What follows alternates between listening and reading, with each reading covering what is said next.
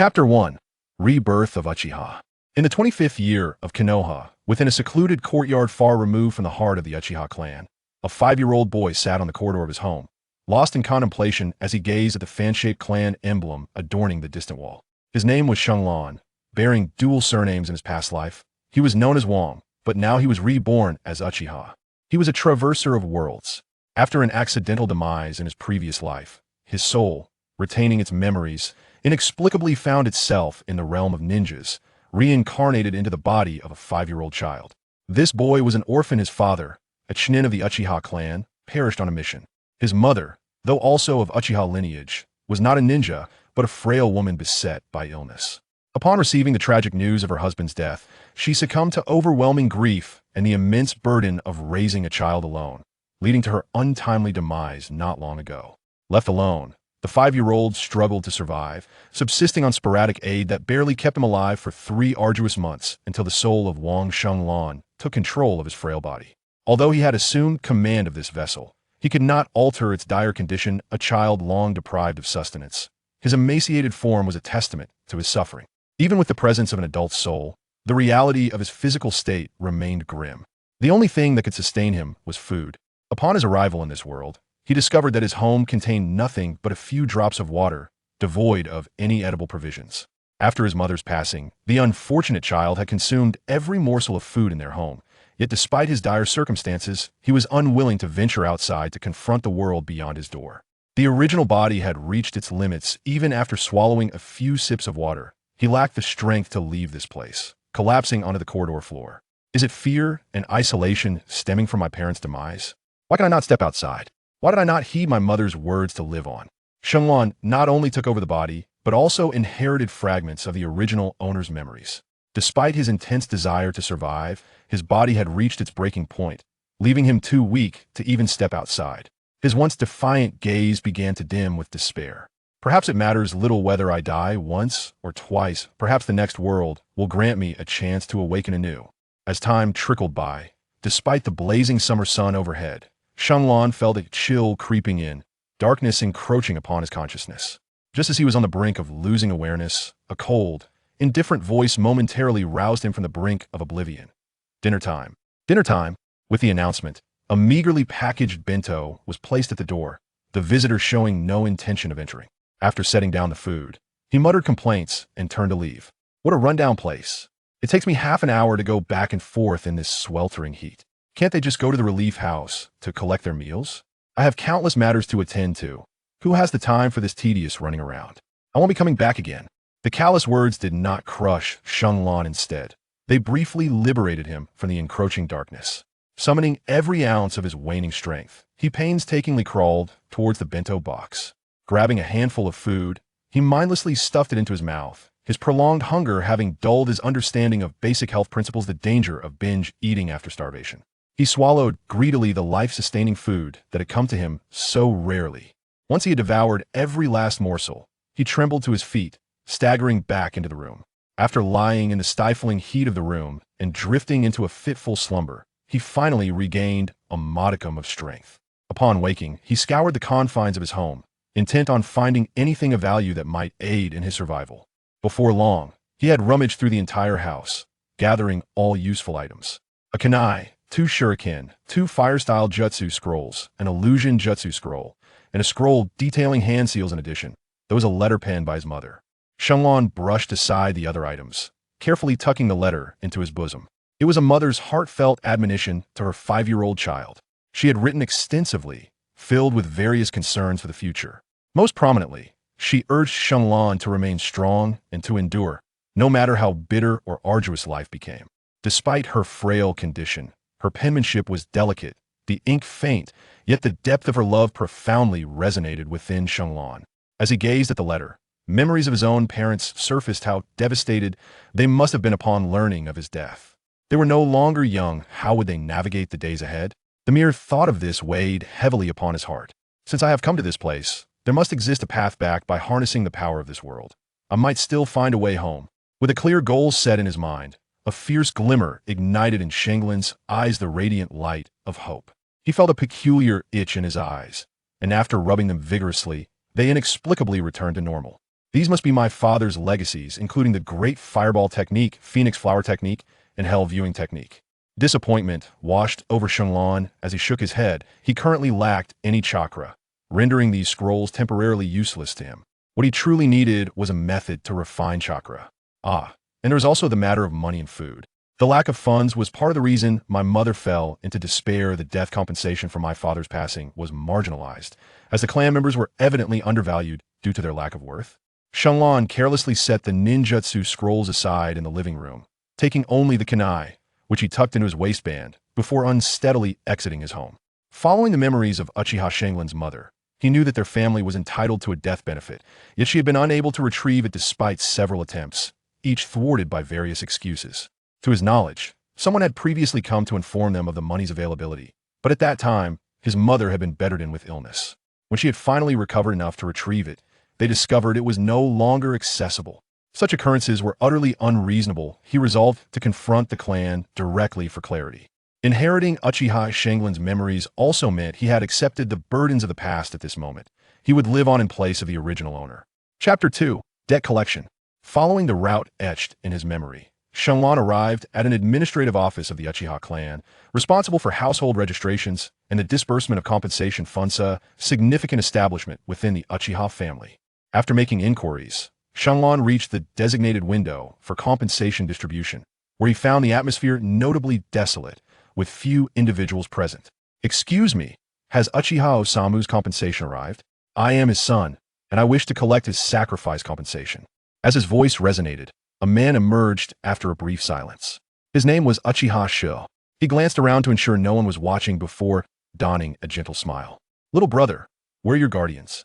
"They have all passed. I am the only one left," Shenlong replied flatly, as if recounting a mundane occurrence. "Oh, how tragic. Such a small child left all alone." Uchiha Sho sighed dramatically. Shenlong fixed his gaze on the man's face, then reiterated his purpose for being there.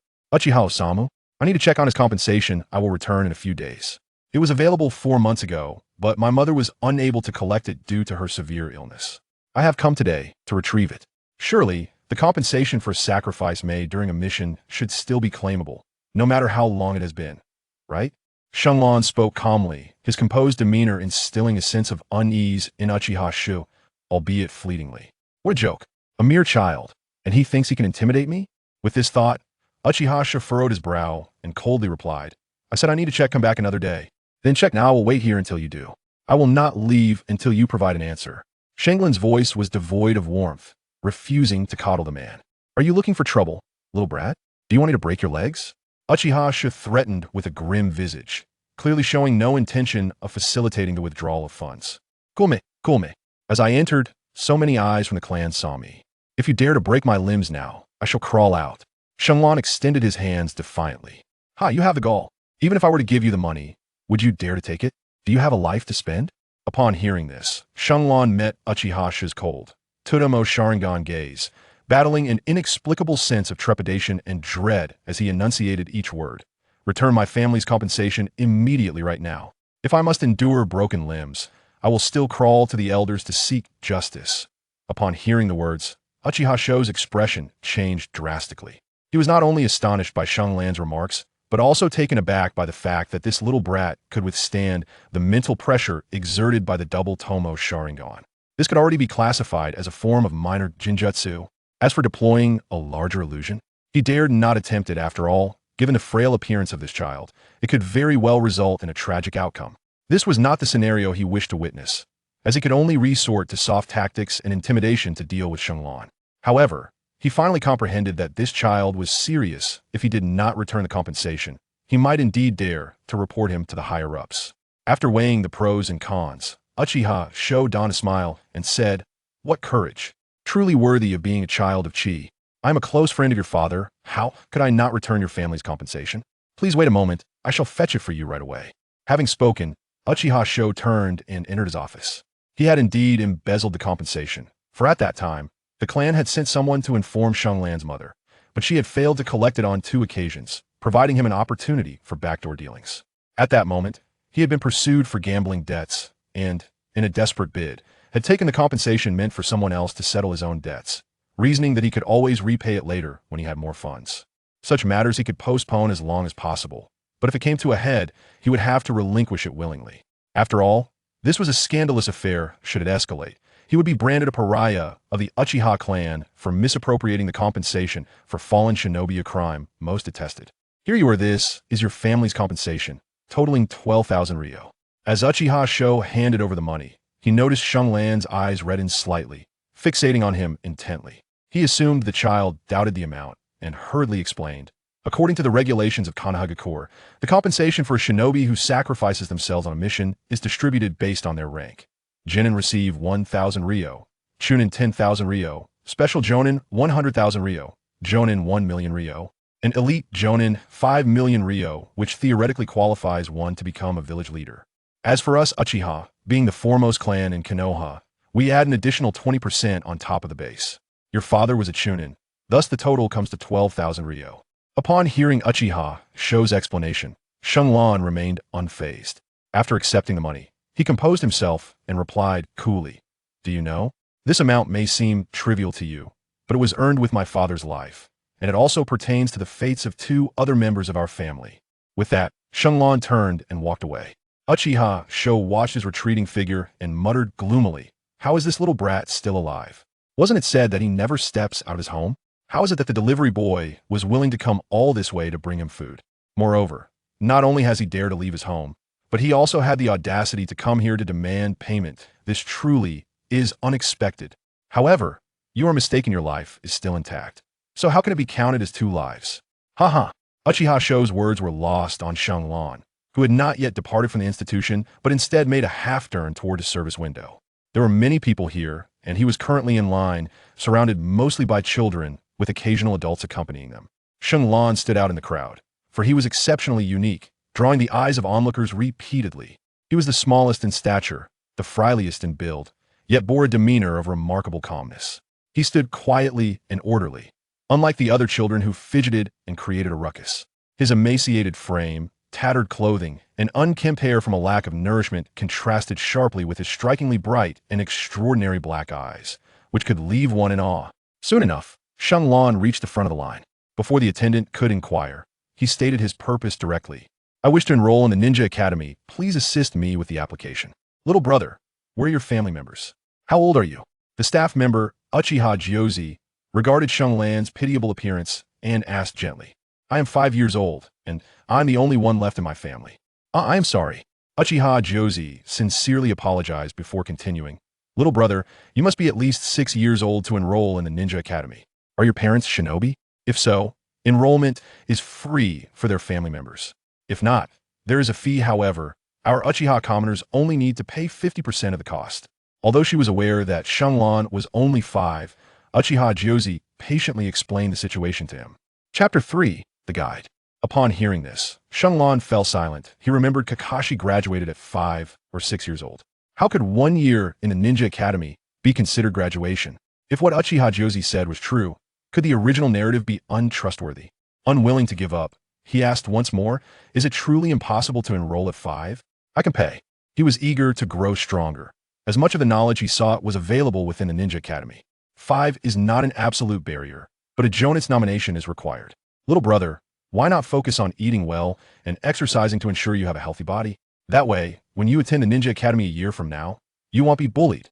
Uchiha Gyozi patiently elaborated, offering practical advice. Shanglan, upon hearing this, remained silent. He knew that this was indeed the best course of action. However, the money he possessed would barely sustain him for 2 years, meaning he would need to graduate as a genin by the age of 7 to start earning. As for investing the 12,000 ryo he found that notion somewhat unrealistic and too taxing. If he were to delay a year due to his physical condition, graduating from the Ninja Academy after a mere year of study, he felt uncertain.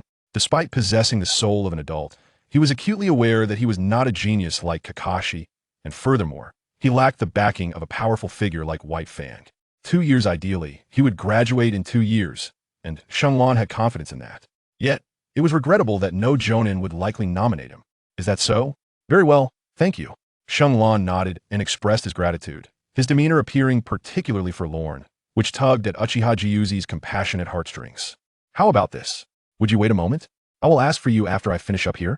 Uchiha Gyozi glanced at the office behind her, biting her lip as she spoke.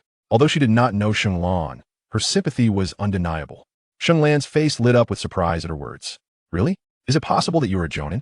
Ah, no, I'm just an ordinary Chunin. However, my grandfather is a powerful Jonin, and my cousin, who is the same age as you, is also starting school a year early, so I thought I could inquire if my grandfather could assist you. But I cannot guarantee success. Uchiha Gyouzi smiled bashfully, her appearance undeniably charming. Very well, I shall trouble you, dear sister. Not only are you beautiful in visage, but your heart is even more exquisite. His words were spoken with genuine sincerity. That's not true, Uchiha Gyouzi replied, her face flushed with shyness. Despite the fact that the one praising her was merely a 5-year-old child, she could not help but feel bashful. It is precisely because he is 5 that he cannot speak falsehoods. Before Shenlong could utter another word, the individuals queuing behind them grew impatient. Uchiha Gyouzi hurriedly pulled him to her side, signaling for him to wait until she had concluded her tasks. Shenlong nodded, standing quietly to one side, awaiting her turn. As the clock approached 4 in the afternoon, Uchiha Gyouzi finally finished her tasks. She then led Shenlong into the nearby office, where the door remained ajar. Inside, Shenlong observed an elderly man, approximately 60 years of age, joyfully playing horsey with his granddaughter. The girl's laughter filled the air, yet the room was in disarray, leaving Uchiha Gyouzi speechless. Grandfather, must you always turn the office into a mess whenever Makoto arrives? You never clean up, and it's always left to me. If this continues, I shall no longer take responsibility, Uchiha Gyouzi murmured with a hint of melancholy in her tone, though a smile danced at the corners of her mouth. Ah, Gyouzi, have you finished your work? The old man laughed heartily, promptly setting Uchiha Makoto down from his back. Upon noticing the newcomer, Uchiha Makoto instantly adopted a demure and obedient demeanor, a sight that elicited a chuckle from onlookers. Grandfather, you are so biased. I am out here working tirelessly, while you are inside frolicking with Makoto. Do you think this is fair to me? Uchiha Gyouzi feigned jealousy. The old man chuckled, scratching his nose. Isn't this simply a division of labor? Grandfather has been quite busy himself. It's only now that I have a moment to rest and play with Makoto. If you don't believe me, just ask her. He winked at Uchiha Makoto, who blinked her large eyes and replied with a grin. Ask me? I know nothing. Oh. Did grandfather get sand in his eyes? The old man, feeling exasperated, jumped up in mock indignation. You little rascal, have I spoiled you too much? Noticing Uchiha Gyouzi's forlorn gaze, he swiftly changed the subject. And who might this be? Indeed, the tactic was effective. Uchiha Gyouzi promptly forgot her irritation. He is. Little brother, what is your name? Uchiha Gyouzi turned to Shenlong, unfazed by the awkwardness. My name is Uchiha Shenlong, he replied. Ah. This young brother Shenlong wishes to enroll in the Ninja Academy a year early. Grandfather, please assist him by adding one more nomination under Makoto's name. Uchiha Gyouzi implored. The old man's expression darkened. Gyouzi, you are being rather presumptuous. Nominations for Genin cannot be made so casually. A child who receives such a nomination is guaranteed to become a Genin, thus the Ninja Academy will place greater emphasis on their training. Do you understand now? Oh. I believe little brother Shenlong should be capable of becoming a Genin, Uchiha Gyouzi exclaimed, initially taken aback, then adopting a nonchalant demeanor, which left Shenlong both amused and deeply touched. Should? Can? The old man's lips twitched in disbelief, observing Shenlong's slight frame. He mused that a gust of wind might easily topple him. Moreover, this boy hardly knew Uchiha Gyouzi. She had only just learned his name. Is your compassion overflowing once again? Most importantly, each Genin may only recommend one candidate, the old man continued, but Uchiha Gyouzi disregarded most of his words, responding, Grandfather. You are a council elder. Surely, this matter is trivial for you. Elder? What of it? I am an elder of the Uchiha, not of Konoha. How can I assist in this? Others will accuse me of abusing my authority, the old man lamented, shaking his head in exasperation. Enough talk. Will you help, or not? Uchiha Gyouzi pressed, her impatience mounting. I will not help. Very well, if you refuse, I shan't come to work tomorrow. Just wait until you need to plead with me then, Uchiha Gyouzi threatened with a cold smirk. This girl. Why must you always be at odds with your grandfather? He grumbled, his frustration palpable. At that moment, Shenlong spoke earnestly. Becoming a Genin will not be my ultimate destination. Chapter 4. Beyond Genin, silence ensued. Aside from Uchiha Makoto and Gyouzi, who were bewildered by this statement, the old man was taken aback, though soon erupted into hearty laughter. You little rascal, you speak so grandly. Do you even comprehend what you're saying? Do you know what a Genin is? It is the pinnacle of a ninja's achievement. You, who know nothing, dare to make such claims. Oh, is that so? Shenlong gently inquired, then quietly observed the elderly man. As he gazed into Shenlong's eyes, the elder's smile gradually faded, replaced by an expression of profound seriousness. Many might believe that a Jonin represents the pinnacle of ninja prowess, as the village leader ultimately falls within the realm of elite Jonin. However, the elder was acutely aware that there exists a realm beyond Jonin. While others may be oblivious to this existence or subconsciously choose to forget it, how could he, as an elder of the Uchiha clan, ever allow himself to forget? 20 years prior, during the fierce battle at the Valley of the End, Even from dozens of kilometers away, Konoha could feel the intensity of the conflict, with tremors occurring incessantly. That night, the entire village was enveloped in an unsettling silence. As its inhabitants fervently prayed for the victory of the first Hokage, they were powerless to intervene, whether Jonin or elite Jonin. The nature of that battle was far beyond their reach, and all they could do was offer silent prayers. At that time, Uchiha, a middle-aged elder, could sense the turmoil from miles away. His heart was a tempest of emotions. He wished for the first Hokage to triumph. Yet he did not desire the defeat of his former clan leader, the once revered figure he had placed his faith in.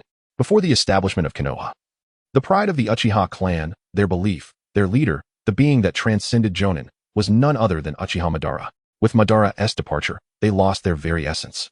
And following his defeat, their once exalted pride had crumbled.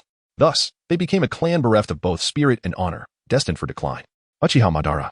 Uchiha's pupils constricted as the three Tomoe Sharingan manifested in his eyes, locking onto Shang Lan's bright black orbs. What is this gaze? What is this sensation? Uchiha furrowed his brow. This mere 5-year-old seems anything but ordinary. What sets him apart? Is it the influence of that phrase in Lord Madara? No, it cannot be. Uchiha fell into deep contemplation, his three Tomoe Sharingan exuding a weighty aura. Even Uchiha Mikoto, the least fearful of him, dared not interrupt at that moment. After a lengthy pause, he shook his head, choosing to forego entanglements and instead posed a direct question. Where is your guardian? What is your father's name? Who permitted you to attend school a year early? I am all alone. My father's name is Uchiha Haru. Uchiha Haru? Merely a chunin. How much potential could his offspring possess? Uchiha mused inwardly, well aware that the Uchiha clan's lineage was paramount. The son of a chunin was unlikely to ascend to Jonin status. Rarely did one with a single tome Sharingan produce offspring with 2 or 3 tomes, with the probability exceeding 90%, nearly a law of nature. Yet, upon meeting Shang Lan's gaze once more, his perspective shifted. At your age, to maintain eye contact under the scrutiny of my 3 Tomoe Sharingan is indeed remarkable. I shall endorse your nomination to the Jonin school. Uchiha Juzi exchanged a knowing smile with Shang Lan, bowing earnestly to Uchiha. Thank you. He had just realized the myriad unspoken rules surrounding the Ninja Academy. The disparity between having a Jonin's endorsement and lacking one was immense. If Uchiha spoke true, such a nomination could indeed be seen as a significant favor. It was a privilege afforded to him as an elder of the Uchiha clan. In lesser families, only the clan leader could nominate 2 students at once. Ah. But do not rejoice too soon. Once you arrive at the ninja school, you must ensure Makoto's safety. Should she be subjected to any form of bullying, I shall hold you accountable. I do not require anyone's protection. Uchiha Makoto retorted haughtily, her cheeks flushed as she dashed out. Wait? Makoto? Uchiha Makoto? Could she possibly be the mother of Itachi and Sasuke? Shang Lan was slightly taken aback, and it was only then that he noticed the girl. Hey. What are you thinking? You little rascal. What I meant by protection is the kind where you stand up for her if someone intends to bully her. And you step in when she is the one doing the bullying. Don't get it twisted. Shang Lan responded with a hint of exasperation, a bodyguard and a thug, haha. I suppose you are rather clever. By the way, you must pay special attention to a little rascal named Uchiha Fugaku, who incessantly buzzes around my Mei-chin like a pesky fly. If you have the means, do me the favor of teaching him a lesson. Grandfather. He hasn't even started school yet. How could he possibly stand a chance against Fugaku? Sending him to handle such matters would only result in a severe beating. Besides, if you have the capability, why not deal with it yourself? Asking Shang Lan for help only puts him in harm's way, Uchiha Jozi muttered. Gesturing toward Shang Lan's emaciated frame, his face adorned with a look of disbelief. Uchiha Fong, upon hearing this, erupted in frustration. If he weren't the grandson of the elder, I would have dealt with him myself long ago. Shang Lan awkwardly scratched his head, for the first time hearing someone shout the word coward with such conviction. After departing from the administrative office, he immediately sought out a noodle shop, ordering a large bowl of noodles, which he slurped down hungrily. His emaciated frame felt ravenous. Despite finishing the sizable bowl, he was only half-sated. Yet, he resisted the temptation to order another serving. This was primarily due to his physical condition, which required nourishment rather than mere fullness. As for how to nourish himself, it entailed eating less but more frequently, ensuring a balanced diet. After his meal, Shang Lan casually purchased a bunch of bananas and a few apples from a nearby fruit stall, and then, within a small shop, he acquired 2 bottles of milk and several loaves of bread before making his way home. Along the journey, he periodically checked his surroundings, wary of potential followers, until he finally laid eyes on his own courtyard. The first order of business upon returning home was to take several small scrolls with him, then securely close the doors and windows before stepping outside once more. He climbed a large tree several hundred meters from his home, a tree he had previously scaled during his youth, from which he could view his courtyard, though it was difficult to see from his house. Perched on the trunk, he began to study a particular technique scroll. Occasionally, he mimicked the hand seals depicted within, well aware that mastering these seals was imperative for any ninja. The speed of hand seals was of utmost importance. After all, Uchiha Itachi's astonishing speed of 6 seals per second had even left Kakashi with over a decade of experience. Astounded. Chapter 5. The anomaly of mental strength. The summer night was destined to be anything but tranquil, with the incessant serenade of insects, the hooting of owls, and the rustling of small creatures echoing in the darkness. Shenlong not only heard these sounds with clarity but could also perceive their sources. He discovered that his senses were remarkably acute, able to discern even the increased humidity in the air as night deepened. Initially, he attributed this sensitivity to his lineage as a member of the Uchiha clan, contrasting it with his previous existence as an ordinary individual. However, upon inspecting his frail physique, he dismissed this hypothesis, realizing that his current body was indeed weaker than that of his earlier self at the same age. If it wasn't due to his physical form, it must be related to his mental faculties.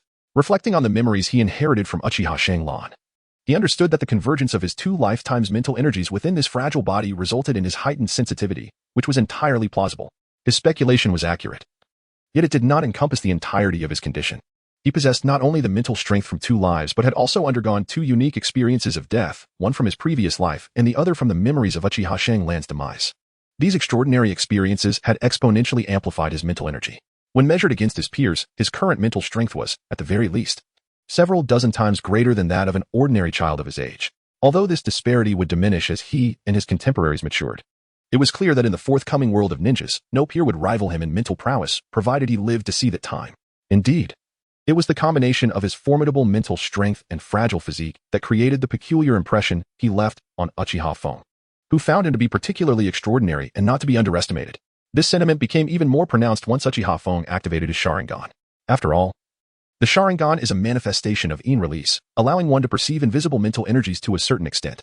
While there are genuinely altruistic individuals in this world, such as Gyouzi or the younger Obito, Uchiha Fong was certainly not one of them. Otherwise, he could not hold the esteemed title of elder within the Uchiha clan. Given his status, proposing such matters was merely a matter of voicing his thoughts. Despite the late hour, Shenlong felt no inclination towards sleep. His mind was devoid of fatigue, which was one of the manifestations of his powerful mental fortitude. Another manifestation was his astonishing capacity for learning. In the darkness, he devoted most of his focus to mastering the hand seals, finding the 12 seals remarkably simple, able to replicate them perfectly after a single glance. Nevertheless, improving his seal speed would require consistent practice. Suddenly, he halted his practice and, without warning, pulled out a banana to eat. His gaze fixed intently on his courtyard several hundred meters away. Moments ago, he had perceived a fleeting shadow within his yard. Though swift, it had not escaped his notice. He had maintained a sliver of his attention on that area. The primary reason he found himself outside on a summer night, besieged by mosquitoes, was to remain vigilant against that elusive shadow. In the moments leading up to this, he had pondered his significance to the Uchiha clan. Did anyone remember him? After considerable contemplation, he could only lament the answer, no. In other words, his presence was inconsequential. Whether he existed or not, no one would notice. To put it another way, given the seclusion of his home, his negligible presence meant that if he were to perish within its confines, no one would be the wiser. This reality was also the primary reason he could so effortlessly secure that compensation. Much like Uchiha Sho had queried, do you dare to take it without fearing for your life? He was not jesting. He was assured of the compensation due to him. 12,000 taels, neither an insignificant sum nor overly extravagant, essentially amounted to the remuneration for a C-rank mission. The notion of earning C-rank mission pay for eliminating an inconspicuous 5-year-old would likely tempt many ninjas. In this world, darkness far outweighs light, especially within the ninja profession. Who among them does not bear the weight of lives lost? After encountering the darkness of this world, how could Shenlong afford to be complacent? At present, his life holds no more significance to others than a feather. All he can do is continuously add weight to this feather, rendering it so heavy that no one can control it, so formidable that no one can shake it. Just wait, your life shall be mine to claim. Greedy Chunin. Shenlong casually discarded a banana peel and settled into a slightly more comfortable position before drifting off to sleep. The morning mist enveloped him, and the dew dampened his hair, rousing him from slumber. After 6 hours of sleep, he felt invigorated. Had he not been so restless, 5 hours would have sufficed. In a few more years, even 4 hours of rest might prove ample. Shenlong cast a glance at his courtyard, descending from the great tree and departing without a backward glance. Returning home held little significance for him, as there was scarcely anything left there. After engaging in a brief bout of physical exercise, he sought out a stretch of river to refresh himself with a cool bath. Once clad in a clean set of garments, he made his way towards the marketplace within the Uchiha clan's territory. His list of desired items was extensive and varied, comprising food, clothing, knives, steel forks, tents, hunting traps, and an assortment of essential provisions such as oil and seasonings, all in considerable quantities. He had resolved to temporarily vacate the Uchiha compound to evade the Uchiha hunt. Ah, young lad, with such an array of supplies, where do you intend to venture? Surely, you cannot carry all of this alone. Would you like my son to assist you in delivering it to your destination? Complimentary delivery, mind you, exclaimed the boisterous proprietor of the camping goods shop. Encountering such a lucrative customer early in the morning was indeed a rarity, eliciting both joy and a sense of camaraderie from him. I've recently perused several wilderness survival books and thought to challenge myself, Shallan replied. Aha, I see. Truly. You are a commendable child of the Uchiha clan, a true boy indeed. Where shall it be delivered? Uncle will arrange for someone to assist you, the shopkeeper said, patting Shinlan's shoulder in hearty approval. Where to? I haven't quite decided. Does your uncle possess a map of Konoha? Shallan inquired earnestly. Delivery is only available within the Uchiha territory. Is that a contradiction? What happened to the promised complimentary delivery? Do you think me an easy target simply because I am a child? Is there no conscience left? Shallan expressed his dissatisfaction. I'll tell you this. If you don't assist me with the delivery today, I shall set up my tent right in your yard, and furthermore, I will spread the word that you run a shady establishment that takes advantage of customers. The shopkeeper, hearing this, felt a wave of frustration wash over him. Yet, he promptly retrieved a map of Konoha and handed it to Shinlan, not out of fear of the boy's antics, but rather from a desire to avoid unnecessary trouble. Moreover, he had initially forgotten to mention that delivery was solely within the Uchiha territory. Upon receiving the map, Shinlan's demeanor brightened, and he resumed his quiet observation. As if nothing had transpired moments before, much to the shopkeeper's exasperation. The shopkeeper summoned his son, entrusting him with the task of delivering Shinlan's goods. A boy of around 13 muttered in discontent, after finally having a day off from missions, I'm now made to do this? Is there no respite? At that moment, Shallan discovered a suitable location and pointed it out to the boy. Youngster, are you aware that this area is perilously close to the Forest of Death? It's exceedingly dangerous. Are you certain you wish to engage in your games there? The Uchiha boy queried with disdain. Shinlan nodded slightly. Wishing to curtail any further inquiries from the youth, he instructed, just deliver it there. You need not concern yourself with anything else. He added with a smirk. Just don't be frightened to the point of embarrassment when the time comes.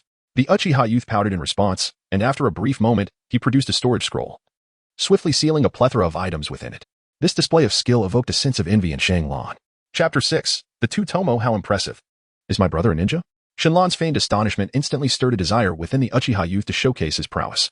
In truth, he had only recently graduated from the Ninja Academy. Casually, he tugged at the zipper of his collar, revealing the gleaming metal of his Konoha forehead protector. Ah, how impressive. A Konoha forehead protector. You are indeed a ninja, brother. I am truly in awe. With a slight cough, the Uchiha boy replied, yet his expression betrayed his pleasure.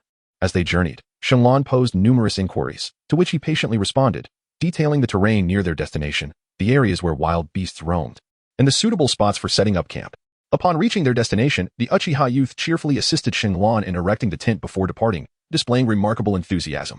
However, Shinlan, observing the retreating figure, could not help but swallow hard in frustration. He had initially intended to flatter the boy into teaching him the art of chakra refinement, knowledge that could be acquired in a few days at the Ninja Academy and was not particularly clandestine. Yet, he found himself extorted for 500 ryo. Bah! The son of a swindler is indeed a swindler himself. What a waste of half a day's breath. 500 ryo. A sum greater than the share of a Genin completing a D-rank mission, considering such tasks are typically undertaken by a 4-member team, 1 Jonin and 3 Genin. Thus the earnings are naturally divided. Of course, had he not been so eager to learn at that moment, he would not have fallen victim to this extortion. Shinlan reached into his pocket and discovered that within a single day, nearly 3/4 of his money had vanished. However, this loss had procured him provisions sufficient to sustain him for 2.5 years. Once Shinlan had meticulously arranged his utensils, such as knives, forks, and traps, he surveyed the campsite. It was remarkably tranquil, with few visitors to this secluded area. A river flowed ahead, while several kilometers away lay the Ninja Academy. Behind him stretched a vast expanse of forest. Beyond that, a series of fences resembling walls marked the boundary of the so-called Death Forest, the very location where the Genin exams took place in the original narrative. Choosing this location, Shinlan, is advantageous for several reasons. Firstly, the sparse population allows for greater mobility while conveniently evading the Uchiha hunts. Secondly, its proximity to the Ninja Academy, merely a half-hour's journey, is beneficial. Lastly, the area offers ample opportunities for hunting and sustenance. Gazing at the river ahead, one could at the very least fish for a meal, ensuring survival without the threat of starvation. Shinlan nodded in satisfaction with the location. He then sought a shaded area to commence the refinement of his chakra. Chakra is a unique energy derived from the perfect amalgamation of mental and physical energies.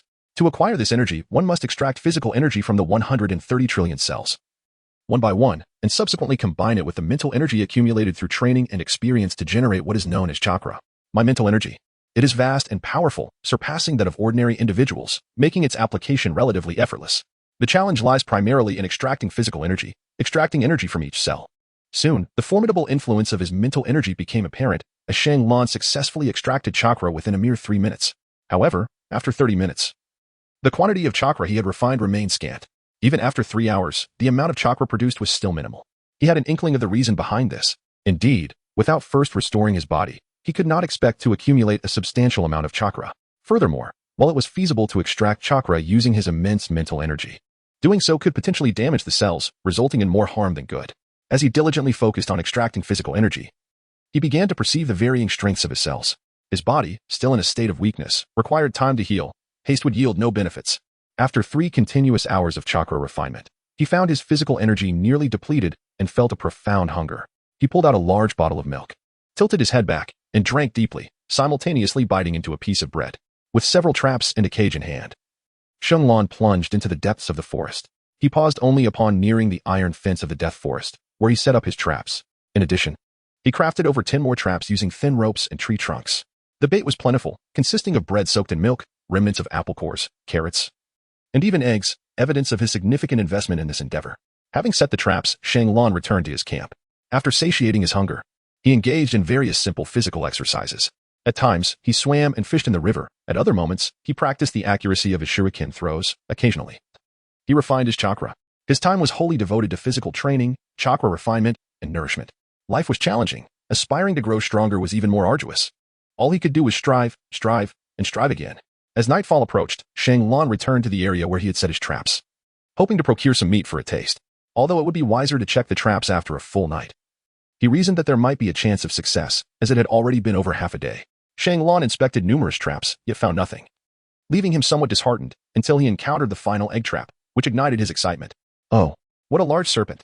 he exclaimed, gazing at the unknown python whose head had been severed by the trap. This particular trap was designed specifically for serpents, swift and powerful, with a single strike. The egg inevitably shattered. However, among all the food he had procured, eggs were his most abundant purchase. 1 egg could be exchanged for 20 pounds of snake meat. An exceptionally advantageous trade. Considering that this was merely the daylight, he wondered how many serpents he might catch under the cover of night. It seemed that his future meat supply was secured. With this thought in mind, Shenlong hastily set up several more snake traps and, with a beaming face, dragged the unknown python back to camp. 20 pounds of snake meat would suffice for 2 or 3 days, alleviating his food concerns and allowing him to dedicate more time and energy to his physical training. As he immersed himself in the refinement of chakra, he gradually came to a realization. Due to the extraordinary strength of his mental power, his chakra refining speed had become astonishingly rapid, to the point where he unwittingly drained his cellular energy, causing damage. This situation presented both advantages and disadvantages. The optimal solution was to pause or reduce the time spent refining chakra until his body regained health and his cells strengthened. All issues seemed to converge upon his youthful, frail form. It appeared that only through cultivating his physical strength could many of these matters be resolved. Shenlong is well aware that haste yields no results. One can only proceed steadily, taking each step with care. Sitting beside the campfire, as the night sky reveals the luminous moon, Shenlong gazes up at the full moon. This is not the moon of his homeland. It is merely a potent sealing technique. "Father, mother, how are you faring?" Shenlong gazed vacantly at the luminous full moon, the silhouettes of his parents seemingly materializing within its embrace. Not only did the figures of his past parents emerge, but also those of Uchiha Shenlong's own progenitors. They all shared a tender, compassionate smile, silently observing him. In that moment, it felt as though he was Uchiha Shenlong, and Uchiha Shenlong was he. Their dual souls had truly merged into one, inseparable from each other.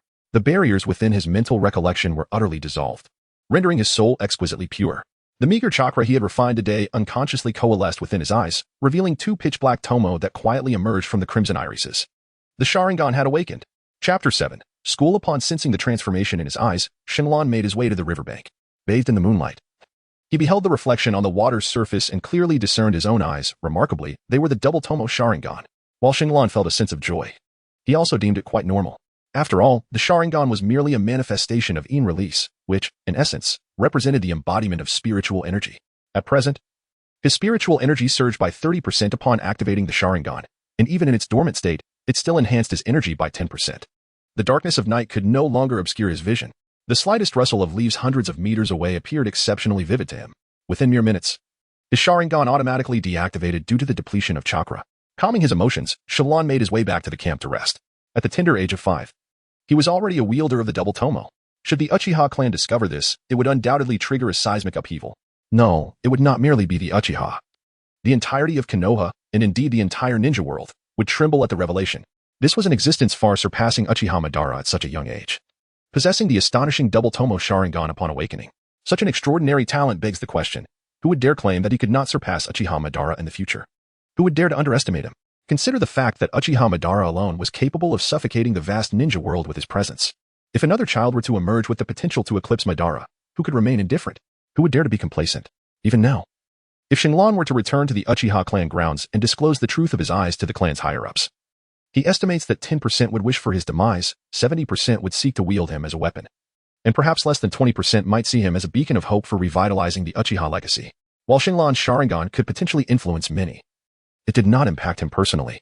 He was acutely aware that awakening early did not equate to possessing greater potential, nor did it signify innate genius. Madara was indeed remarkable. Awakening his eyes at 15, his formidable reputation in the ninja world left no room for doubt regarding his genius. Moreover, Madara's eyes were merely a single Tomoe at that time.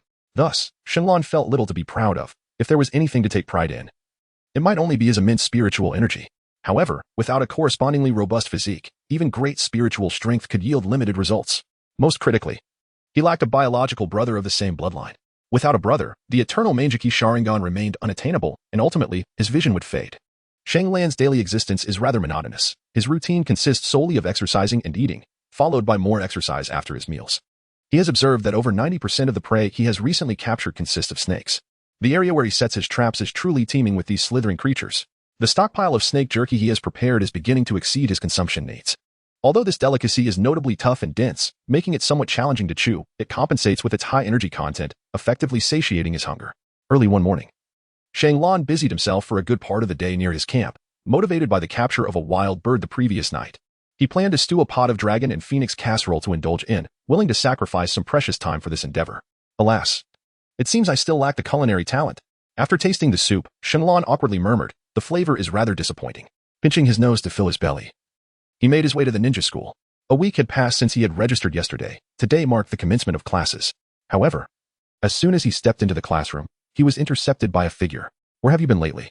I couldn't find you yesterday morning, and when I inquired at the school, I discovered you had already registered and left.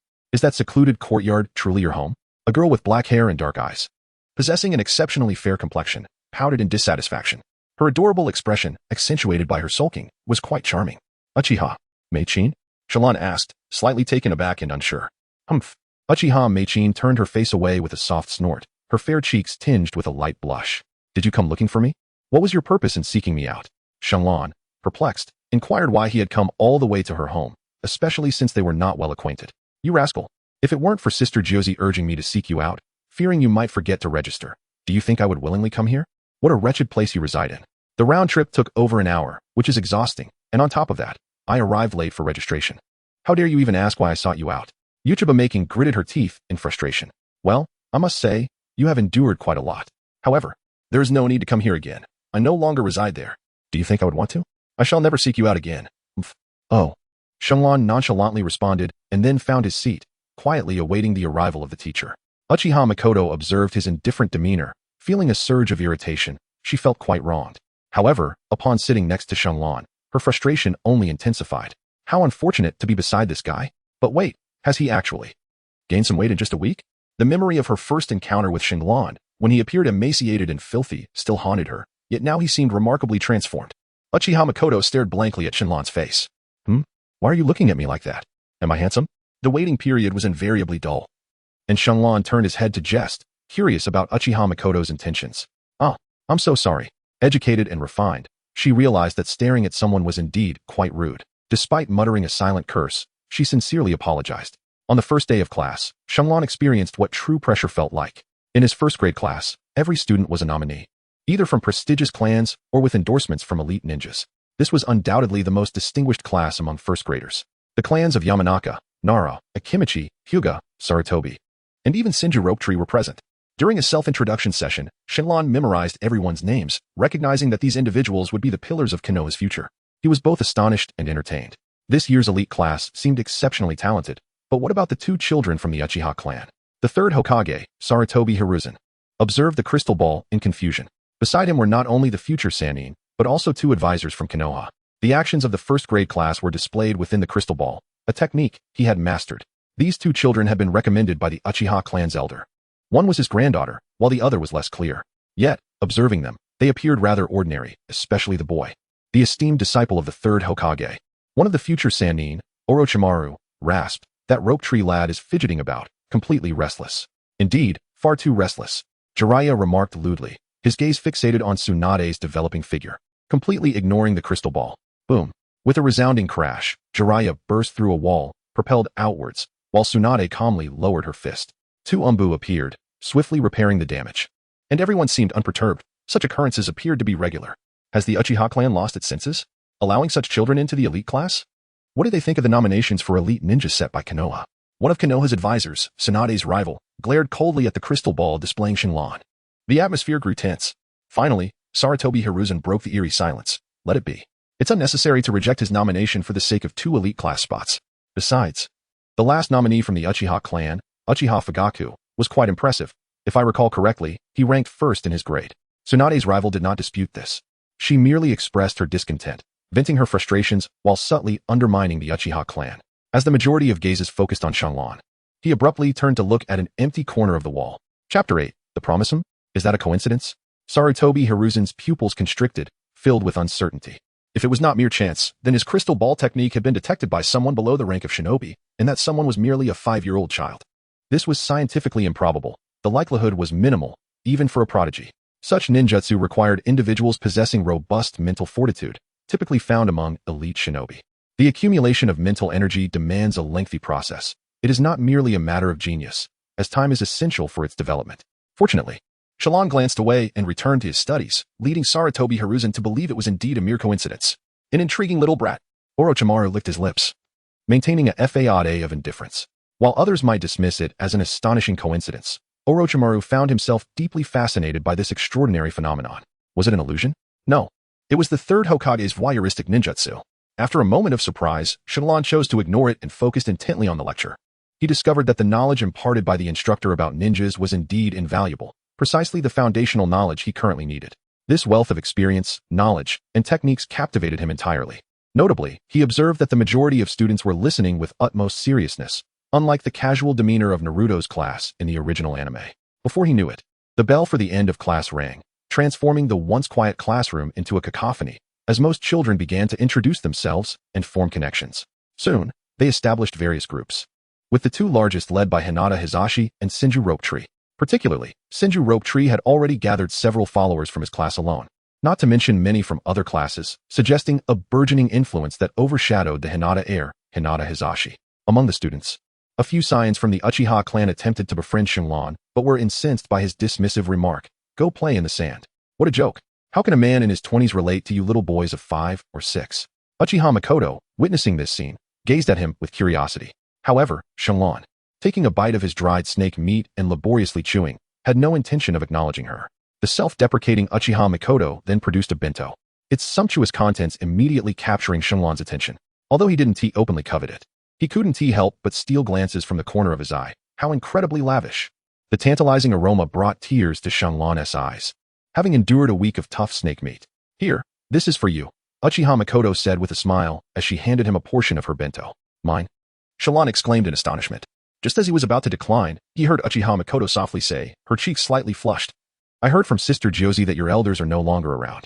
Although I do not know their whereabouts, it seems no one has been cooking for you. So I instructed the servants to prepare an extra bento." Shenlong remained silent, gazing at her bright black eyes without uttering a word.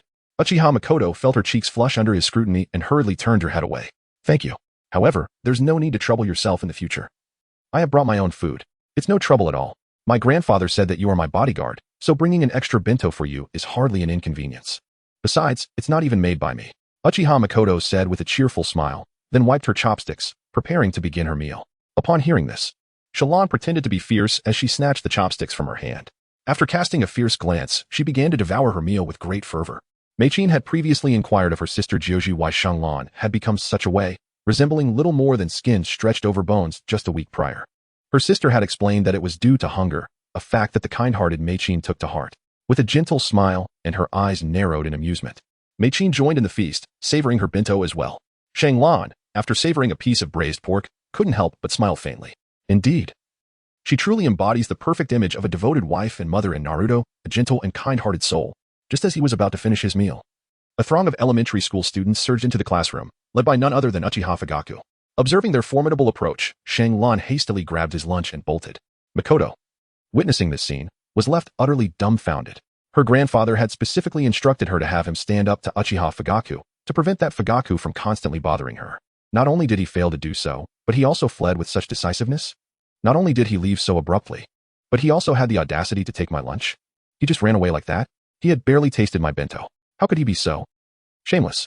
Mikoto muttered to herself, frozen in place, completely disregarding Uchiha Fugaku's attempts to engage her. What a joke, stand up to him. What could I possibly use to confront him? After merely a week of training, they expect me to handle a group of elementary school students? And second graders at that. Shallan sat in a corner, silently consuming his bento. After finishing his meal, he let out a satisfied burp and headed back to his camp. Having spent the entire morning attending lectures, he intended to utilize the 2 to 3 hours of midday respite to continue his physical training, while others rested. He could not afford to do the same. While they indulged in leisure, he dedicated himself to exercise. Having resolved to return to Earth, he knew he needed the strength to accomplish that feat. He understood that in this world of ninjas, even death could be reversed, and the moon was a mere fabrication. Nothing was impossible. Though the path home seemed insurmountable, Shenlong refused to relent. In the days that followed, Mei-Chin did not utter a single word to Shenlong.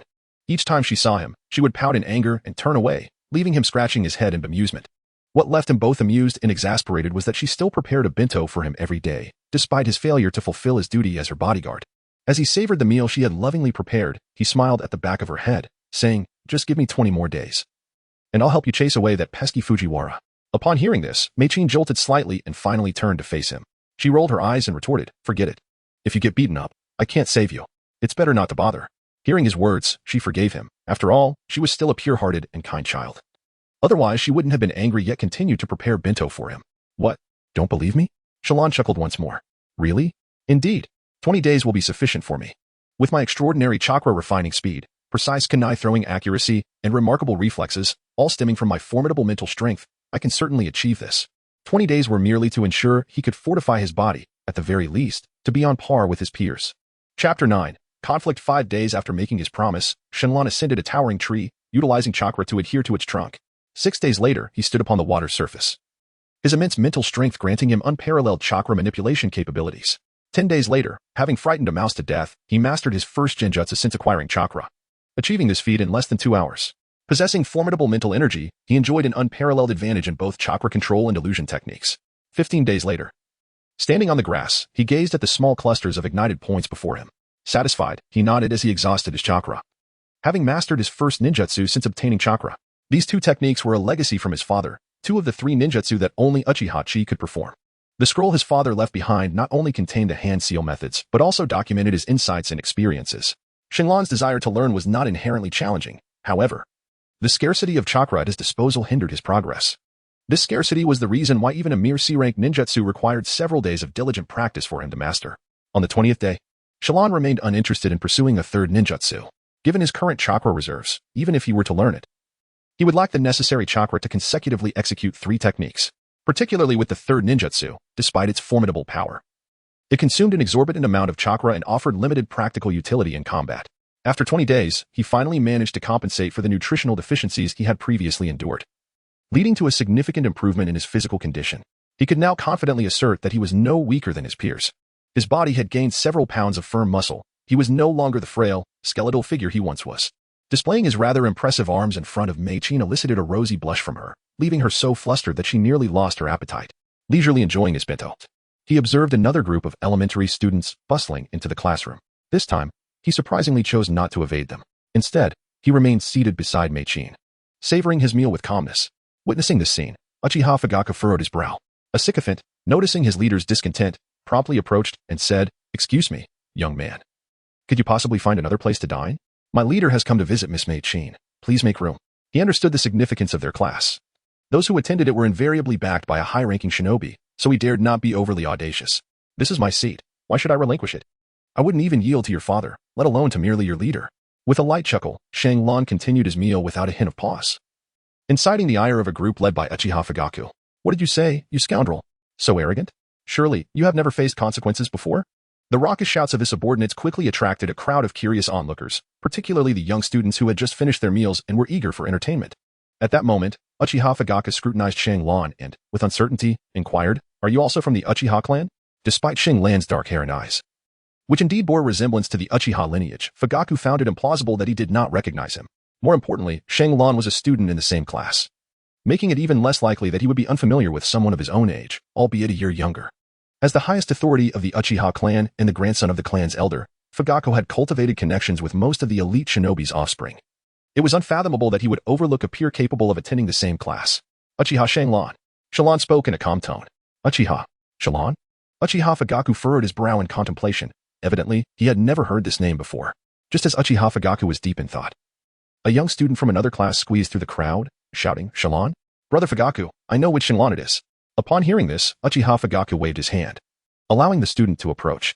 Stepping out from the throng and feeling the weight of the crowd's gaze upon him, he instantly felt as though he had reached the pinnacle of his life. The sensation of being the center of attention was truly exhilarating. The young student approached Shallan, scrutinizing his face before confidently declaring, it's definitely him. He bears a striking resemblance to his mother. His father is a Genin, and his mother used to work as a maid in my household. The young student spoke with enthusiasm. A Genin? Just a Genin? The son of a maid? Enough talk, let's take him down. As the crowd grew increasingly agitated, the young student exclaimed excitedly, indeed, he is the son of the maid. His mother worked in my home and was frequently ill, often coughing. Once, I even witnessed her spitting blood. My father, fearing she might infect my sister, dismissed her. Her son is named Shanglan, Uchiha Shanglan. Crack. Upon hearing Shanglan's words, he halted his eating, inadvertently snapping a pair of chopsticks in his grip. So it is, my mother. Is this the final straw that breaks the camel's back? Shallan rose to her feet, her expression laden with sorrow and anguish. After a prolonged silence, she finally uttered a peculiar statement that left those around her in utter bewilderment, already frail and beset by illness. The devastating news of her husband's demise, coupled with her dismissal from work and the relentless torment from Uchiha hunting, culminated in a perfect storm of despair that utterly shattered this young and unfortunate mother. Unexpectedly, the elementary school student who had unveiled Shenlan's lineage could not continue, emitting a piercing scream of despair. Shanglan's fist struck him squarely in the mouth. The blow was formidable, sending not only two of the elementary student's teeth flying but also leaving his mouth awash in blood. Shanglan's knuckles were likewise scraped in the process, had his physique not been so diminutive and his strength so feeble. The consequences would have been far graver than merely losing two teeth. He had exerted all his might into that punch, ignoring the astonished crowd. Shanglan followed up with a powerful kick to his abdomen, propelling him over 2 meters away. In that moment, he showed no mercy. Before his opponent could make another move, Uchiha Fugaku intervened, delivering a kick to Shanglan's chest, who, to Fugaku's surprise, managed to block it with his hand. A surge of force reverberated through Shanglan's arm, forcing him to stagger back several steps, and he regarded Uchiha Fugaku with a solemn expression. Indeed.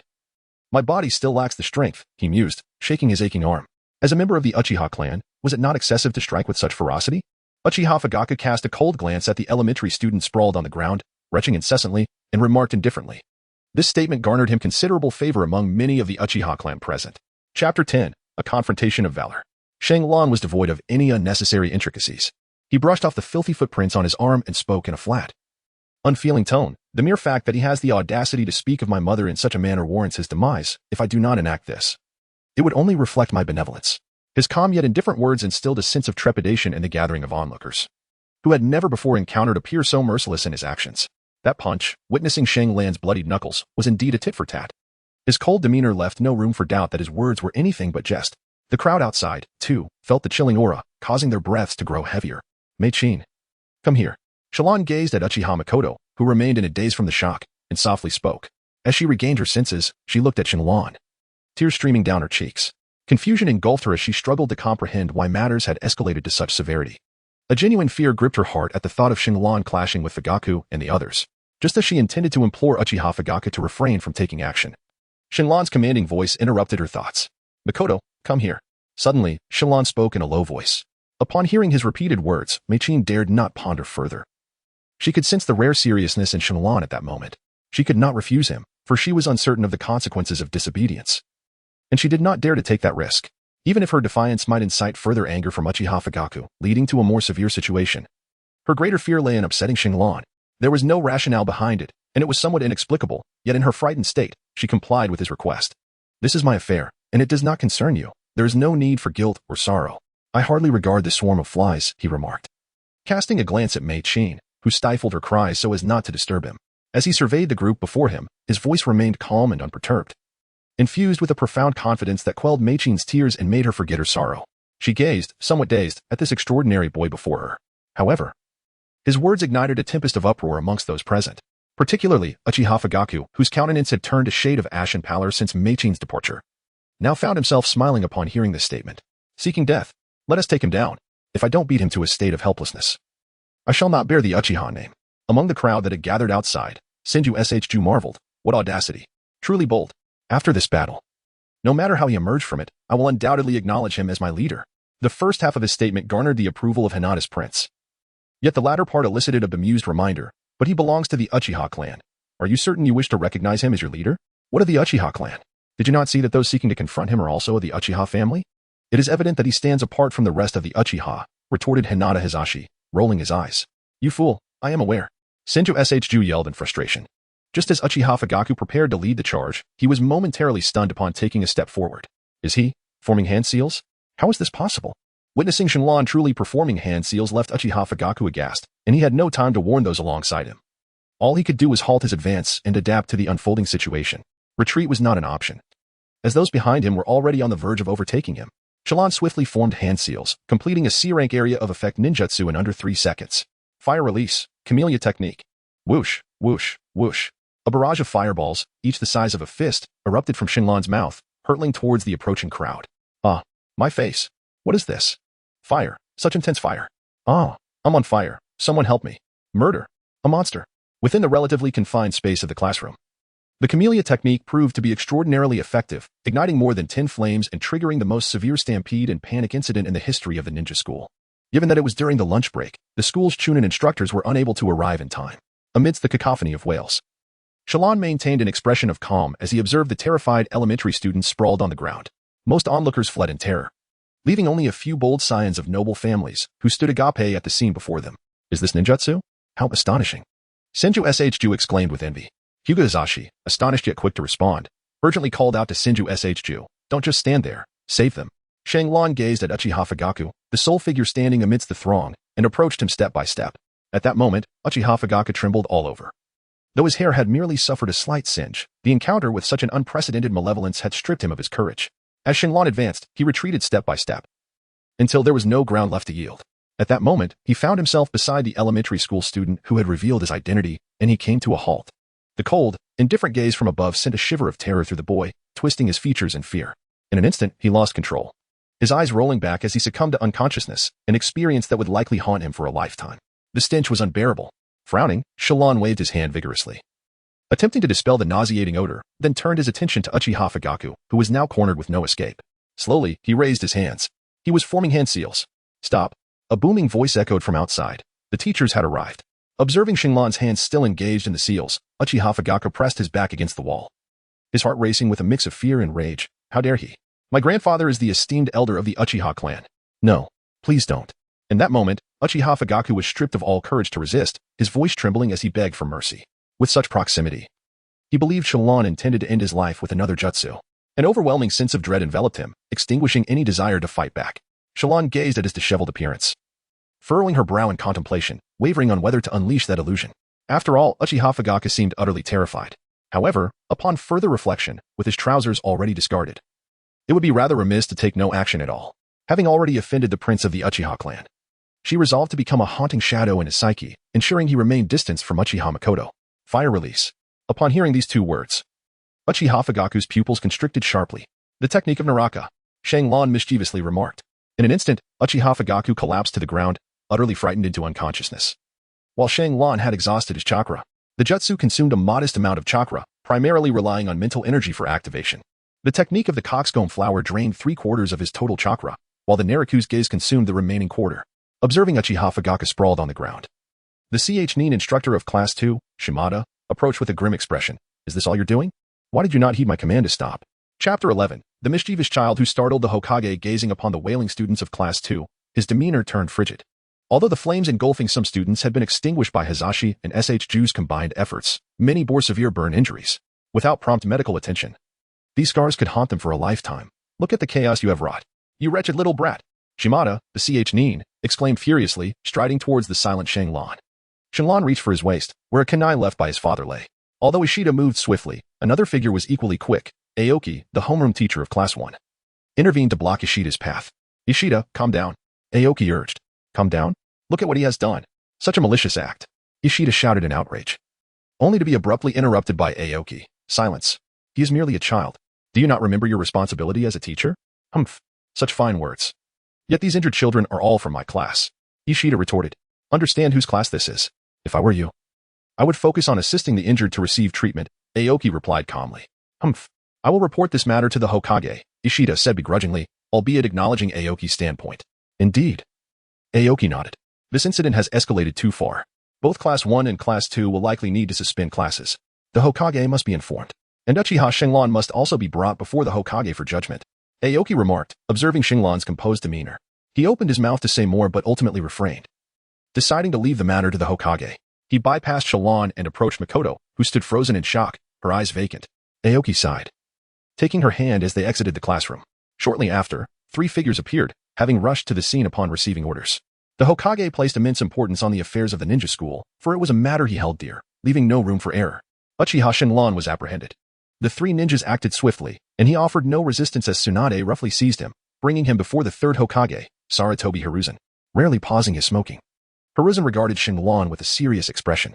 After a long silence, he shook his head and softly inquired, Child, who taught you this ninjutsu? Ninjutsu? Are you referring to the F-Senka technique? I learned it by studying my father's scroll. Shinlan replied with a proud smile. You insolent brat, still smiling? Do you understand the gravity of your actions? Tsunade exclaimed, delivering a sharp whack to his head. Shinlan rubbed his head and muttered, What's the big deal? A group of people are coming to beat me. Can I retaliate? You're the fool, not me.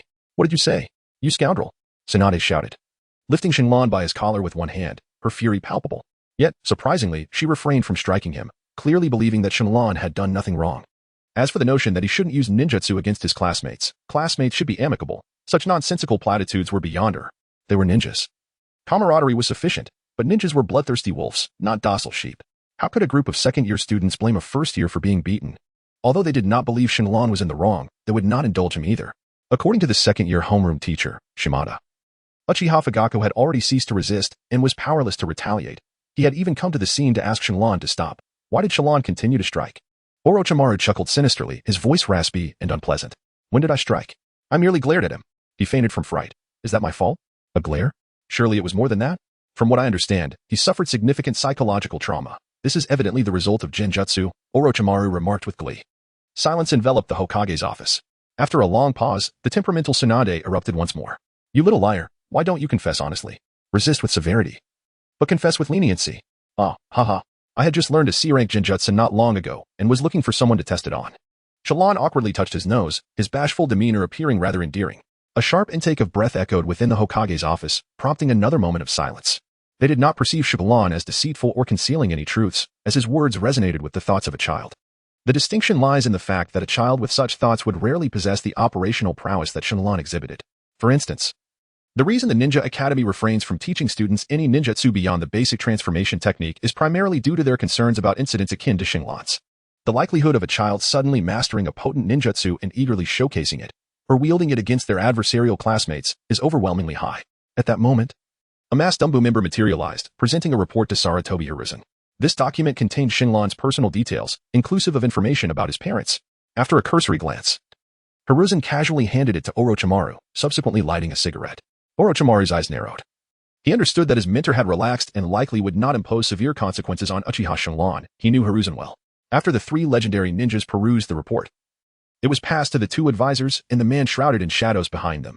As Orochimaru had anticipated, the 3rd Hokage first delivered a stern reprimand to Shinlan before extolling the will of fire.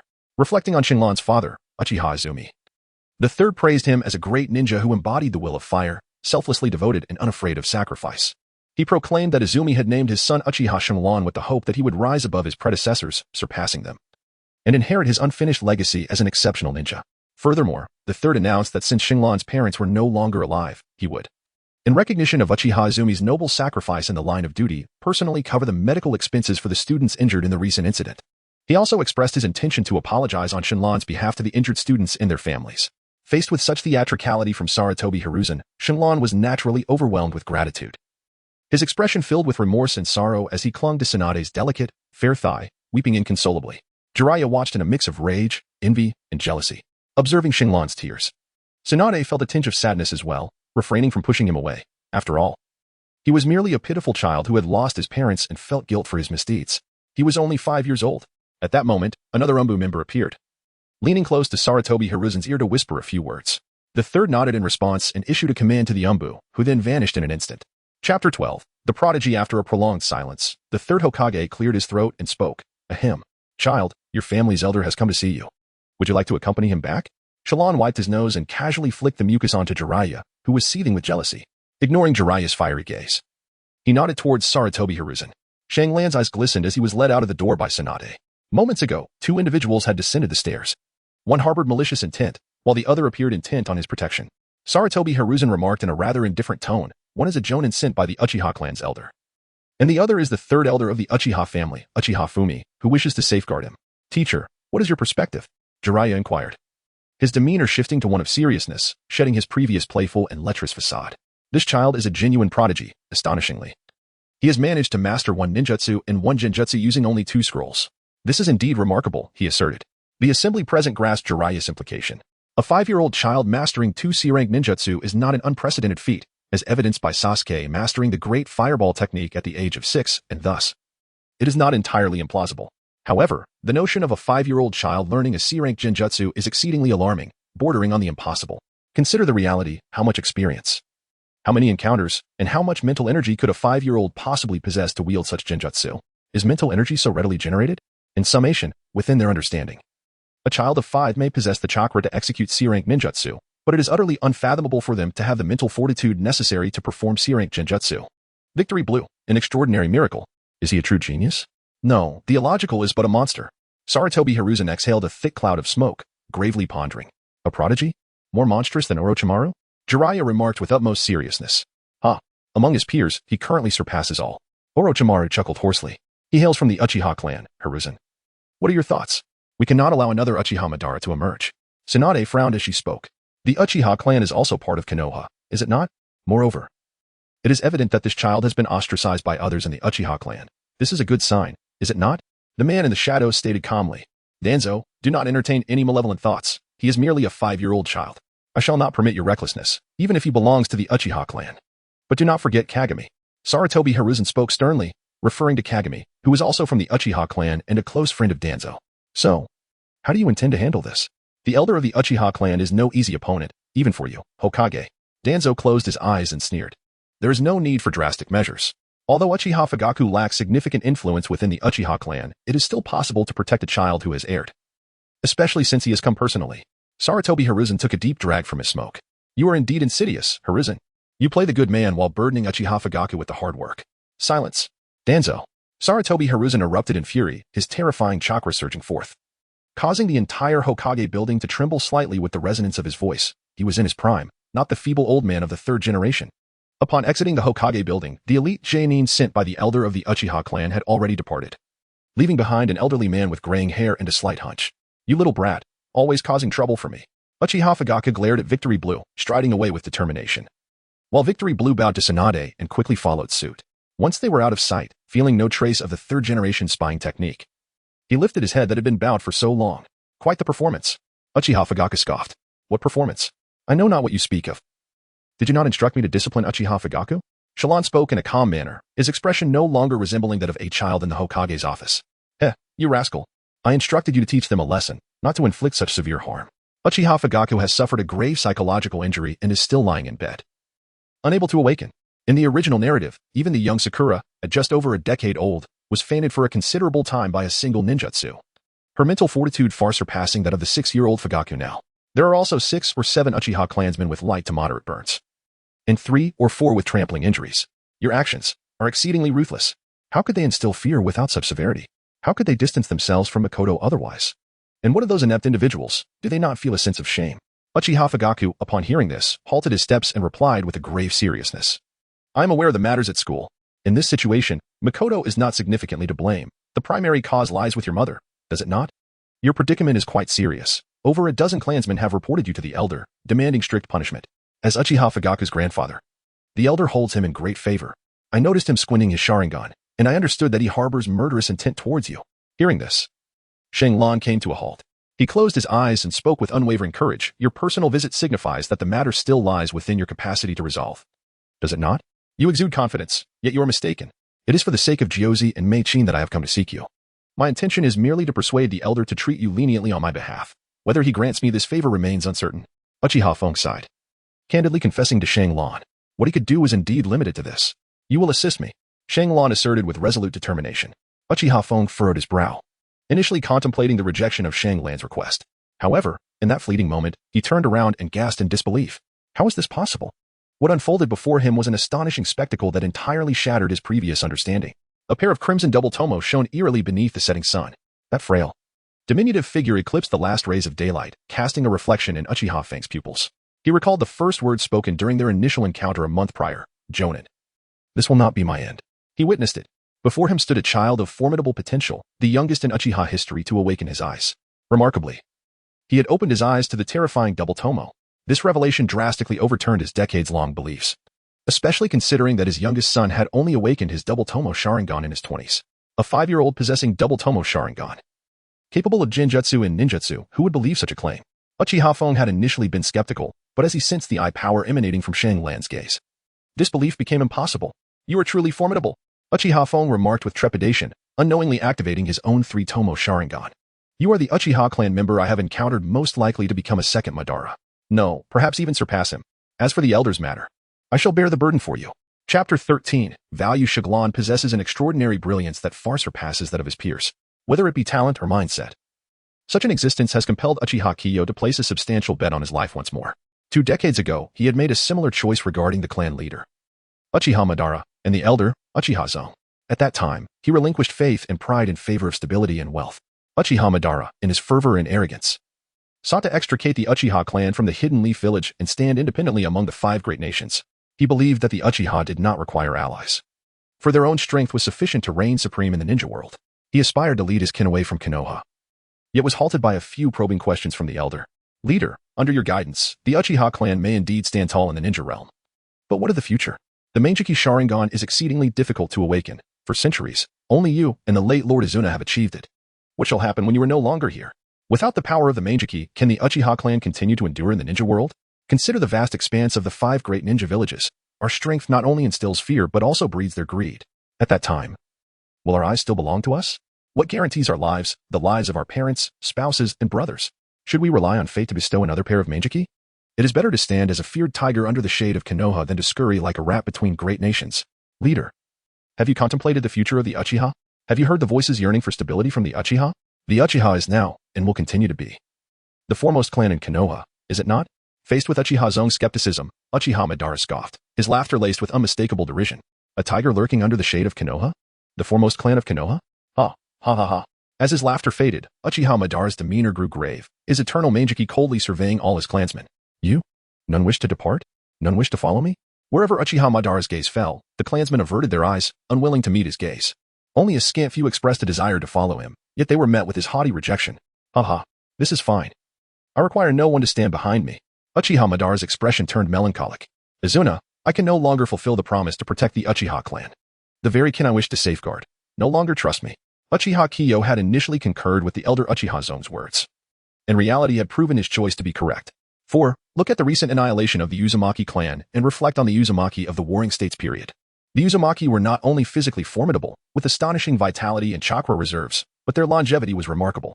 Their sealing techniques were unparalleled, and most importantly, they were extremely low-key, largely avoiding conflict and remaining inactive in the ninja world. Yet, they too could not escape the fate of extermination. The news of the Uzumaki clan's demise filled Uchiha Kiyo with relief for his earlier decision. However, in recent years, he has observed that the Uchiha clan is also teetering on the brink of peril. This is not mere alarmism. He has begun to see the signs. He has witnessed the Uchiha's gradual decline, and perhaps the Uchiha clan's fall from grace is not far off. He noted that not only had the Uzumaki been obliterated, but their old adversaries, the Senju, have also diminished. The proud, blindly arrogant Uchiha clan, lacking a soul and faith, internally decaying and facing severe ostracism from the higher echelons of Konoha, how far can they be from ruin? What must be done to save the Uchiha? Uchiha Kiyo believes the most effective solution is to cultivate a new Uchiha Madara. The Uchiha desperately needs a hero, a figure of inspiration, and a shared belief. Currently, the Uchiha clan is burdened with too many leaders, 6 elders, each faction vying for power, acting independently. Though numerous, the Uchiha have yet to achieve true unity. Uchiha Kiyo feels that a singular voice is all the Uchiha clan requires. Shallan may very well become the master of that voice in the future. As long as he grows without premature demise, he shall undoubtedly carve out a realm for himself within the Uchiha clan of tomorrow. Uchiha Kiyo is resolute in his belief. You haven't returned to the clan in a month, have you? Shallan nodded slightly, expressing his thoughts on the remote location's inconvenience. He had no intention of divulging the matter concerning Uchiha Hunt to Uchiha Fong. He resolved to personally eliminate him. He believed that dealing with a Chunin wielding the double Tomoe Sharingan would not require an extensive period. 1 to 2 years should suffice. Very well. Uchiha Fong nodded in agreement. Do you have any further requests? Upon hearing this, Shenlong broke into a grin. Realizing that this elder of the Uchiha clan had recognized his worth and was determined to place his bets on him. Could you lend me 100 or 80,000 taels to spend for a while? Shenlong asked with a nonchalant expression. Are you robbing me? Do you think I run a money-lending operation, asking for 100 or 80,000 right off the bat? Uchiha Fong initially stared in astonishment before indignantly rebuking him. Although he managed the clan's household registrations and real estate and possessed substantial wealth amounting to tens of millions, Shenlong's request for such a large sum left him incredulous. He could not help but wonder what this young boy intended to do with such an extravagant amount. Shenlong fell into silence upon hearing those words. Although he was now capable of self-sustenance through hunting, the processes of slaughtering and preparing prey, cooking, and making jerky consumed far too much time. If possible, he wished to dedicate that time to his cultivation. It seemed he must have owed a debt to this little rabbit in his past life, and now it had come to collect. Observing Shenlong's silence, Uchiha Fong massaged his temples in frustration before casting a fierce glare at him and departing with a flourish of his sleeves. As he watched Uchiha Feng's retreating figure, Shenlong bowed deeply and exclaimed, "Thank you." After parting ways with Uchiha Feng, he returned to his camp, hastily consumed a meager meal, and resumed his nighttime training. He felt that while his physical condition was on par with that of his peers, it paled in comparison to prodigies like Fugaku. The reason for Fugaku and the others' dismal defeat today was primarily a matter of mindset. In essence, they were merely a group of 5 or 6-year-old children, easily manageable. However, had he not mastered the technique of the F-Senka, relying solely on hand-to-hand combat would have led to a dismal fate. Indeed, even a single Uchiha Fugaku could have effortlessly bested him. At present, he was utterly unfamiliar with what was termed taijutsu. His training merely involved basic physical conditioning. In a fight, his only asset was the sharp reflexes afforded by his formidable mental strength. Taijutsu required guidance and was honed through countless battles. From what Shenlong recalled from his past life, the two most representative forms of taijutsu in Konoha were the gentle fist and the strong fist. The former, gentle fist, necessitated the use of the Byakugan and focused on attacking the body's meridians and organs, with the Hyuga clan as its most notable practitioners. The latter, strong fist, aimed to inflict fractures or surface injuries, with Tsunade being a prominent figure in this style. As for the esteemed guy, he had yet to be born. It remained uncertain whether old Dai had mastered the 8 gates at this point in time. He should seek him out, perhaps to foster a connection, and ideally to form a master-disciple relationship. Shenlong murmured to himself, his eyes filled with envy for the 8 gates of Duinjia formation possessed by the Might family. Despite the stringent conditions and costs associated with its use, while he was engaged in training and lost in thought, a ninja from the Uchiha clan appeared beside him. This was Genin. Chapter 14. Personal guidance. This is a message from the third elder, the newcomer said, presenting a bulging purse containing 100,000 taels. Shenlong nodded in acknowledgement as he accepted it. Thank you. May I ask your name? Uchiha Izumi. The Uchiha replied with a strained smile, before explaining his purpose. By the command of the third elder, I will henceforth be responsible for overseeing and guiding your development, as well as your personal safety. Upon hearing this, Shenlong was taken aback, his heart swelling with joy as he slightly bowed and said, I shall rely on you from now on, Teacher Izumi.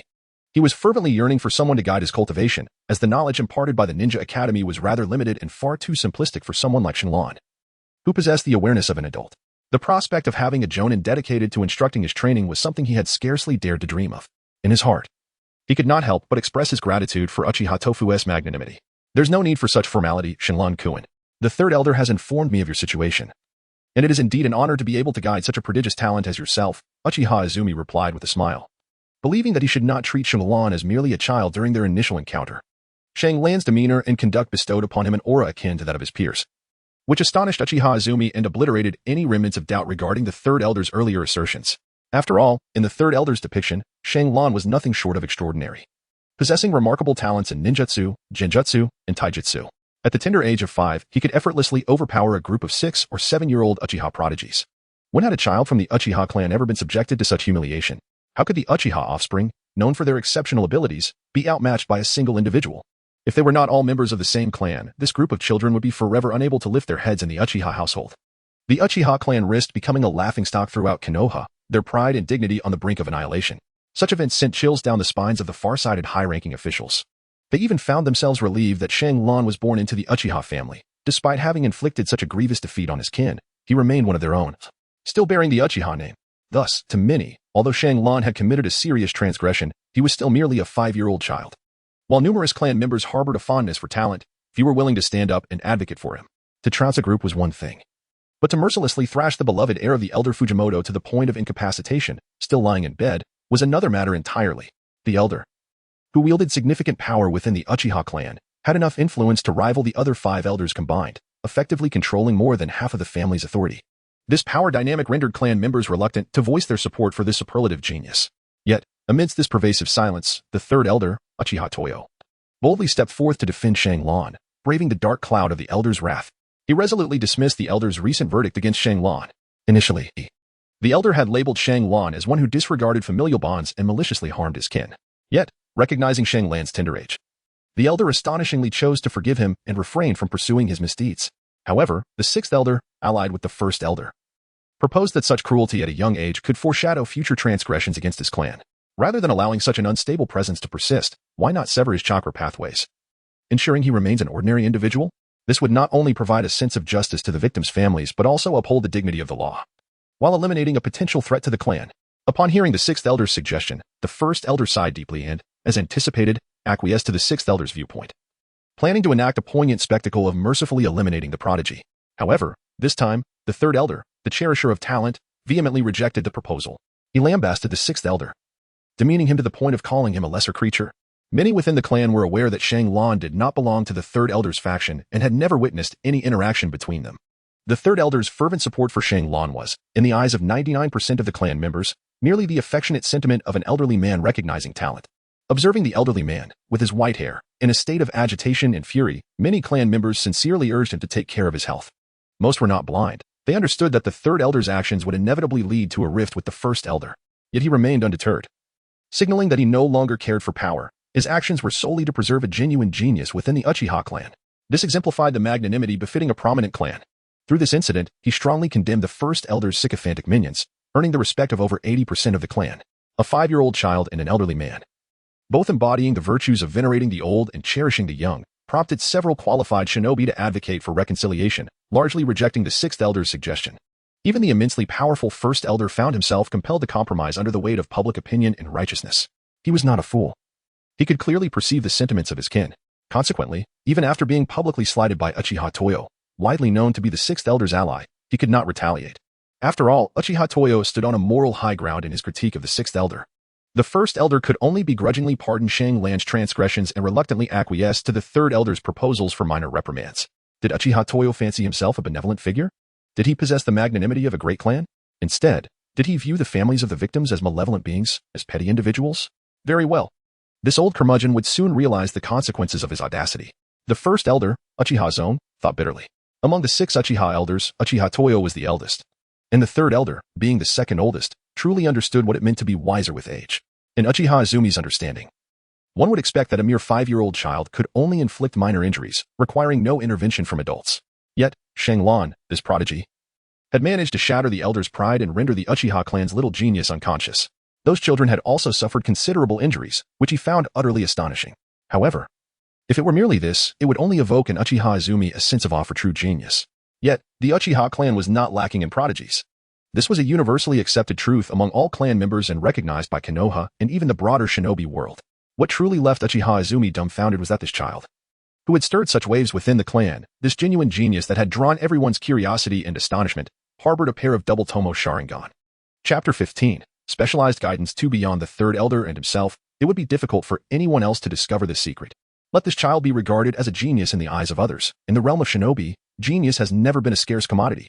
Although I cannot ascertain whether this child will one day ascend to the pinnacle of the shinobi world, if only to overshadow the Uchiha clan, he surely can. I hold this belief with unwavering conviction. A grave tone, a definitive assessment, an unshakable faith in a mere 5-year-old child. At that moment, Uchiha Izumi believed that the 3rd elder, whom he respected most, had lost his senses, until he beheld Uchiha Shanglon. Diligently training by the soft glow of the campfire amidst the night, he realized that this was indeed an extraordinary individual. Izumi-sensei. You may simply call me Shanglon from now on. Shanglon scratched his head and chuckled, expressing that adding the character Jun at the end felt exceedingly awkward. Upon hearing this, Uchiha Izumi was momentarily taken aback, but soon nodded in acknowledgement. Although he found Shanglan's words rather peculiar, he refrained from probing further. I noticed you have been doing push-ups and similar exercises. Are you working on your physical fitness? Shalon nodded and said, since I lack any knowledge of physical techniques, the only way to enhance my physique is through these ordinary exercises, Teacher Izumi. Do you have any effective training methods that yield quick results? Effective and quick-acting cultivation methods? Uchiha Izumi shook his head. I do not possess such methods. The path of cultivation should be approached gradually, step by step. One must not harbor unrealistic aspirations of reaching the pinnacle in a single leap. Otherwise, it would lead to self-destruction of one's foundation, leaving behind hidden ailments and vulnerabilities, ultimately resulting in an inability to progress further, with regret being inescapable. Uchiha Izumi first imparted a serious admonition, then, with curiosity, inquired, how much time do you dedicate to training each day? He sought to understand Shenlon's training regimen. After a moment of contemplation, Shenlon replied, excluding the 7 hours spent in school, 4 hours on trivial tasks such as cooking, and 5 hours for sleep. I am left with a mere 8 hours for cultivation. A mere 8 hours. Uchiha Izumi was taken aback upon hearing this. What on earth was going through this child's mind? He was only 5 years old. Surely, he should spare some time to play house or engage in other childhood activities. According to Shenlon's calculations, Uchiha Izumi realized that after accounting for meals, sleep, and mission duties, the remaining time for cultivation was less than an hour each day. Unable to contain his curiosity, he inquired, what drives you to work so hard? What is it for? You are merely 5 years old. Uchiha Izumi could not fathom the reason behind Shenlon's relentless pursuit. What cause compelled him to exert such fervent efforts? He found it hard to believe that a 5-year-old child would cultivate with such intensity without justification. Mature and sensible, they say? Yet, at over 20 years of age, he himself barely manages an hour of training each day, often finding himself too fatigued from missions to even contemplate further cultivation. Upon hearing this, Shenlon fell into silence. He shifted his gaze from Uchiha Izumi and lifted his eyes to the starry sky, whispering softly, the endeavors I wish to pursue are arduous. Even if I were to attain the ultimate power of this world, it may not guarantee my success. Yet, I shall endeavor to pursue it. And it is imperative that I do so, no matter how challenging it may be. Shenlon turned his gaze back to Uchiha Izumi. Teacher Izumi, I require your assistance. Uchiha Izumi had numerous inquiries swirling in his mind, such as what exactly Shenlon intended to accomplish and the nature of the ultimate power he spoke of. However, all these questions coalesced into a mere 4 words, at your service. Suppressing his curiosity, Uchiha Izumi earnestly asked, with the extensive hours you dedicate to training each day, and the scant time you allocate for sleep, do you not awaken feeling utterly fatigued and stiff? Though he posed a question, his tone was imbued with certainty. Having experienced this himself, he understood the considerable drawbacks and risks associated with such relentless training. To his surprise, Shenlon's response left him feeling awkward. Not at all. I rise each morning without the peculiar sensations you mentioned. In fact, I feel rather well, just quite hungry. I always wake up feeling especially famished. Hungry? Are you certain that such a brief amount of sleep suffices for the intense daily exertion? You do not feel weary? Uchiha Izumi suspected Shenlon was merely putting on a brave front. How could one possibly sustain such a lifestyle without succumbing to exhaustion? It was all too easy to accumulate hidden ailments. Fatigue could indeed compound over time, leading to dire and insidious health issues that would ultimately affect one's future strength and accomplishments. Upon hearing this, Shenlon was momentarily taken aback, and then with a smile, he elaborated, I understand Teacher Kwan's sentiment. However, I genuinely do not feel fatigued. My daily exercise is segmented into 3 distinct intervals: morning training upon rising, midday practice during my break, and evening workouts following dinner. These 3 periods, totaling 8 hours, do not accumulate. Thus I do not perceive any significant exhaustion. Are you implying that you utilize class time to rest and sleep? Such an approach may lead to greater losses, rendering your efforts futile. The knowledge and experiences imparted at the Ninja Academy are incredibly valuable, particularly in your class. You must take this seriously, Uchiha Kwan stated with gravity. Yet, Shenlon's subsequent remarks once again shattered his preconceptions. How could I possibly sleep during class? The content taught at school is undeniably important, but regrettably, the daily volume of knowledge is excessively limited, and there is an abundance of superfluous information. Superfluous information? What do you mean? Uchiha Kwan inquired, puzzled. Merely that there is an overabundance of trivial discourse, courses filled with camaraderie, the spirit of fire, extensive teacher-student interactions, and principles of conduct. Shenlon furrowed his brow and lamented that the education at the Ninja Academy had nearly devolved into brainwashing. Over 90% of the instruction was dedicated to loyalty to Konoha and emotional bonds, while the truly substantive knowledge was lamentably scarce.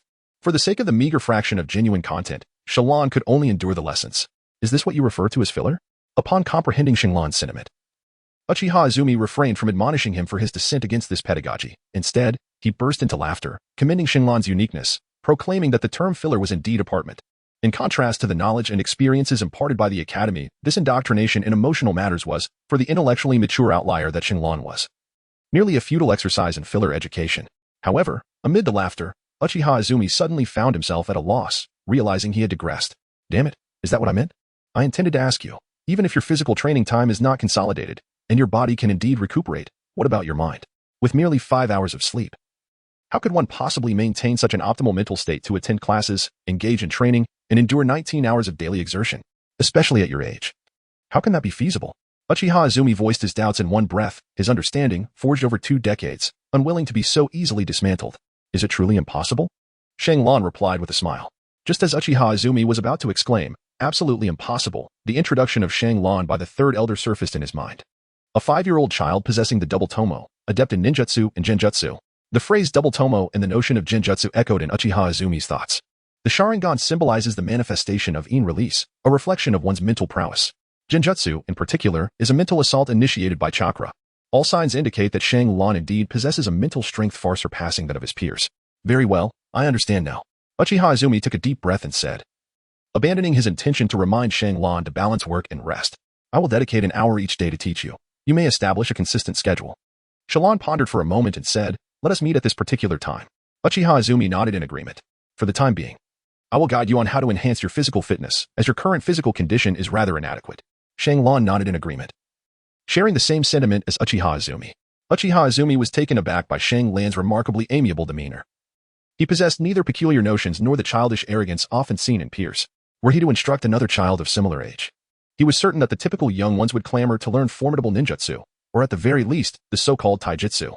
It was inconceivable that anyone would exhibit the same patience as Shenlong in honing the fundamentals, understanding that the essence lies in the body itself. Taijutsu, as it is elegantly termed, fundamentally revolves around the synergy of physical strength, speed, and reflexes, complemented by unique techniques. This encapsulates the very essence of taijutsu. As Uchiha Izumi commenced his teachings, he directly conveyed the focus of taijutsu, wishing to impart to Shenlong that true strength resides in the body, rather than in an obsession with mere techniques. Shenlong resembled a sponge, swiftly absorbing the moisture of knowledge presented to him. He listened intently, his meticulous attitude earning quiet praise from Uchiha Izumi. The delightful exchange of the night concluded, yet Uchiha Izumi lingered far beyond an hour. Lying in his tent, Shenlong struggled to keep his eyes open, savoring the insights imparted by Uchiha Izumi, a contented smile gracing his lips. The path ahead had finally revealed its direction. Chapter 16. Might Guy. Before the sun graced the horizon, Shenlong had completed his morning routine. After stretching leisurely, he engaged in some simple warm-up exercises. Then clenched his fists and commenced his run. I shall circle the village 100 times, he bellowed, setting himself a seemingly monumental goal. However, at his current pace, it would take him 10 days to complete those 100 laps. The cool morning breeze was exceedingly refreshing as Shenlong ran, observing the architecture of Konoha. Some structures felt alien to him, while others evoked a profound sense of familiarity, particularly the Hokage building, with its wall intricately carved with the faces of past Hokage, Hokage Rock. As he surveyed his surroundings, he noticed a sound behind him, prompting him to slow his pace. He could hear footsteps, indicating that someone else was also out for a morning jog. Curiosity piqued, he turned around. Upon doing so, he froze, his expression transforming into one of ecstatic surprise, causing the middle-aged man who was energetically running to halt in his tracks. Since Shenlong's arrival in this new realm, his thoughts have been consumed day and night by a singular man, the one he longs to connect with most. And now, that very man stands before him, adorned in a form-fitting green attire, with strikingly thick eyebrows, an alluring beard, and a ruggedly handsome visage that bears the marks of time. Shenlong instantly recognizes him upon their first encounter. He is none other than the legendary Might Guy, the father of the famed Kai, the man who has mastered the 8 gates of might. He is the sole individual to have acquired this formidable technique in the latter stages of the Naruto saga. During battles among the super elite, conventional ninjutsu and genjutsu prove utterly ineffective against foes, rendering even the famed tailed beast bombs mere firecrackers incapable of inflicting real harm, with the exception of the Ten Tails. The overarching narrative of Naruto essentially chronicles the conflicts of the Otsutsuki clan. Without their bloodline and ocular powers, attaining greatness becomes a formidable challenge. If one were to ponder what other formidable forces exist beyond the Otsutsuki lineage, the answer would likely point to the 8 Gates of Might. Renowned as the pinnacle of physical combat techniques, even the revered sage arts from the 3 great training sanctuaries pale in comparison. In the climactic battles against Uchiha Madara, aside from the duo of Naruto and Sasuke wielding Yin-Yang Release, the only one who could stand against Madara after opening the 8th gate, the Death Gate, was none other than Might Guy himself. Shenlong does not wish to regard the Sharingan as his trump card, nor does he desire to overly depend on its power. The only force worthy of being his ace is the 8 Gates of Might technique. Of course, this is contingent upon his ability to learn this forbidden art from Might Guy. Brother, out for a morning jog, are we? Haha. Shenlong approached him, speaking nonchalantly like a fool, his foolishly cheerful expression leaving Old Dai perplexed. Although they were strangers meeting for the first time, and he was merely a child, Old Dai couldn't help but return the greeting upon seeing that genuine smile. Indeed, young brother, are you out for a morning jog all by yourself? He felt it was not safe for a little child to run off alone. Haha, the fervor of youth knows no boundaries of gender or age. Do not underestimate me simply because I am a child. Let us together embrace youth, feel its essence, and ignite its passion. Brother Dai Shanglan. Having immersed himself too deeply in the moment, inadvertently uttered the name Brother Dai. It is well known that each ninja possesses a heightened sense of vigilance. How could Shanglan possibly know the name of someone he had never met? The thought rendered Shanglan momentarily frozen. This is rather troublesome. Initially, he had intended to forge a bond under the auspices of youth, but now it seemed that the other party would likely harbor suspicions towards him. However, unbeknownst to Shanglan, he was overthinking the situation. Brother Dai did not dwell on such matters. Instead, he trembled with emotion and embraced Shanglan. Tears brimming in his eyes as he wept uncontrollably. You articulated it so beautifully. Do you also feel that burning sensation of youth? My kindred spirit turns out to be a mere child. Oh, youth. In truth, Brother Dai had often been looked down upon due to his singular focus on physical prowess. Ostracized for his overly enthusiastic nature and blunt demeanor. He had few friends and found no one who acknowledged his notion of youth until he eventually earned the recognition of Kiba. Yet, that acknowledgement was only conveyed in hushed tones to Kakashi, leaving the public unaware of his so-called youth until he encountered Shanglan. Brother. Please put me down quickly, to be mindful of your snot. After struggling free from Brother Dai's grasp, Shanglan, unable to reach his shoulder due to the height difference, patted Brother Dai's thigh instead and remarked, a man sheds tears sparingly, brother. Shanglan's backhand was akin to pouring a potion of bitter wisdom, striving to prevent Lao Dai from once again succumbing to tears of despair. Indeed, upon hearing Shanglan's words, Lao Dai wiped his eyes, revealing a broad smile that nearly blinded his Sharingan. The young lad spoke with great insight. Let us embrace our youth together. Suddenly, Lao Dai seized him, running with uncontainable excitement. Ignite, O youth. Ignoring Shanglan's corpse-like expression, he was lifted off the ground and whisked away, leaving Shanglan utterly bewildered. First, we shall run 10 laps around Konoha. If we do not finish, we shall complete 10,000 push-ups. At Lao Dai's shout, Shanglan nearly lost consciousness. As he walked along the path to school, he felt dazed, yet his heart brimmed with joy despite the physical discomfort. Rarely was Lao Dai so agreeable. Shanglan nuzzled his nose and directly pledged brotherhood to the older man, who was over a decade his senior. They vowed to refer to each other as brothers and to rekindle their camaraderie at dawn in the future. After revealing his surname and given name, Lao Dai was taken aback, finally taking a closer look at Shanglan's appearance. The young boy, with his black hair and eyes, was indeed a descendant of the Uchiha clan.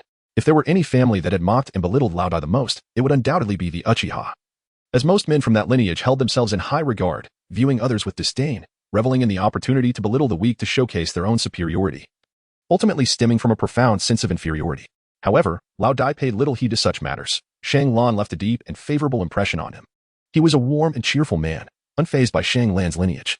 He chuckled, intending to cultivate a good relationship with Lao Dai and then find an opportunity to coax him into teaching the 8 gates of Duanjia. Shanglan, unable to contain her laughter, inadvertently let out a sound reminiscent of a pig squeal. However, she soon realized that upon entering the school, the majority of the students' gazes were fixated upon her. What was happening?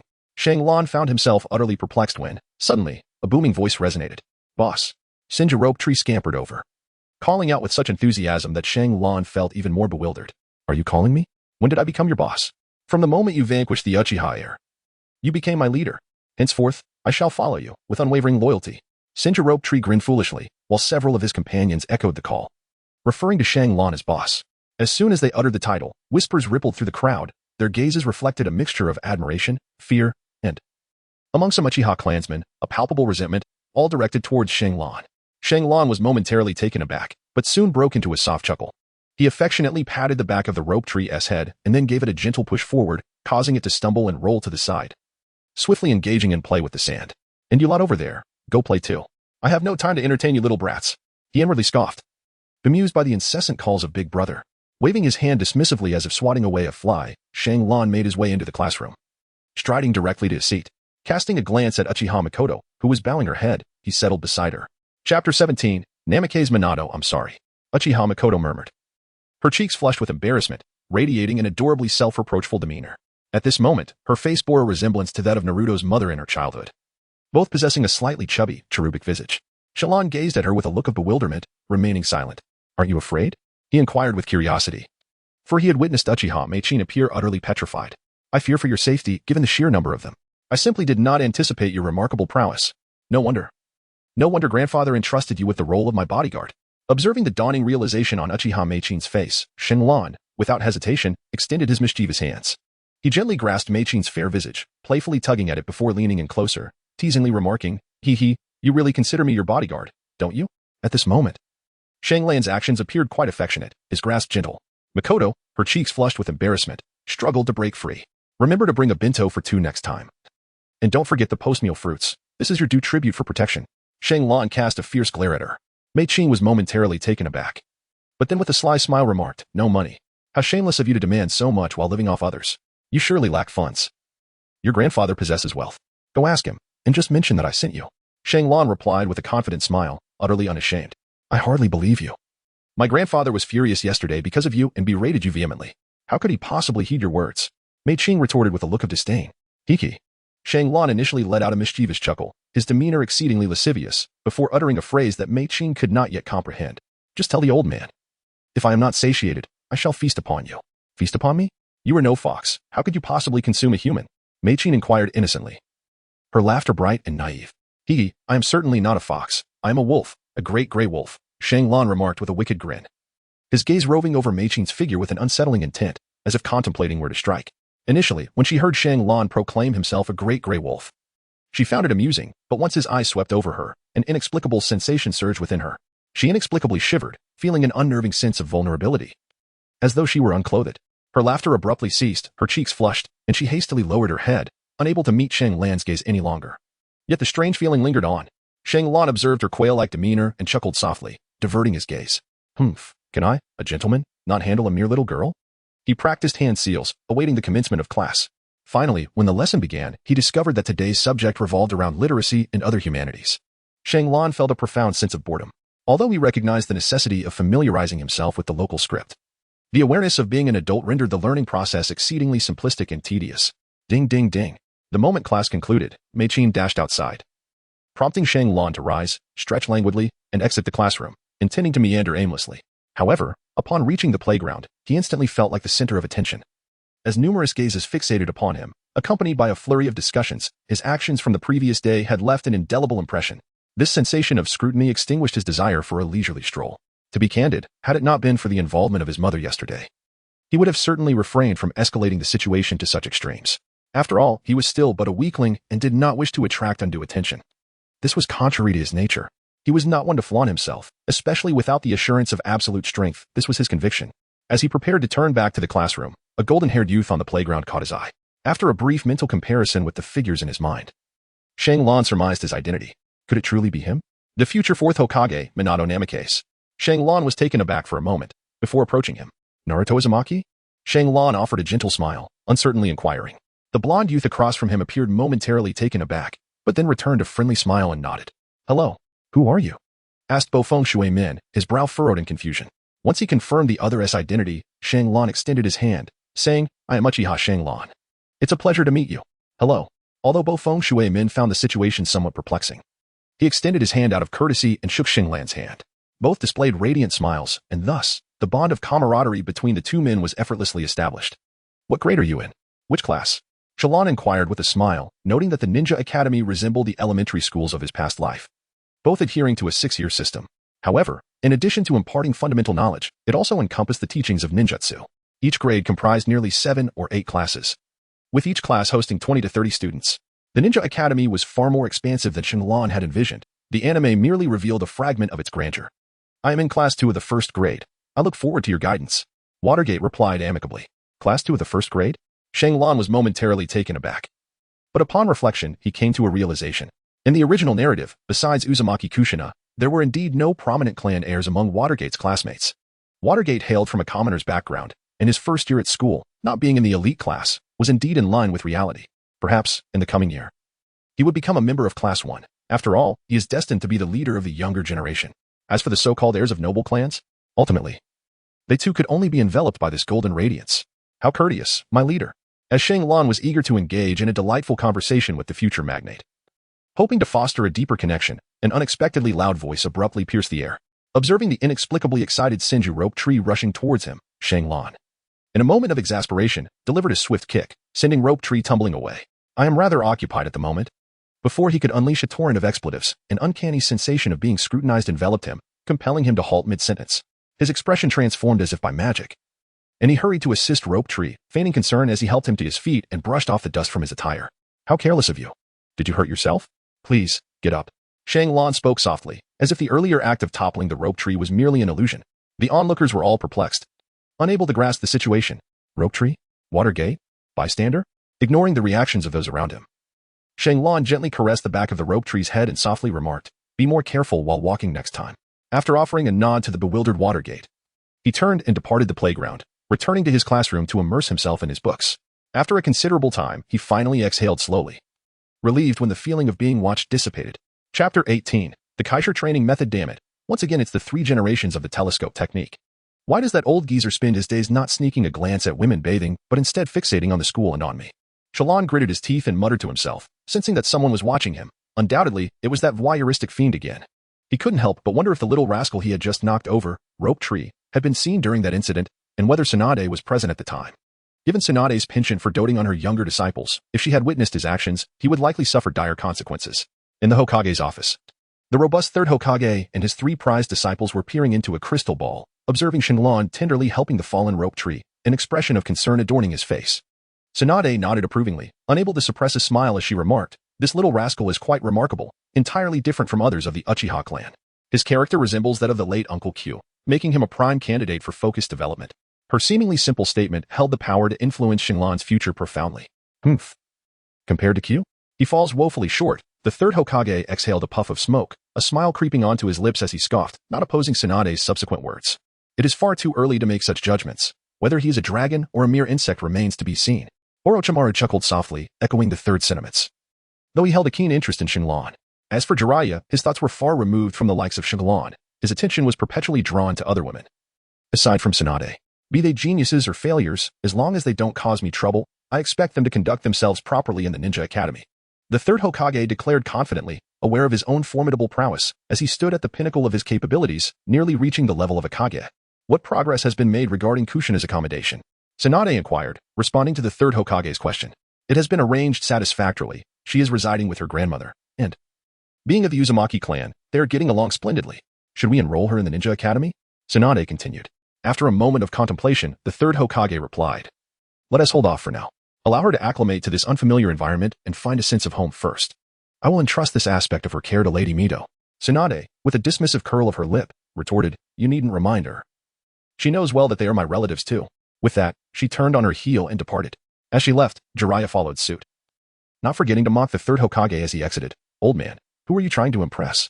The third Hokage, watching their retreating figures, momentarily dazed, erupted in exasperation. "You 2 rascals, how am I putting on airs? You ignorant brats lack respect for your teacher." Orochimaru shook his head with a soft chuckle, disregarding the third's ire as he turned to leave, leaving the third Hokage's expression darkened. "Orochimaru, even you," he lamented. "How have I ended up with such 3 troublesome disciples? What a wretched fate." As night fell, Uchiha Izumi arrived punctually, imparting knowledge on the applications of the Sharingan, while specifically advising Shenlong against excessive chakra refinement to ensure proper physical development. Additionally, he shared a wealth of ninja knowledge with Shenlong, teaching him more in 2 hours than he had learned in an entire day at the academy. Recognizing Shenlong's ambition to graduate early, he wholeheartedly supported his aspirations. The fulfilling day concluded splendidly, with Shenlong diligently nurturing his growth. The following morning, Shenlong arrived as promised at the street where he had met Might Guy the previous day. Old Guy was already there, performing push-ups in anticipation of Shenlong's arrival. "Good morning, Old Guy. I'm late." Shenlong greeted him with a smile, feeling an inexplicable joy upon seeing him. "Good morning, young Shenlong. I just arrived as well. Without further ado, let us commence. Youth cannot afford to be squandered." Old Guy exclaimed with exuberance, his signature smile brightening his face. Inspired by Old Guy's energetic demeanor, Shenlong nodded enthusiastically, declaring, "I am ready." However, before he could savor his excitement, Old Guy promptly doused his enthusiasm. "Excellent. We only ran a lap around Konoha yesterday, so today we shall not run. Instead, we will practice walking on our hands to the back mountains of Konoha, followed by 1,000 squats." Old Guy stated without hesitation, leaving Shenlong in a cold sweat at the prospect. "But I've never practiced walking on my hands. I fear I will fall after just a few steps." Especially considering the long journey to the back mountains, Shenlong stepped back a few paces and remarked that what he said was indeed a fact. He could absolutely not meet Old Dai's training standards. "So what? My dear brother, I have contemplated this and will assist you," Old Dai said warmly, patting Shang Lan's small shoulder. Subsequently, before Shang Lan could inquire how he would help, he was abruptly lifted and turned upside down. Startled, Shang Lan hastily supported himself with both hands on the ground, just as Lao Dai's voice resonated. "Ah, isn't this sufficient? Let us proceed, my dear brother." Upon hearing Lao Dai's words, Shang Lan's entire body stiffened, feeling like an utter fool in that moment. As for Lao Dai, he had always been, without exception, a complete buffoon. From the street where they had agreed to meet to the other end of a different street, the number of morning marketgoers began to swell. Shang Lan was lifted by his feet, his hands pressed against the ground, moving forward like a lifeless corpse, his expression devoid of emotion. Countless passers-by cast their sympathetic gazes upon Shang Lan, their eyes filled with pity. Unfazed, Lao Dai earnestly addressed him, "My dear brother, let us practice like this today. Once you're accustomed to walking on your hands, you shall no longer require my assistance." Shallan, numbly nodding, was oblivious to the gazes of others. His vision confined to the large feet of old Dai and the standing legs of those around him. Fortunately, it was a Sunday, and Shallan was spared the burdens of school. This arduous journey of inverted walking had consumed nearly half the morning, leaving both Shallan and old Dai utterly exhausted. Due to Shallan's diminutive stature, old Dai struggled to lift him. He was forced to walk with a slight bend, a posture far from comfortable. Yet, he relished in the challenge, resolutely carrying Shallan throughout the entire ordeal. Even though the majority of Shallan's weight was supported by old Dai during their inverted escapade, his wrists were now swollen and painful. Lying on the ground in a most ungraceful manner, Shallan's prolonged inversion had deprived his brain of oxygen, leaving his thoughts muddled and his consciousness seemingly detached from his body. After a brief recovery, old Dai pulled Shallan up and declared, "All right, my brother. The exercise for your arms has concluded. Now, let us strengthen your legs with 1,000 squats." Shang Lan remained as still as a lifeless body, his expression devoid of emotion as he uttered, "Brother, I feel as though my hand is useless." Not only did he feel that his hand had become ineffective, but he also feared that if he continued to train under Lao Dai's rigorous regimen, he might eventually render himself incapable. "Fear not, my dear younger brother. This minor injury is of little consequence," Lao Dai proclaimed with grandiosity. Suddenly, he glanced around, and with an air of mystery, leaned in closer to Shang Lan, whispering, "Elder brother, I possess a medicinal liquor for bruises, an ancestral remedy, specifically designed to treat such injuries with remarkable efficacy." Upon hearing this, Shang Lan was taken aback, instantly revitalized with vigor. Could it be that this was the very reason behind the seemingly pathological, hellish training regimen of Hokage and Shaoli in the original work, which, against all odds, resulted in their bodies growing increasingly robust and healthy? Indeed, according to the training methods depicted in the original narrative, it would have been expected for them to be utterly exhausted by now. How could they remain so lively each day, with their physical condition improving instead? They were neither Jinchuriki nor did they possess any extraordinary bloodline abilities. How could they possibly endure such intense training from dawn till dusk? The very thought of this made Shang Lan leap with excitement. He tugged at old Dai's clothing, signaling him to crouch down, for he was now too short, and whispered conspiratorially, "Brother, quickly tell me, besides the ancestral injury remedy, do you have any ancestral methods for body refinement? Perhaps something like medicinal baths?" Shang Lan, in a state of urgency, inquired, drawing upon his extensive experience with various fantasy novels from his previous life, aware of the existence of such items, yet uncertain whether the old Dai family possessed any. Suddenly, old Dai, with a face of astonishment, gazed at Shang Lan and exclaimed, "How do you know my family has that kind of item?"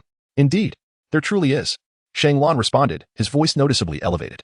Old Dai hastily covered his mouth and whispered, "In 3 days, come to my house, and I shall prepare a medicinal bath for you. But this matter must remain between us brothers. It cannot be disclosed to others." "All right. Understood. Let us resume our cultivation. Youth must not be squandered, and we must not lightly abandon the goals we have set for our training." "Yes." After a brief silence, Shallan roared, "To live up to the expectations of Mate Teed, for the enigmatic medicinal bath, for the sake of becoming stronger."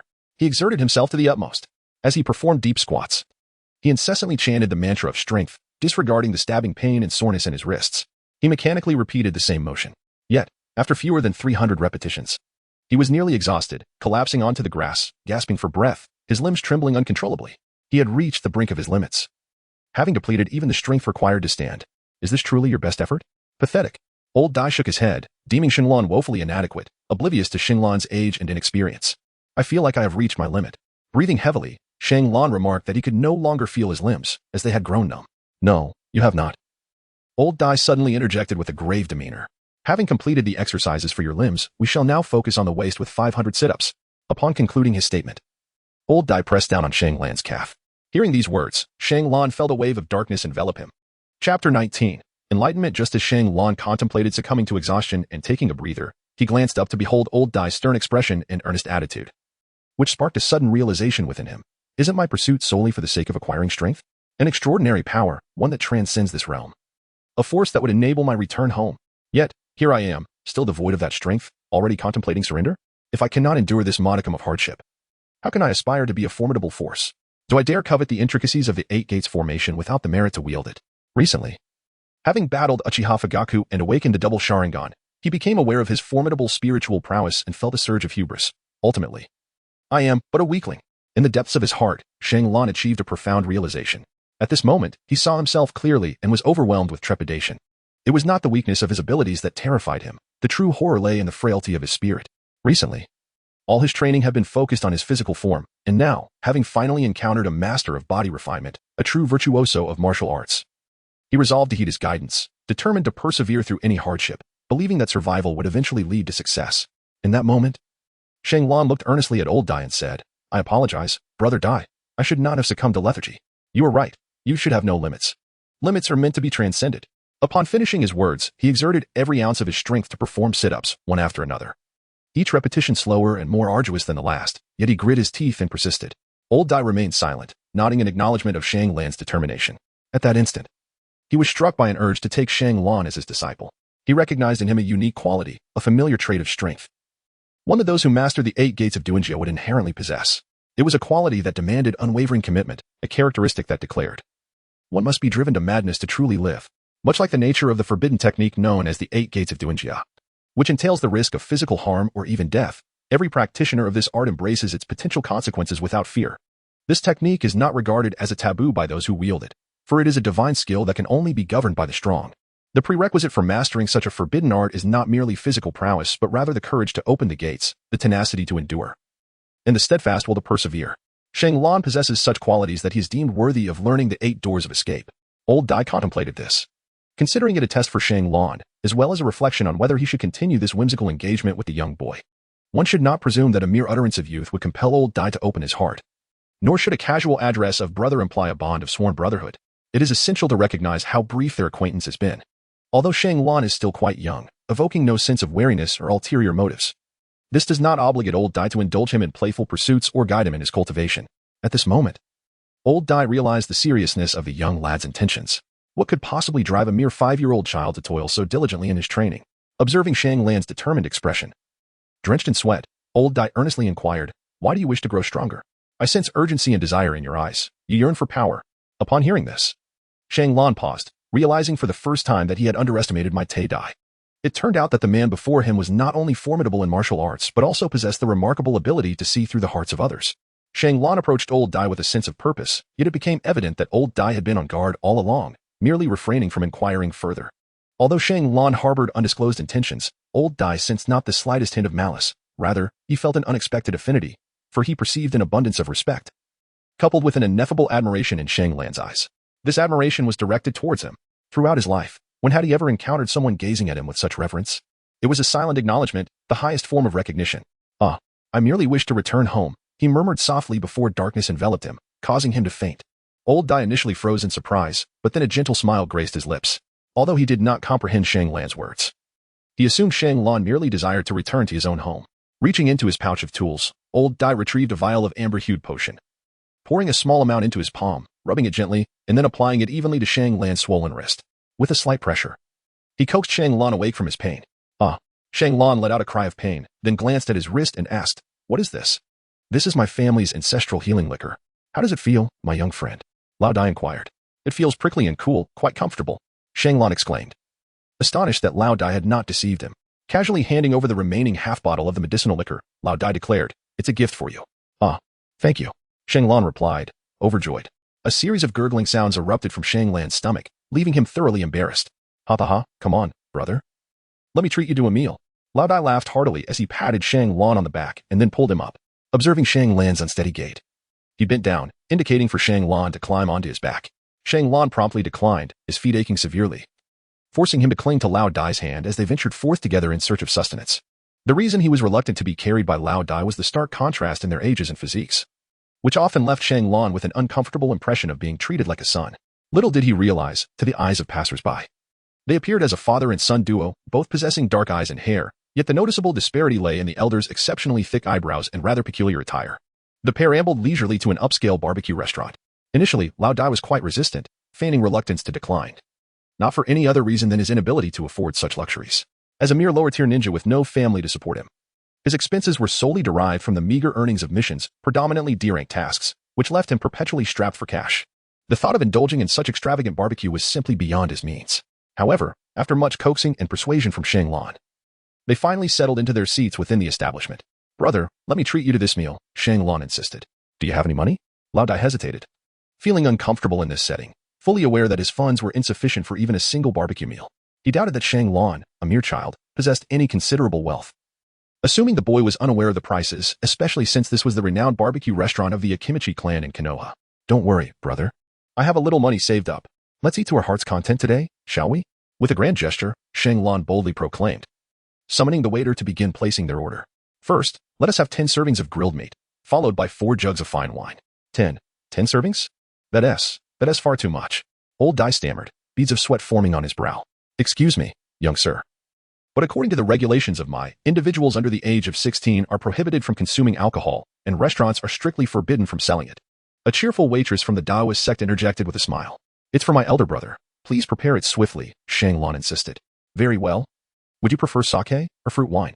We currently only offer these 2 types, but we can arrange for other options if needed, the stout waitress inquired of Old Dai.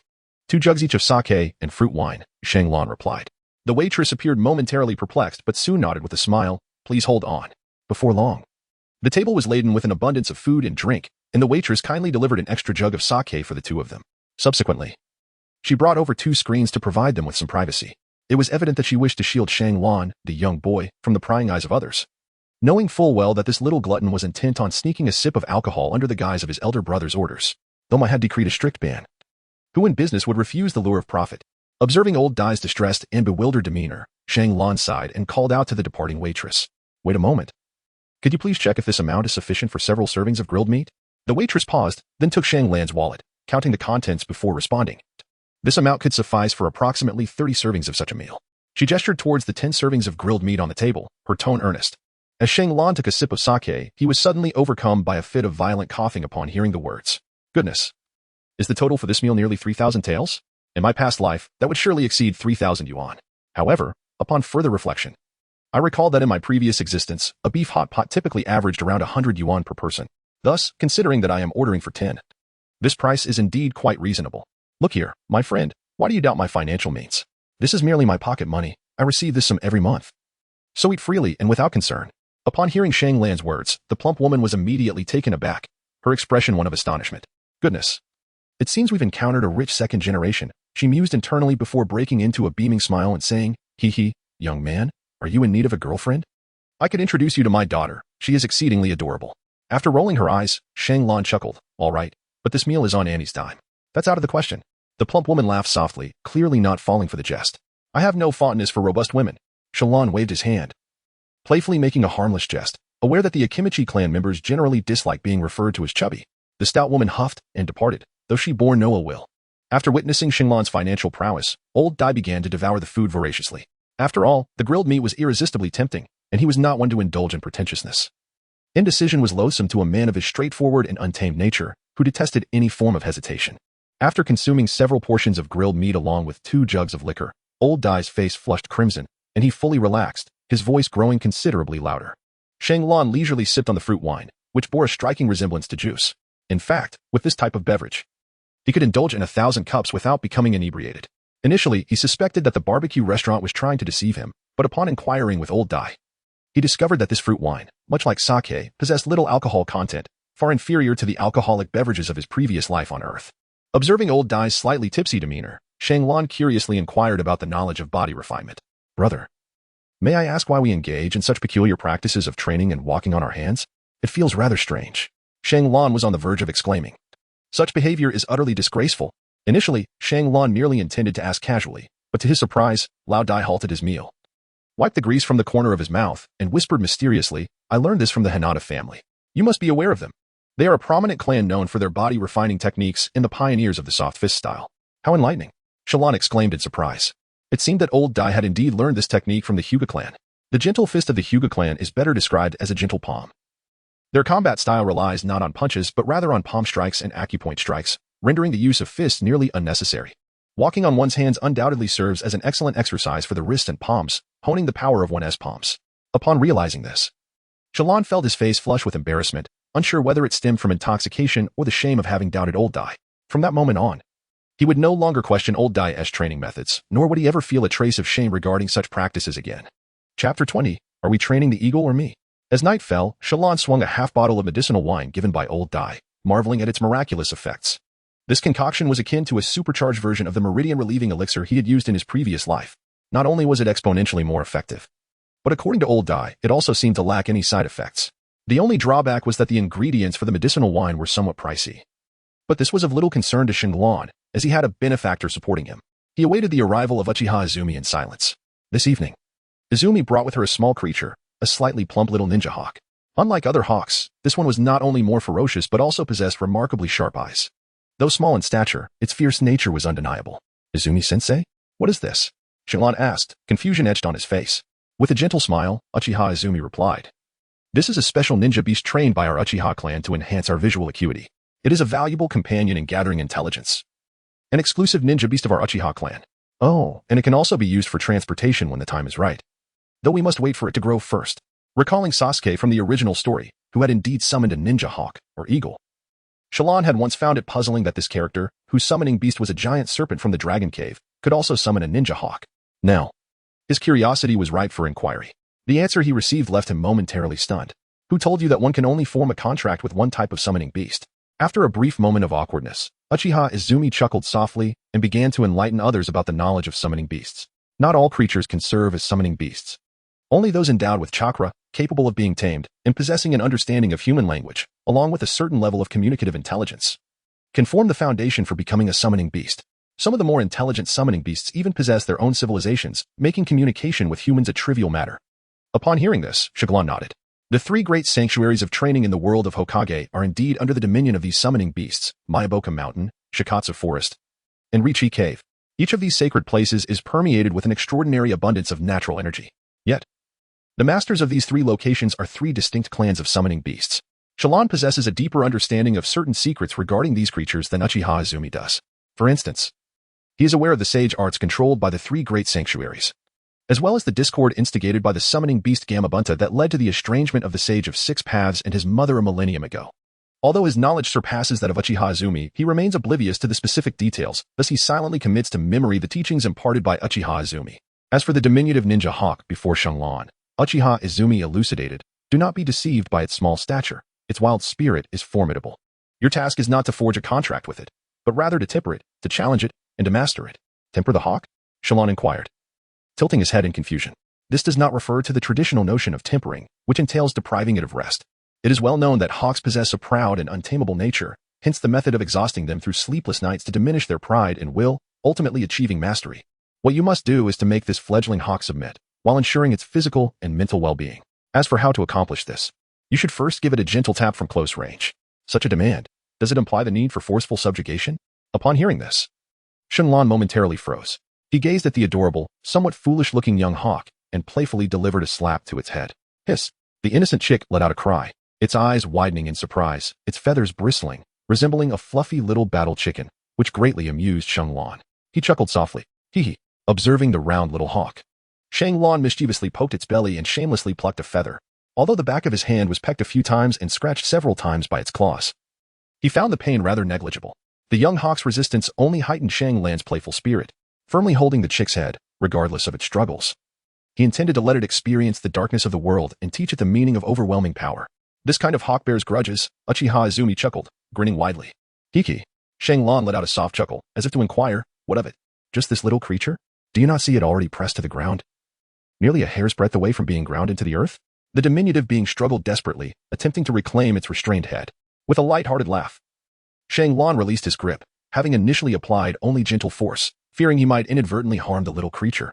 Once freed, it rolled a couple of times due to its excessive exertion, its furious demeanor eliciting a mischievous grin from Shenlong. Is it amusing? Uchiha Quan asked, his expression laden with ill intentions. Regrettably, Shenlong did not glance back to observe his countenance. Instead, he continued to tease the little creature, responding directly, indeed. It shall accompany you henceforth, aiding you in honing your perceptive abilities. What? It was only when Shenlong grasped the implications that his face was overtaken by confusion, suspecting he had misheard. You have not misheard, Uchiha Quan continued. For the upcoming period of your training shall be overseen by it. As I mentioned earlier, this is a unique beast of our Uchiha clan, endowed with remarkable abilities. It harbors a grudge. Every individual or creature that has wronged it will be etched into its memory. It will regard you with a piercing gaze, filled with animosity. Should you retreat, it will advance. Should you show cowardice, it will strike. Your task is to engage in close eye contact, compelling it to yield through your perceptive prowess, bending its will to yours. During this process, the use of the Sharingan is strictly prohibited, and you must ensure the little creature's well-being. Do not allow it to go hungry. Do not let it become fatigued, and under no circumstances may you resort to mistreatment. Shanglong stared blankly for a moment, then earnestly inquired, Teacher Quan, are we to endure the trial of the eagle, or is it I who must bear the brunt? Shanglong found this inexplicable training to be utterly devoid of significance. Do not mistake this as mere folly. It is one of the vital methods through which our Uchiha clan cultivates our ocular prowess, hones our will. And it is an essential secret tradition. The vast majority of our kin lack the privilege to comprehend this unique form of training, let alone be assigned such a ninja hawk. Within the ninja realm, the techniques related to ocular mastery are exceedingly rare, crafted through the wisdom of our ancestors.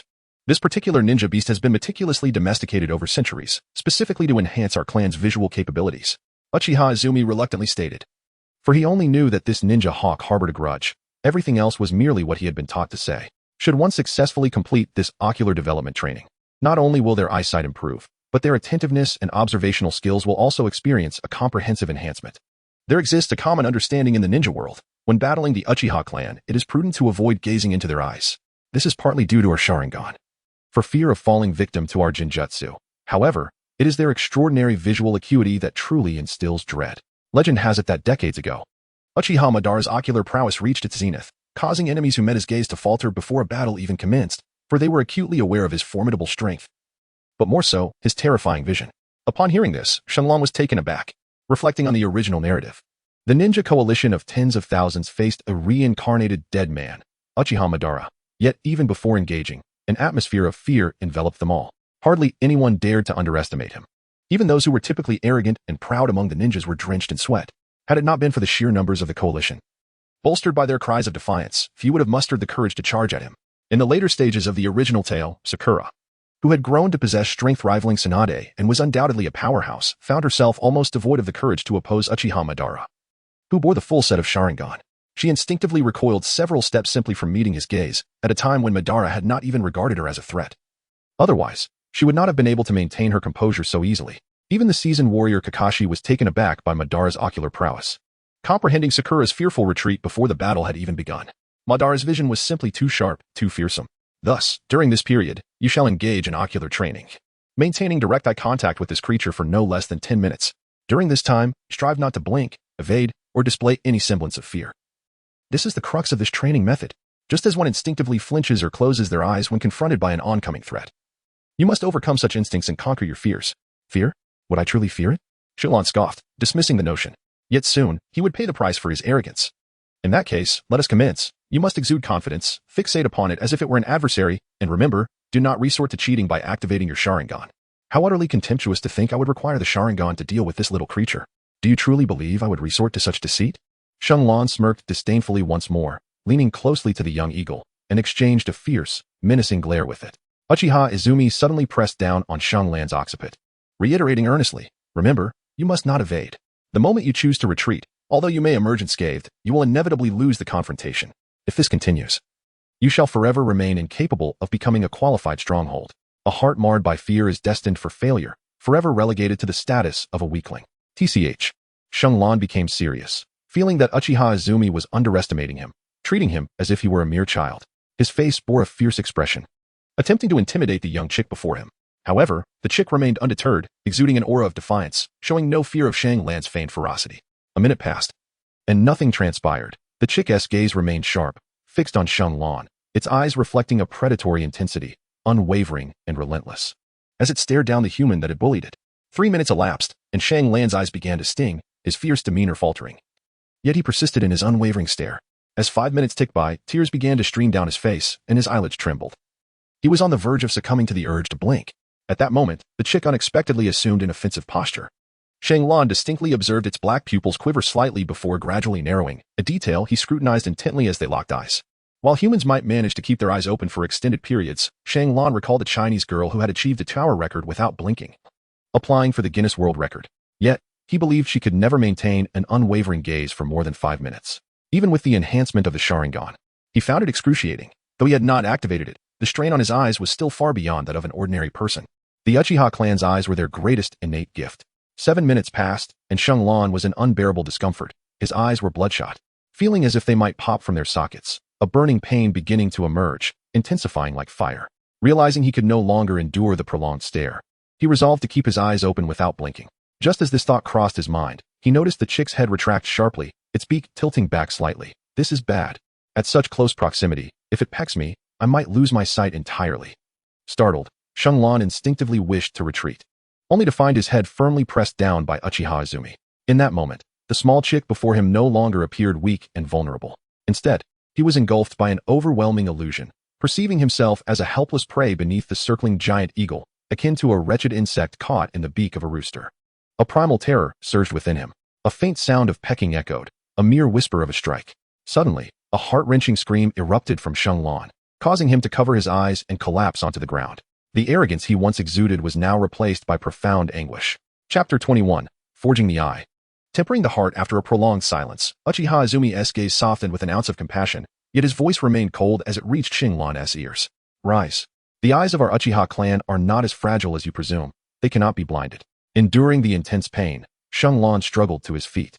One hand pressed against his left eye, his expression a mask of torment, tears and snot streaming down his face, not from sorrow, but rather the side effects of the relentless stimuli to his eyeball.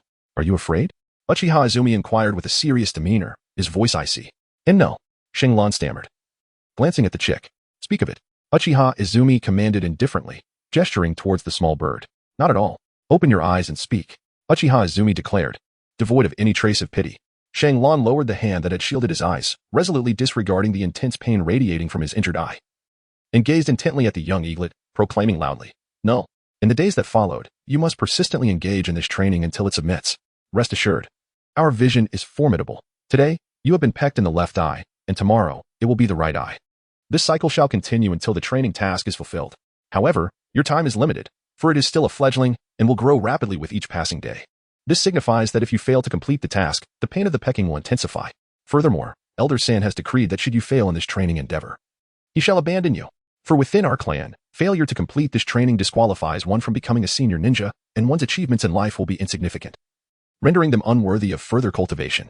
Upon hearing this, Shenlong's entire body trembled, and after a moment of silence, he inquired, Has Teacher Quan also undergone this vision training? Without a moment's hesitation, Uchiha Quan replied, Of course. Shenlong bowed his head in silence for a long while, observing Shenlong's lack of response. Uchiha Izumi suddenly emitted a cold snort and remarked, Do you not wish to continue? Are you afraid? Shenlong offered no response, shaking his head in denial.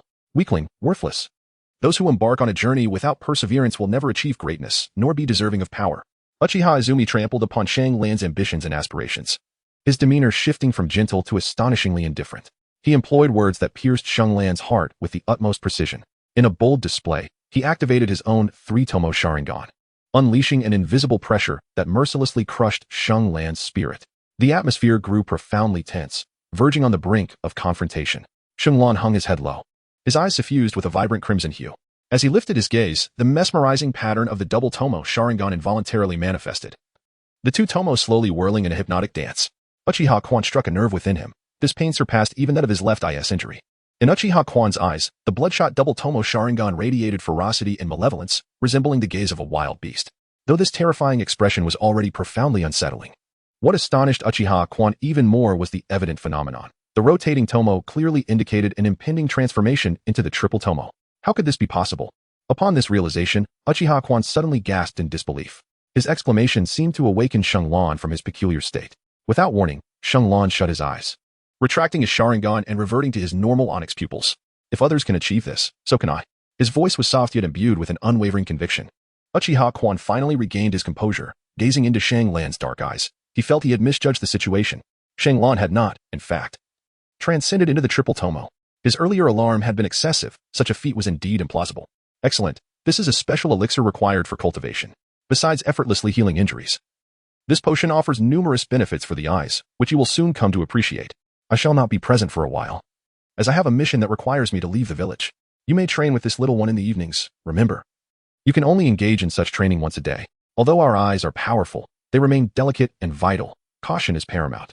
Furthermore, the crux of this training is not merely a contest of mutual glaring, nor is it about who can endure longer. It is about instilling fear and trepidation in it, compelling it to hesitate before striking. 4 wild beasts possess an innate understanding of danger. In the wilderness, when confronted by a carnivorous creature of similar size, The more you flee, the closer death approaches. The correct approach is to confront them directly. The more resolute your will, the more they will hesitate. And the peril will recede. Indeed, with but a slight movement, they may scurry away, tails tucked in fear. Shanglong listened attentively to Uchiha Izumi's words, nodding earnestly. He had encountered such knowledge of wilderness survival in his past life and comprehended the essence of Uchiha Izumi's message. Observing Shanglong's contemplative nod, Uchiha Izumi, satisfied, pointed towards the small ninja hawk and continued, "The will you harbor within your eyes will evoke a corresponding response from it. As I have mentioned, it is a rather unique ninja beast, capable of perceiving the depths of your soul. Fear is rendered powerless before it. My words have concluded. And there are no further theories to impart at this moment. Your primary focus and cultivation remains the refinement of your body. And you have made commendable progress in this regard. However, remember that even body refinement must be approached with moderation." He harbored no fears regarding Shanglong's diligence. Rather, he worried that the young lad's fervor might inadvertently lead to his own undoing. Shanglong nodded in acknowledgement. "If that's the case, then let it be so tonight. I shall take my leave." Without waiting for Shanglong's response, Uchiha Izumi vanished with a standard body flicker technique. Shanglong stared at the empty space, lost in thought for a long while before murmuring, "Uchiha Izumi has not undergone such training. It was never mentioned in the original work.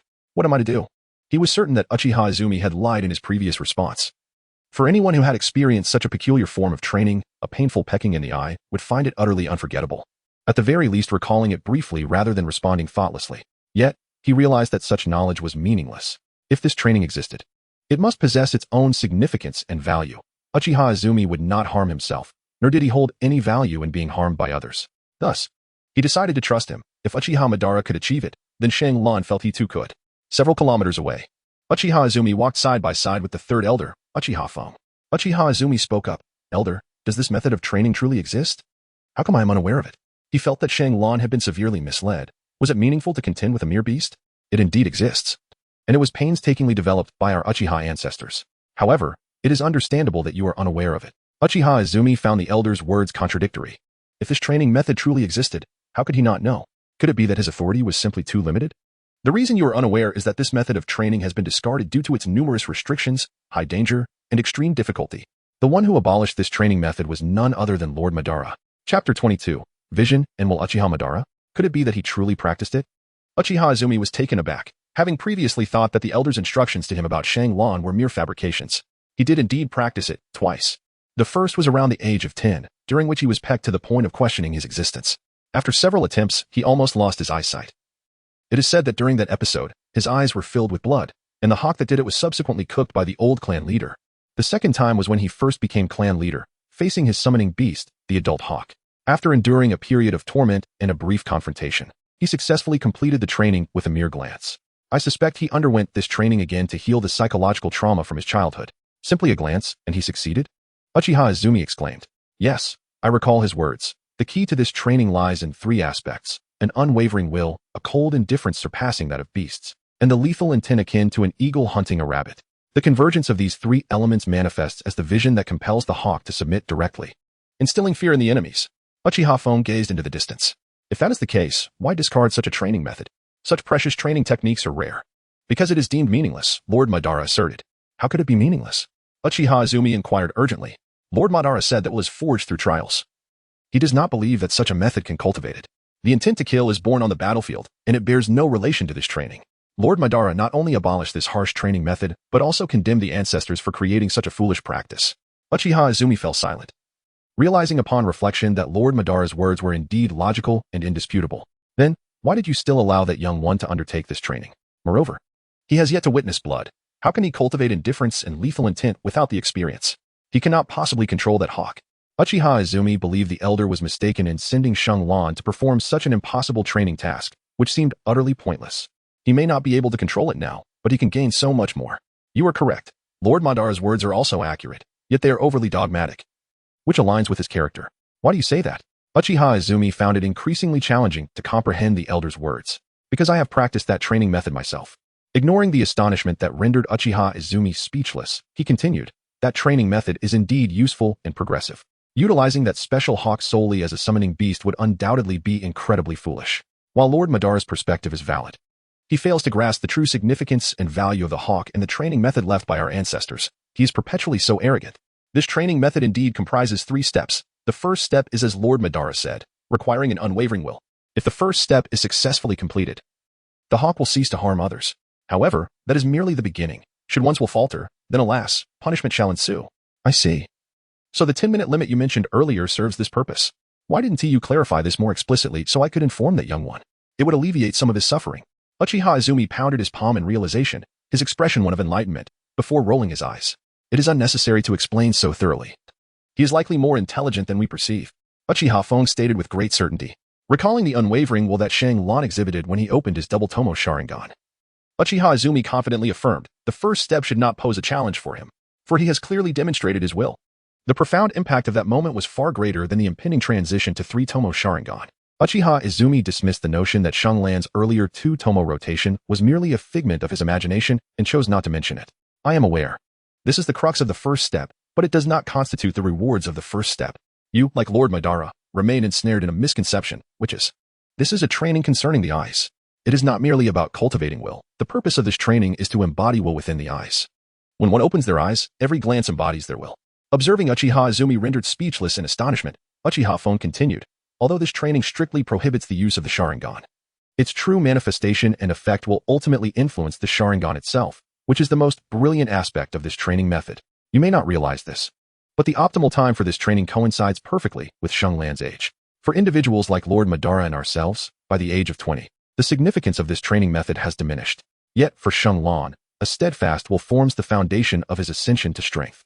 Although he is unique, he remains quite young. In his youthful arrogance, he is unrestrained. Over time, his will is bound to wane and become lax. Thus, it is imperative to engage in such training at this moment. Ultimately, he underestimated Shang Lan. His greatest fear was that Shang Lan's so-called efforts were merely the fleeting whims of a 5-year-old, a mere pastime. The investments he made in Shang Lan would likely yield little satisfaction in return. There is no such thing as a free lunch, and Uchiha Fong is certainly not a man who seeks nothing in return. Every action he takes is driven by his own thoughts and objectives. Uchiha Fong elucidated the significance of this training, and Uchiha Quan nodded in agreement, secretly lamenting the foresight of the third elder, whose vision far surpassed his own. Moreover, one should recognize that much of a ninja's knowledge must be ingrained through action. No matter how much theory one learns, it may not necessarily be applied effectively. His primary focus should remain on physical training. In essence, Uchiha Fong articulated the crux of the matter, aligning with Uchiha Quan's viewpoint. There was little left to teach at this juncture. One cannot overextend oneself, for now. Perhaps it is best to engage in a simple game of staring with that little chick. Meanwhile, within the camp, Shang Lan had his eyes closed, performing push-ups. The earlier peck still left his eyes stinging with pain, yet he refrained from seeking revenge on the little hawk. Instead, he focused on his physical training, deliberately avoiding glancing at the creature, fearing that his frustration might lead him to crush it in anger. Shang Lan chose not to observe it. Yet that little creature did not simply give up. Its eyes remained fixed intently on Shang Lan, even swaying its head in rhythm with Shang Lan's fluctuating movements as he performed push-ups, presenting an exceedingly comical sight. Unbeknownst to them, Uchiha Fong and Uchiha Quan had returned to their clan's territory, with Uchiha Fong dismissing the former and proceeding alone to the residence of the clan's elder.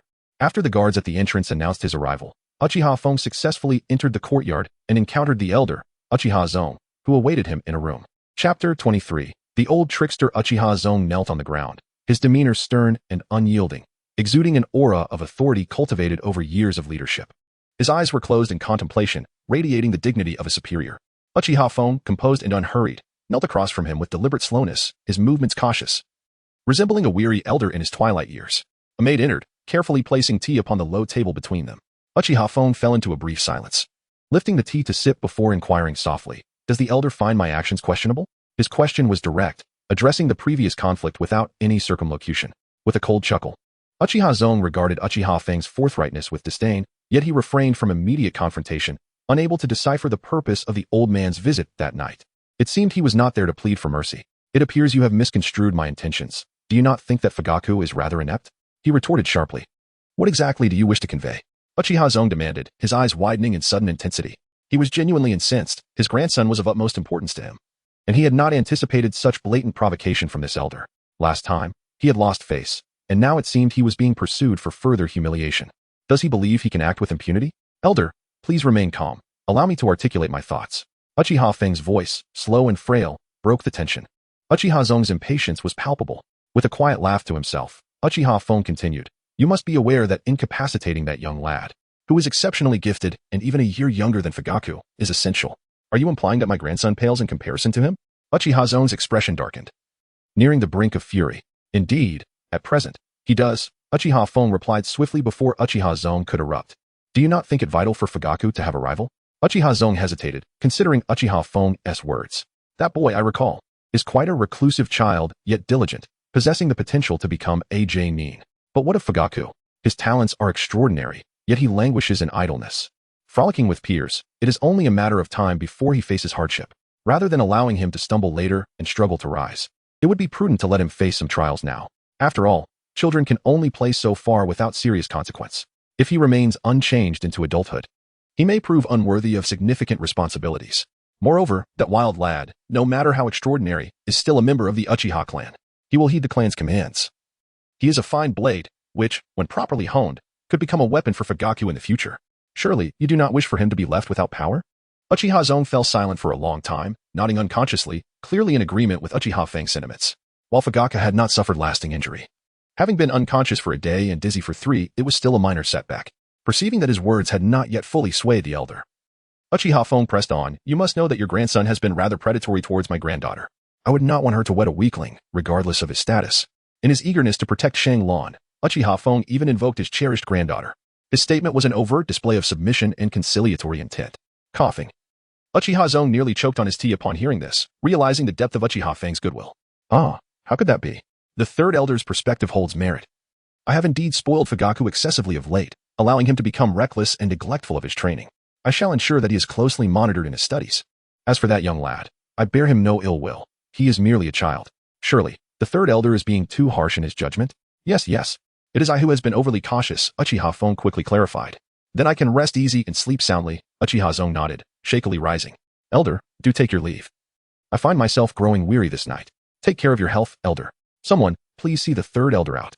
Uchiha Zong rose in a gesture of respect, assisting Uchiha Fong with his arm, summoning a maid to escort him. At that moment, Uchiha Fong had successfully achieved multiple objectives that night. Firstly, he aimed to keep Fugaku away from his granddaughter, anticipating that the lad would face some hardships for a while as a form of retribution. Secondly, he sought to extricate Shanglan from potential trouble, ensuring that the young boy would not be left without a home or be further troubled by his own kin. Lastly, he intended to placate Uchiha Zong, preventing this parsimonious elder from undermining his faction's interests. Once Uchiha Fong had departed, Uchiha Zong turned to the empty room and inquired, what do you believe was the purpose of Uchiha Fang's visit tonight? Provide me with your insights. As Uchiha Zong posed the question, 2 seasoned Genin emerged from a concealed sliding door, his trusted guards and advisors. Given his advancing years and declining strength, he required protection and often sought counsel for complex issues. After a moment of silence, one of them replied, based on the third elder's remarks, it seems he is concerned for Master Fugaku. However, from an objective standpoint, he is also here to safeguard that boy. Perhaps the third elder wishes to forge that wild lad into a weapon for his own use? Upon hearing the words, Uchiha Zong furrowed his brow, his countenance reflecting considerable displeasure, yet the more he pondered, the more he found the reasoning to be compelling. At that moment, another Jonin among them spoke up. Yuan Fong, do not cast such a dark shadow over the third elder's intentions. Consider this, given his age, by the time the sword is drawn, he may very well not be able to witness it. Even if he could, he would surely be unable to exert himself. I believe we have truly misjudged the third elder. He is genuinely concerned for Lord Fugaku and is strategizing for his future. All of his actions likely stem from considerations for Miss Mei-chin's future. We all know how much Lord Fugaku cherishes being by Miss Mei-chin's side. The third elder is well aware of this too. From the final words of the third elder earlier, it is evident that he did not interfere with their plans. He merely expressed some reservations regarding Lord Fugaku. Perhaps he fears that Lord Fugaku may not be able to protect his precious granddaughter in the future. Indeed, you speak the truth. My affection for Fugaku is profound, so it stands to reason that he should be concerned for Mei-chin's future. Yuan Fong, you have indeed misunderstood the third elder. The Jonin named Uchiha Yuan Fong humbly acknowledged his error. Had Uchiha Fugaku been present, he would have warmly expressed his gratitude to the Jonin who defended him. Little did he know that this night, he had sacrificed even his most beloved granddaughter, all to secure time for the rise and growth of Shanglan. In his heart, he believed that Shanglan was infinitely more capable than Fugaku. All his bets had been placed on Shanglan. Chapter 24. 3 Tomoe. As the night deepened, Shanglan lay exhausted within the confines of the tent, reaching into his pocket to retrieve the vial of medicinal liquid that Uchiha Izumi had given him that evening, and subsequently administering a drop into each eye. The sensation was chillingly refreshing. His eyes felt extraordinarily comfortable, and the pain in the injured eye diminished sharply, replaced by a delightful coolness that sent shivers down his spine. He examined the small vial of medication, noticing its exquisite craftsmanship. The value of this vial must be extraordinarily high, he mused. No wonder the Sharingan in the original tale were so casually exchanged and passed around. With such miraculous elixirs aiding them, it is no surprise the Sharingan is so resilient. In a reverie, Shenlong contemplated. This eye solution is indeed exceedingly precious. A mere vial commands a price exceeding 10,000 taels. Furthermore, such a concoction is not available on the market, as it has been exclusively developed by the Uchiha clan, specifically designed for the restoration of sight in the blind. Although it cannot fully restore vision, this elixir possesses remarkable therapeutic properties, with effects that are exceptionally gentle. What causes blindness, you may wonder? Aside from the vision loss induced by excessive use of the kaleidoscope technique, the primary culprit is none other than Izanagi. It can be said that this remedy was originally crafted to cure the blindness inflicted by Izanagi, yet regrettably, it can only alleviate the pain caused by forbidden techniques. Failing to restore sight. Otherwise, Izanagi would not be classified as a strictly prohibited technique. With one hand grasping the cerulean eye drop solution and the other holding a half-filled vial of amber-hued medicinal wine, Shenlong smiled subtly. The daily progress and changes fill him with satisfaction and a sense of security. Though the world appears tranquil on the surface, war is imminent. And the only thing I can rely on is power. Shenlong recalls that the Second Great Ninja War began roughly 30 years after the establishment of Konoha, indicating that he must acquire sufficient strength to face this brutal conflict within a few years. This war is noted for its protracted duration among the 4 world wars, having a profound impact, and its severity surpasses even that of the Fourth Great Ninja War, where children under the age of 12 were not compelled to fight. In contrast, during the Second Great War, Konoha was so desperate that even the children from the Ninja Academy were thrust into battle, illustrating the dire circumstances faced by the village, which had seemingly staked everything. Time passes swiftly, and over the course of a month and a half, Shenlong relentlessly devoted himself to his training. Through his confrontations with the young ninja hawk, he began to appreciate the invaluable nature of this arduous practice. Initially, after enduring 3 or 4 painful lessons, Shenlong came to comprehend the nebulous concept of willpower. He discerned a phenomenon. When his resolve was steadfast, the little ninja hawk refrained from attacking him. However, it would feign aggression, and whenever Shenlong sensed an impending attack, his resolve would waver, prompting the hawk's pretense to transform into a genuine assault. This deceptive strategy of the hawk resulted in Shenlong suffering greatly over the past fortnight, enduring relentless pecks. Ultimately, his will was insufficiently resolute. The young hawk grew rapidly, becoming significantly larger within just half a month, and its pecks became increasingly forceful, leaving Shenlong feeling overwhelmed, to the point of nearly abandoning his training. It was not out of fear or doubt. Rather, the intensity of the pecking had nearly reached its limit, causing blood to ooze from his eyes. Even Uchiha Izumi intervened to halt the training, recognizing Shenlong's predicament. After the 15th peck, Shenlong clutched his bloodied left eye, his expression twisted in pain. With a fierce determination in his right eye, he fixed his gaze upon the hawk, choosing to confront it once more. He could not afford to wait another day. After enduring this prolonged struggle, the blood vessels in his right eye were prominent, and his fearsome visage resembled that of a demon's eye. It radiated an indomitable spirit, ferocity, and a relentless will, remaining unblinking despite the hawk's blusterous displays. 5 minutes elapsed, and the hawk ceased its posturing. 10 minutes passed, and it retracted its puffed feathers. 12 minutes later, the hawk finally blinked, signifying its concession. Shenlong's initial foray into eye training had reached a triumphant conclusion. However, he did not close his eyes in response to the hawk's retreat. Instead, he entered a peculiar state. Within his crimson eye, 2 Tomoe appeared uncontrollably, prompting the hawk to shut its large eyes in terror. As the 2 Tomoe began to spin slowly, their velocity increased, and suddenly, a 3rd Tomoe emerged from nowhere, aligning itself in an orderly fashion around the pupil. At the moment the 3rd Tomoe manifested, Shenlong felt a jolt of mental energy surge through him, and darkness enveloped his vision as he lost consciousness. The following day, after several hours of unconsciousness, Shenlong awoke groggily, his face and exposed skin covered in swollen mosquito bites. His body soaked from the dew, feeling both itchy and uncomfortable. Swatting away a swarm of voracious mosquitoes, he hurriedly rose to his feet. He approached a nearby small ditch, stripped off his clothes, and jumped into the icy water, which sent a shiver through him, revitalizing his spirit. After changing into a clean, dry outfit, Shenlong gazed at his reflection in the water and activated his Sharingan. The manifestation of his Sharingan revealed a pair of mesmerizing blood-red eyes, adorned with 3 dark Tomoe encircling the pupil. The awakening of the 3 Tomoe enhanced his visual prowess significantly, amplifying his already formidable mental energy. His senses, particularly his visual acuity, underwent tremendous enhancement. To him, the night appeared as bright as day, and the thick fog in the forest posed no hindrance to his vision. How had he achieved such a rapid breakthrough? Shenlong found it hard to believe himself. How long has it been since his journey began? Those protagonists from the Naruto novels, who traverse dimensions with their cheat systems, probably haven't experienced such swiftness. Could it be attributed to his training? The absolute will, fused within his eyes, is perhaps the key to unlocking the 3 Tomoe Sharingan. Shenlong's eyes widened as he involuntarily gazed at the little fledgling, their gazes colliding once more in the darkness.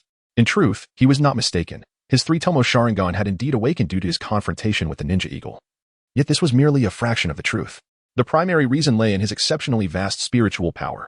During the struggle against the ninja eagle, his will had guided his spiritual energy, concentrating it within his eyes, thus effortlessly birthing the three Tomoe Sharingan. This little creature was remarkably cunning. Did it not require sleep? Observing the sharp, bright eyes of the eagle, Shenlong smiled faintly. Unbeknownst to him, the fledgling had awakened due to Shenlong's own stirring. Recently, Shenlong had been in a state of frustration due to a failed training attempt, which had led him to vent his anger upon it, rendering the poor creature a veritable jumpy bird. After stretching and engaging in a brief exercise, Shenlong ventured into the dense forest, retrieving several small snakes from a trap. Crushing their heads, he tossed them towards the fledgling. Unbothered by the little shadow's startled transformation into a battle chicken, he jogged away from the camp, embarking on a new day of training. Lately, he had been shadowing old Dai, who had prepared a medicinal bath for him, which, despite being called a bath, was essentially a diluted version of medicinal liquor. Soaking in the herbal concoction, Shenlong felt as if his entire body were ablaze. The flow of blood and chakra within him surging tumultuously. The injuries he had sustained from overtraining were suddenly revealed as the rapidly flowing chakra coursed through him, and astonishingly, the medicinal properties of the blood washed over them, leading to miraculous healing. As the saying goes, one cannot rely on the kindness of others for too long. Thus, Shenlong took it upon himself to cover old Dai's meals throughout the day. After all, whenever they dined together, the cost of their meals was borne by Shenlong. Old Dai, being a low-ranking shinobi, did not have ample resources, especially considering that the medicinal liquor was quite an expensive indulgence. Shenlong has quite the appetite, but Lao Dai surpasses him in this regard. As Shenlong's wallet swiftly dwindles, he resorts to borrowing money from Elder San through Uchiha Mizuki, in order to maintain his ostentatious facade as a wealthy second generation in Lao Dai's eyes. The earnest and simple-minded Lao Dai diligently guides Shenlong in his body refinement training, and everything appears to be progressing in a positive direction. Chapter 25, The Lethal Gaze. Half a year later, in the classroom. What? You want me to go find Grandpa again? How many times is this now? My grandfather has already stated that he has no money. Uchiha Meijin exclaimed disdainfully at Shenlong, who was engrossed in his gluttonous feast during lunch. How could your grandfather, a distinguished elder of the clan, possibly be out of funds? Just go and ask for it. Simply say it was my suggestion. Get lost. How much have you already borrowed from Grandpa? He has made it clear that even if he sold you, you wouldn't be able to repay him. Each time I visit, he erupts in fury. I dare not ask him again, Meijin retorted, rolling her eyes dramatically. Will you go or not? Shenlong paused his eating, his eyes sweeping over Meijin with an intense gaze. Again with that look, Meijin's face flushed red. This piercing gaze filled with desire made her exceedingly uncomfortable. Yet she could not comprehend why it affected her so. I won't go? Meijin struggled to escape the classroom, terrified of Shenlong's scrutinizing gaze, a sensation that inexplicably filled her with shame. Shenlong hastily reached out to grasp Meijin's hand, inwardly lamenting the remarkable strength of her resistance, which had grown increasingly formidable. After a moment of intense contemplation, Shenlong helplessly remarked, "Tell grandfather I wish to see him," blushing fiercely at the sensation of that warm and powerful hand. Meijin eagerly nodded in agreement before hastily fleeing the classroom. With a large spoonful of rice lifted to his mouth, Shenlong chewed thoughtfully and mumbled indistinctly, "This rice is truly soft." "Boss, what do you mean by truly soft?" Qianshou Shitong came bounding over. "Oh, it's nothing. Have we collected this week's fees?" Shenlong asked with a nonchalant air, picking his teeth arrogantly. "Oh, not yet," Qianshou Shitong replied, a hint of fear in his eyes at Shenlong's brazen demeanor. "Mm? Ah. It's almost all collected, but that rascal Nikaritsu is leading a rebellion against it, and many of his followers are refusing to pay. I was just considering taking my brothers to deal with him." "Nikaritsu is leading a rebellion? Seeking death?" Shenlong snapped his fingers, sending a toothpick flying as he slammed his hand on the table with a fierce shout. Qianshou Shitong flinched at first, but then quickly grew excited. Adding fuel to the fire, "Boss, you have no idea how despicable that guy is. He even reported me to the teacher, and I was mercilessly scolded and punished to clean the toilets." "You didn't sell me out, did you?" Shenlong asked, alarmed. "And no, how could I? I took it all myself." Qianshou Shitong replied hastily. Shenlong, upon hearing this, patted him on the shoulder and praised him with comforting words. "Good brother. Lead the way. I shall stand up for you." "All right, boss." Rongshu, trembling with excitement, hurriedly led Shenlong to find Rizu. During this time, Rongshu, undeterred by the impending trouble, summoned his group of followers, a boisterous assembly that aggressively sought out Rizu. Rizu, who had been enjoying a game of football with his own entourage, immediately halted upon noticing the formidable approach of Rongshu. Rongshu, the eager sycophant, dashed over and snatched the football, placing it in front of Shenlong.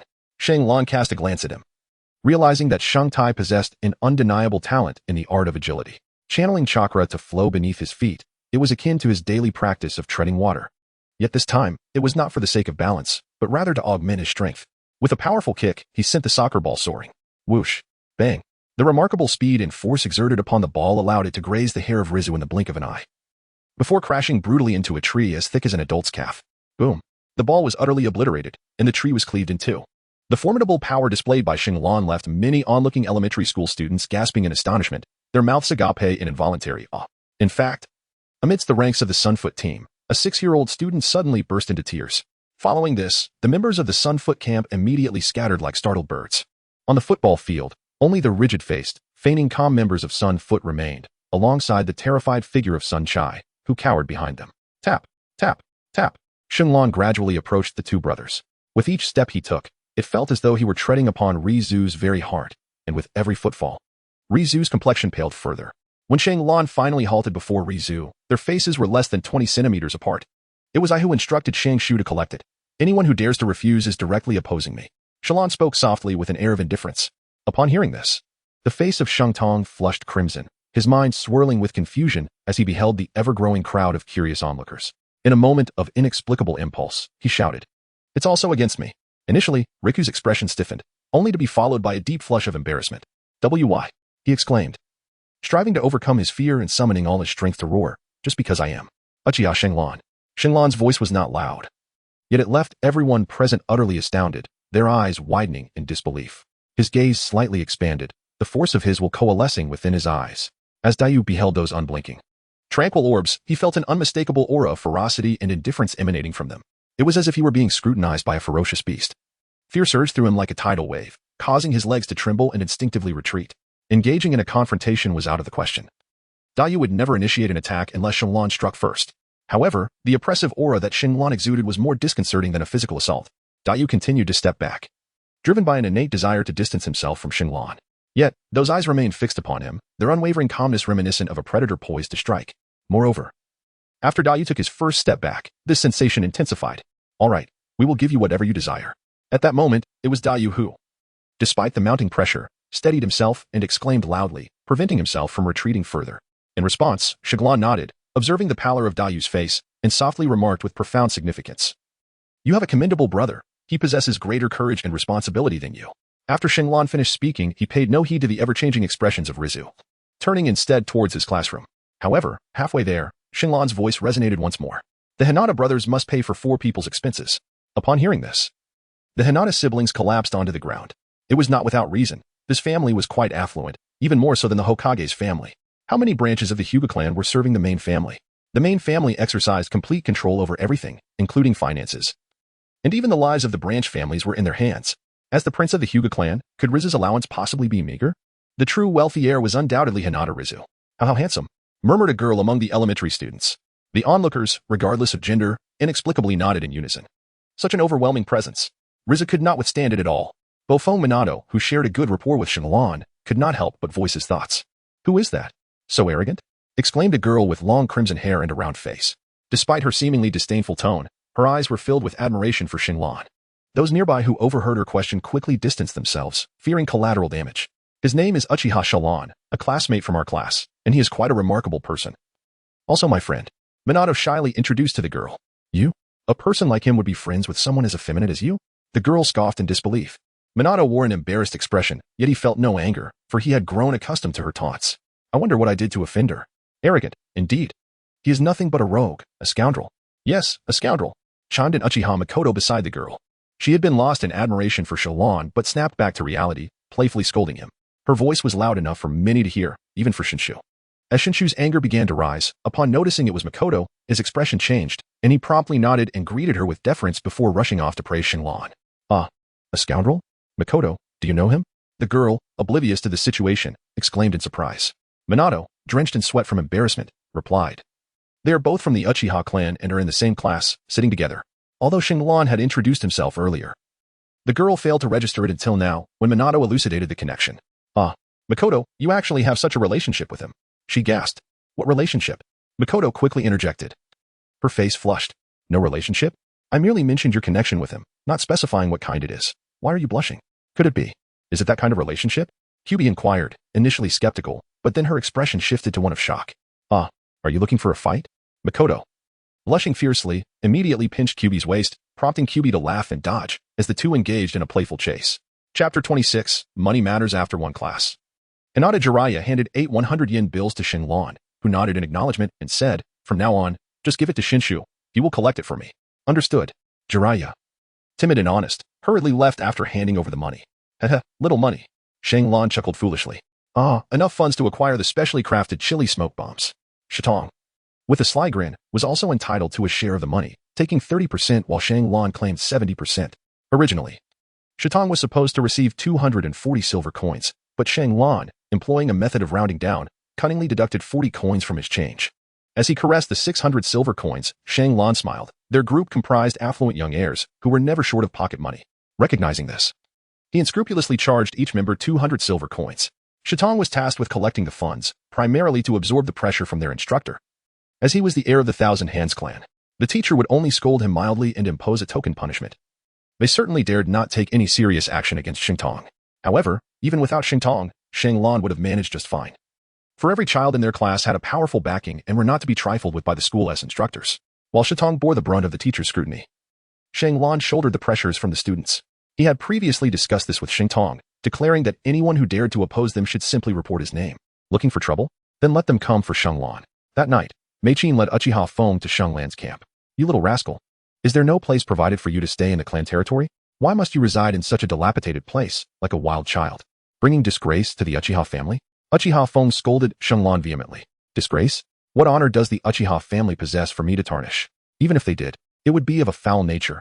Of course, exceptions were made for Teacher Quan and Sister Josie."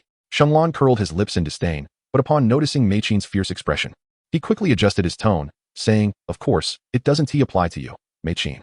You are quite different tonight." Meichin pouted at his words, her demeanor a delightful blend of pride and playful charm. Upon noticing this, Xinglan hurriedly approached her, scrutinizing her intently. With a slightly lewd sniff, he remarked, "Dressed so adorably, it seems you have even spritzed on some perfume. What is your intention?" Xinglan had just playfully teased Meichin, observing her flustered demeanor.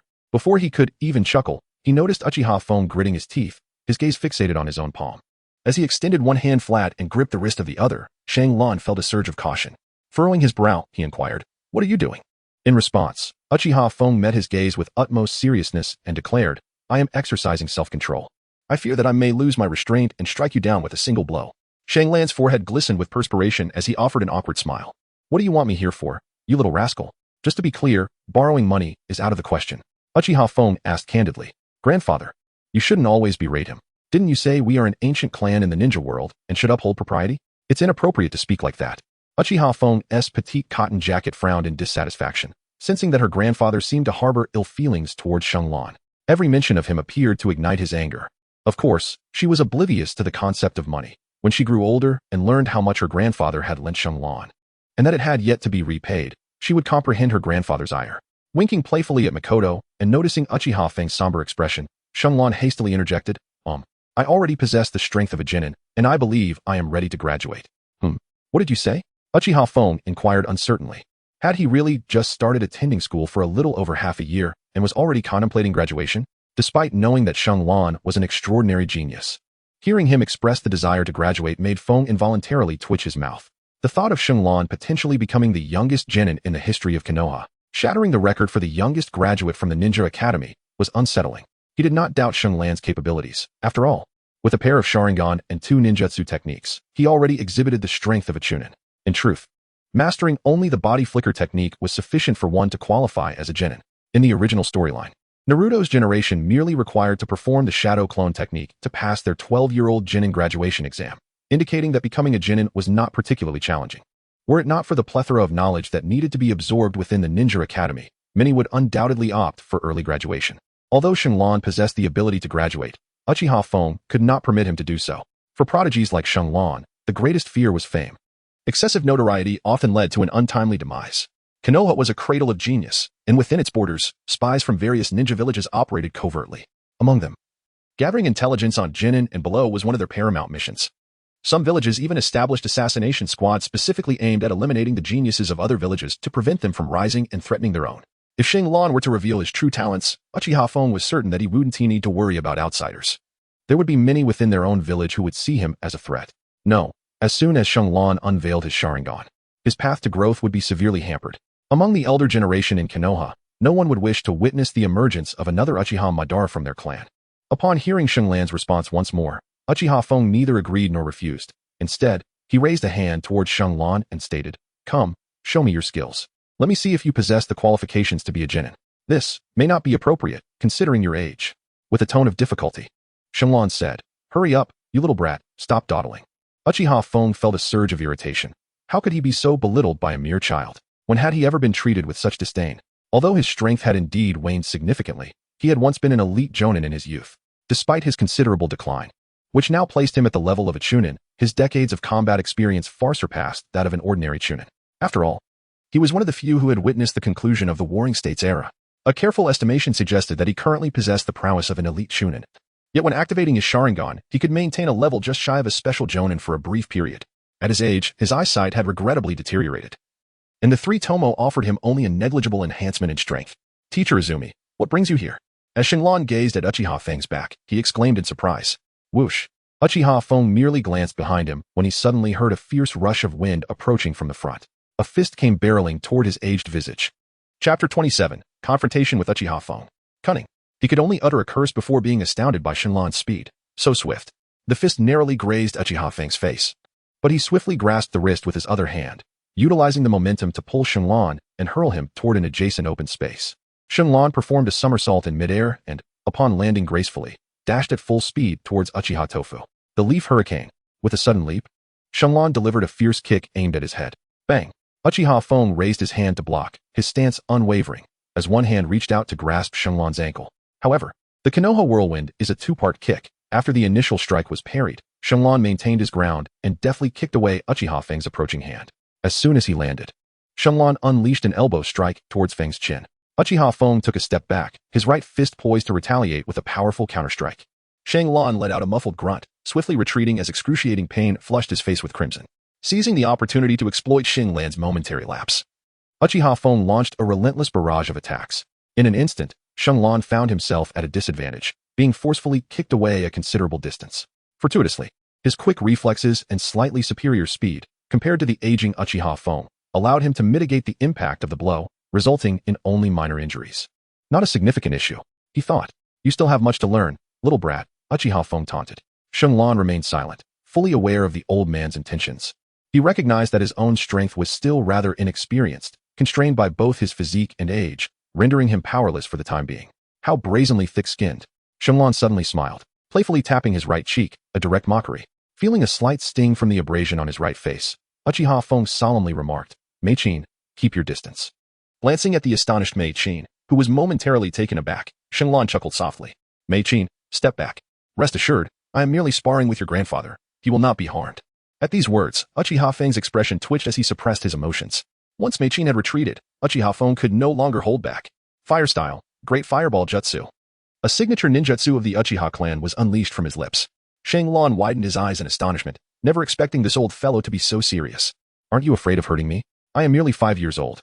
Shenlong muttered a curse under his breath, exerting force through his feet, and executed a rather clumsy roll on the ground, minimizing energy expenditure as he relied on his speed to evade Uchiha Feng's colossal fireball.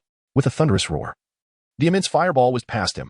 Before Shenlong could regain his balance and rise, the piercing sound of a projectile sliced through the air, and a stone came hurtling towards him. Bang! Shenlong did not raise his head. Instead, he deftly drew a kunai, sensing the trajectory of the incoming pebble. With a swift motion of his hand, he accurately deflected the stone, a testament to the formidable power of his mental acuity and heightened senses. His remarkable perceptual abilities were now comparable to the all-encompassing vision of the Byakugan, allowing for an almost 360-degree awareness. Moreover, his mental sensing was comprehensive and devoid of blind spots. However, the current range was somewhat limited, extending only within a radius of 3 meters. Without the need for sight, his mind could perceive, but anything beyond 5 meters required visual confirmation. After his initial attempt failed, Uchiha Feng swiftly launched 3 shurikens, and then rapidly formed hand seals. Ninjutsu, Shuriken Shadow Clone Technique. Observing as the 3 shurikens multiplied exponentially in the blink of an eye, a veritable storm of shurikens surged toward Shenlong. After deftly striking down the foremost shurikens with his kunai, Victory Blue was enveloped in chakra as he scrambled, using both hands and feet to hide behind a towering tree. "Damn, old man, are you serious?" Shenlong called out, not waiting for Uchiha Feng to respond. As soon as the shuriken fell harmlessly to the ground, Shenlong vanished. Charging towards Uchiha Feng. Fire Release, Petal of the Phoenix Technique. Swarms of small fireballs erupted from his mouth, hurtling towards Shenlong, leaving him with no avenue for escape. Just as Uchiha Fang's expression brightened, he discovered that Shenlong had transformed with a loud thud into a piece of wood. A substitution technique. When had that occurred? Uchiha Fang was astonished, but in an instant, he deduced that Shenlong was still behind that tree. Initiating a technique but delaying its activation, a common tactic among adept users of the substitution technique. Fire release, great fireball technique. A fireball, slightly smaller than the previous one, barreled toward him, and Shenlong began to exert his strength. Following the swiftly approaching fireball, Shenlong closed in, raising both hands as two kunai shot out to the sides. With a deft motion, two more shuriken appeared in his hands, preparing to seal off Uchiha Fang's escape routes. The precision of his kunai throwing caused Uchiha Fang to furrow his brow. His chakra was depleting at an alarming rate. Although he sensed Shenlong's intent to exhaust him, he continued to form hand seals rapidly. Water release, water barrier. Every wielder of the three Tomoe Sharingan is a master of ninjutsu, as is widely acknowledged in the shinobi world. The ability to replicate ninjutsu is a unique trait of the three Tomoe Sharingan.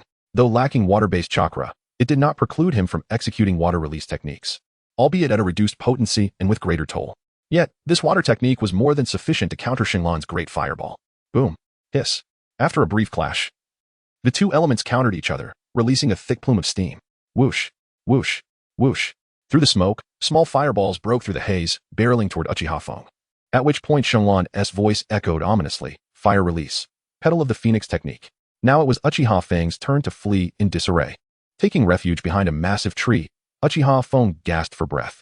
The duration of the battle was neither too short nor too long, and he had begun to feel the strain. After all, he was aging. It had been at least a decade since he had engaged in a true fight. At his age and status, he no longer needed to act personally, as he had numerous subordinates and juniors at his disposal. Terrifying. Is this child truly only 5.5 years old? Such combat experience and mastery of ninjutsu. Who could have taught him? Moreover, how does he possess such an abundance of chakra? Uchiha Fang was in disbelief. Uchiha Izumi had been dispatched to mentor Shenlong, yet he knew that they had never engaged in actual combat practice. Although they were aware of Shenlong's formidable talent, they subconsciously regarded him as merely a child unworthy of practical guidance. This was Uchiha Izumi's mindset. Thus, aside from imparting theoretical knowledge and techniques, they allowed Shenlong to train his body independently. Was it that lower-ranking ninja, Might Dato, who provided guidance? That seemed improbable. Wasn't it said that he only excelled in taijutsu?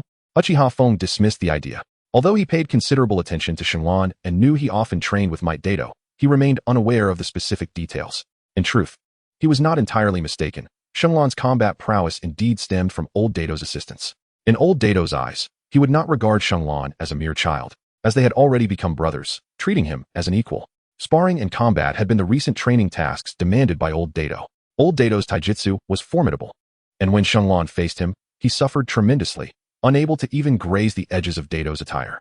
He could only rely on his ninjutsu, the aid of jinjutsu, and the shuriken throwing techniques learned from Uchiha Izumi to hold his ground and avoid a swift defeat. Thus, through repeated skirmishes, Shenlong's combat experience rapidly and quietly flourished. As he heard the fireballs colliding with the tree trunk, Uchiha Fang leaned against the tree, panting, attempting to regain some chakra. However, Shenlong was relentless, pressing forward. Fire release, great fireball technique. A loud roar resonated, causing Uchiha Fang's expression to change drastically. Without a moment's hesitation, he rolled to the ground, knowing that the tree would not withstand the oncoming great fireball.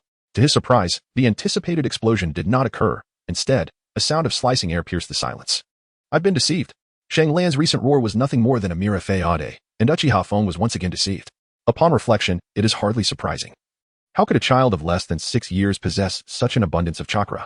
Moreover, the relentless barrage of attacks was simply implausible. Yet, Uchiha Fang dared not take the risk, for Shenlong had instilled within him far too much fear. If a great fireball were to be unleashed, that diminutive tree would offer no sanctuary. Ultimately, he remains cowardly, growing increasingly cautious of his own life as the years advance. In his frail state, the sound of slicing air heralded an assault he found exceedingly difficult to evade. Chapter 28. The Elder's Furious Strike Smack. A small pebble struck against his chest. You have already lost.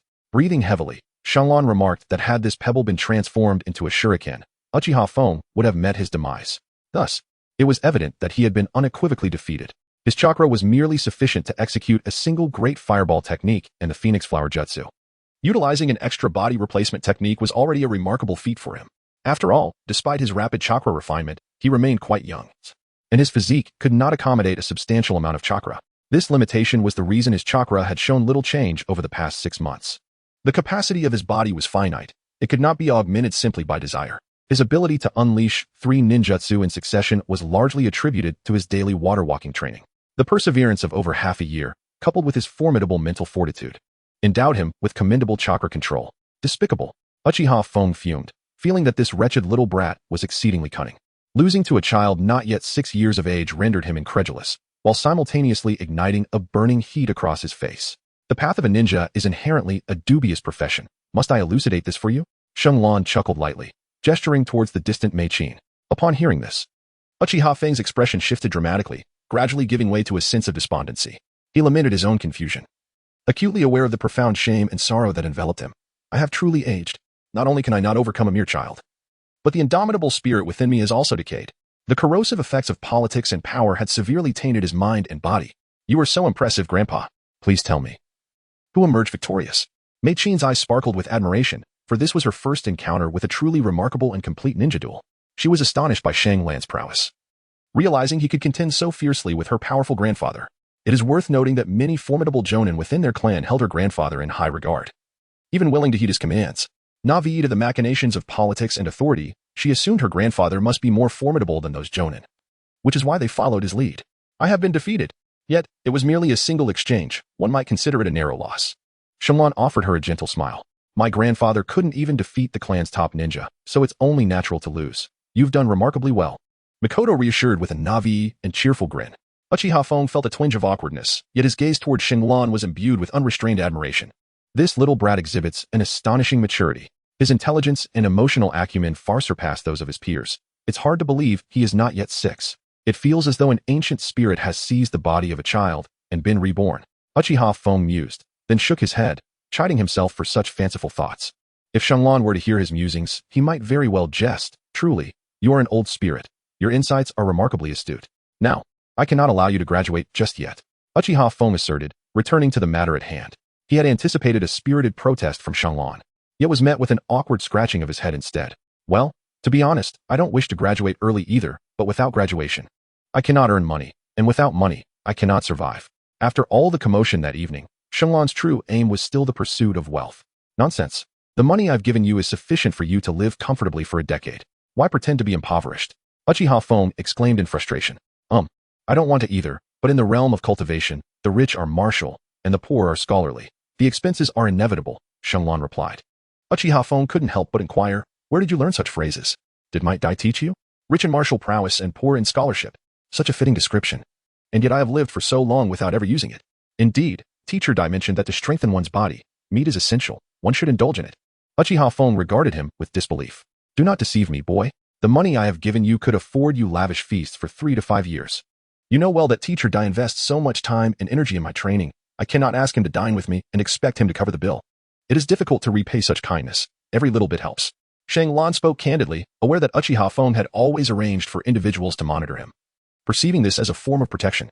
Naturally, this safeguard was not constant, as they would occasionally send someone to check in. Being in Konoha and a student of the Ninja Academy, Shenlong was already in a secure environment, thus devoid of the need for constant surveillance. Uchiha Fong initially nodded instinctively, acknowledging Sheng Lan's prudent actions, but then abruptly paused, his expression contorting in agitation. What about my debts of gratitude? What of my obligations? Shenlong let out a dry chuckle, and when the subject of his own debts arose, he quickly reassured, please, do not be angry. Have you considered that with my skills? It would be quite normal for me to attain the rank of a jonin within 3 to 5 years. At that point, completing missions will render money merely a number. As for your favor, rest assured, I shall take good care of Mei Qin in the future. Haha. Shang Lan chuckled foolishly, pondering that if he were to repay Uchiha Fong after he grew up, it was likely that Uchiha Fong would not live to see that day. Since he could not repay the elder directly, he mused that repaying his granddaughter would suffice. Damn it. Uchiha Fong could no longer contain his fury, delivering a powerful punch to Sheng Lan's face. Caught off guard, Sheng Lan endured the blow and promptly fell into unconsciousness. This punch was formidable, fueled by his pent-up anger. Just as Uchiha Fong was about to deliver a few more kicks, he was halted by his own affectionate, yet poorly insulated cotton-padded jacket. Grandpa, what are you doing? Stop! Mei Qin exclaimed, bewildered. Still young, she did not fully grasp their conversation. However, she felt a sense of joy when Sheng Lan mentioned taking care of her, leaving her confused as to why her grandfather was so enraged. Damn it! That little brat consumes my resources and covets my granddaughter? Do I not care for my own Mei Qin? Is this what you call repayment? It seems you wish for my demise. Uchiha Fong, having vented his frustrations, could not find solace and stomped on Xianglan's handsome face a couple more times before finally tempering his anger and storming off with Meiqin in tow. Xianglan. Meiqin glanced back anxiously, hesitant to leave him behind. That night, the friendly yet pesky forest mosquitoes bestowed upon Xianglan a plethora of generous gifts. The following morning, Uchiha Quan arrived bearing a substantial sum of 200,000 taels in silver notes for Xianglan. It appeared that his efforts from the previous day had not been in vain. He understood that he needed to demonstrate sufficient worth to encourage increased investment. Merely concealing his abilities was a foolish endeavor. While it was wise to develop discreetly, excessive caution might lead to inadequate growth. After bidding farewell to Uchiha Izumi, Xianglan murmured softly. Chapter 29. New developments in the campus. Recently, Xianglan's expenditures have been substantial, largely due to his fervent practice of cultivation. The medicinal baths from the old Dai family are of exceedingly high value, and naturally, their price reflects this. He has recently become rather obsessed with the art of body refinement, returning home each day utterly fatigued. Since his arrival in this new realm, he has scarcely paused in his physical training. Gradually, he grew dissatisfied with the diluted medicinal baths offered by old Dai and sought him out. Offering a handsome sum for the creation of a complete medicinal bath rich in potency, he would then immerse himself in it, aiming to repair and toughen his battered physique. Although old Dai disapproves of Xianglan's somewhat pathological approach to body refinement, he holds great faith in his family's medicinal concoctions. After all, this remedy is a treasured ancestral formula, validated through years of personal experimentation, and indeed possesses remarkable efficacy. Each time Xianglan completes his immersion, old Dai dilutes the remaining solution with some fresh water before partaking in it himself, as Xianglan's youthful frame cannot absorb the full potency. Such precious elixirs must not be squandered. Nonetheless, even the remnants of the medicinal bath, once diluted by old Dai, retain a potency 2 to 3 times greater than what Xianglan typically concocts. The majority of Xianglan's funds were consequently expended on the training of the two individuals. After witnessing Xianglan's remarkable financial prowess, old Dai became unwaveringly convinced of his identity as a rich second generation. After all, it is rare for a child to spend money with such extravagance. If not a second-generation wealthy heir, one could only surmise he was a third generation. The Uchiha clan is a prominent family, and given their affluence, old Dai found such spending habits entirely reasonable. Xianglan's demeanor was remarkably generous and open-handed.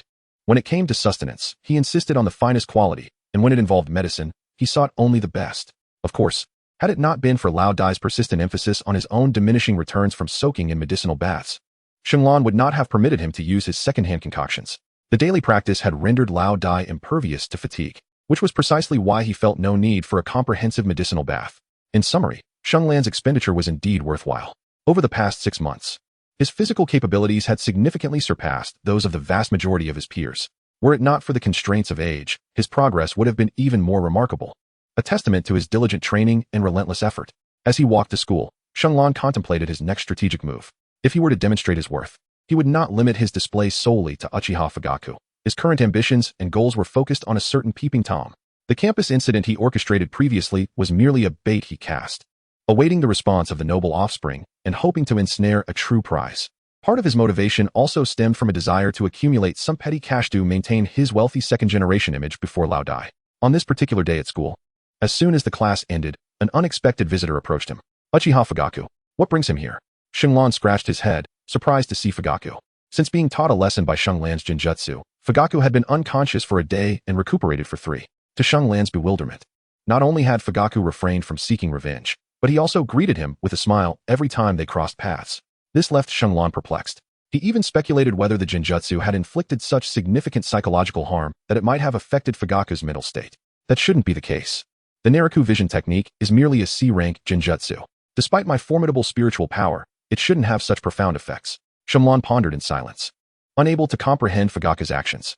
Had he known that Uchiha Fugaku had visited his grandfather and discussed certain matters with him, his confusion would have dissipated. Fugaku heeded his grandfather's teachings, viewing Xianglan as a target.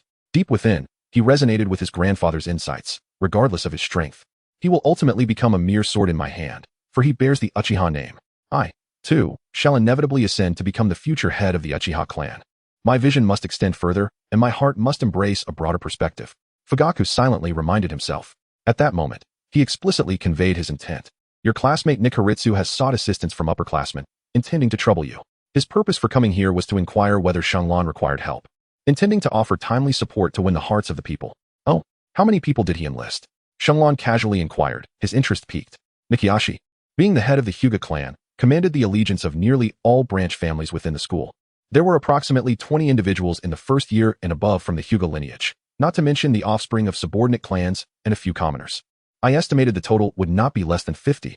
As Futake spoke, a slight tremor accompanied his words, infused with excitement. Being young and the princely heir of the Uchiha clan, he relished the idea of rallying others for a brawl. Over 50 people? Upon hearing this, Shenlong felt a jolt in his eyelids. Damn, I underestimated the influence of the Hyuga clan. He was aware that Hisashi held a grudge and would seek retribution.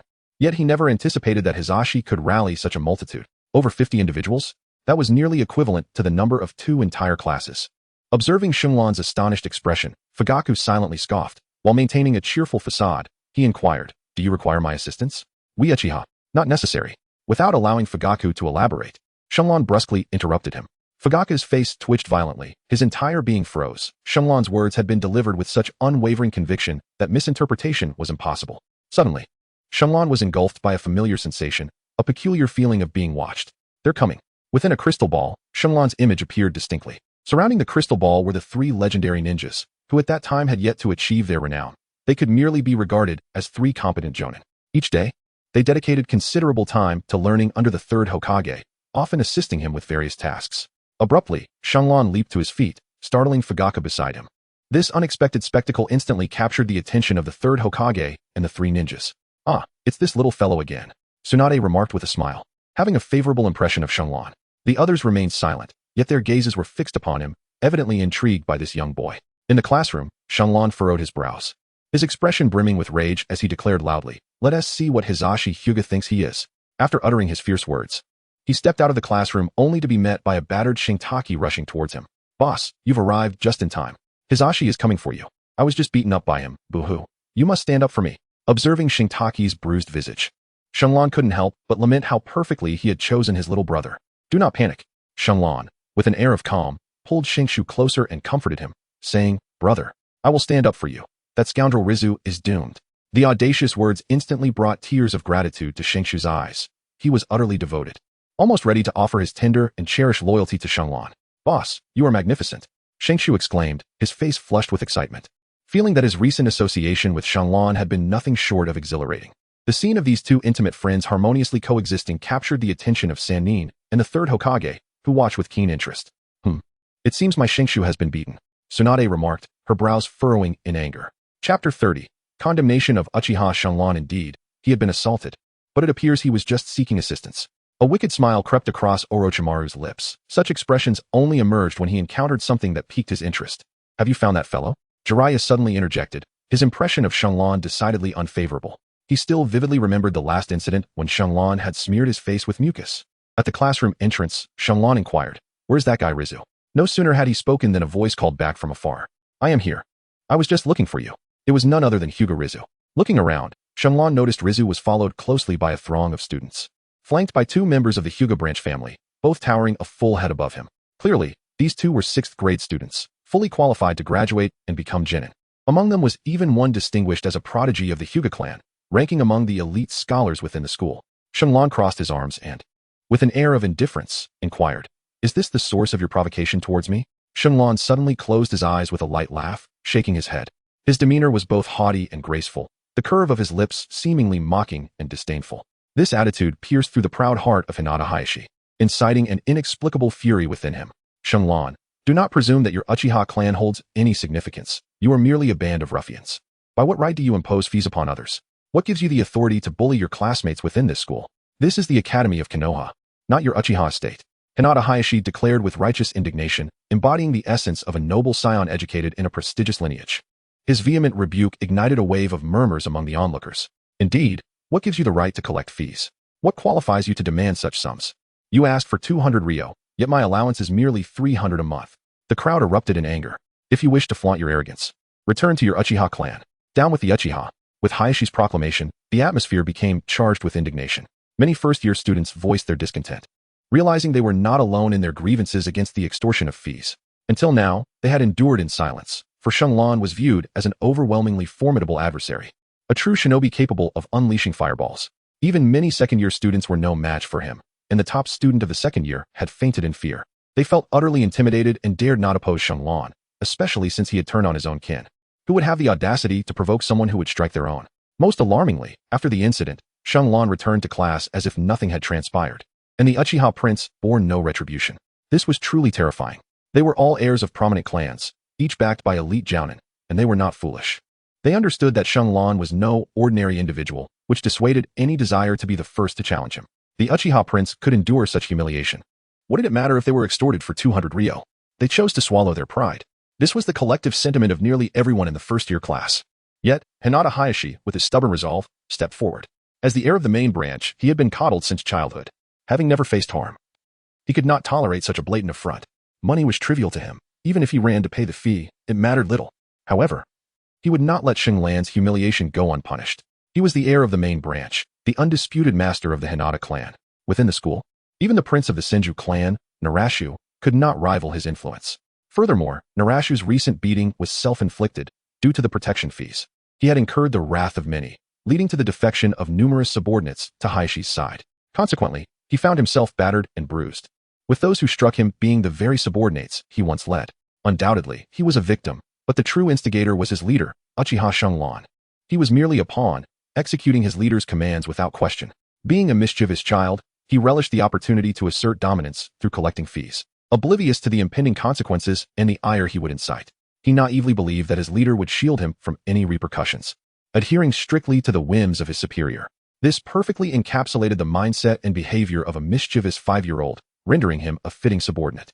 As he observed his classmates' fervor, Narasha began to feel a pang of anxiety. At that moment, a firm hand landed on his shoulder. "Do not panic."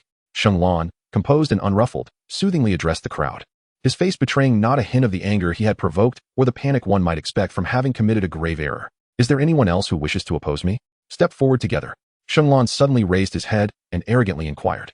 His voice was not loud, yet the words he uttered dripped with unparalleled arrogance. "A true man. No wonder he is the leader of my Chincho ropes." Observing Shenlong, unflinching in the face of impending doom, and listening to his defiant proclamations, a thought suddenly flashed through Shentong's mind. At that moment, he felt he had aligned himself with the right person. Even if he were to be beaten once more, it would still be worthwhile. "It's nothing of great concern," Shentong roared within his heart. With a single remark from Shenlong, the atmosphere erupted into chaos. How brazen he is. Let us teach him a lesson.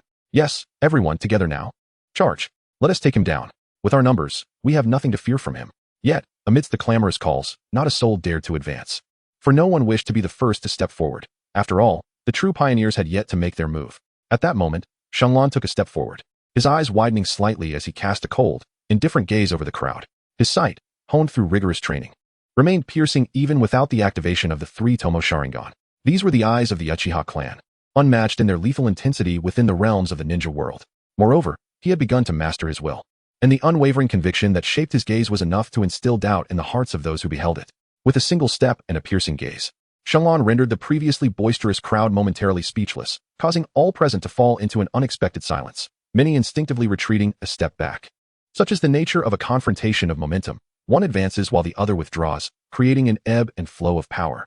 It was evident that Shenlong currently held the upper hand, while the opposing numbers, though many, were still youthful and inexperienced, their hearts laden with trepidation, making it arduous for them to match Shenlong's imposing presence. Hinata Hayashi, astutely aware of the shifting dynamics, recognized the fear and hesitation blooming among his allies. He promptly stepped forward, determined to rally their spirits and embolden them to confront this formidable adversary.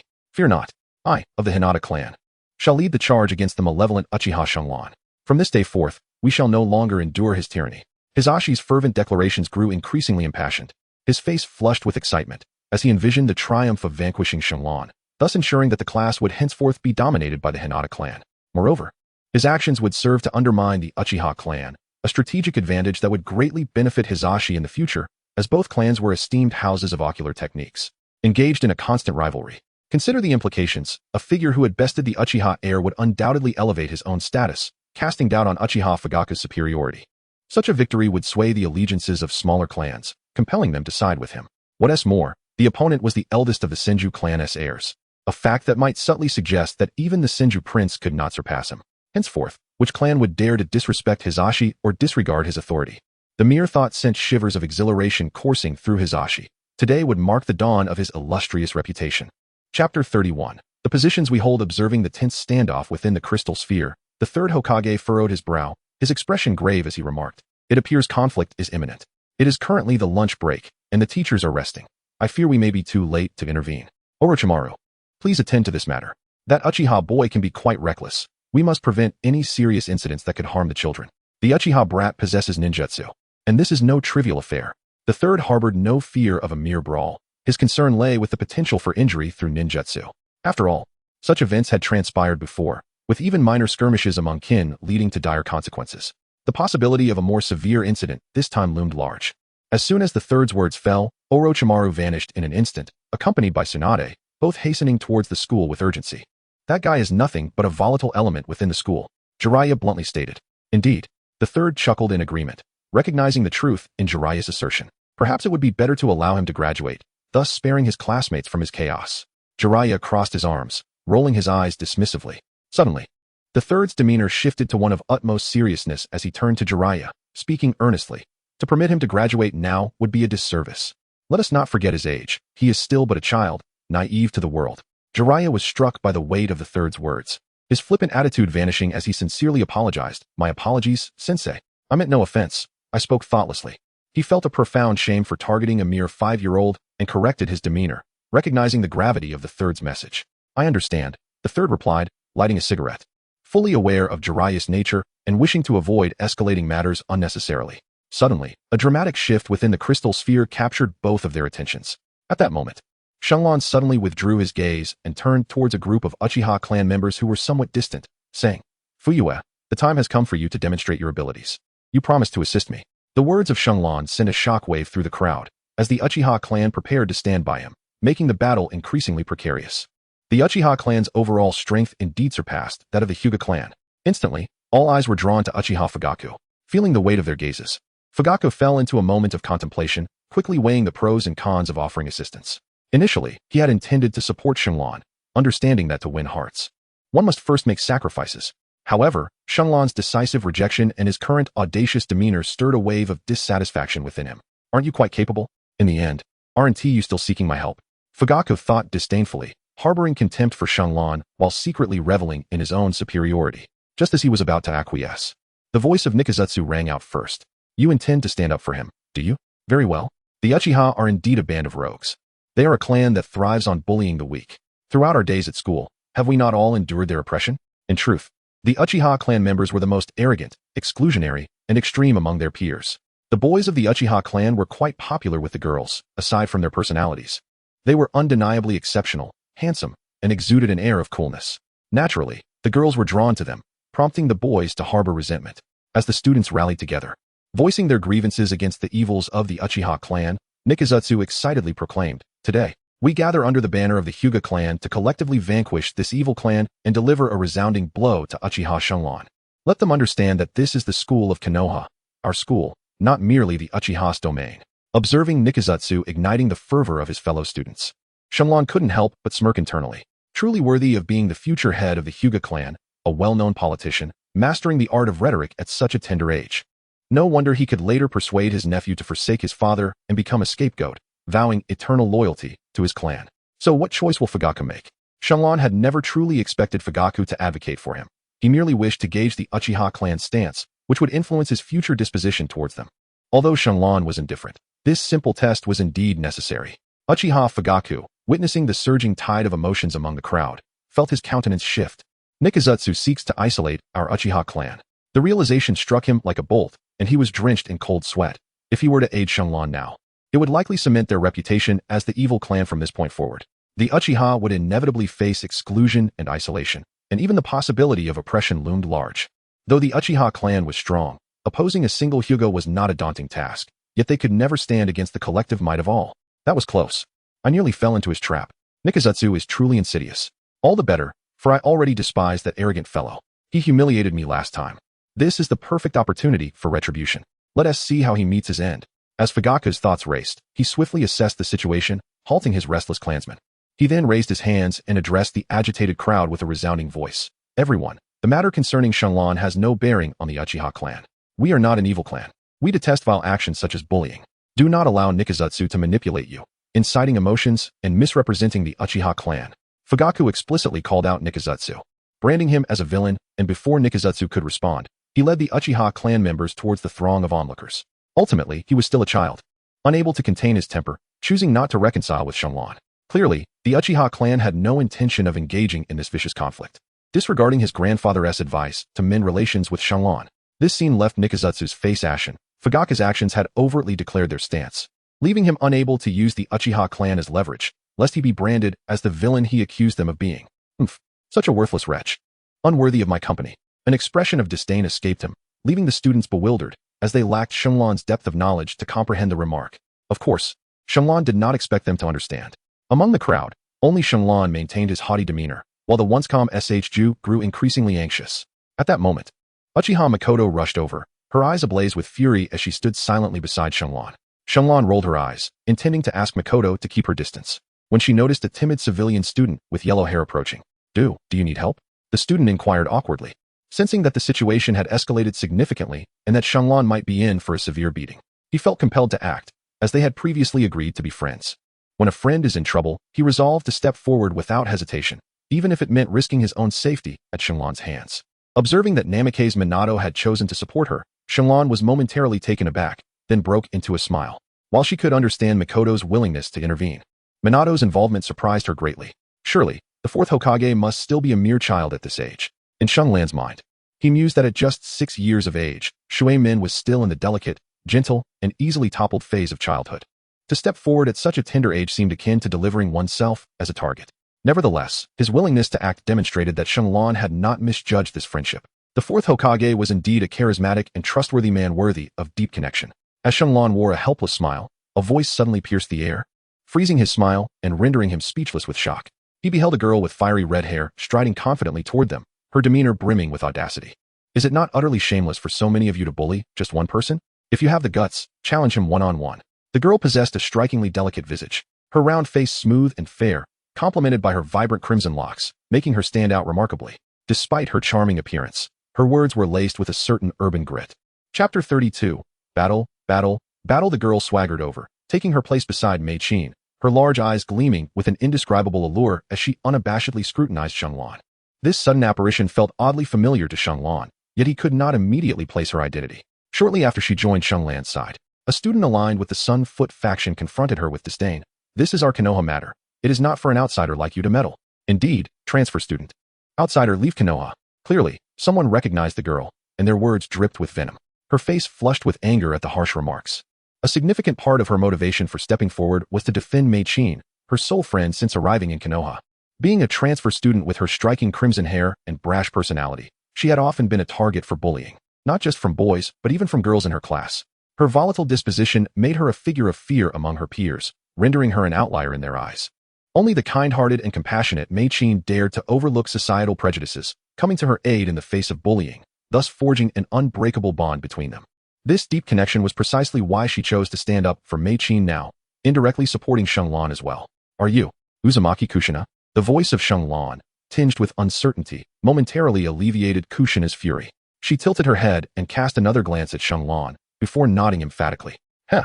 Shenlong inexplicably smiled softly, then turned his gaze towards the direction of the sun and said, I am truly grateful for your support. However, I kindly ask you to step aside. This motley crew is more than manageable for me alone. Shenlong's words once again sparked widespread outrage and astonishment.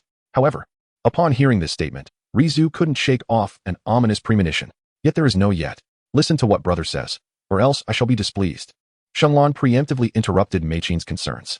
Listening to his simultaneously frivolous yet earnest words, Mei Qin was instantly engulfed in frustration. Although they all worried for Shenlong's safety, the resolute tone of his voice and the confidence radiating from his demeanor ultimately swayed their little group to place their trust in him. Just don't get killed, okay? Brother, Gio Xinai playfully remarked as she pulled Mei Qin away, casting a cheerful glance back. Trust me, my brothers. Shenlong directed his words towards Watergate and Rope Tree, saying, very well. Go for it, boss. Defeat them. I shall offer my spiritual support and cheer you on from the sidelines. Observing the two reach a compromise, Shenlong smiled with satisfaction. This was originally a scheme he devised for showmanship, yet the situation had unexpectedly evolved into something far beyond his anticipation. Although the matter was somewhat grave, it remained within his control. It was time to bring this farce to an end. Within the Hokage's office, Jiraiya glanced at Namikaze Minato, feeling an inexplicable curiosity arise. What is the name of that golden-haired boy? He mused. It seems to be Namikaze Minato, the third Hokage replied, exhaling a puff of smoke. He offered a brief introduction. Though he did not truly know much about the child, yet he could accurately state the boy's name. Impressive indeed, to have the audacity to stand before so many people. including those two girls. Suddenly, Jiraiya recognized one of them. Isn't that the little girl from the Uzumaki clan? As Jiraiya pondered. The third Hokage did not clarify his confusion. Instead, he leaned closer to the crystal ball and solemnly declared, "A fight has commenced." And it was that fellow who struck first. Outside the classroom, Shenlong hurled 3 purple smoke bombs into the opposing crowd. Bang, bang, bang. The explosive sounds echoed like firecrackers, and the purple smoke rapidly enveloped the entire group of Sun Foot.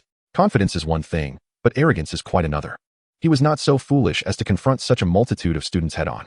Even with his strength as a Nin, he was certain that an open confrontation would result in a devastating defeat, for not every student in the Ninja Academy was inept. There were many talented signs among the clans. To put it bluntly, the opposing group could easily crush him with mere stones, let alone the training weapons they wielded, such as kunai and shuriken. Therefore, overcoming this aggressive assembly of elementary students necessitated employing extraordinary tactics. For instance, obscuring their vision and utilizing his mental perception to engage in combat with these blind individuals, thereby achieving the objective of picking them off one by one. Bang! A sudden, harrowing scream pierced the fog. The majority of the crowd coughed in panic. Some covered their mouths in quiet vigilance, while others fled in terror. Byakugan, activate. Several upperclassmen from the Hyuga clan opened their Byakugan.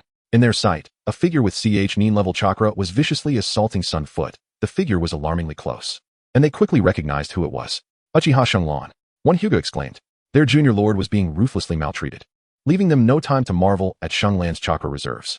The 3 strongest Hyuga swiftly intercepted the assailant, Uchiha Shenlong. The most powerful among them, Hyuga Akifumi, launched a ferocious palm strike aimed at Shenlong's head, channeling chakra into the blow. If it landed, it would certainly cause him to spit blood and leave no chance for a comeback. The gentle fist possesses the ability to seal an opponent's chakra. Should Uchiha Shenlong be struck directly, his defeat would be assured. However, the outcome before them left the 3 in shock. Shenlong effortlessly dodged, as if he could perceive Hyuga Akifumi's attack. It was crucial to note that he lacked the Byakugan, and in such dense smoke, there was no reason he should be able to see. Even if he possessed the Sharingan, he shouldn't be able to perceive my attack amidst this fog. Hyuga Akifumi was astounded. Yet the following scene compelled him to believe that Shenlong could indeed see through the smoke, discerning every movement. Having evaded Akifumi's fist, Shenlong retaliated with a swift elbow strike to his chest, astonishingly rapid. In terror, Akifumi barely raised his hand to defend, but the instant collision elicited a cry of pain. The impact of his elbow against Akifumi's arm resulted in significant damage. At that moment, another senior Hyuga advanced to assist, launching a barrage of attacks against Shenlong. Within the smoke, the sounds of fists and feet colliding echoed continuously. In terms of taijutsu, Shenlong dominated, and after only a few exchanges, he found an opening and delivered a well-placed kick, sending his opponent rolling on the ground, clutching his abdomen in agony. Gentle fist technique. 8 trigrams, 16 palms. A 5th-grade Hyuga unleashed his ultimate technique after a few exchanges with Shenlong, though it consisted of merely 16 palms. An introductory technique of the gentle fist, he had triumphed over many of his peers with it. Faced with such a formidable opponent, he resorted to his secret weapon. Yet, the moment he executed his grand technique, he was horrified to discover that all 16 of his strikes were effortlessly blocked. But it was not just that. What followed left him utterly bewildered. Gentle fist technique. 8 trigrams, 16 palms. With a resounding roar, Shenlong unexpectedly assumed the initial stance of the gentle fist. Chapter 33, One-Sided Battle. In the midst of a brief moment of distraction, the 5th-grade Hinata endured a staggering 16 blows in rapid succession. Each strike landed with brutal precision, resounding against his flesh and striking his face. In the blink of an eye, he was rendered unconscious, and in his fading consciousness, he heard his opponent's mocking remarks. How dare he flaunt such speed in the presence of mastery? Although Hinata's Bagua palm technique was sound, it was still too immature, lacking in finesse. When confronted by Shenlong, a practitioner of the swift Might Guy style, coupled with his unique perceptive abilities, Hinata's vulnerabilities were magnified manifold. The so-called 16 palms of Bagua appeared to Shenlong as childlike flailing. He could perceive and replicate each movement with clarity. Yet, his imitation lacked substance. Merely a mimicry devoid of the true essence necessary to seal chakra points.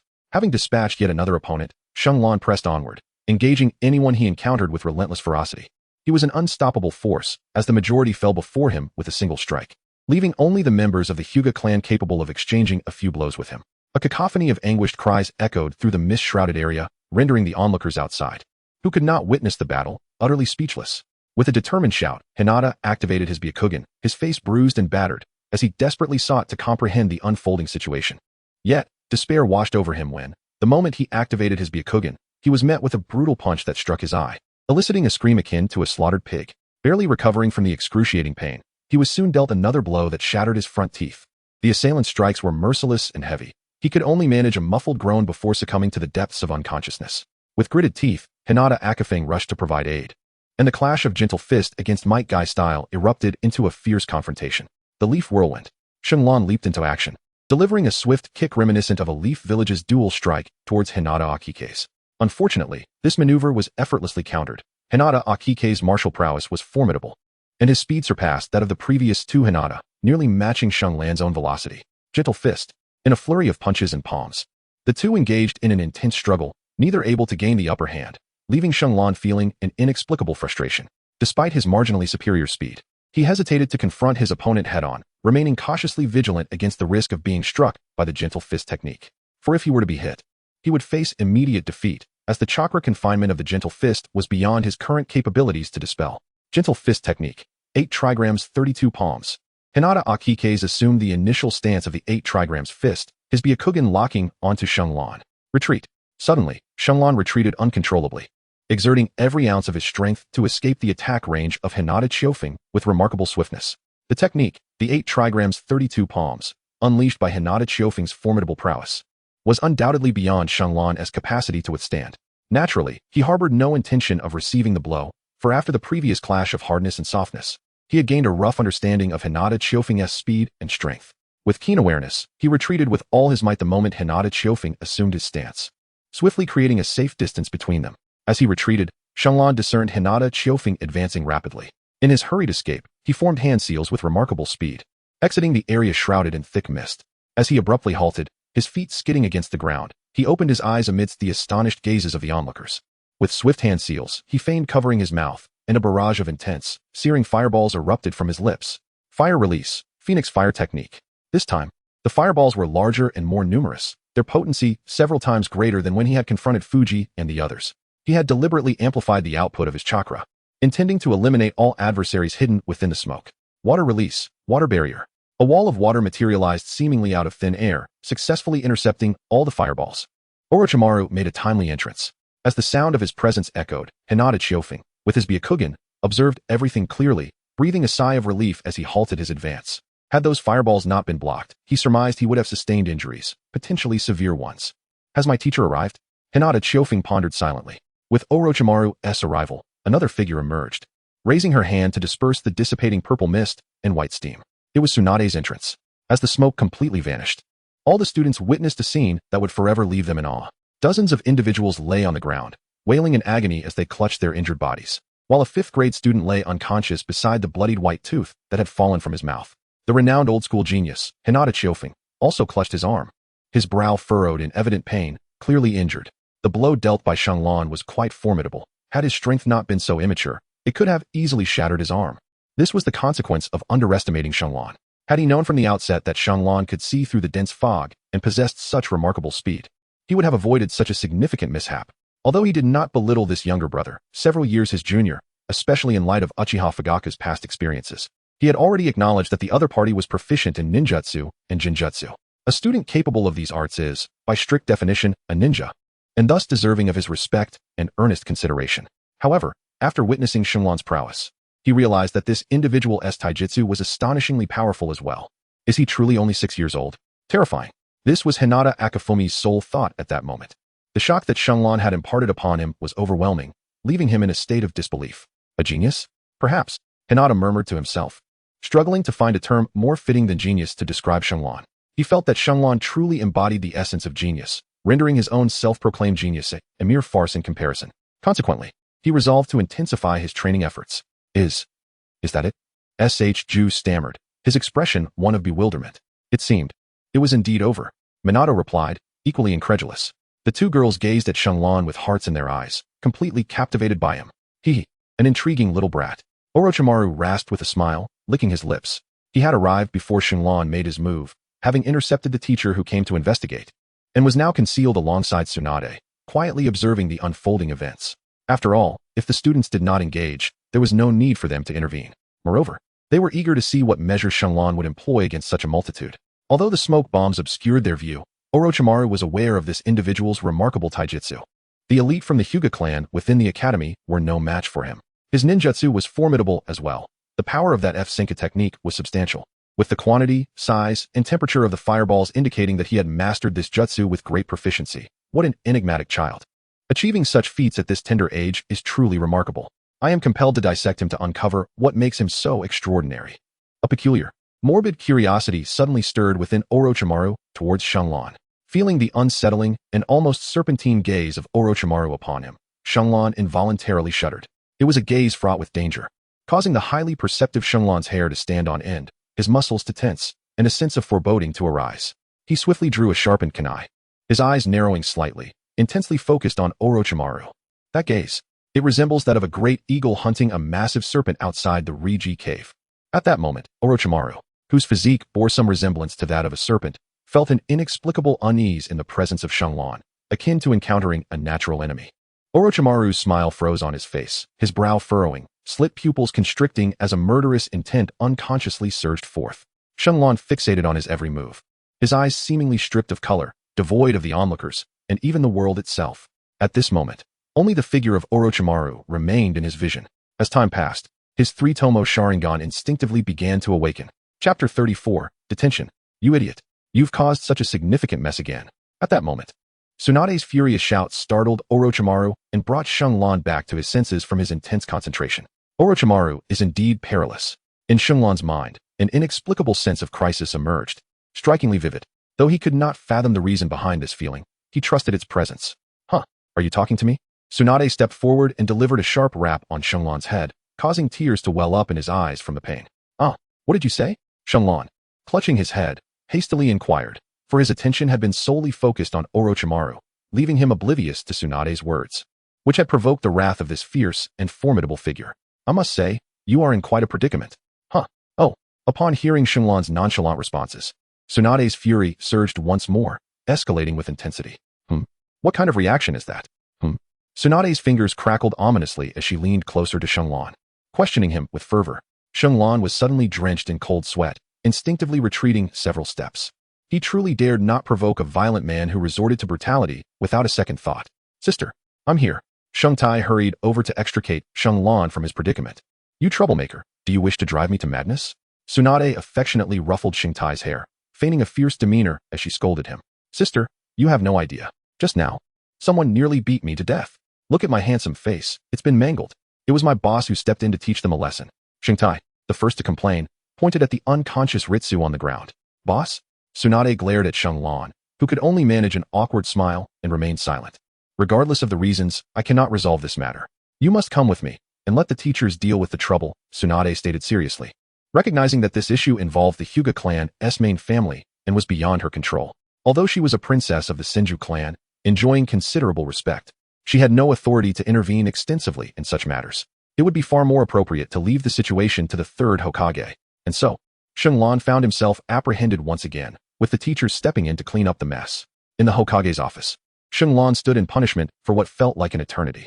The third Hokage, head bowed as he attended to his duties, occasionally cast a sidelong glance at Shenlong, yet remained silent, the atmosphere decidedly heavy and oppressive. Suddenly, Orochimaru appeared in a flash, presenting a report to the third Hokage, who reviewed it meticulously before returning to his work. After a considerable wait, during which Shenlong grew increasingly impatient, Jiraiya and Tsunade entered the office together. Have they returned Ritsu home? What did the Hyuga say? The third Hokage inquired without lifting his gaze. Yes, he was sent home. The Hyuga clan head was furious, rebuking the school for inadequate supervision and demanding the names and whereabouts of those involved in the assault, Jiraiya reported. The third Hokage paused, finally lifting his head to acknowledge the statement. I answered his inquiries. He merely nodded and had them escorted out without further comment, Tsunade added. The third Hokage's brow furrowed deeply, his expression grim.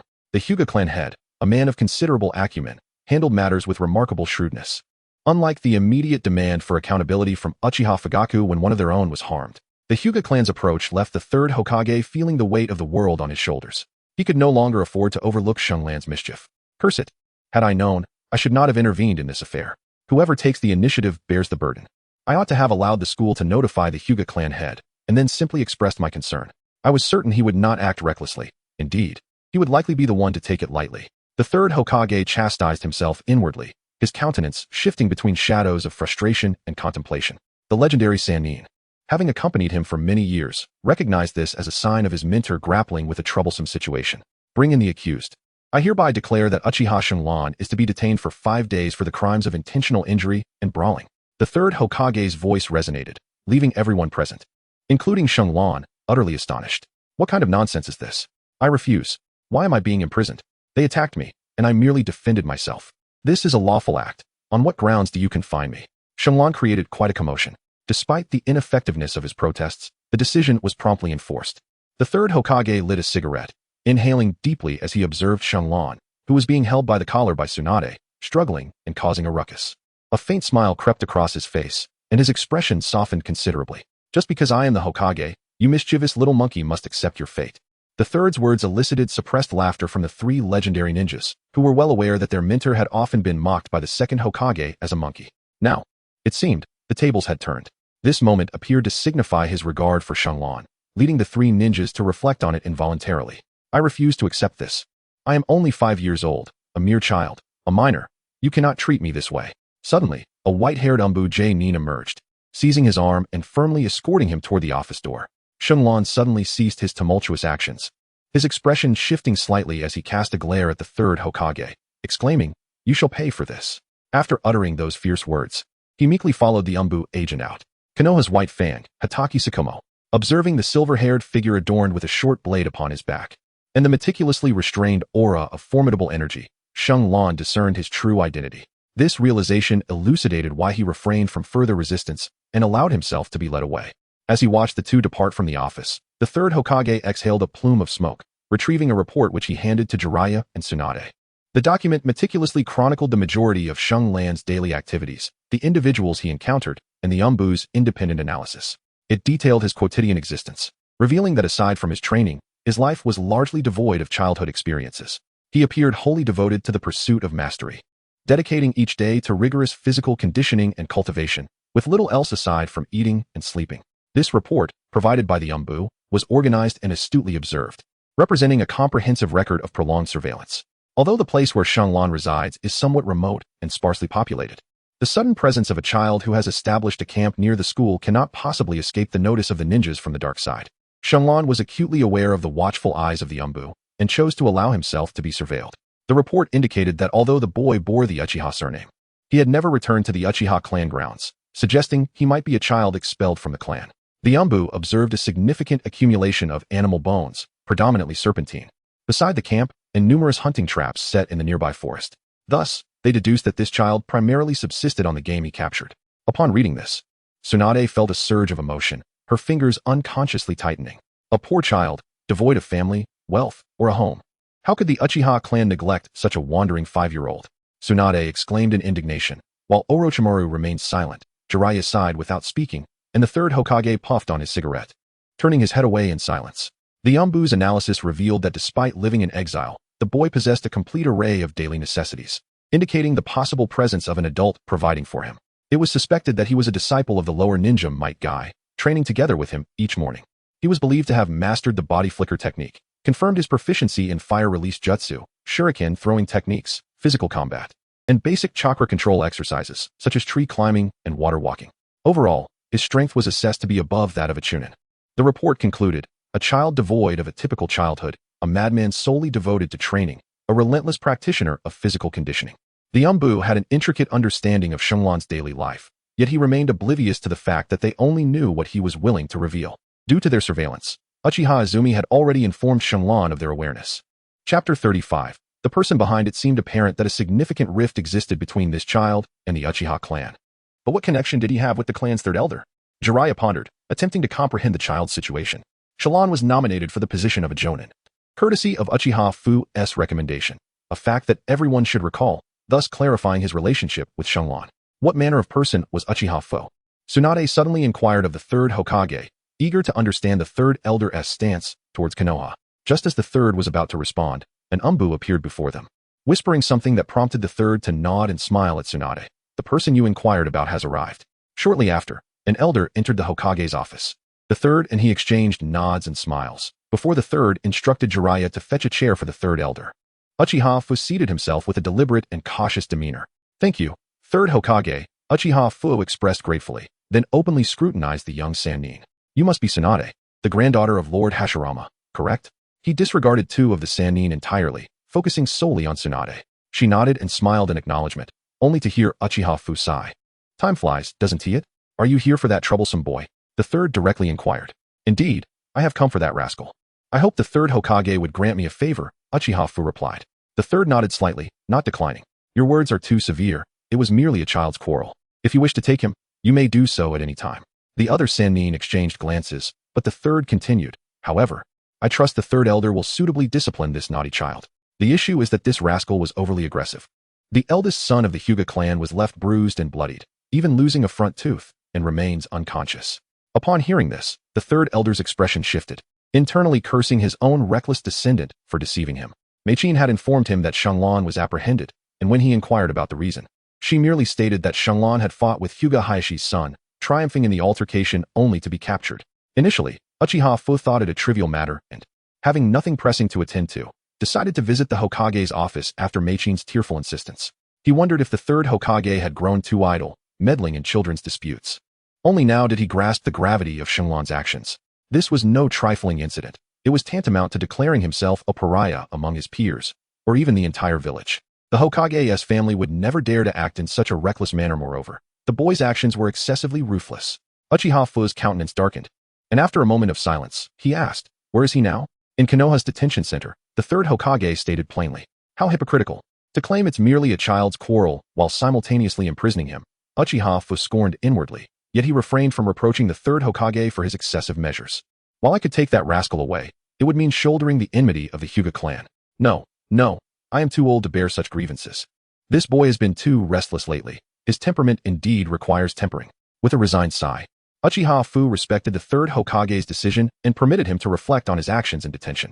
After a moment of contemplation, Uchiha Fu stood to leave when the third spoke up. "Hold on, third elder, I have a matter I wish to inquire of you." Upon hearing this, Uchiha Fu reseated himself. "You are aware that Xianglan has been residing near the Forest of Death for quite some time, correct? I wish to understand the reasoning behind this." As the village leader, he had the authority to investigate matters within the village, and Xianglan's establishment of a camp warranted scrutiny. Uchiha Fu sighed before responding earnestly. "I am aware of this. I have urged him to return to the clan's residence, but he claimed it was too far and insisted on staying there, stating it was closer to school. I could not persuade him otherwise and allowed it." "What relation does the third elder have with him?" Tsunade inquired suddenly, receiving an appreciative glance from the third Hokage. "There is no direct relationship. If anything, we share the Uchiha lineage. Although he is indeed an Uchiha, he is not of my direct line." "Then?" Tsunade questioned, confused. Uchiha Fu shook his head, sighing once more as he spoke to himself. "This is a pitiable child. He lost his parents at an age when he needed their care the most, left alone in the clan, without kin or friends.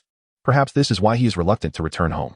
The first time I met him, he was emaciated, his body frail, bearing the marks of unimaginable suffering. Yet, this orphan child approached me, seeking an opportunity to attend school early, and he even set grand aspirations before me. At first, I regarded this as a mere farce until I gazed into his eyes, those piercing, luminous orbs that shimmered with an astonishing brilliance." "What do you mean by brilliance?" Orochimaru inquired, intrigued by a term seldom used in discussions of the eyes. "As an elder of the Uchiha clan, I have witnessed countless Sharingan, and I can ascertain whether a child possesses the potential to awaken their Sharingan simply by observing the glimmer in their eyes. The radiance in that child's gaze was extraordinary. I am entirely confident that his eyes are destined to evolve into the three Tomoe Sharingan." Both the third Hokage and the legendary Sannin were taken aback. For the three Tomoe Sharingan is a hallmark of elite shinobi within the Uchiha clan and is recognized as a standard of power throughout Konohagakure and the shinobi world. But what is this brilliance? Orochimaru's curiosity deepened, for he held a keen interest in the Sharingan of the Uchiha clan. You seem quite fascinated. Perhaps I could enlighten you." Uchiha Fugaka suddenly cast a glance at Orochimaru and spoke earnestly. "Do not pry too deeply into matters that do not concern you." The third Hokage cautioned, aware that Orochimaru's inquiries delved into the secrets of the Uchiha clan's eyes. There are numerous clans within Konoha, each harboring its own traditions and secret techniques, knowledge that is off limits to outsiders, even to the Hokage. To seek such hidden truths is akin to declaring war on the clan, an affront that no family would tolerate. Orochimaru paused at this admonition, realizing the sensitivity of his question regarding the Sharingan. Nevertheless, he showed no sign of remorse, his gaze drifting elsewhere as he chose to remain silent. "Is this the reason you nominated him for the position?" The third Hokage nodded, seeking to ease the tension in the room. "I am merely an old man, overwhelmed by compassion, unable to bear the thought of a prodigy from our clan being overlooked. Nothing more." Having uttered these words, Uchiha Fugaku unsteadily rose and exited the Hokage's office. His connection with Uchiha Shinjin clearly ran deeper than mere formalities. I understand, Jiraiya interjected. However, we must remember that this is not an interrogation. His willingness to share what he knows is already a sign of cooperation, and there is no need to press for every detail. The third Hokage picked up his pipe. Contemplating. Do you trust his words? Jiraiya inquired once more. A cursory investigation into his relationship with Uchiha Shinjin would reveal that he has no reason to deceive us. Such an act would be futile and implausible. Thus his statements can be deemed credible. Orochimaru responded on behalf of the third. This old man places great importance on that child. He is a powerful ally behind him. Tsunade asserted confidently. Simultaneously, Jiraiya and Orochimaru exchanged exasperated glances. Was this not blatantly obvious? You also hold that child in high regard. The third Hokage exhaled a plume of smoke, smiling at Tsunade. Are you truly considering confining him? Tsunade queried, casting a sidelong glance at the third. Oh, just a brief confinement to allow him some time for reflection. His behavior has become quite unruly. Oh, and let us not forget about your rope tree. The third Hokage slyly reminded her, having thoroughly investigated the recent incidents involving Rope Tree as well. Rope Tree, that fellow cannot go 3 days without causing chaos. I shall ensure he receives proper discipline upon my return. Tsunade's fingers crackled ominously, while the other three in the room broke into a sweat, secretly reveling in Rope Tree's impending fate while silently praying for his well-being. Chapter 36, Submission Bang. The heavy door slammed shut, leaving Shinjin standing alone in the detention room. He never anticipated being confined. Such punitive measures were entirely foreign to him in this lifetime. Shenlong quietly mocked himself. He sat on the only iron bed in the detention room, eyes closed and silent, contemplating the path he ought to take next. He had already demonstrated his worth, and now it remained to be seen what attitude Konoha would adopt towards a genius. His reluctance to forge strong ties with his classmates from the Uchiha clan, except for Mikoto, stemmed from a desire to integrate into the Hokage faction, or one might say, the Senju lineage. His current predicament resembled that of the young Itachi Uchiha, who was simultaneously valued by the Uchiha clan and the Hokage faction, yet found himself at a loss for choice. He yearned to connect with and assimilate into the Hokage faction while also striving to maintain his ties with the Uchiha. This duality led to a situation where he was unappreciated by both sides. The Hokage faction hesitated to fully trust him, while his own kin misunderstood him. He gained no advantage from either faction and bore the weight of pressure from both, ultimately succumbing to it, resulting in the tragic fate of patricide, matricide, and the slaughter of his entire clan, all in a bid to protect his younger brother. It is undeniable that he was a tragic figure. However, Shenlong's fate would not echo Itachi's. He lacked Itachi's compassionate heart and was certainly not as naive as Uchiha Shursui. Without a moment's hesitation, he chose Konoha over the Uchiha and the village. The thriving Konoha offered far more nourishment for Shenlong to absorb than the feeble Uchiha clan. Of course, attempting to straddle both sides was a last resort. He remained too weak, necessitating the protection of a mask for the time being. Shenlong's current objective is to fully integrate into the world of Naruto. 2 days later, the third Hokage, accompanied by the 3 legendary Sannin, arrived outside the detention room. The 4 of them observed Shenlong, drenched in sweat from his vigorous training, their expressions lang of emotions. It was evident that this child, as described in the reports, was an unrelenting training fanatic, relentlessly pursuing his practice even during his period of imprisonment. Such dedication left the 3 Sannin feeling somewhat ashamed. May I inquire what drives you to exert such effort? The third Hokage asked earnestly, his tone gentle.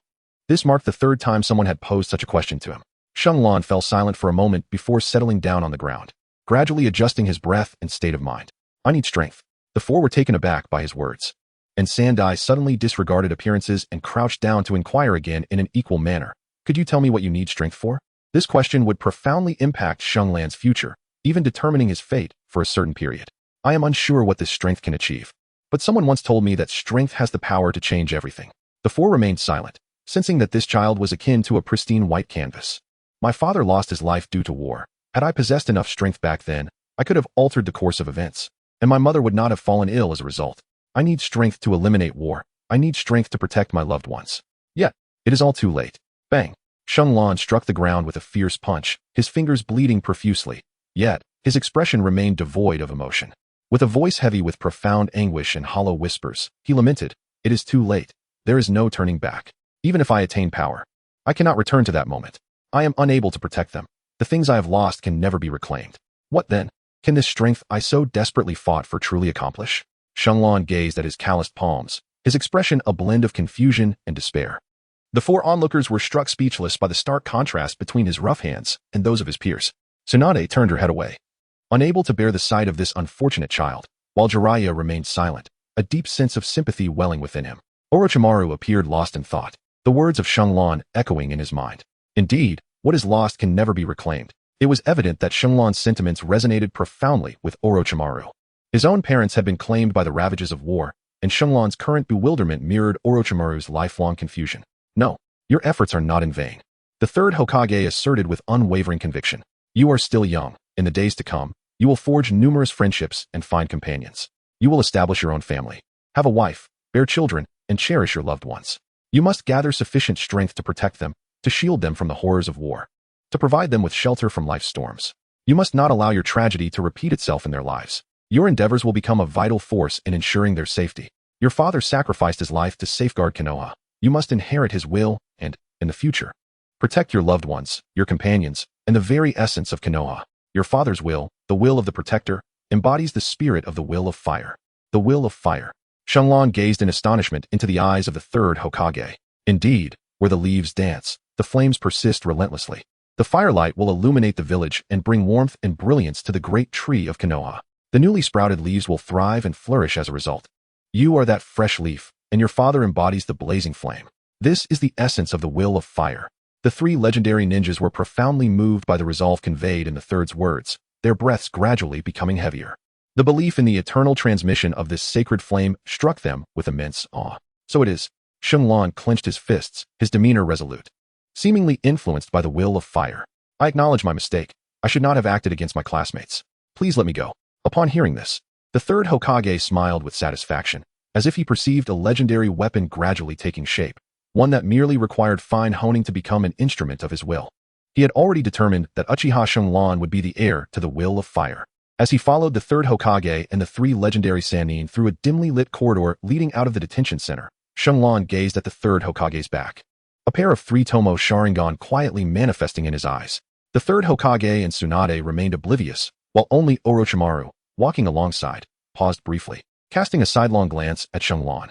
Noticing his calm demeanor, devoid of any peculiarity, Orochimaru couldn't help but furrow his brow before gently shaking his head. Shenlong gazed at Orochimaru's gently swaying nape, a fleeting glimmer of profound darkness flickering in his eyes. The weak always rely on sympathy and pity.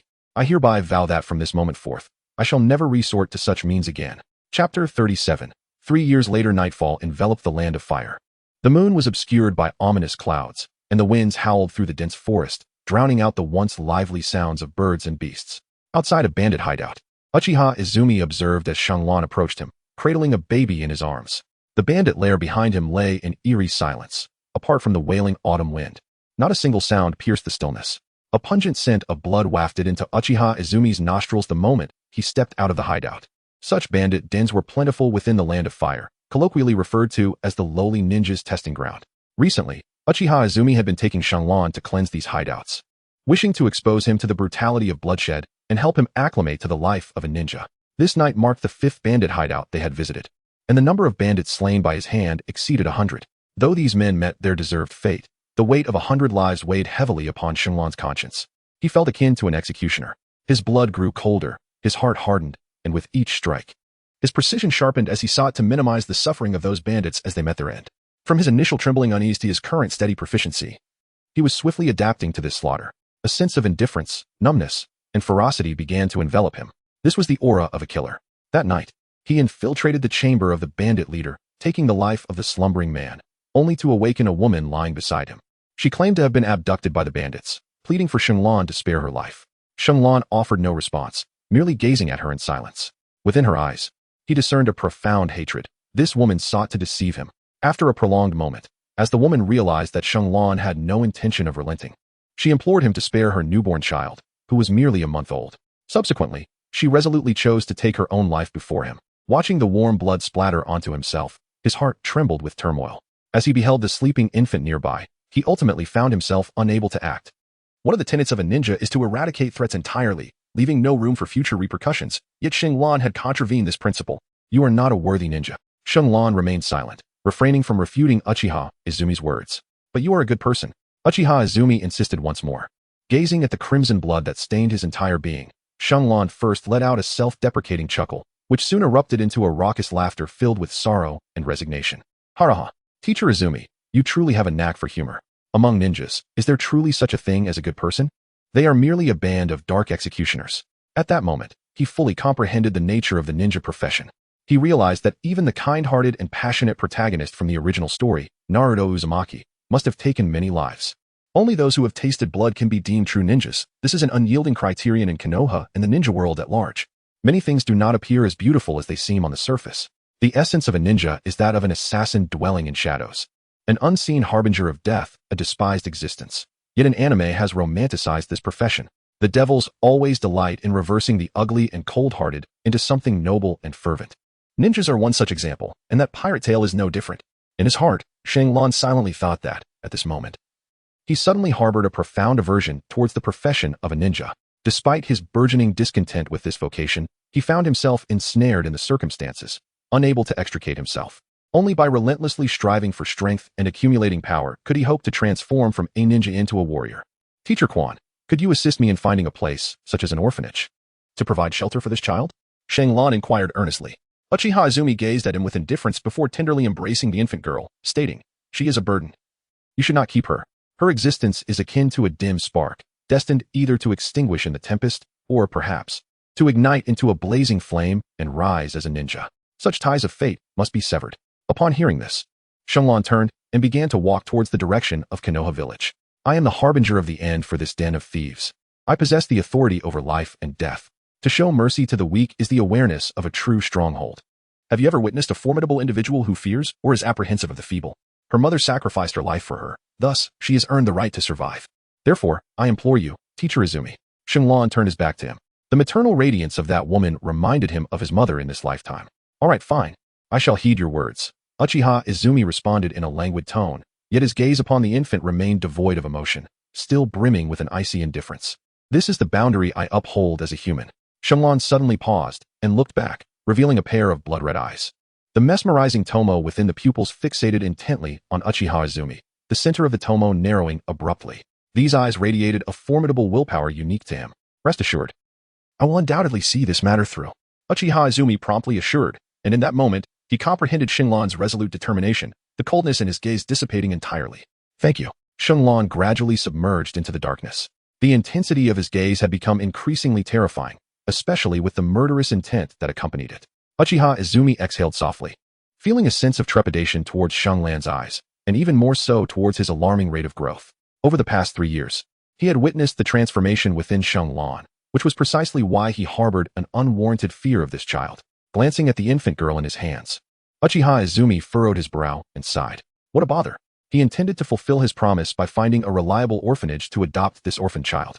The following day, as the school bell rang, students poured out of the classroom at the Ninja Academy. Within the classroom, Shenlong and Mikoto remained alone. Observing Shenlong, who was deep in concentration with his eyes closed, Mikoto's large eyes sparkled with curiosity. He is becoming increasingly extraordinary. Why does he exude such a terrifying aura lately? What could he possibly be doing at home? Mikoto pondered silently. Why is he staring at me? Shenlong opened his eyes and cast a sidelong glance, saying, "What have I done? Am I not allowed to observe you? You consume what belongs to my family and spend my grandfather's money, yet I am not permitted to watch."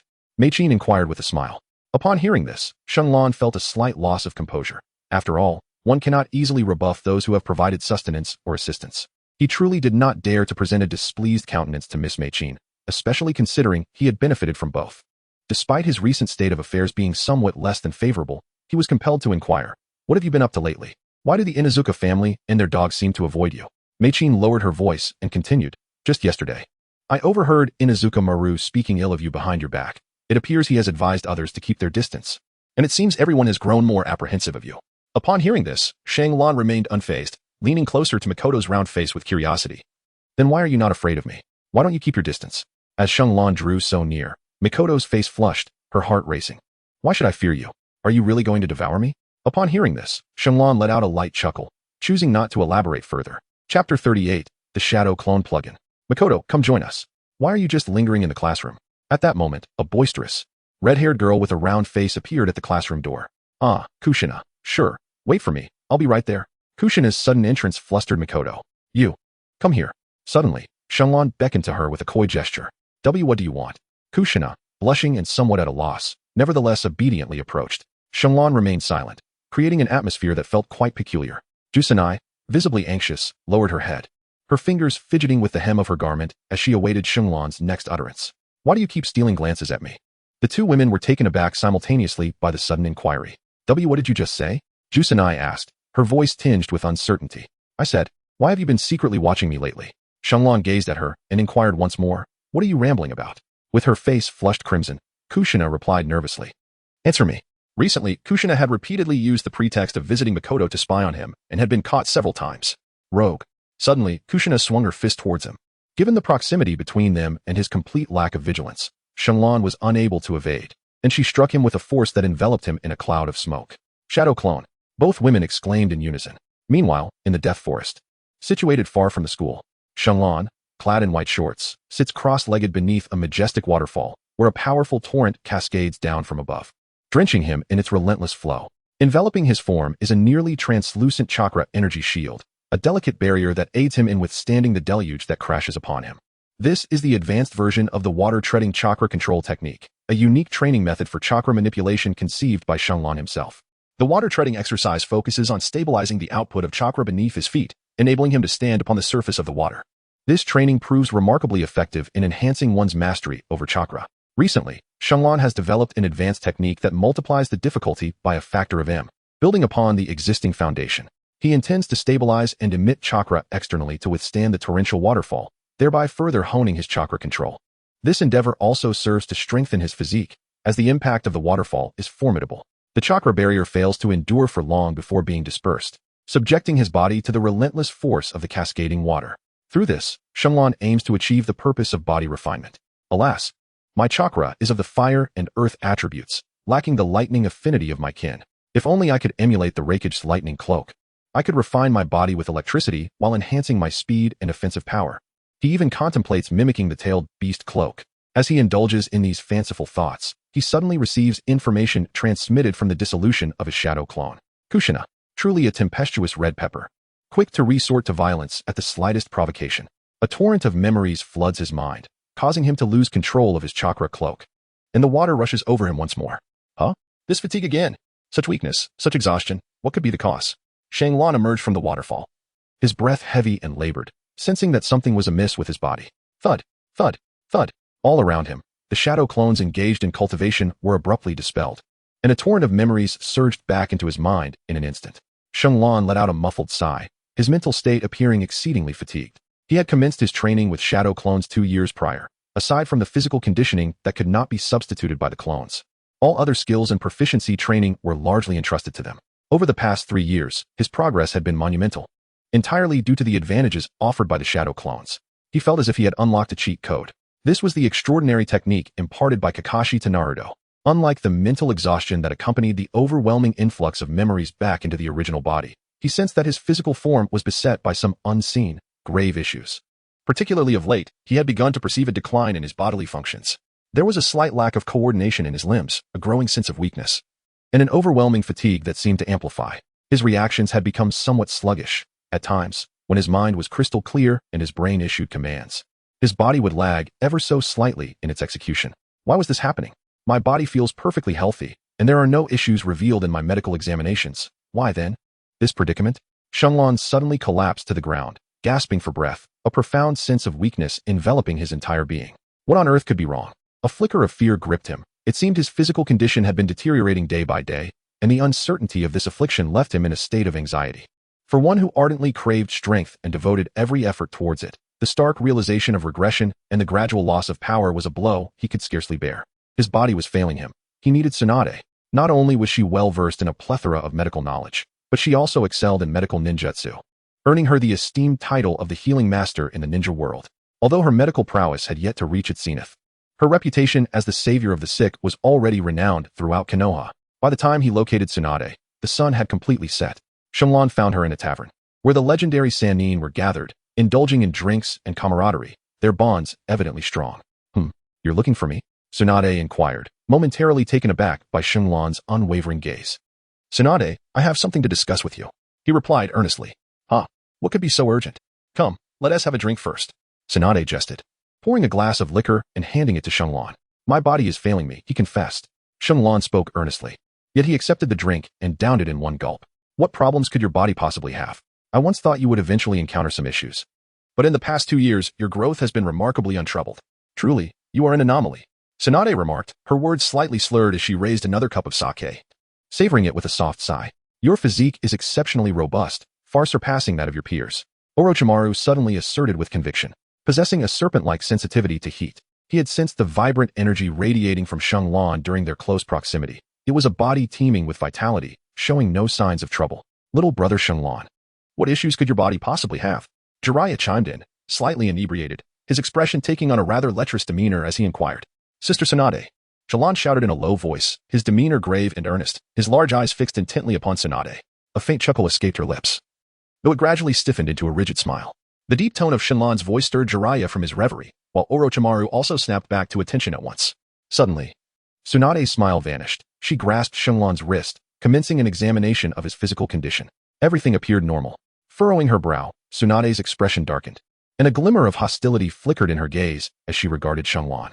I cannot ascertain what is amiss with my body. I have been acutely aware of a decline in my overall condition lately. I can feel it distinctly, if I must articulate this sensation. It feels as though my bodily functions are gradually deteriorating, even embarking upon a downward trajectory. What nonsense are you spouting? Jiraiya scoffed, deeming the young boy's claims increasingly absurd and outrageous. Chapter 39. The Invisible Malady You. Tsunade was about to reprimand him. Yet upon meeting his calm and clear gaze, she found herself dispelling her doubts. I believe his words. Shenlong cast a sidelong glance at Orochimaru, who surprisingly was the first to believe in him. Orochimaru possessed a discerning eye. He perceived the sincerity in Shenlong's gaze, a look that could not be attributed to deceit, affirming the trustworthiness of his words. Indeed, there was no cause for concern. Tsunade meticulously examined the matter once more, even employing the palm healing technique. Could it be some obscure ailment? Jiraiya inquired. Tsunade shook her head, indicating the likelihood was minimal. Have you experienced any sudden headaches lately? Fatigue? Fainting? Or perhaps nosebleeds? Shenlong shook his head and replied, there are none of the circumstances you mentioned. My mind remains quite lucid. His mental state was satisfactory, and his senses were still relatively keen, a testament to his formidable mental energy. It was precisely due to this powerful and overwhelming mental force that he was able to ascertain that the issue lay within the physical body. The body's protective mechanisms had not shown any response, effectively ruling out any pathological causes. Tsunade reached a conclusion. Shenlong, may I request a drop of your blood and a small sample of your skin tissue? I wish to conduct some tests, Orochimaru suddenly inquired, leaving both Tsunade and Jiraiya momentarily speechless. After a brief moment of dazed contemplation, Shenlong nodded. He picked up a wine glass from the table, and his right index finger glided across the rough palm of his left hand. The not-so-sharp nail sliced a small cut at the wrist, and a piece of flesh was gouged out, causing the crimson, scalding blood to drip rapidly into the glass. The table was splattered with a considerable amount of blood, and witnessing Shenlong's calm demeanor, his indifference bordering on apathy, left the three ninjas profoundly shaken. Would a normal person inflict such harm upon themselves? To perform such an act without flinching or blinking, truly, he must be a mad and solely devoted to his training. What kind of torment has he endured to become this numb? Is this the mindset of a child? The three ninjas pondered in unison. Shenlong's inquiry roused the three from their state of astonishment. Gazing upon the small cup brimming with fresh blood, Orochimaru licked his lips and remarked, that is sufficient, Lord Shenlong. Shenlong cast a deep glance at him, then extended his wrist towards Tsunade, saying, I beg of you, Sister Tsunade. Ah, why yes.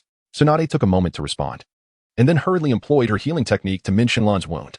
In no time, his injury miraculously healed, leaving no scar behind. Witnessing such an astonishing medical ninjutsu, Shenlong's eyes sparkled with wonder. Sister Tsunade, could you teach me this healing technique?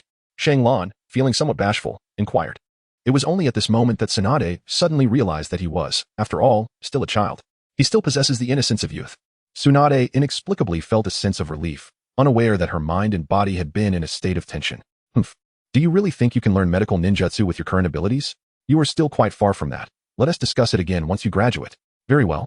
Upon my graduation, you must keep your promise. Shenlong promptly nodded in agreement, fully aware of the significance of medical ninjutsu. It is a means that can save lives in critical moments. Humph. Tsunade scoffed dismissively, intending to pour herself another drink. However, upon discovering the cup overflowing with fresh blood, her appetite vanished in an instant. I beg of you, Snake Uncle.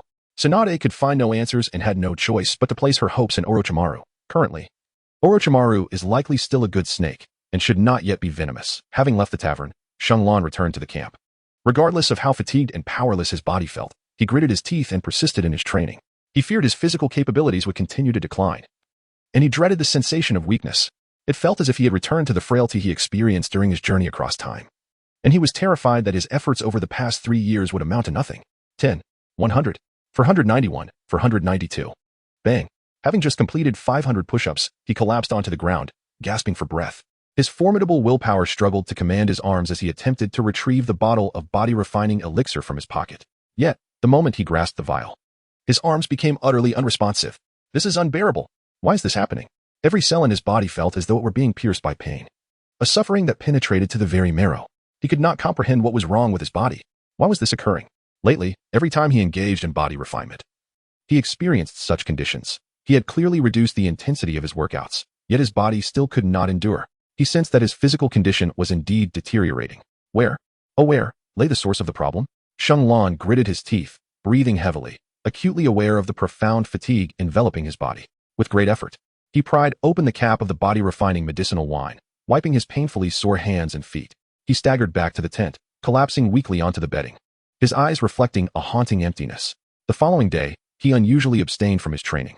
In truth, he had only slept for a mere 5 hours the previous night, subsequently sitting in silence by the nearby river until my Dai sought him out.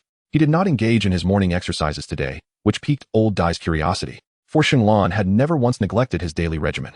Even when faced with missions, this diligent child would not allow himself a day of sloth, sweating profusely and practicing tirelessly each day.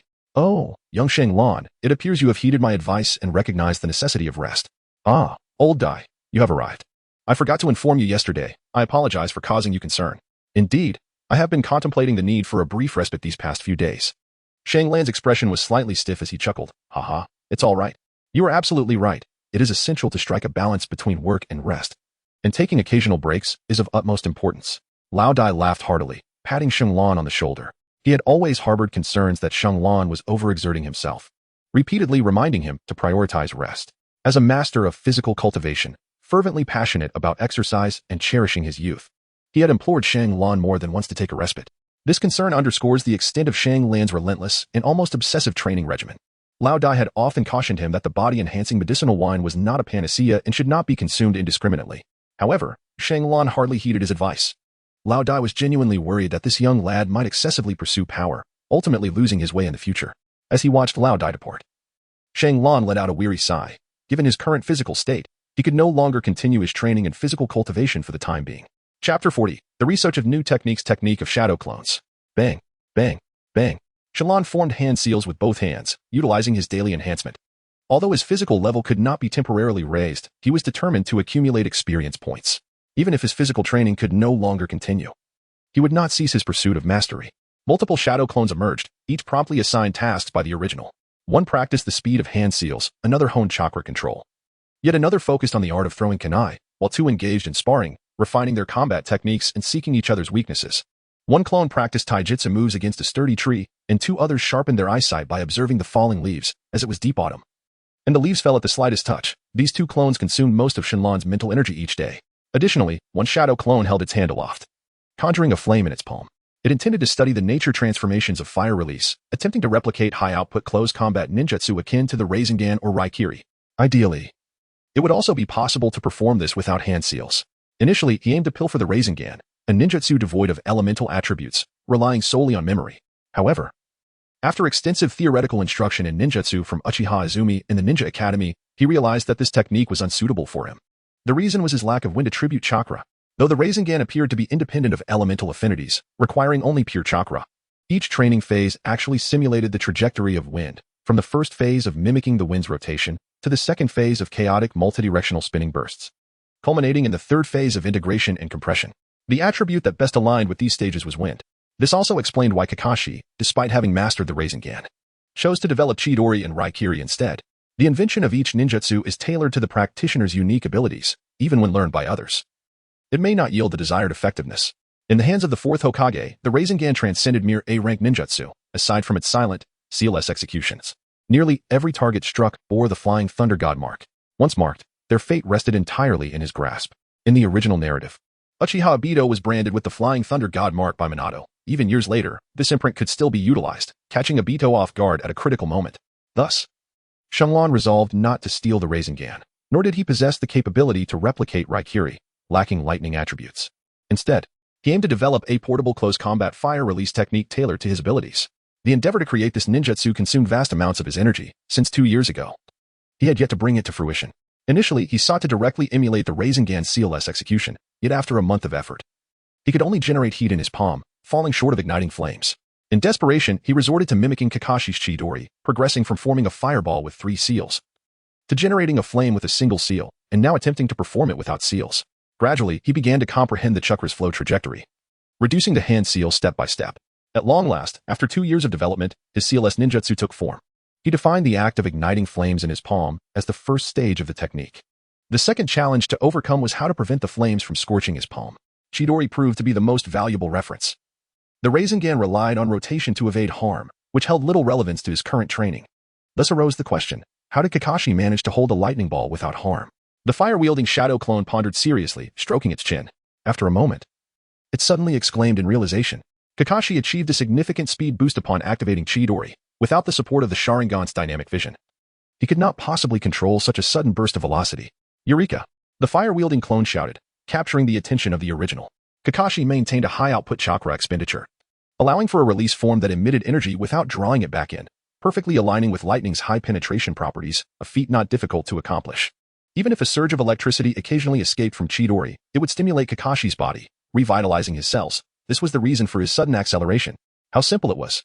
I had been influenced by the Rasengan's form, mistakenly believing that Chidori required aggregation and compression. In truth, lightning is inherently an output form. It simply needs to be unleashed without the necessity of gathering, unlike wind, which requires compression to inflict damage. The original nodded in agreement, patting his clone's shoulder and giving a thumbs up. Let us attempt to increase chakra output to avoid damage. The shadow clone intensified the chakra output for the fireball, and the flames in its palm surged dramatically, erupting into a large fireball directed upwards. Observing this, the original furrowed his brow and said, "Cease. Fire differs fundamentally from lightning. Their forms are too dissimilar. The explosive damage of fire is far inferior to the penetrating power of lightning. This is an undeniable truth. Chidori can only serve as a reference, not a model." Although holding flames could amplify chakra output at the moment of impact, ultimately this technique held little value for Shenlong. He mused that it might be more effective to wield a kunai directly, yielding greater damage. Perhaps we could bypass the explosion phase entirely, directly enhancing the nature transformation of fire release. The original contemplated the flames with narrowed eyes. You mean, precisely. Chidori can skip the Rasengan's aggregation phase and explode directly. Why can't our fire release bypass the Raikiri's explosive phase and induce a nature transformation instead? And for fire, the nature transformation is temperature, the shadow clone affirmed. Indeed.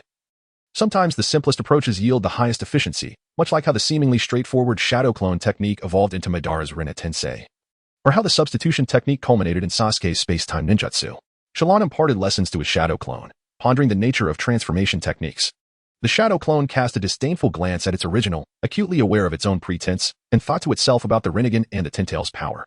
These were, after all, abilities associated with the 6 paths. They bore no relation whatsoever to simple shadow or substitution techniques. The original, with a smile, responded, "Is that even a question? Naturally. It is Naruto's seductive jutsu. Even Kaguya Otsutsuki, a pinnacle of immortality among the 6 paths, fell victim to it. Is that not impressive enough?" The shadow clone stepped aside, wishing to maintain distance from the idly idle original as it had pressing tasks to attend to. "I have no time to listen to your nonsensical ramblings." Shenlong suddenly realized that engaging in whimsical musings with himself was rather enjoyable. It was not that he particularly relished this pastime, rather, he found himself with an abundance of leisure. Having skipped his workout today, and with no intention of attending school, he decided to grant himself a brief respite. Of course, while his true self could afford such a break, his shadow clones were not as fortunate. They still had their duties to attend to. Chapter 41. The cells in long-term overdraft time swiftly passed, and before long, afternoon approached. After a simple lunch, Tsunade and Orochimaru arrived together. Shenlong spread a clean, large mat upon the lawn, subsequently bringing out a small tea table and enthusiastically brewing some tea. Although his camp appeared rudimentary and chaotic, his living arrangements were surprisingly well-equipped. The art of hospitality through tea was a lesson imparted by his parents in a previous life, and he had all the necessary utensils for such an occasion.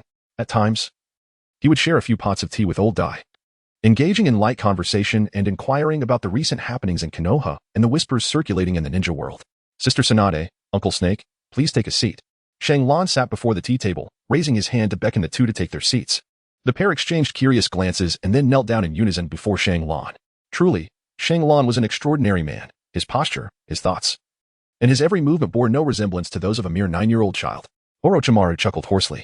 "Uncle Snake, your curiosity remains ever insatiable," he remarked in surprise. It appears that Shang Lan has a keen understanding of me. Perhaps just a smidgen, Shang Lan replied.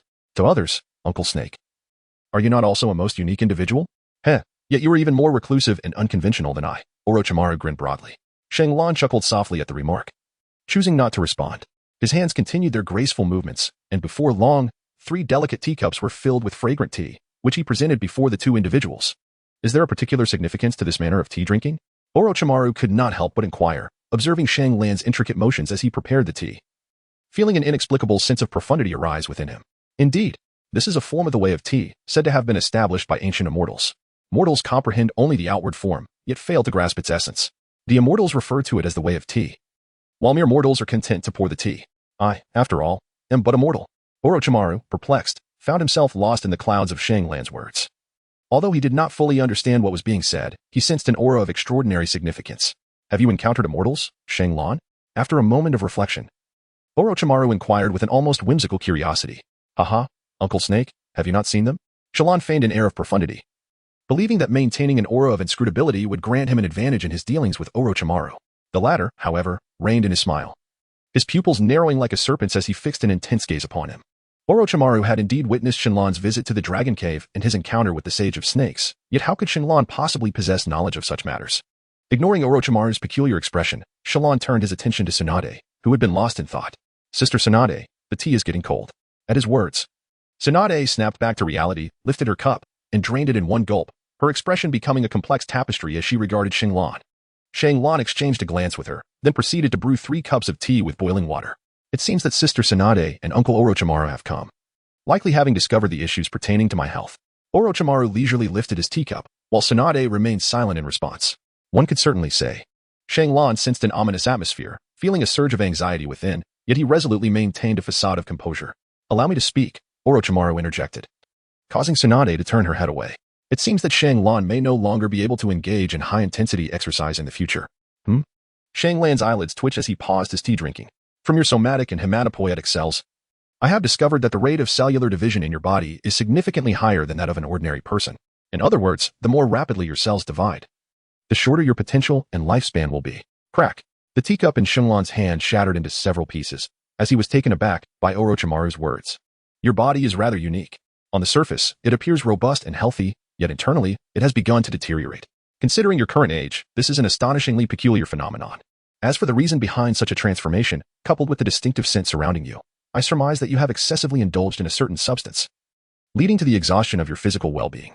Upon hearing these words, Shenlon was taken aback, his mind immediately recalling old Dai's admonition. The body-refining elixir is not a panacea. One must not excessively rely upon it, nor use it without restraint.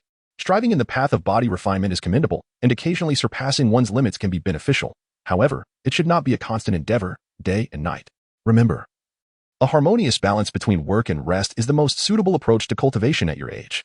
Shenlan's complexion was pale as he extracted a small half-bottle of body-refining elixir from his pocket and handed it to Orochimaru. Upon receiving it, Orochimaru twisted off the cap, inhaling the aroma of the elixir before passing it to Tsunade. She mimicked the same action, yet her expression bore a hint of perplexity. The scent felt oddly familiar, as if she had encountered it before. Kiki, watermelon head, bushy eyebrows. Orochimaru mischievously hinted. Oh, that's right. It's him. The one named Mike guy, isn't it? Tsunade exclaimed in surprise. This elixir was given to you by him? It's for body refinement, correct? Shenlon-kun, Orochimaru inquired. Shenlon nodded silently, comprehension dawning upon him. No wonder. I had wondered how you managed to maintain your health despite such rigorous training. It appears you have resorted to this medicinal liquor. Tsunade couldn't help but exclaim, as both she and Orochimaru seemed to be well acquainted with the existence of this elixir. Are you familiar with this medicinal liquor? She inquired. To some extent, yes. This is a closely guarded secret of the Mato family. I have conducted research and analysis on this liquor, but regrettably, I only grasp the general composition and remain oblivious to the precise proportions, Orochimaru replied with a chuckle.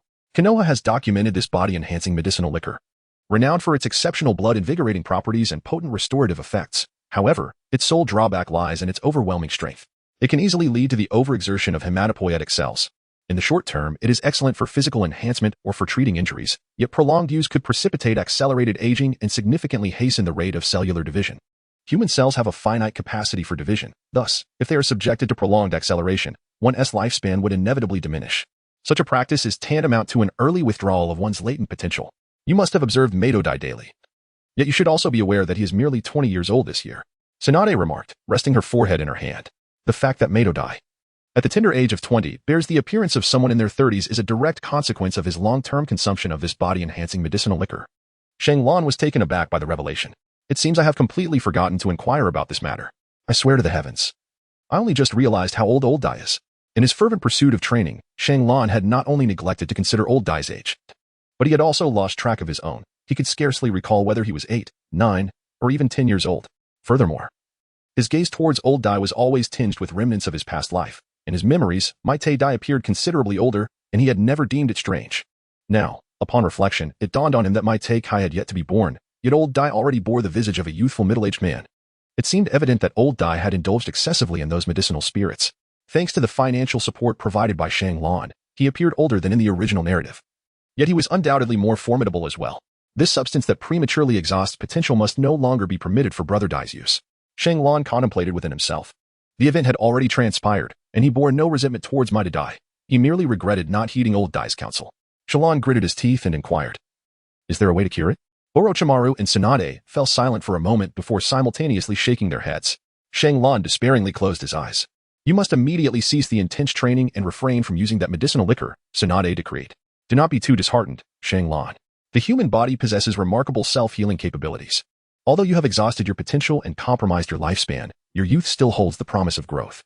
As long as you avoid exceeding your limits in strenuous training and combat, there remains a possibility for your condition to improve, and even a slight chance for enhancement. Essentially, it means my physique can no longer progress, correct?" Shanglan asked, his expression grim and filled with reluctance. "I understand," he said with a bitter smile upon seeing Orochimaru nod in affirmation. "In any realm, the body serves as the fundamental source of strength. Without a robust physique, one lacks a vessel capable of containing power. His current form resembled a leaky vessel, barely able to hold any water. I fear I may never return to my former self." With this thought, his heart felt like ashes, and he numbly collapsed to the ground, disregarding the presence of the two others. His despondent demeanor evoked a sense of pity and lamentation from Tsunade and Orochimaru. During this period, he vaguely heard Tsunade speaking to him, offering comfort and reassurance, yet his mind was foggy, and his ears buzzed, rendering her words unintelligible. "Let him be alone for a moment," Orochimaru interjected, slightly annoyed with Tsunade. After he spoke, he rose to leave, and Tsunade sighed before following suit, leaving behind a boy whose vacant gaze and lifeless appearance resembled that of a corpse. Chapter 42, Desolation Night. Lying on the grass of the camp, Shanglan stared blankly at the full moon in the sky. In truth, he had been lying there since noon, for 7 or 8 hours without moving.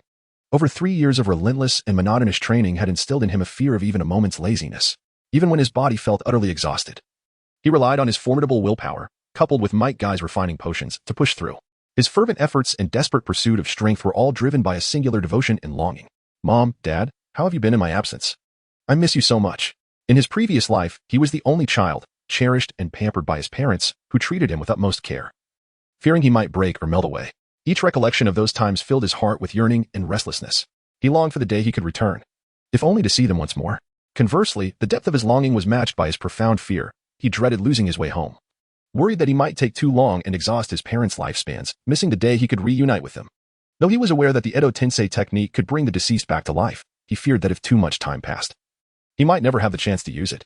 What good is relentless effort if it ultimately amounts to nothing but a dream? He chuckled, but as he laughed, tears streamed down his face. He loathed his weakness and ineptitude. The drastic changes to his body left him anxious and unsettled, and the long-standing perseverance seemed to yield no reward.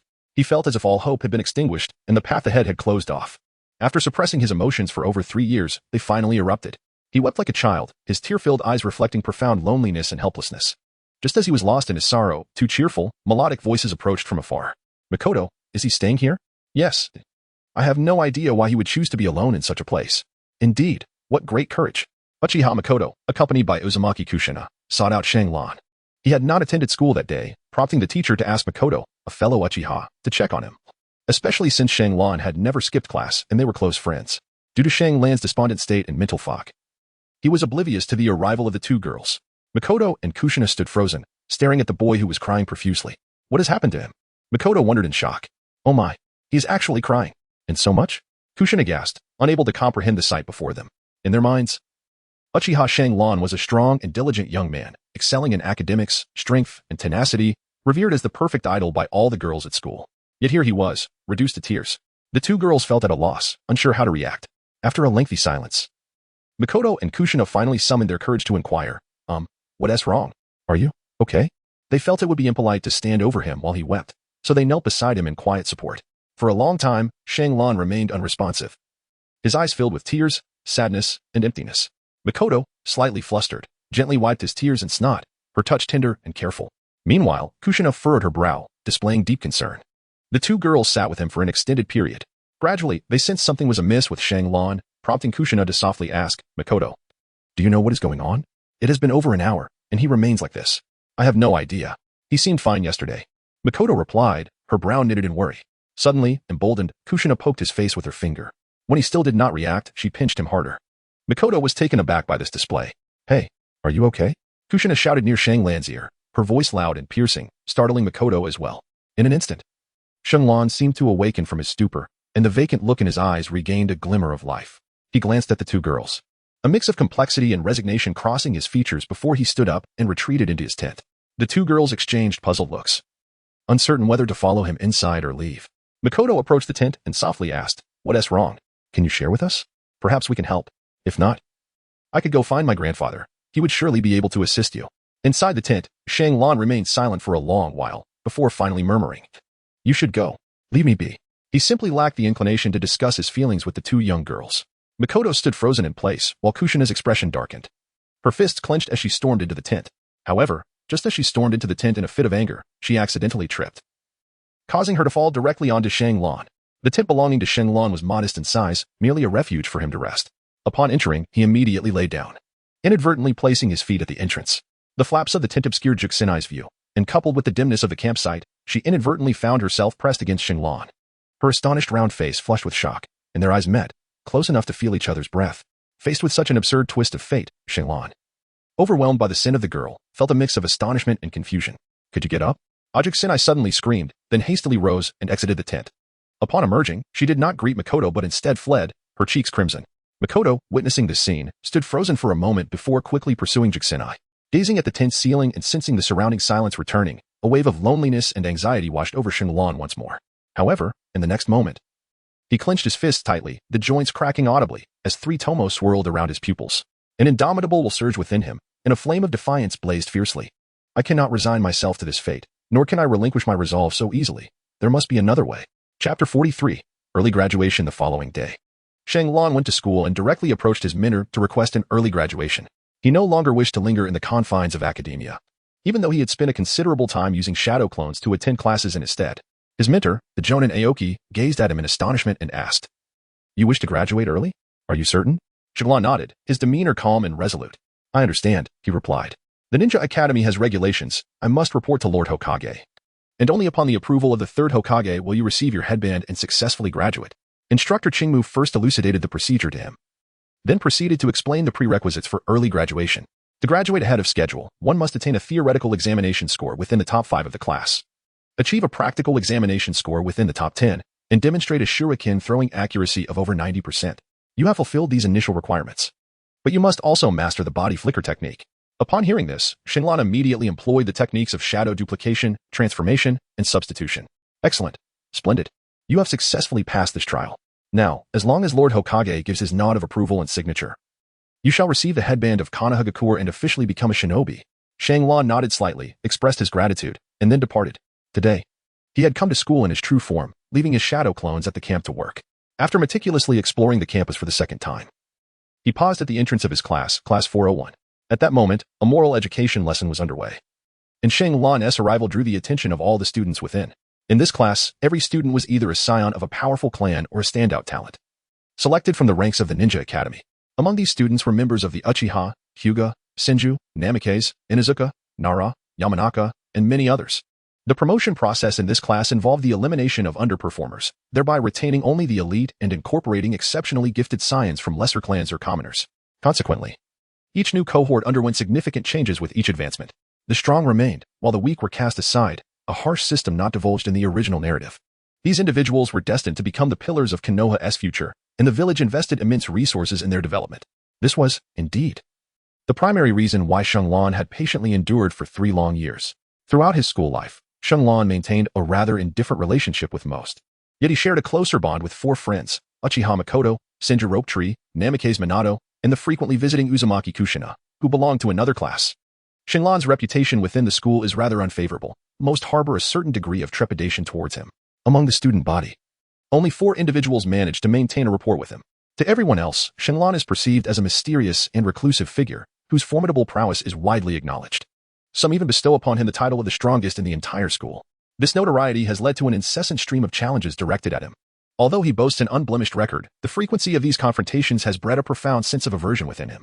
In a rare move, Xinglan publicly established a rule. Anyone wishing to challenge him must first triumph over the meddler who instigated the challenges, followed by defeating Hinata's Hizashi and Uchiha's Fugaku.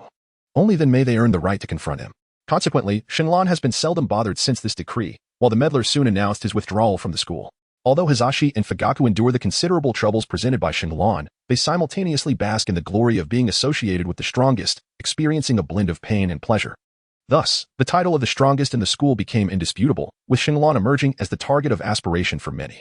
However, despite being seen as an objective to pursue, students instinctively keep their distance. His remarkable strength is not the source of their fear. Rather, it is the aura of aloofness and coldness that surrounds him, rendering him difficult to approach. In his interactions, Xinglan is generally polite, exhibiting more courtesy than the majority of his Uchiha kin. Yet, he remains fundamentally distinct from them in the eyes of others. While members of the Uchiha clan are often viewed as outwardly indifferent with numerous flaws in their characters, they are, in truth, quite amiable. In stark contrast, Xinglan, though outwardly courteous and dignified, possesses an ineffable chill in his gaze. To most astute observers, it is evident that he is a man of profound pride, characterized by an inner coldness that repels others. It is no wonder they regard him in such a light. For Xinglan tends to perceive them as mere children. Even in his interactions with Makoto and her companions, he occasionally reveals a paternal warmth. Apologies for my tardiness. No, it's all right. Please take a seat, the teacher kindly responded. Xinglan settled beside Mei Qin, disregarding the gazes of those around him, and immersed himself in a moment of tranquil contemplation. After class, he beckoned to Mei Qin, Shinshu, Mizumoto, and the tardy Kushina. I shall graduate ahead of schedule, he announced. The 4 were taken aback by his declaration, with Shinshu exclaiming boisterously, Boss, you must be jesting. What do you mean? Why graduate early? There are still 2 years remaining. Aren't there? Kushina inquired anxiously. Yet, as her words escaped her lips, she instinctively lowered her head, her fingers tightly clutching the hem of her garment. Have you truly considered this? Life as a ninja is far from leisurely. One must undertake missions daily, Mizumoto remarked softly. Indeed, I have made my decision. The Chunin exam is in 10 days. Graduating now will still allow me to participate. Xinglan nodded and expressed his thoughts. The 4 were profoundly shaken. They were genuinely astonished by Xinglan's decisiveness and courage. Ah, boss, I too wish to graduate. I want to participate in the Chunin exam. I aspire to become a Chunin, Shitai exclaimed. Very well, if your sister agrees, you may apply to teacher Aoki. Xinglan did not contest his ambition. Ah, my sister will undoubtedly disapprove. Shitai sighed despondently. Isn't that a bit hasty? To partake in the Chunin exam immediately after graduation, will the elders consent? Minato inquired with a hint of concern. However, upon reflecting on Xinglan's prowess, he reassured himself that his worries were unfounded. It's merely the Chunin exam. I don't regard it with great concern. As for whether the 3rd Hokage agrees, that is a trivial matter. He has no grounds to refuse. Xinglan spoke in a calm manner, his words infused with unwavering confidence. Very well.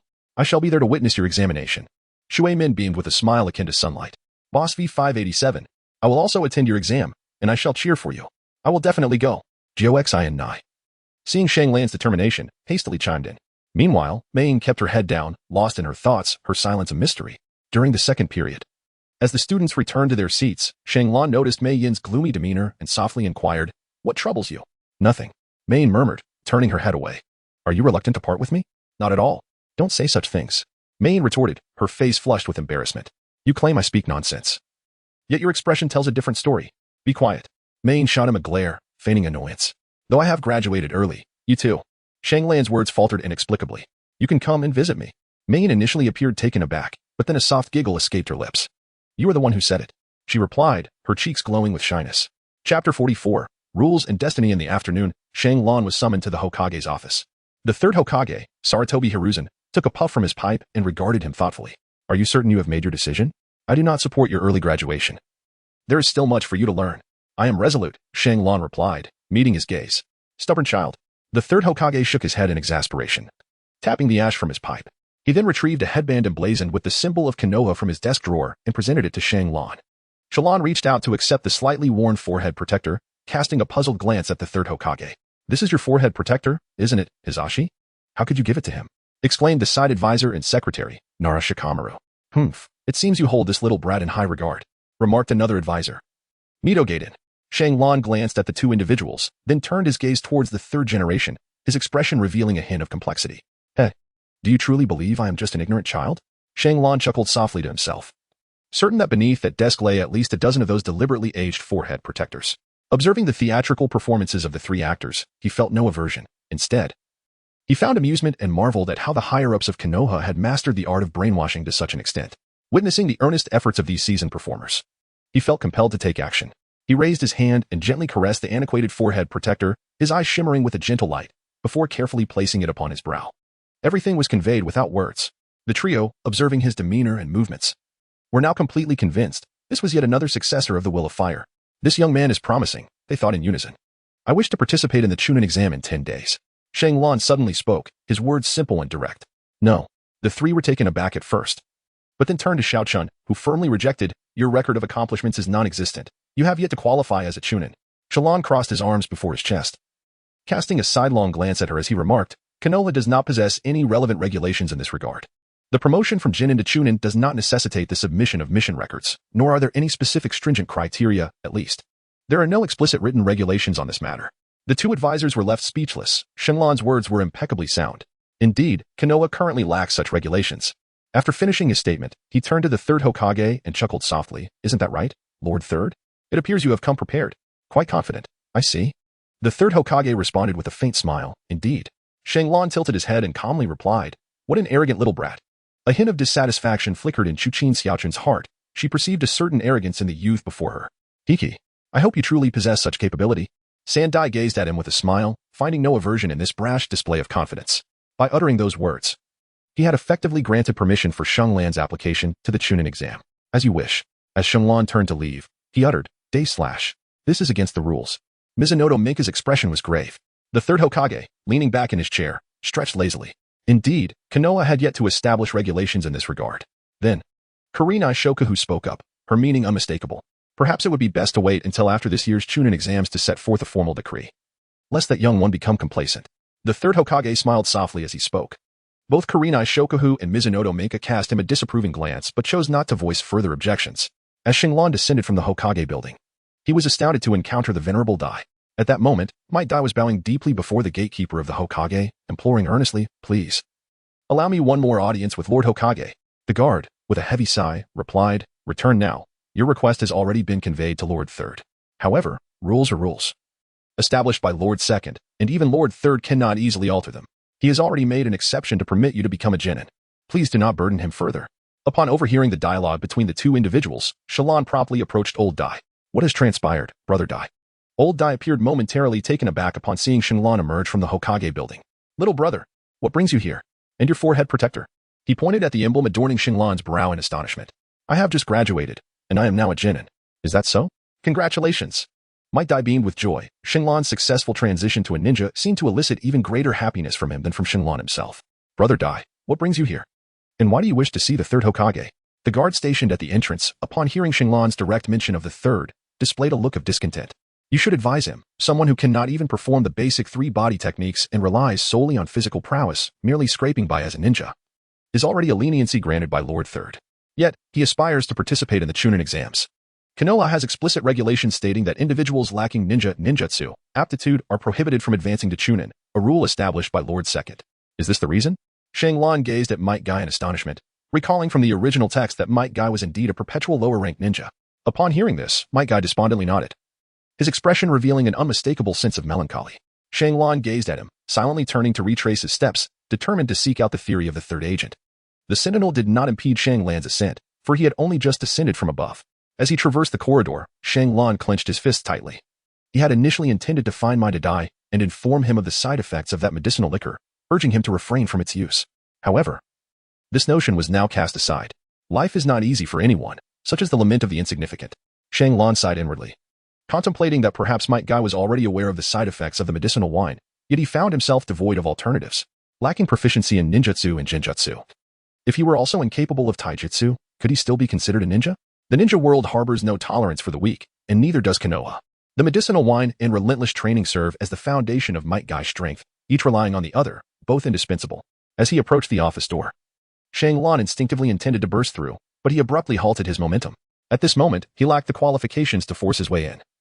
His strength was insufficient for such an act. Gritting his teeth, he adjusted his mindset and entered the room. Upon seeing Shenlong return, the third Hokage exhibited a look of bewilderment. Before he could inquire, Shenlong coldly questioned, "Why can't Might Guy be promoted to Chunin? You must recognize that his strength is not lacking." Chapter 45, Self-Destruction of Future Prospects.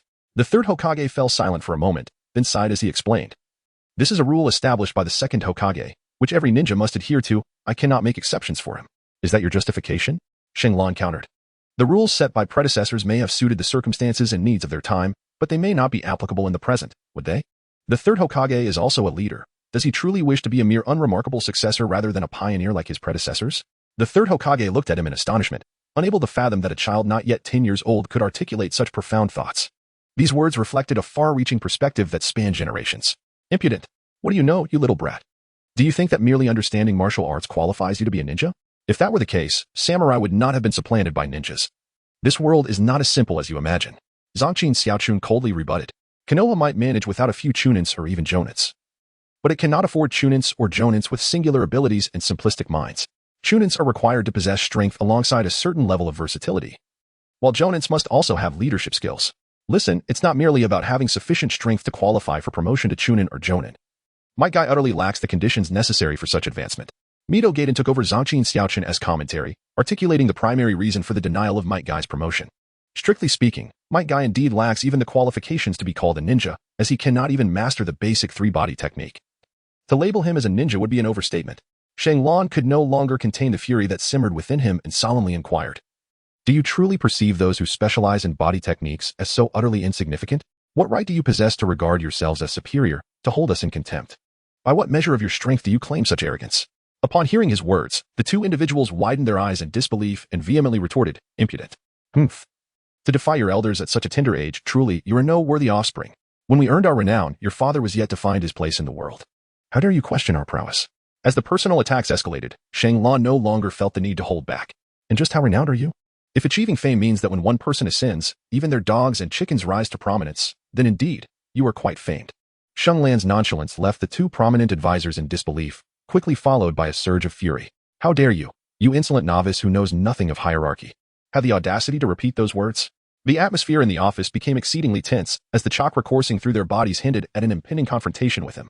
Shanglan's words not only rendered the faces of the two men ashen, but even caused the third generation to furrow his brows in displeasure.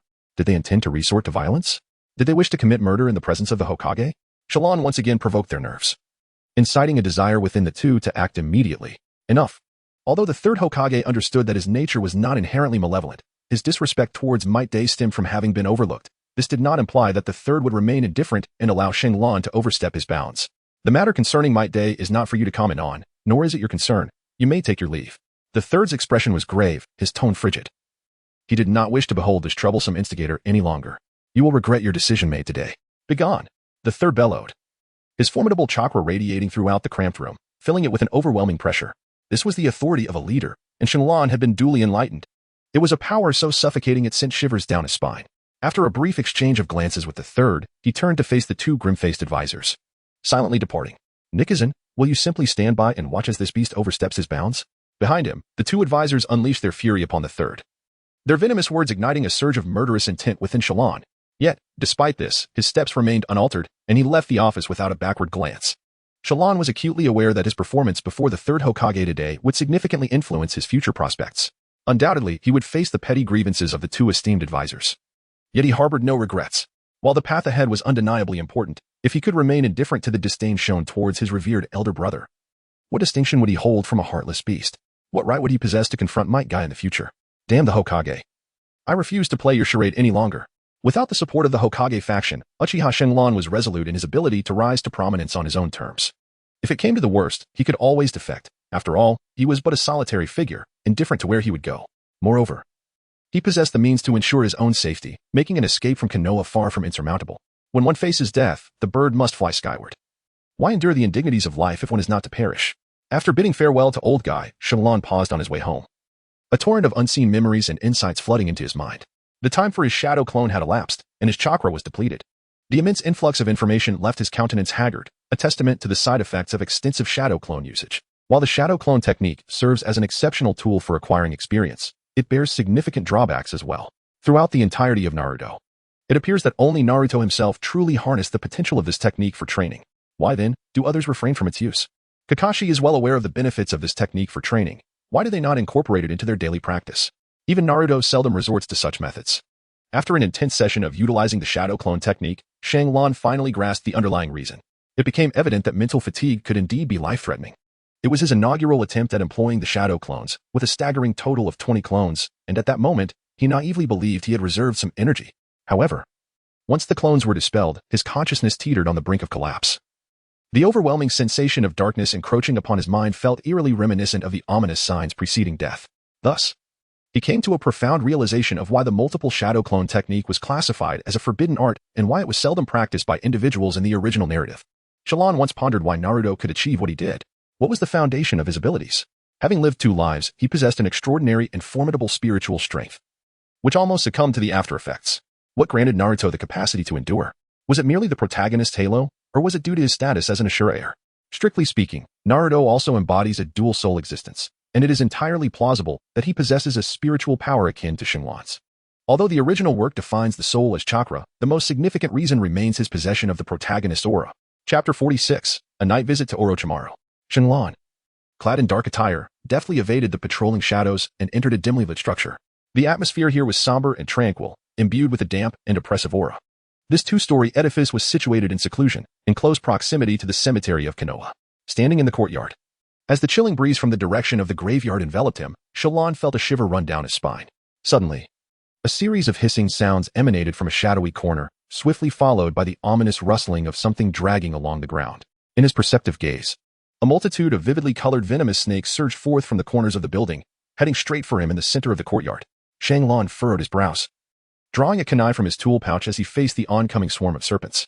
Within mere minutes, the venomous snakes were vanquished, their bodies falling at his feet. A delicate layer of pale blue chakra surrounded him, shielding him from the splattering toxic blood, leaving him unscathed and impeccably clean as he stood his ground. However, as he eliminated the snakes in the courtyard, he suddenly noticed an even greater number of venomous serpents surging forth from the building, a dense mass of writhing bodies. At that moment, he felt as though he were ensconced in a den of snakes. A formidable wave of serpents, their malicious gazes and fangs bared, charged towards him with reckless abandon, as if driven by some unseen command, heedless of their own lives. Witnessing this scene, Shenlong's brow furrowed deeply as he lamented towards a room within the building. Is this how you treat your guests, Orochimaru? Shenlong's words went unanswered, prompting him to snort coldly as he swiftly formed a series of hand seals. In an instant, a fire release seal materialized, just as he was about to unleash it. Suddenly, he heard a light chuckle emanating from within the building. The swarm of serpents momentarily froze, their bodies halting before they quickly vanished, retreating into the shadows. Heh. Intruding upon someone's abode in the dead of night and still contemplating arson, what kind of guest is that? Came a raspy voice from the dimly lit room, laced with mockery. For you, dear serpent, day is but night, and night is but day. As I visit during the day, how can I not be considered a guest? As for the notion of setting fire to the house, it is merely an act of self-defense. Shenlong's voice was steady and powerful, as though he were merely stating facts. His words elicited hearty laughter from those present in the room, who then adopted a courteous tone to invite him. Hee, come in, Lord Shenlong. Observing the illuminated lights on the second floor and the open window, Shenlong leapt forward, directly entering the space. At that moment, Orochimaru was clad in a pristine white kimono, smiling as he sat gracefully upon a tatami mat. Lord Shenlong, you truly lack patience. It's only been a day since you sought me out, Orochimaru remarked with a hint of sarcasm, seemingly having anticipated his visit. You surprise me. I hadn't realized you possessed such a knack for dry humor. I had assumed Uncle Snake was a man of few words. Without further ado, are you willing to assist me in resolving my physical issues? Shenlong cut straight to the point, asking directly. This is not a matter of willingness to assist. Rather, it is a question of my impotence. Your body is fundamentally impaired at its core, not merely afflicted by illness, internal injuries, or external wounds. There exists no remedy to heal it, nor is there any means of restoration. I have already elaborated on this matter in great detail, and I do not wish to reiterate. Therefore, I must apologize. Orochimaru spoke with an air of composure, his words reflecting the stark truth. Whether Shenlong believed him held no significance for him. The fate of a mere child mattered little to him. Upon hearing this, Shenlong remained expressionless. He gazed at Orochimaru's indifferent demeanor and posed a question that caused his complexion to shift dramatically. Could the cells of the first Hokage potentially heal my body? The inquiry posed by Shenlong prompted him to spring to his feet, instinctively questioning in a cold tone, "What exactly do you know?" He chuckled. "Shouldn't you be instinctively curious about what the primordial cells are?" The fact that you are not perplexed by such an astonishing question suggests that you indeed possess the capability to assist me in restoring my body. Shenlong chuckled lightly.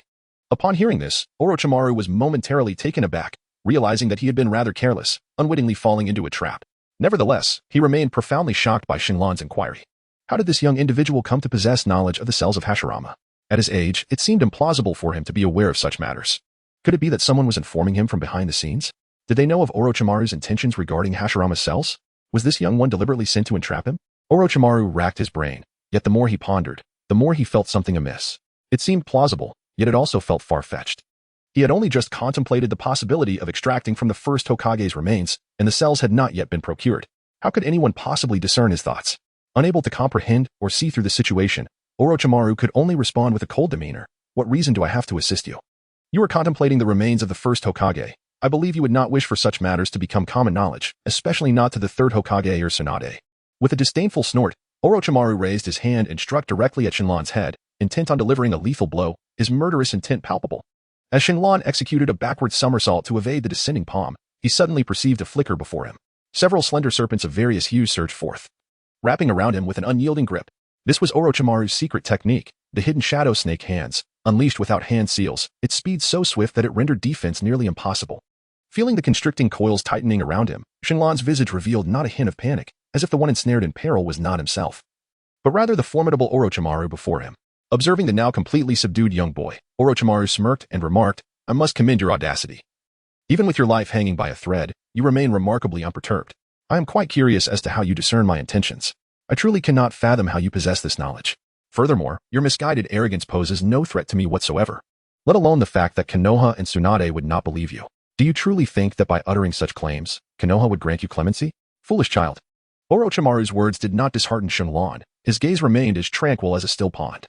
Do you not grasp it yet? Our thoughts align, fundamentally. We are of the same ilk. We could forge an alliance, for I believe you require my assistance, yet at this moment, I am in greater need of your aid. Of course, I have conveyed all that I wish to express. Should you remain indifferent, do not blame me for what follows. The preceding statement had been misconstrued by Orochimaru as a plea for mercy, but Shenlong's subsequent declaration was a blatant reiteration of threat.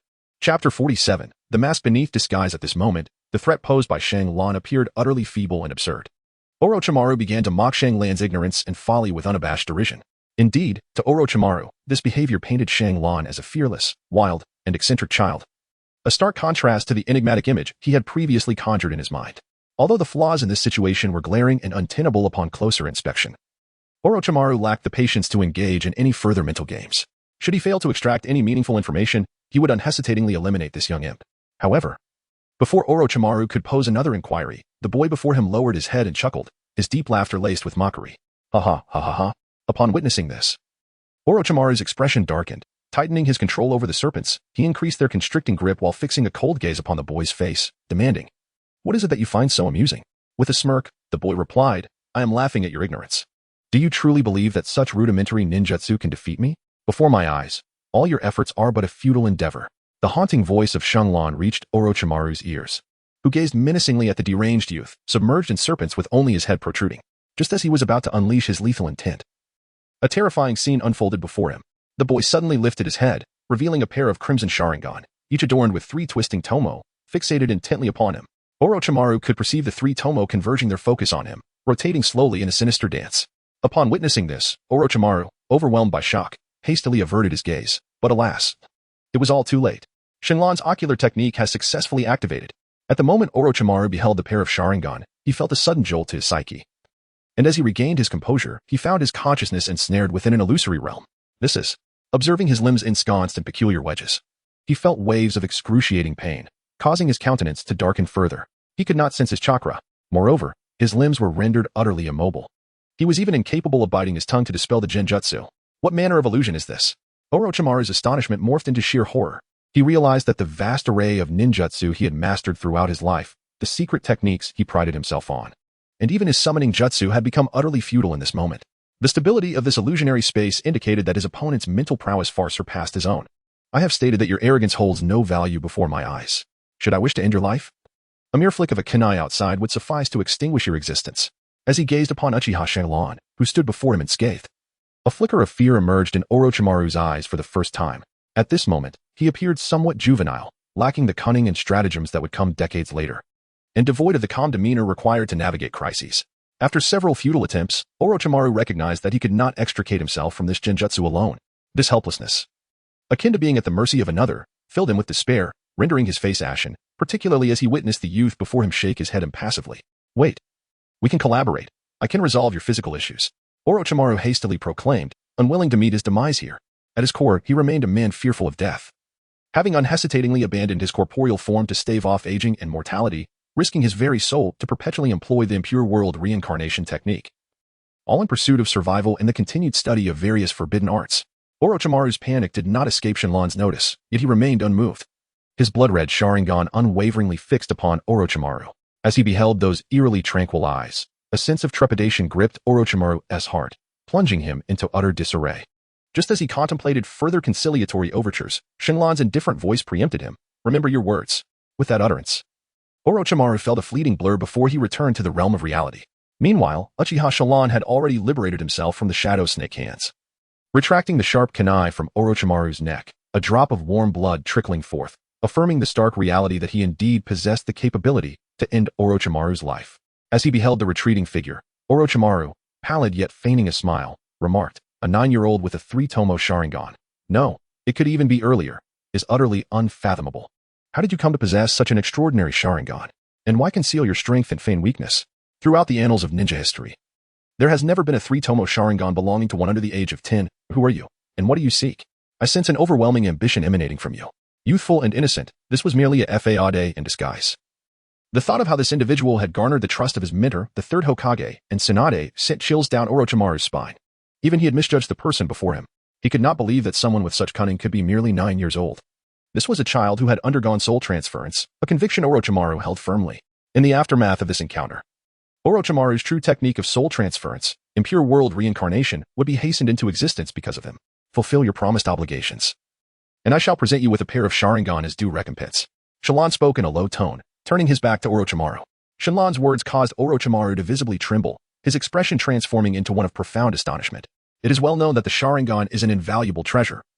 Each pair is extraordinarily precious, and attempting to seize one through ordinary assassination methods is nearly impossible. The difficulty is exceedingly high, and the complications are numerous. A careless move could lead to exposure. After all, members of the Uchiha clan who possess the Sharingan are accompanied by Jonin even when they venture out of the village on missions. To attempt a theft would necessitate engaging in combat with Jonin, particularly in a one-on-one scenario where it is exceedingly challenging to prevent an escape. While the Uchiha clan does not possess the caged bird seal of the Hyuga clan, the sheer number of Jonin within their ranks makes it feasible for multiple clan members to undertake missions together. This exclusivity is one of the significant reasons why the Uchiha clan finds it increasingly difficult to integrate into Konoha. In the original narrative, Obito was able to associate with Kakashi due to his initial lack of value, being at the bottom of the hierarchy. Those clan members without the Sharingan enjoyed the freedom to roam as they pleased. However, once the Sharingan is awakened, especially the double Tomoe, the necessity to report to the clan before leaving the village becomes imperative, requiring their consent. Just as Konoha ninjas must notify their superiors when leaving the village, Uchiha clan members who awaken their Sharingan, excluding Jonin, must also report to their family. And non-Jonin possess the right to request protective measures when departing the village, particularly if the mission entails heightened danger that necessitates Jonin protection. These protocols and measures are instituted to safeguard the Sharingan, and even Konoha would not interfere with the Uchiha clan's decisions in this regard, as the Sharingan constitutes the core of their power. Providing a certain level of protection is an obligation and responsibility of the clan. I desire that tonight's events remain known only to us. Shenlong did not elucidate Orochimaru's doubts. After leaving a single remark, he vanished from sight. Observing Shenlong's departure, Orochimaru's serpent-like pupils constricted once more. The Body Flicker Technique. Chapter 48. The Sage Water Nourishing the Essence. The Body Flicker Technique is indeed a hallmark jutsu of the elite shinobi. A 9-year-old Jonin, a 9-year-old with the 3 Tomoe Sharingan. What further marvels can you present to me? To offer a pair of Sharingan as remuneration is a grand gesture indeed. He must have perceived my yearning.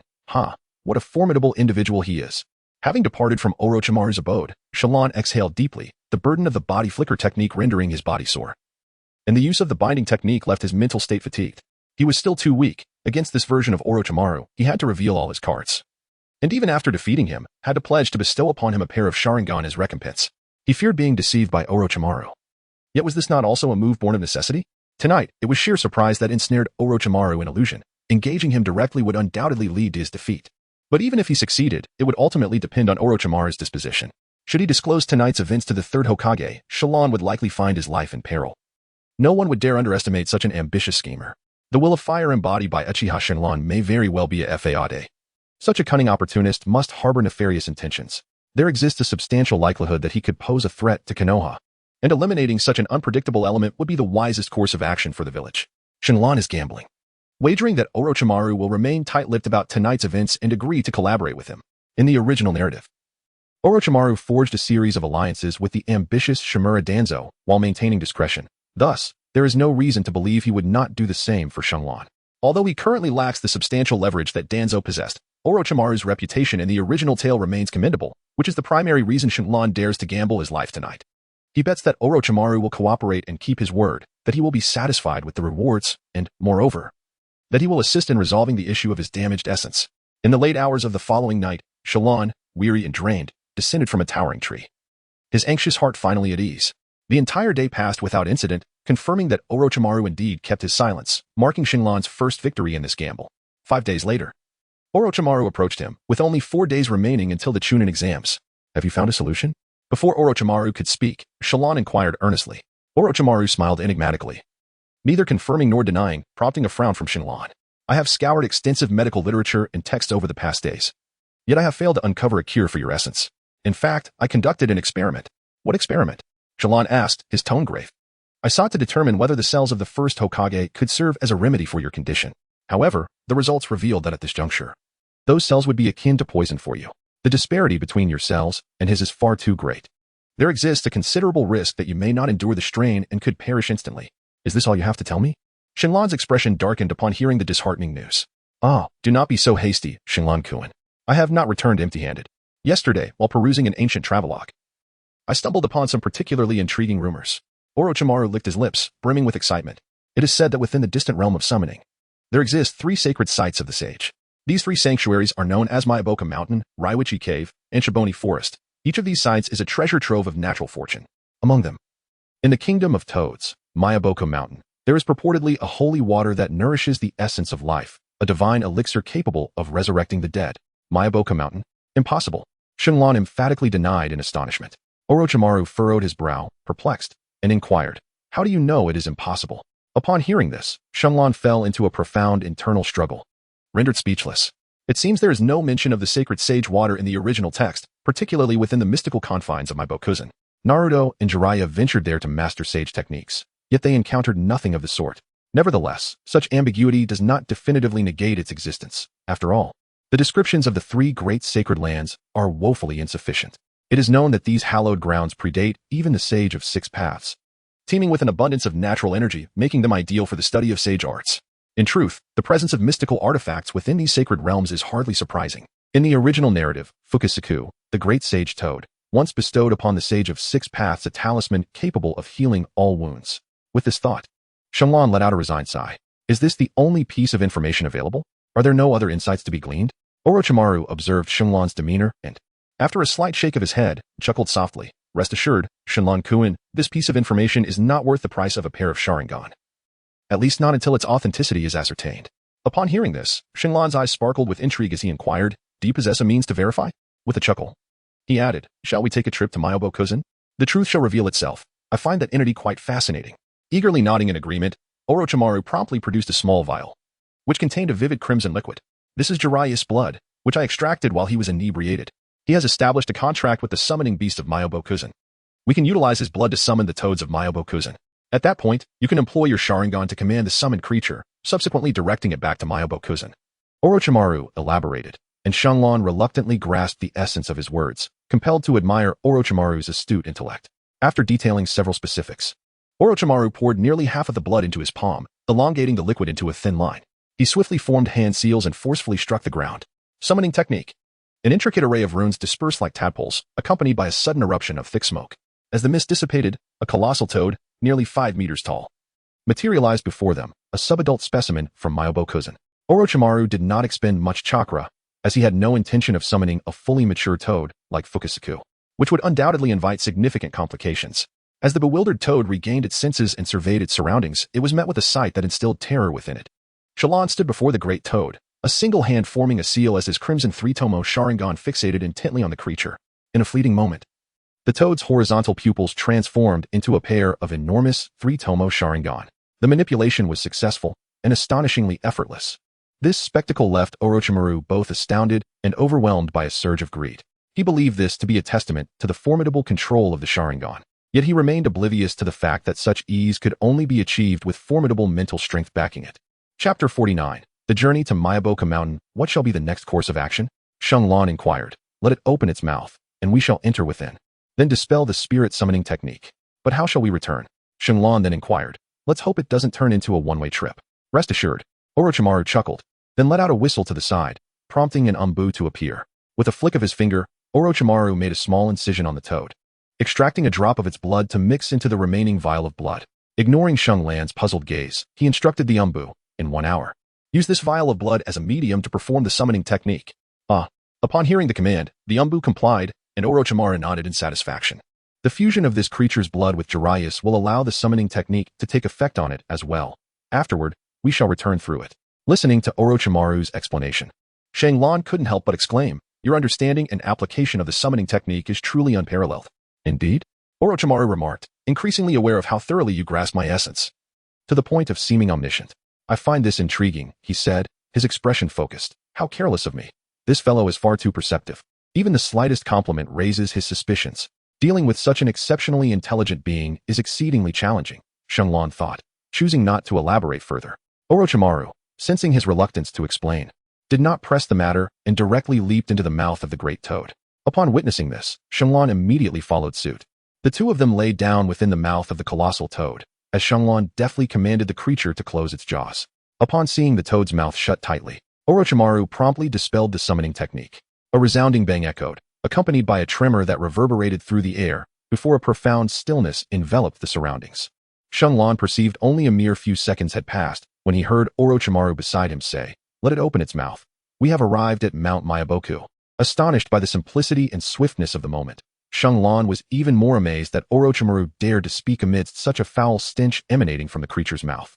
He silently praised in his heart, truly, it is Orochimaru.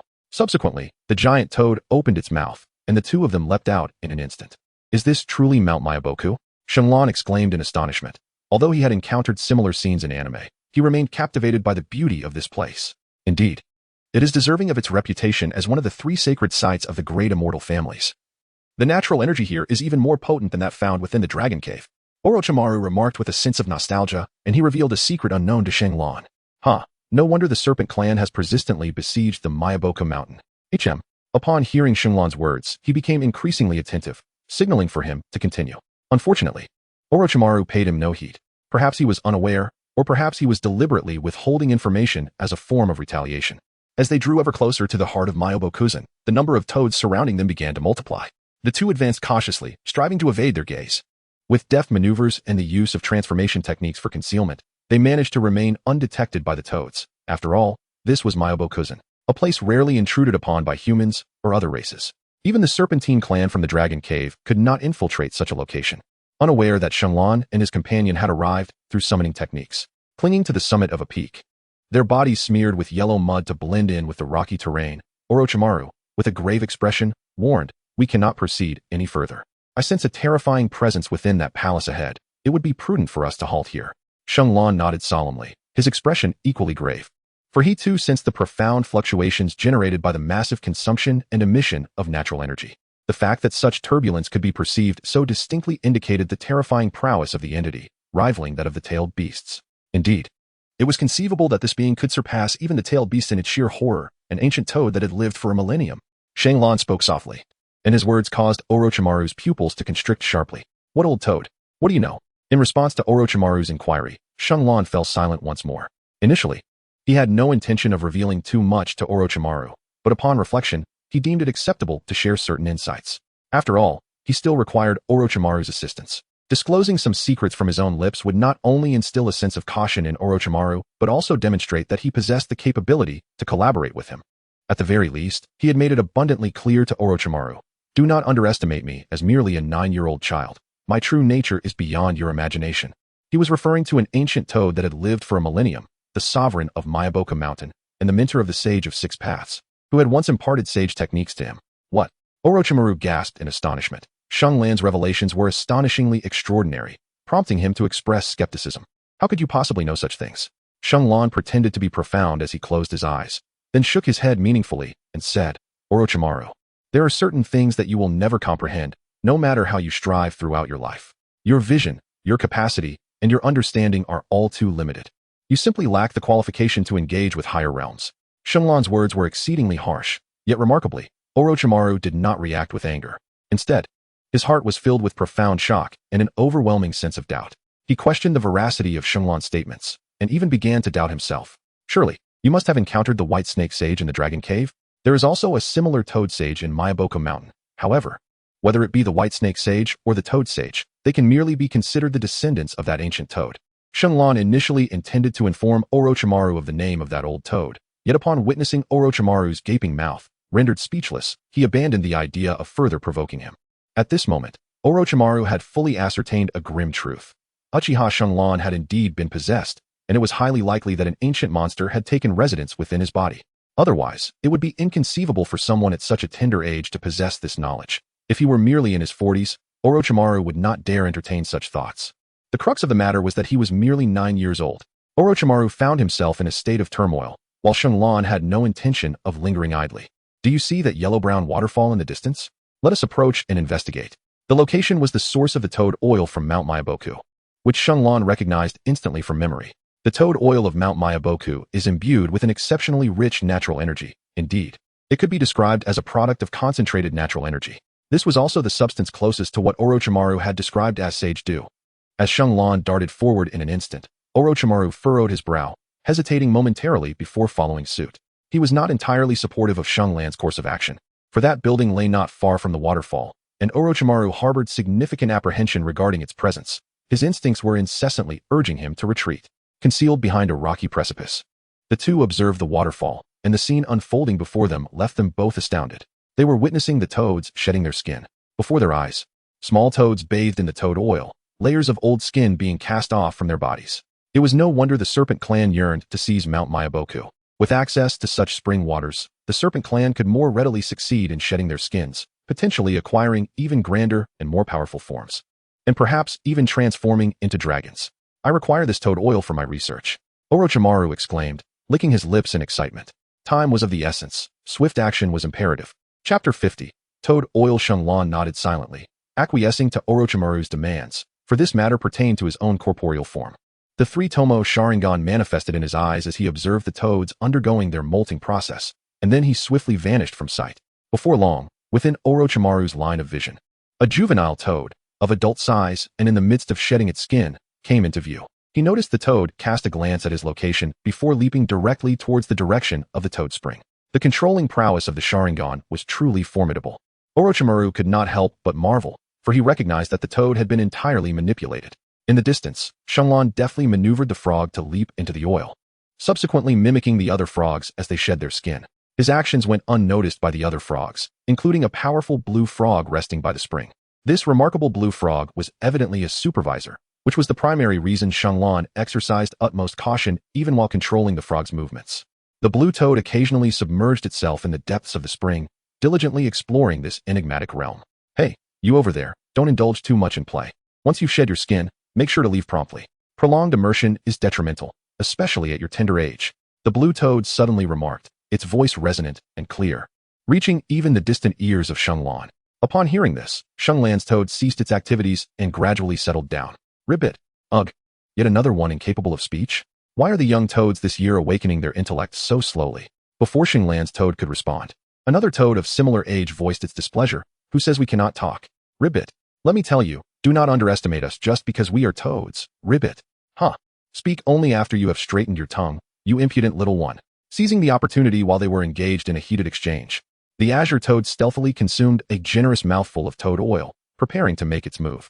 However, before it could depart, it sensed a sudden surge in the natural energy emanating from the waterfall above, which had multiplied several-fold. The once murky toad oil had transformed into a surprisingly clear substance. You are exceptionally fortunate to encounter the eruption of the water vein, as the life-giving essence of the celestial spring overflows. Such an occurrence is a rarity that happens only once in a decade. I previously advised against prolonged immersion, but now such restrictions are lifted. The blue toad's exclamation left him astounded, as he had never anticipated that the celestial treasures documented in ancient texts were indeed real. This water, audaciously referred to as life essence, held a high probability of healing his ailments. As Xianglan contemplated these thoughts, an insatiable itch arose within him. In the next instant, he deftly maneuvered the little frog to leap towards the top of the waterfall.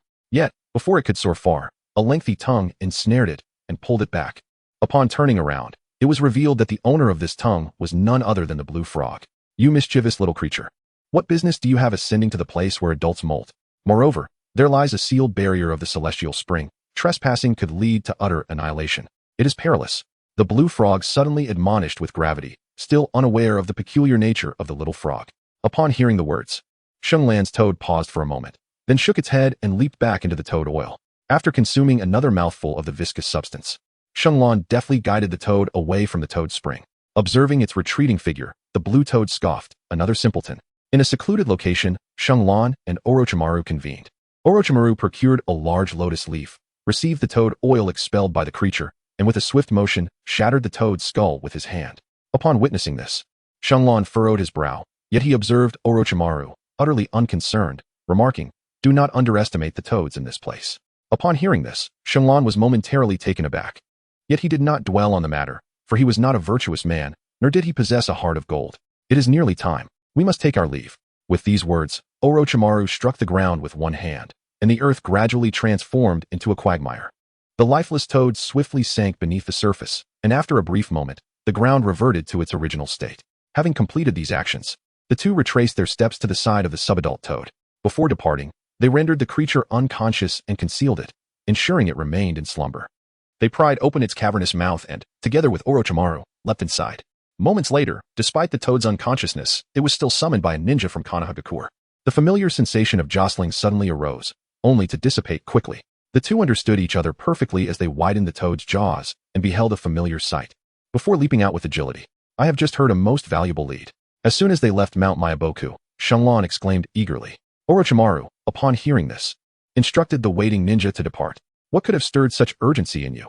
Could it be that you have discovered a lead on that elusive item? Xianglan suddenly burst into laughter and exclaimed, "Ha! Truly, nothing escapes your notice. I have indeed gathered some information." The two sought refuge in a tavern, where Xianglan divulged the intel he had acquired to Orochimaru without hesitation. He was aware that achieving success alone was an impossibility, a realization that he possessed. At this juncture, he still required Orochimaru's assistance, at least until his body was restored to its former glory. This reliance on another was a bitter pill to swallow. Yet Xianglan found himself compelled to proceed in this manner. Ultimately, his own strength was still woefully inadequate. Indeed, such a thing exists, Orochimaru remarked in astonishment. According to your account, that water vein must be the source of the vast energy of Myaboku Mountain, with the sacred spring at its very heart. Such a location is undoubtedly guarded with utmost vigilance. To infiltrate it and acquire that life-giving water seems nearly impossible. The sudden cold splash of reality extinguished Xianglan's fervor. The prospect of obtaining that life-giving water appeared exceedingly bleak. With their current capabilities, they could not possibly contend with Myaboku Mountain. Nor could they entertain the notion of forcefully seizing the life-giving water. In fact, they were not even equipped to meet the conditions for a covert operation. Firstly, they lacked knowledge about the specific circumstances there, remaining unaware of the strength of the guards. Secondly, they were oblivious to the precise level of the sealing barrier, though it was unlikely to be a simple one. After all, it was the core of Myaboku Mountain, its millennia-old foundation too profound for him to fathom. For the time being, it would be prudent to investigate this toad oil and ascertain whether it possesses the ability to heal your body. Upon hearing this, Xianglan nodded, momentarily dispelling his greedy thoughts. He understood that dwelling on such matters was futile. If it could not be accomplished, then it simply could not be done. To forcefully scheme might even cost him his life. Alas, I can only pray that this toad oil proves beneficial for me. Chapter 51. Retribution. Observing Xianglan's dejected demeanor, Orochimaru offered an unexpected word of comfort. There is no need for you to be overly anxious, Xianglan. Although your body is afflicted, it is not a matter of grave concern in the immediate future. As long as you refrain from overexerting yourself, you should remain unharmed for the next 3 to 5 years. Moreover, the Chunin exams are fast approaching, so it would be wise for you to adjust your mindset accordingly. It was evident that Orochimaru's use of the term adjust implied his belief that Xianglan's ascension to Chunin was a foregone conclusion, a mere formality. Understood. With a sense of resignation, Xianglan nodded and raised the cup filled with the sake poured for him by Orochimaru, downing it in one gulp. In the deep of night, a gentle breeze rustled, accompanied by the chirping of insects. Most of the Uchiha clan members had long since succumbed to slumber, rendering the entire compound eerily desolate. Within an unfamiliar courtyard, a shadow materialized silently, akin to a specter. As the clouds obscured the moonlight, a pair of subtly glimmering, crimson Tomoe Sharingan emerged from the darkness. The master of this courtyard was named Uchiha Sho, while the possessor of the Sharingan was Uchiha Shenlong, who had come to collect a debt this night. "Let us gather some interest first," he murmured softly, a wicked smile playing upon his lips as he melted back into the shadows once more. Inside the room, Uchiha Sho lay in a deep slumber. He had shown considerable promise, awakening his Sharingan early and advancing to the double Tomoe level, making him a prime candidate for the clan's nurturing. Unfortunately, due to a mission gone awry, he had lost 4 fingers from one hand to an enemy's attack, forcing his untimely retirement. Consequently, he was relegated to a mundane existence within the clan, merely biding his time until death. At this moment, within the clan grounds, his vigilance as a ninja had been all but forgotten, and his perception level was scarcely above that of an ordinary person. Nonetheless, Shenlong remained cautious, holding his breath and concentrating as he approached the slumbering Uchiha Sho. "He sleeps so soundly." Shenlong smirked inwardly as he observed the couple, Uchiha Kei and his wife, who preferred sleeping on the floor rather than in a bed. At that moment, Shenlong positioned himself directly above them, crouching in the darkness. He gazed at Uchiha Kei for an extended period, the ferocity and hatred in his eyes glaringly evident through the Sharingan. The couple instinctively sensed a bone-chilling presence and drew closer to one another, yet it proved futile, for the malevolent gaze remained fixed upon them. Uchiha Kei, in particular, felt as though he were engulfed in the depths of winter, and despite their tightly huddled bodies and the warmth of their blankets, no comfort could be found. After a prolonged silence, Shenlong grinned, and a sound akin to the dull thud of a coconut cracking echoed through the room, startling Uchiha Kei awake. Upon sensing the ominous chill above him, he was struck with terror and instinctively activated his 2 Tomoe Sharingan. However, before he could comprehend his surroundings, a sudden, excruciating pain coursed through his eyes as his eyeballs were brutally extracted in the blink of an eye. The entire process transpired in less than 2 seconds, and the intensity of the agony drove Uchiha Kei to scream in sheer panic, blood gushing from his empty eye sockets. The assailant was merciless, tearing away not only his eyes but also his eyelids. Overwhelmed by pain, fear, disbelief, and despair, Uchiha Kei emitted a harrowing wail that resembled no human sound. All the clansmen within a kilometer radius were roused from their slumber, and a patrol team was dispatched immediately to the scene. After the deed was done, Shenlong stored the 2 Sharingan in a pre-prepared saline solution bottle and, under the cover of night, slipped out of the clan's territory and returned to his own camp. With his current strength, evading the clan's patrols was a trivial task, especially since there were no warning barriers established within the clan. It was exceedingly easy for him to infiltrate less significant areas of the clan. That night, the Uchiha clan was thrown into disarray. A couple had been brutally attacked in their sleep, with one woman's skull crushed by a single blow, and the owner of a pair of Sharingan had been horrifically deprived of his eyes. The audacity and brutality of the perpetrator ignited a wave of fury and panic throughout the entire Uchiha clan. Every clansman was awakened, and the guards conducted thorough searches of every household for suspicious individuals. This heinous crime even reached the ears of the Hokage. The clan's elders sought to obtain information regarding the Umbu patrols, a request that required the Hokage's authorization, as their own guards had failed to identify any suspicious persons or locations. Consequently, several night watch teams faced unjust punishment. The 6 elders of the Uchiha clan convened urgently at Uchiha Kei's residence, striving to comfort the anguished man while the clan's medical ninja rushed to provide him with immediate care. The eyes are the windows to the soul, and the profound trauma inflicted upon him had rendered him irrational. Uchiha Kei was unable to regain his composure, and the elder could not extract any information about the assailant from him. It remained unclear whether the attack was orchestrated by someone within the clan or an outsider, but preliminary investigations indicated a low probability of internal involvement, suggesting the likelihood of an external perpetrator. "I have reported this incident to the Hokage. I require information from the Umbu tonight," the elder declared, casting a glance at the other 5 elders before focusing on Uchiha Toyo. "Toyo, Kei belongs to your branch and works at the household registry. Do you have any information to share? Perhaps any enemies he may have?" Uchiha Toyo furrowed his brow in contemplation, struggling to recall anything pertinent for quite some time before finally sighing. "Kei is a headstrong and unruly child, fond of drink and gambling. He does have enemies, but I cannot specify who they are. It is futile to rush. We must wait until he calms down to ascertain the situation." Within the Uchiha clan, many members were often at odds with one another, and at his advanced age, Uchiha Toyo had little time to concern himself with the trivial feuds of the younger generation. He would rather spend that time with his beloved granddaughter. "We must enhance the patrols, and once Uchiha Kei stabilizes, we should have him provide information. I also propose the establishment of a specialized investigation team to address this case, promptly to alleviate the clan's panic and anger. This incident is exceedingly grave and terrifying." We must ensure that the perpetrator faces justice, regardless of their identity. The second elder of the Uchiha clan, the second in command, presented a prudent and practical resolution, garnering unanimous approval from the other elders. At that moment, the Uchiha clan exhibited a rare display of unity. Meanwhile, the assailant, who had instigated such widespread fear and turmoil within the Uchiha clan, lay soundly asleep in his tent, blissfully unaware.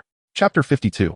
Premature rewards. Days passed, and Shenlon's nefarious deeds remained undiscovered. However, one individual marveled at his audacity, Orochimaru, who had received the Sharingan.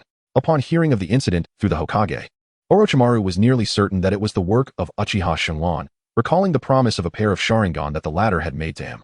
The manner in which he acquired such coveted treasures was astonishing. Infiltrating the Uchiha clan's territory under the cover of night, committing acts of violence, and extracting eyeballs. Such brutal and ruthless behavior sent chills down Orochimaru's spine. Even he would not dare to act so recklessly. Did Uchiha Shenlon not comprehend the magnitude of the consequences that would ensue? As he observed the pair of two Tomoe Sharingan presented to him, Orochimaru hesitated for a moment before saying, "Shenlon, there is no need for such drastic measures. I have yet to assist you with your physical concerns, and one should not accept rewards without rendering service."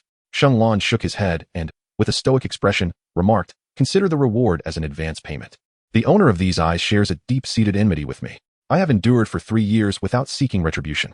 These eyes shall serve as the interest for his debt." Orochimaru was momentarily taken aback. He had not anticipated such a backstory. This individual certainly possesses a wealth of tales, Orochimaru mused inwardly. He then nodded, his voice hoarse as he chuckled dryly. "Well, since you, Lord Shenlon, have stated it so, I shall refrain from feigning propriety. However, I find it curious and would like to boldly pose a question to you, Lord Shenlon." Shenlon had already turned to depart, yet upon hearing the words, he cast a glance at Orochimaru and replied, "Go ahead, ask." Orochimaru's gaze seemed to penetrate deeply into his own, compelling Shenlon to instinctively avert his head, unwilling to meet his eyes. A tightening sensation gripped his heart. Having suffered the consequences of Orochimaru's eerie genjutsu before, he was reluctant to endure such an experience a second time. "I am intrigued," he continued, "as to why other members of the Uchiha clan harbor disdain towards outsiders encroaching upon their bloodline limits and scrutinizing their eyes, while you appear utterly indifferent to this matter." At this juncture, Orochimaru paused, his expression laden with gravity. Upon hearing this, Shenlon remained composed and unperturbed. The surprising question posed by Orochimaru failed to stir any emotion within him. Gradually, he turned his back to Orochimaru and spoke in a low voice. "You are correct. I indeed require you to comprehend the ocular abilities of our clan. Orochimaru, you are an exceptional talent in the realm of research, and it is essential for you to broaden your horizons, to engage with, understand, and study the Sharingan. Following that, I shall unveil to you further secrets and tales." At this moment, Orochimaru, to be candid, was still rather youthful and inexperienced. The assistance he could offer was limited, which is why Shenlon dared to take considerable risks to forcibly acquire a pair of Sharingan for him. It has been 3 years since the awakening of the 3 Tomoe Sharingan, and as of now, there have been no signs of the Mangekyou Sharingan's manifestation. Moreover, the subsequent threat of blindness and the research into the eternal Mangekyou Sharingan posed significant troubles for Shenlon. He wished to expose Orochimaru to these challenges, hoping to empower him to conquer the formidable obstacles associated with the Sharingan. The conditions for awakening the Mangekyou Sharingan necessitate the loss of a beloved, a close kin, or a dear friend. Shenlon believed he had nothing left to lose, as nothing seemed capable of inciting within him a profound sense of hatred. Thus, it appeared that he did not meet the conditions for awakening the Mangekyou Sharingan. Of course, if he were to eliminate all his close companions and slay those who have shown him kindness, perhaps he could awaken his own Mangekyou Sharingan. Yet such thoughts never crossed his mind, let alone the possibility of acting upon them. By allowing Orochimaru to delve into the Sharingan, he hoped that perhaps Orochimaru could glean something of value. Shenlon's trust in Orochimaru stemmed not only from his current lack of alternatives, but also from a keen insight into Orochimaru's character. Orochimaru coveted the power of the Sharingan and was exceedingly curious about it. However, through his research, he would likely discover that he was ill-suited to transplant such power. Subsequently, he would abandon his corporeal form, focusing instead on the technique of body transfer, intending to seize the body of Uchiha Sasuke, all in pursuit of the Sharingan's might. Shenlon was acutely aware of Orochimaru's ambitions and had no intention of curbing his aspirations, for he required Orochimaru's research outcomes and intellect. "Haha. I eagerly anticipate the tale of Shenlon." Orochimaru revealed a chilling smile, concealing his discontent and irritation from Shenlon. He was no longer perplexed by why Uchiha Shenlon possessed such knowledge, yet the repeated insinuations that his vision was too narrow irked him profoundly. At this moment, humanity still resided within him, and his emotions were not excessively aberrant. Orochimaru was still a man, yet to transform into a lethal serpent. Let us wait until after the Genin exams. After Xianglong left those words, Orochimaru held the bottle in his hands, gazing at the two bloodied eyeballs within as if they were unparalleled treasures. In the following days, the Uchiha clan frantically searched for the murderer, with numerous clan members gathering intelligence on the victims of Uchiha's wrath. Fortunately, Xianglong remained untouched by any repercussions. The reason was simple: Uchiha's enemies were too numerous, and he could hardly fathom that Xianglong could be implicated. After all, how could a gaunt, discarded pawn inflict harm upon him? A mere 8 or 9-year-old student committing such heinous acts seemed implausible. Even if he dared to speak, no one would believe him. Furthermore, Xianglong's affairs were entangled with his embezzlement of compensation funds, and he dared not expose himself under uncertain circumstances. Thus, upon regaining his composure, Uchiha chose to conceal his grievances with Xianglong.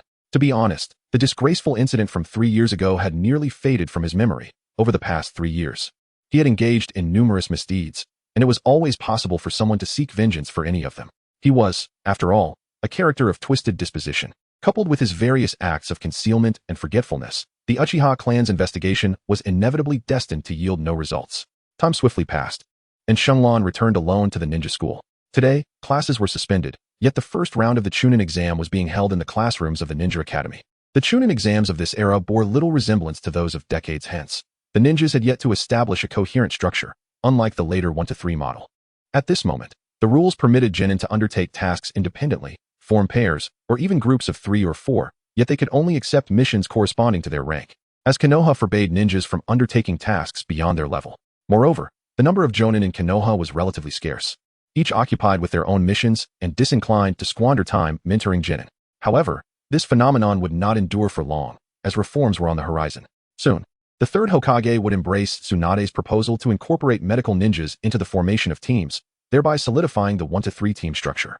At present, Xianglong finds himself unable to ride the wave of reform, standing alone without any appropriate companions or a guiding teacher to lead him. He has even submitted his application for the Chunin exam independently. The circumstances have unfolded in this manner due to the pressing constraints of time.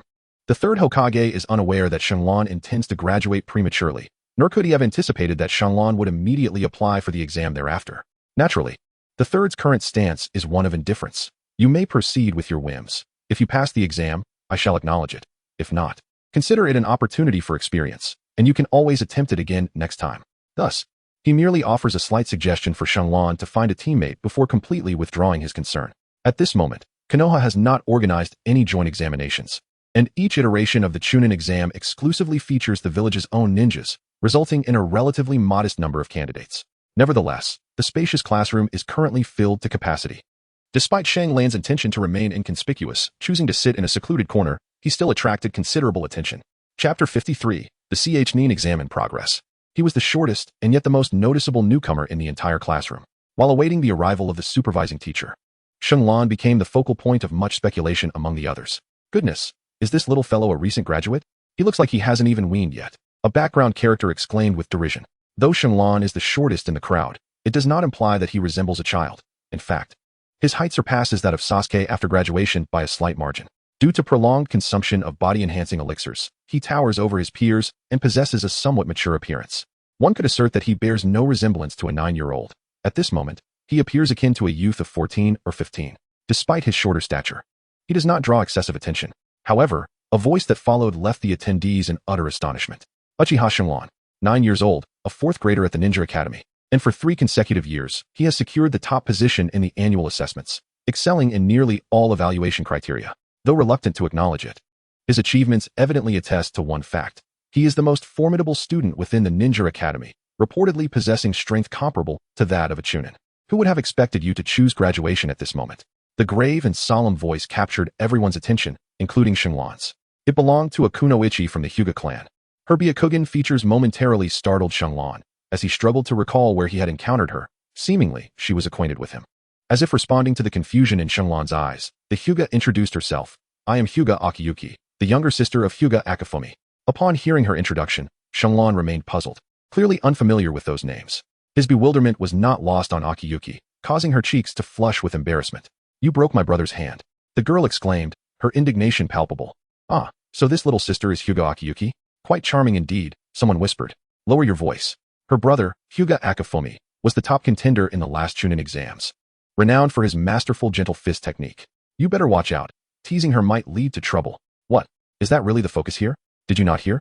This kid shattered the bones of a formidable opponent from 2 years ago. The most critical point is that he is merely 9 years old. A young man with a ponytail stated gravely, leaving his companions, a blonde youth and a chubby boy, dumbfounded.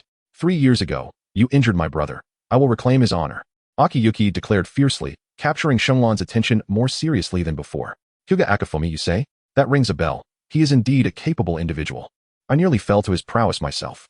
Shunlan casually remarked, brushing off Akiyuki's fierce proclamation. He indeed recalled who Hyuga Akifumi was.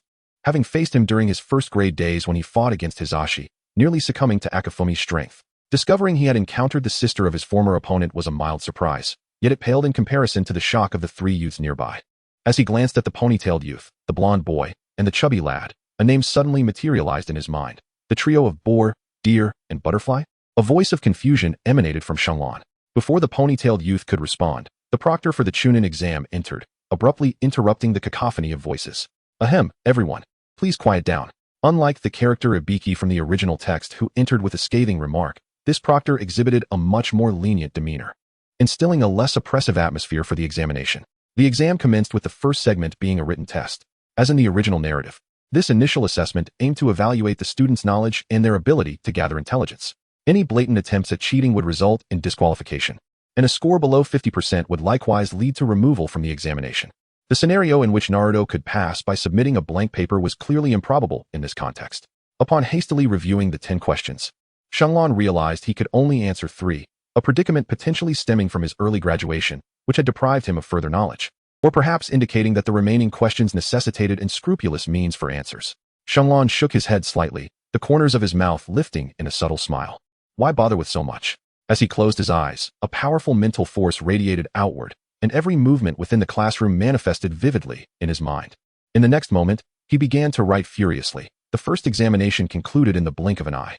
During this time, he saw the astonishment and bewilderment of several proctors, while also sensing a familiar feeling of being watched, an essence of the third Hokage spying technique. Perhaps, in their professional careers, they had never encountered such an extraordinary phenomenon. Someone actually completed the written test for the Chunin exam with their eyes closed. Curiosity, disbelief, and sheer astonishment filled the minds of the proctors, leading them to scrutinize Shunlan's actions for signs of cheating, inadvertently overlooking numerous candidates employing clumsy tactics to gain an unfair advantage. The time allotted for the first examination was brief, and the proctors swiftly collected the answer sheets, grading them on the spot. With a multitude of examiners present, the process consumed little time. Those who were meant to be eliminated were dismissed, and those who were to advance quickly dwindled in number. Naturally, Uchiha Shunlan was assured of his progression, and he had no intention of concerning himself with the specifics of his examination results. The second exam was scheduled to take place near Shunlan's home, the camp, specifically within the familiar confines of the Death Forest. He had ventured into this forest numerous times, hunting and procuring a variety of rare delicacies, and he maintained an air of disdain toward the so-called survival challenge of the second examination. What truly piqued his interest, however, was the aspect of combat. He yearned to convey the fury of a warrior to the third Hokage and the 2 esteemed advisors. He wished for everyone to understand that even with merely physical techniques, one could still attain the rank of Chunin. He aimed to vindicate Might Guy from the derogatory label of eternal Genin. Upon arriving at the entrance to the Death Forest, Shunlan casually seated himself on a patch of grass, disregarding the clamor of students and the proctor explaining the rules for the second examination. He stared blankly in the direction of his camp, feeling a twinge of discomfort as a true recluse who had once been a hermit. However, soon enough, a small scroll inscribed with the character Heaven was placed into his hands. Following this, the proctor's voice rang out. Candidates who have received the scroll must possess the corresponding half of the scroll. Shunlan had yet to attentively listen to the rules. She merely grasped a general understanding before casting a glance at her fellow candidates. Approximately 40 individuals were participating in the second stage of the Chunin exam. Shanglan recalled that the original text mentioned over 20 teams, multiplied by 3, and excluding candidates from other villages, the number was indeed similar. According to the current structure of Konoha's ninja system, the true reform of 3-man teams had yet to materialize, thus the Chunin exam primarily assessed individual combat capabilities. Each participant possessed 1 scroll, while a second was required, meaning that even those who teamed up needed to obtain an equal quantity of scrolls. Take a 3-man squad as an example. They must collectively acquire 3 pairs of Heaven and Earth scrolls in order to advance together. Typically, Konoha would provide cooperating teams with identical scrolls. For instance, the Inoshikicho team possessed 3 identical Earth scrolls, necessitating the acquisition of 3 Heaven scrolls for their collective advancement. Furthermore, Individuals of the same clan could only possess identical scrolls, indicating Konoha's deliberate effort to prevent any form of favoritism. The proctor elaborated on the rules for a considerable duration before succinctly summarizing, to successfully advance, one must seize the counterpart scroll and reach the central tower of the Forest of Death within 3 days. Upon hearing this, Hinata Akiyuki murmured, in other words, only 20 individuals can advance in the second stage. As her words fell, the candidates exchanged wary glances with one another. Soon after, the proctors guided the candidates and opened the large gates of the iron fence surrounding the Forest of Death, marking the official commencement of the second stage of the Chunin exam. Shenlong was brought before an iron door, where a supporting character, a middle-ranked ninja instructor, patted him on the shoulder and, feigning a grave demeanor, ominously warned, "Do not perish within, young one." Upon hearing this, Shenlong initially had no intention of responding. However, the teacher's subsequent words served as a kind-hearted reminder.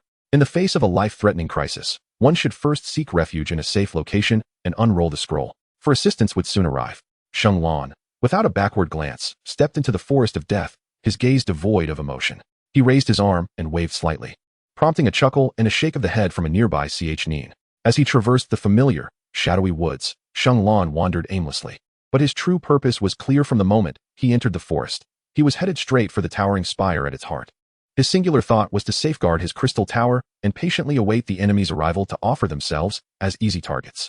Chapter 54. The machinations revealed. Standing at the sole entrance of the tower, Shenlong peered inside and noticed only 2 Genin within. Their expressions reflected shock, evidently surprised by his swift approach, as they had assumed he was merely there to take the exam. Ignoring the 2 individuals, Shenlong commenced setting traps around the towering structure. While the 2 were taken aback, they quickly grasped his intentions. Was this impudent youth truly bold enough to lay an ambush at the finish line? And it appeared that he was alone in this endeavor. One Chunin exclaimed in astonishment. Indeed, it seemed so. This boy was perhaps overestimating his cleverness.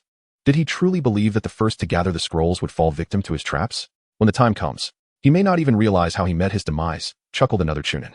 The first to complete the Chunin exams are typically formidable characters.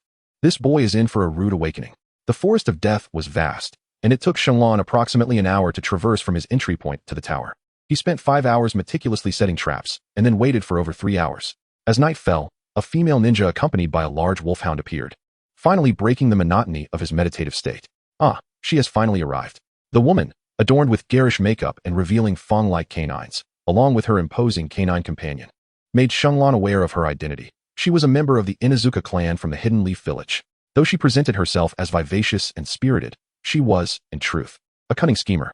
Before the second round of the exam commenced, she would greet everyone with feigned warmth and familiarity, leading them to believe she was merely being sociable.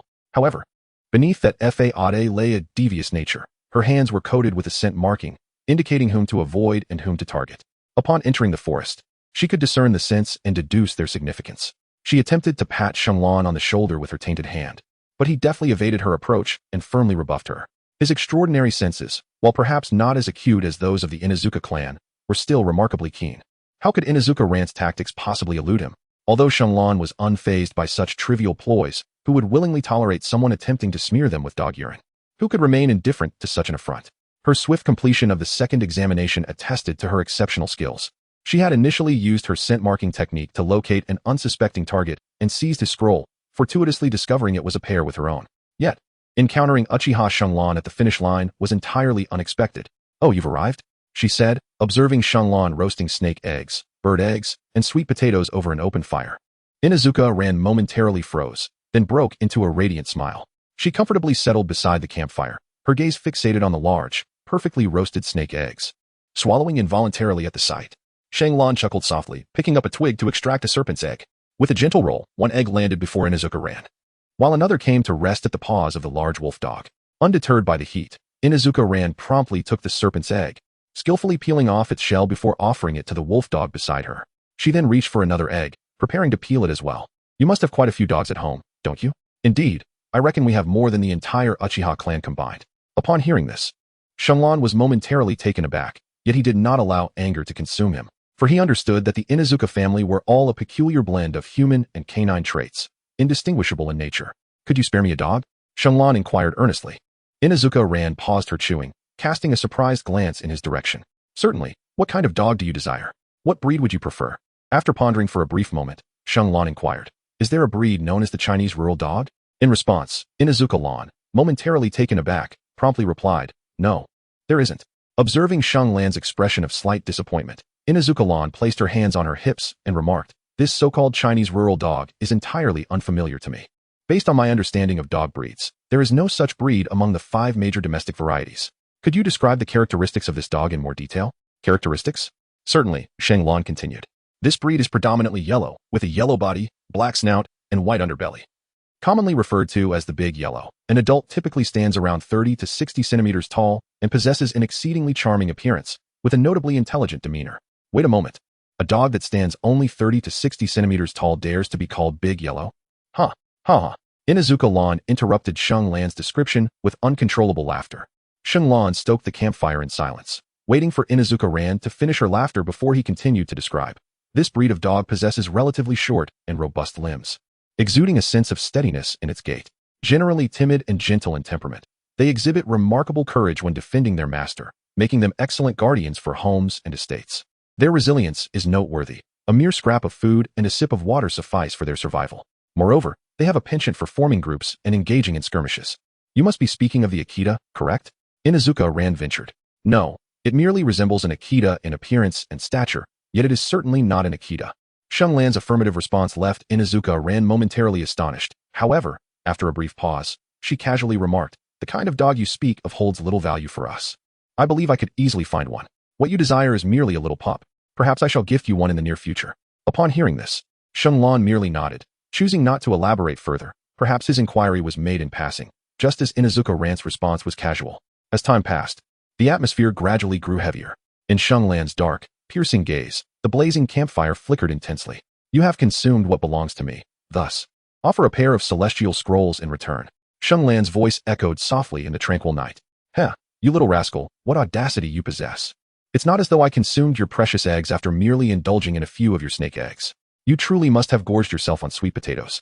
Inuzuka Ran remarked, her words laced with mockery as she discreetly signaled the fierce wolf dog beside her.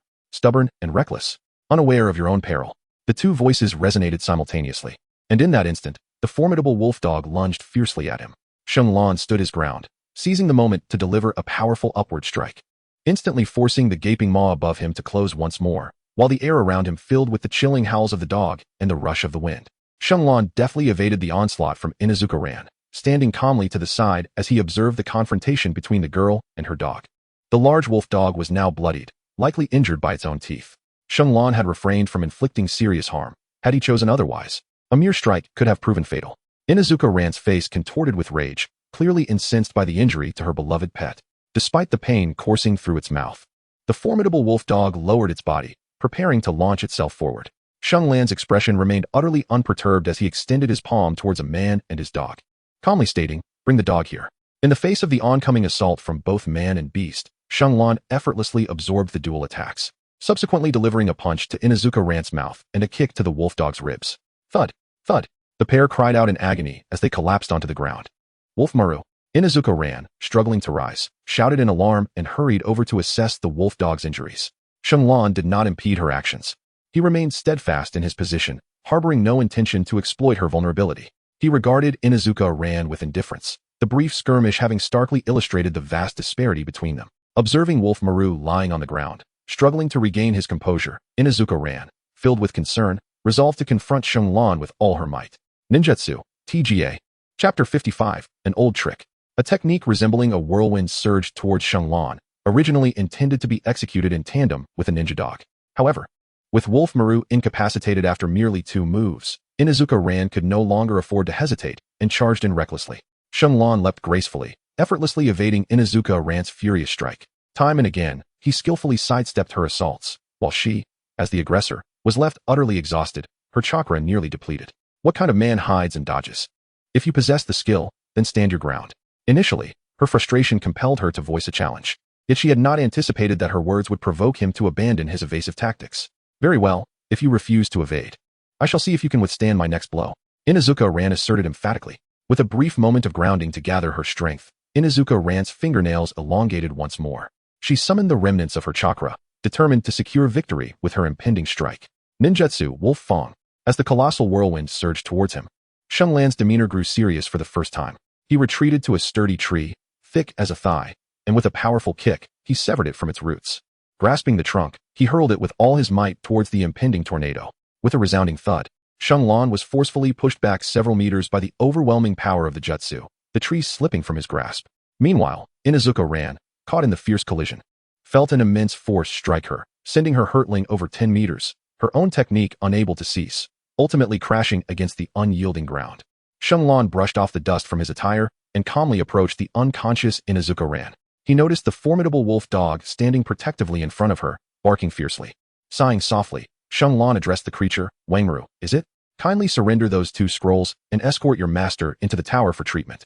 Inuzuka Ran's arm appeared somewhat twisted. Her fingers bloodied, and her body bore numerous abrasions, presenting a rather tragic sight. However, through Xianglan's perception, her vital signs seemed stable, indicating she was not in immediate peril. The wolf dog continued to snarl and bark defiantly, showing its teeth. Xianglan's expression darkened gradually. Should you remain obstinate, I shall roast you alive. As Xianglan's words reached Langwan's ears, he sensed the palpable aura of menace and the fiercely burning campfire. In an instant, he became despondent, turning to bite down on the ninja tool pouch belonging to Inuzuka Ran. Lowering his body and tucking his tail in a display of submission, he cautiously approached, step by step, presenting the pouch before Xianglan.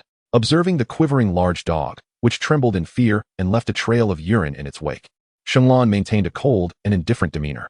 The instincts of beasts are remarkably acute. While the veracity of Xianglan's words eluded the creature, the murderous intent was unmistakable, instilling a deep-seated terror within it. Were it not for its master lying unconscious and immobile, it would have sought to flee at once. Xianglan cast a glance at the man and his dog, observing how the wolf dog obediently carried the canine grave lawn towards a distant tower, suppressing his revulsion. He opened the pouch reeking of canine urine, revealing the scroll of heaven and earth within. With a surge of disdain, he kicked the pouch towards the nearby bonfire. The roaring flames swiftly engulfed the pouch, and before long, the 2 scrolls were reduced to mere ashes. In this round of the Chunin exam, no one could successfully advance, including myself. In a moment of leisure, Xianglan inquired about the examination regulations enforced by the 2 Chunin proctors within the tower. Notably, a stringent rule stipulated that any candidate entering the tower without the heaven and earth scrolls would be summarily disqualified. This was precisely why he commanded Wolfmaru to escort Inuzuka Ran into the tower, to spare himself from any further complications caused by her. Settling back beside the campfire, Xianglan resumed his meditative practice, having been diligently focusing on calming his mind to attune himself to the natural energies that permeate the world.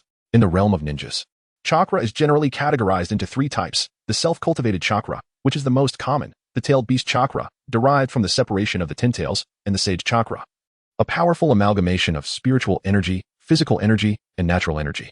Among these, sage chakra holds the highest rank, followed by tailed beast chakra, with self-cultivated chakra ranking last. It can be said that sage chakra represents the pinnacle of power in this world. During the climactic battles of the later stages of Naruto, without some form of sage technique, one might find themselves unable to deliver even a scratch to their opponents, even if they stood idly by.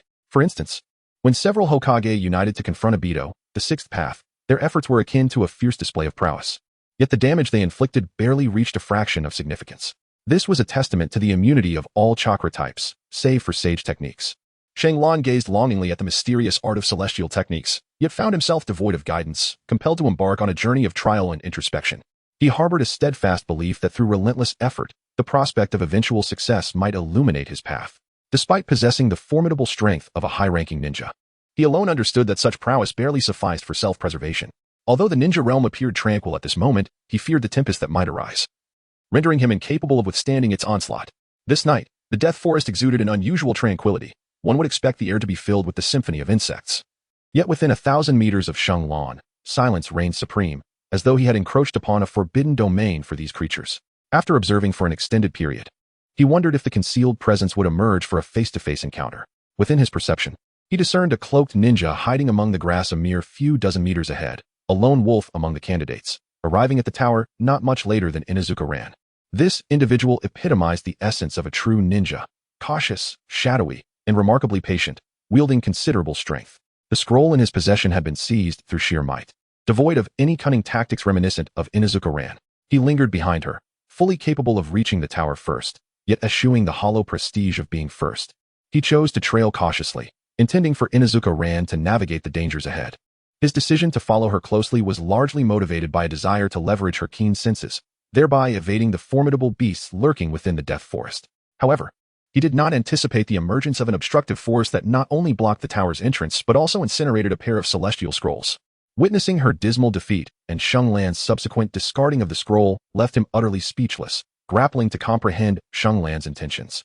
His inherent caution precluded any rash actions, compelling him to remain hidden in the shadows. Even when Sheng Lan extended an invitation, he harbored no inclination to reveal himself. Truly, he was an embodiment of prudence. Sheng Lan rose, furrowing his brow as he cursed. As his words fell, a shuriken was swiftly released, hurtling through the air with precision. Thud! Before the sound of the shuriken embedding itself in the tree echoed, he deftly retrieved 3 more shurikens, launching them in a triangular formation. Clink, clink, clink. The sharp sounds of metal clashing resonated, and a shadowy figure emerged silently. Why do you not evade? Upon recognizing the identity of the figure stepping forward, Sheng Lan mused. A member of the Oil Woman clan, is it? Heh, you truly possess a rather sinister nature. Chapter 56. The second lone wolf to be eliminated. Sheng Lan gazed at the flickering campfire and spoke in a subdued tone. However, the newcomer remained unmoved by his words. He approached Sheng Lan without faltering in his stride, and when he drew within a meter of him, he abruptly halted in a peculiar manner, standing motionless in place. With an impassive expression, Sheng Lan unleashed a swift punch directed at his opponent's abdomen, moving with astonishing speed that seemed to leave the other party no time to react.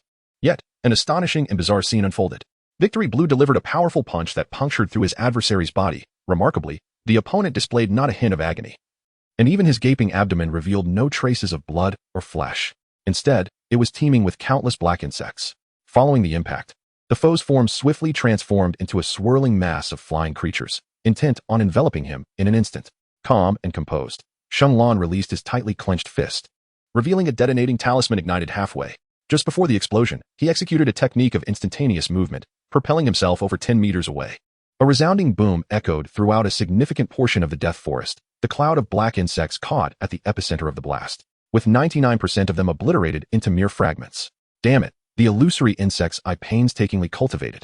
Oil Girl Shurching seethed internally, realizing that his opponent had discerned the illusionary nature of his insects. This was a first for him. Ordinarily, apart from the Byakugan of the Hyuga clan, it was nearly impossible for anyone below the rank of Jonin to unveil his insect clones. To his astonishment, this youthful Uchiha had not only seen through his deception, but had done so with remarkable finesse. I had intended to use this as a trump card. But if that is the case, let me first show you the depths of my power. Oil Girl Shurching tore open his shirt, and a swarm of azure insects, residing within his abdomen, immediately emerged. They were numerous and as tiny as pinpricks, dispersing swiftly, almost invisible to the naked eye. Particularly, their bodies blended seamlessly with the grass, especially under the cover of night. Oil Girl Shurching was confident that in such an environment, even a Jonin would find themselves at a loss against his formidable insects. Sheng Lan warily observed Yu Nu Ji-Qing, contemplating whether to pursue her. However, just as he resolved to chase after her, his keen intuition detected an anomaly. In the air around him floated a multitude of minute azure insects, encircling him completely. Even with Sheng Lan's sharp eyesight, it was difficult to discern their encroachment in such surroundings. By the time he realized the situation, it was slightly too late. He had underestimated the prowess of the Konoha clan and intended to employ the body flicker technique to escape once more. Yet, before he could make a move, an unusual sensation on his body alerted him to impending danger. A tiny azure insect had crawled up to his ankle, and before he could react, it detonated. A drop of viscous azure insect fluid adhered to his ankle, and in that instant, Sheng Lan sensed something was amiss. He found himself unable to move. Sheng Lan widened his eyes in disbelief. He exerted every ounce of chakra within him, striving to mobilize his bodily strength in an attempt to escape the paralyzing state that enveloped him. Just 2 more seconds. He furrowed his brow, contemplating his control over his body. He realized that the explosion of the azure insects released a fluid that induced a fleeting paralysis in those who came into contact with it. Even with his formidable strength, he was incapacitated for a full 3 seconds. In the realm of ninja confrontations, 3 seconds was ample time to accomplish a great deal. For instance, the swarm of azure flying insects had now completely converged and, to his astonishment, began to self-destruct in unison. As the azure insects disintegrated, Sheng Lan found himself enveloped in a viscous green fluid, rendered immobile, standing frozen in place. At that moment, a figure emerged from the underbrush. Uchiha Sheng Lan. The astonishing prodigy of the new generation. What a pity it is that you have encountered me. Noticing Sheng Lan's silence, Oil Girl Shurching smiled slightly and remarked, "Do not be alarmed. The fluid from the Qingma insect is not lethal. However, given the dosage in your body, there will certainly be some side effects. Endure the discomfort for about 10 days, and consider it a punishment for the demise of my illusionary insects. I believe you have misunderstood." At this moment, Sheng Lan spoke softly. "You, insignificant rodent, dare to boast of your trivial tricks? I have been patiently awaiting your appearance all along." Upon the conclusion of Xinglan's remarks, Yun Jiqing immediately sensed the impending danger. However, before he could react, he was taken aback by a sudden blur before his eyes. Uchiha Xinglan had nearly teleported in front of him. The depth of his pitch-black eyes struck terror into his heart. Despite the fear, Yun Jiqing hastily drew his kunai. But Xinglan's movements were as swift as lightning, delivering a powerful punch to his abdomen. The sheer force propelled Yun Jiqing several meters away, causing his body to roll on the ground for 5 or 6 revolutions. After receiving a direct blow from Xinglan, Yun Jiqing felt a tumult in his insides, and a sweet taste surged in his throat, leading him to cough up a mouthful of blood. Darkness began to cloud his vision. And just as his consciousness began to fade, Yun Jiqing bit down hard on his tongue, the sharp pain momentarily staving off his impending unconsciousness. He struggled to gaze at Xinglan, bewildered as to why his opponent still possessed the capacity for movement. How can he move so swiftly after being injected with such a potent dose of the parasitic fluid? Yun Jiqing thought incredulously, his eyes widening in disbelief as he observed Xinglan approaching him step by step, his green attire subtly shifting around him. A thin layer of pale blue chakra enveloped Xinglan, rendering the blue parasitic fluid ineffective against him, as it remained repelled from his form. With a deft manipulation of his chakra, Xinglan shed the layer of parasitic fluid onto the ground. Unfortunately, Yun Jiqing did not witness this, as he saw Xinglan advancing towards him without restraint. The world around him darkened completely, and he succumbed to unconsciousness. Gazing down at Yun Jiqing, Xinglan, devoid of expression, retrieved 2 scrolls from his person and then grasped his ankle, dragging him step by step toward the central tower. Mere meters from the entrance, Xinglan unceremoniously discarded him into the tower as if disposing of refuse. Find a medical ninja to attend to him, he remarked, indifferent to the shock of the 2 Genin within the tower. Returning to his previous position, Xinglan was confronted by an irate Genin instructor. What on earth are you doing? You have already gathered the scrolls. Why engage in such antics? You are severely disrupting the examinations of others. I am a candidate. It is my prerogative to influence the examinations of others. If I do not eliminate the weak, how shall I advance? Xinglan replied calmly, stirring the campfire. But you have already collected the scrolls. You cannot hinder others' progress. You should immediately enter the tower. The Genin snapped, gritting his teeth. Are you instructing me on what to do, you fool? Is there a rule stating that one must enter the tower upon gathering the scrolls? Is there a rule forbidding one from engaging others? The Genin instructor's face turned ashen, and he attempted to exit the tower to confront Xinglan. But another Genin quickly pulled him back, urging, you cannot go. That would only serve to disrupt the examination further. But he is correct. He has not violated any examination rules. Although I am uncertain of his intentions, I believe we should report this to the Hokage immediately to prevent further obstruction. Very well. I will remain here. You go notify a medical ninja and make your way to the Hokage's residence. At this hour of the night, seeking out the Hokage meant going directly to his door, a course of action that could certainly result in a reprimand. Yet, given the unusual circumstances, the Genin resolved to proceed with the plan. The other Genin, upon hearing this, nodded in agreement, feeling a sense of relief and gratitude for his responsible colleague. 2 hours later, the Genin returned, looking sheepish. He had indeed endured a stern reprimand from the Hokage. Upon opening the door, the 3rd Hokage's first reaction was to inquire, is someone dead? After all, a death could pose the greatest inconvenience during the Genin exams. Yet even in the event of a death, such matters hardly warranted a midnight visit to disturb their rest. After all, the death of a mere Genin could hardly necessitate such urgency.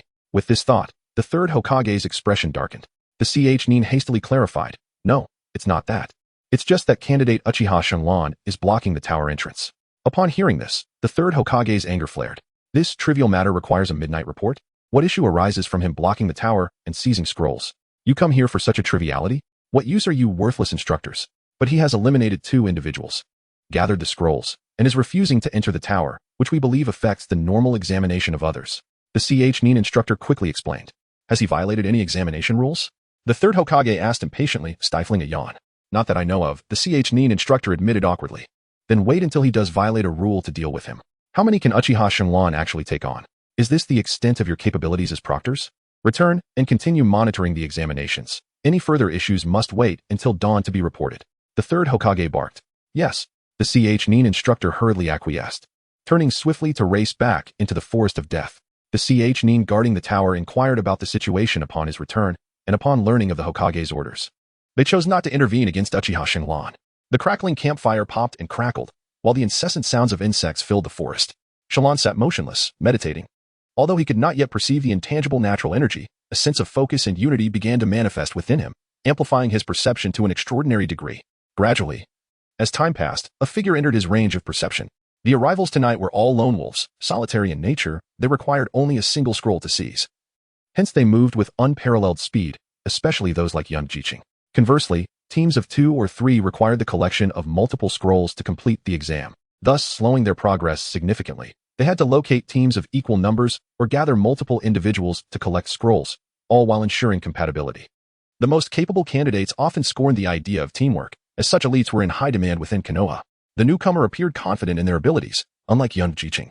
They were neither overly cautious nor recklessly bold like Inuzuka ran. Instead, they observed Shenglong curiously from a distance. "What shall I call you?" Shenglong gazed at him and inquired, feeling a discomfort from the aura emanating from the individual. The conspicuous and sharp presence cast a grave expression upon Shenglong's face. The crimson hues of the setting sun painted the scene as the newcomer introduced himself. Shenglong was somewhat taken aback upon hearing this revelation. He had not anticipated that this individual was, in fact, the father of the renowned Hinata from the original narrative, though I am unaware of the name of Hinata's father. Many assert that this title is indeed accurate, so I shall reluctantly adopt it. However, upon closer inspection, Shenglong felt a twinge of confusion and subsequently inquired, "At your age, you should not be participating in the Chunin exams at this time. You must have graduated quite some time ago, am I correct?" Hisashi Hyuga, upon hearing this, was equally astonished. He nodded and took a seat beside the campfire, gesturing for Shenglong to sit down and converse. "You are Uchiha Shenglong, are you not? At merely 9 years of age, as I heard in the classroom, you exemplify the prodigious talent of the Uchiha clan. The legacy of the Uchiha is truly astonishing. Are you well versed in the Uchiha clan?" Shenglong resumed his original position. While the opposing party showed no haste in entering the tower, Shenglong was eager to become acquainted with this esteemed figure. Recalling that he had perished during the Kaibai's invasion, having fallen in battle before the 4th Hokage could seal the beast away. He was a person of great selflessness and noble sacrifice. "I understand a bit about him," replied Shirijinhong, "but you have yet to answer my question." Shenglong continued, "I graduated 3 years ago. The reason I am only participating in the Chunin exams now is due to my journey of honing my skills." "A journey of honing skills? What can a freshly graduated genin like you possibly accomplish? Would Konoha even permit such a thing? And for 3 whole years? Do you really think you are akin to Naruto, a descendant of a Hokage, able to accompany Jiraiya for such an extended period?" The Rain Village.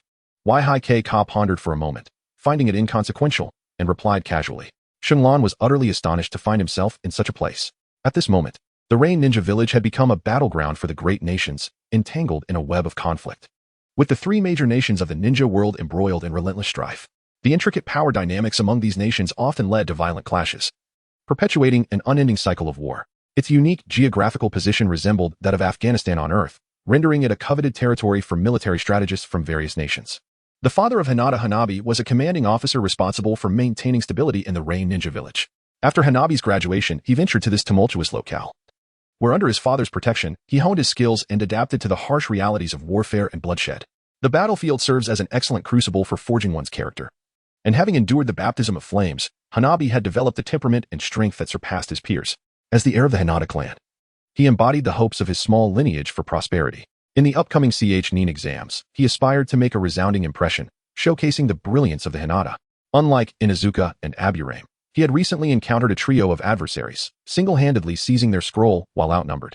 Although he hastened towards the central tower, he faced numerous formidable beasts along the way, which delayed him slightly compared to Inuzuka Ran and Aburame Shizuku.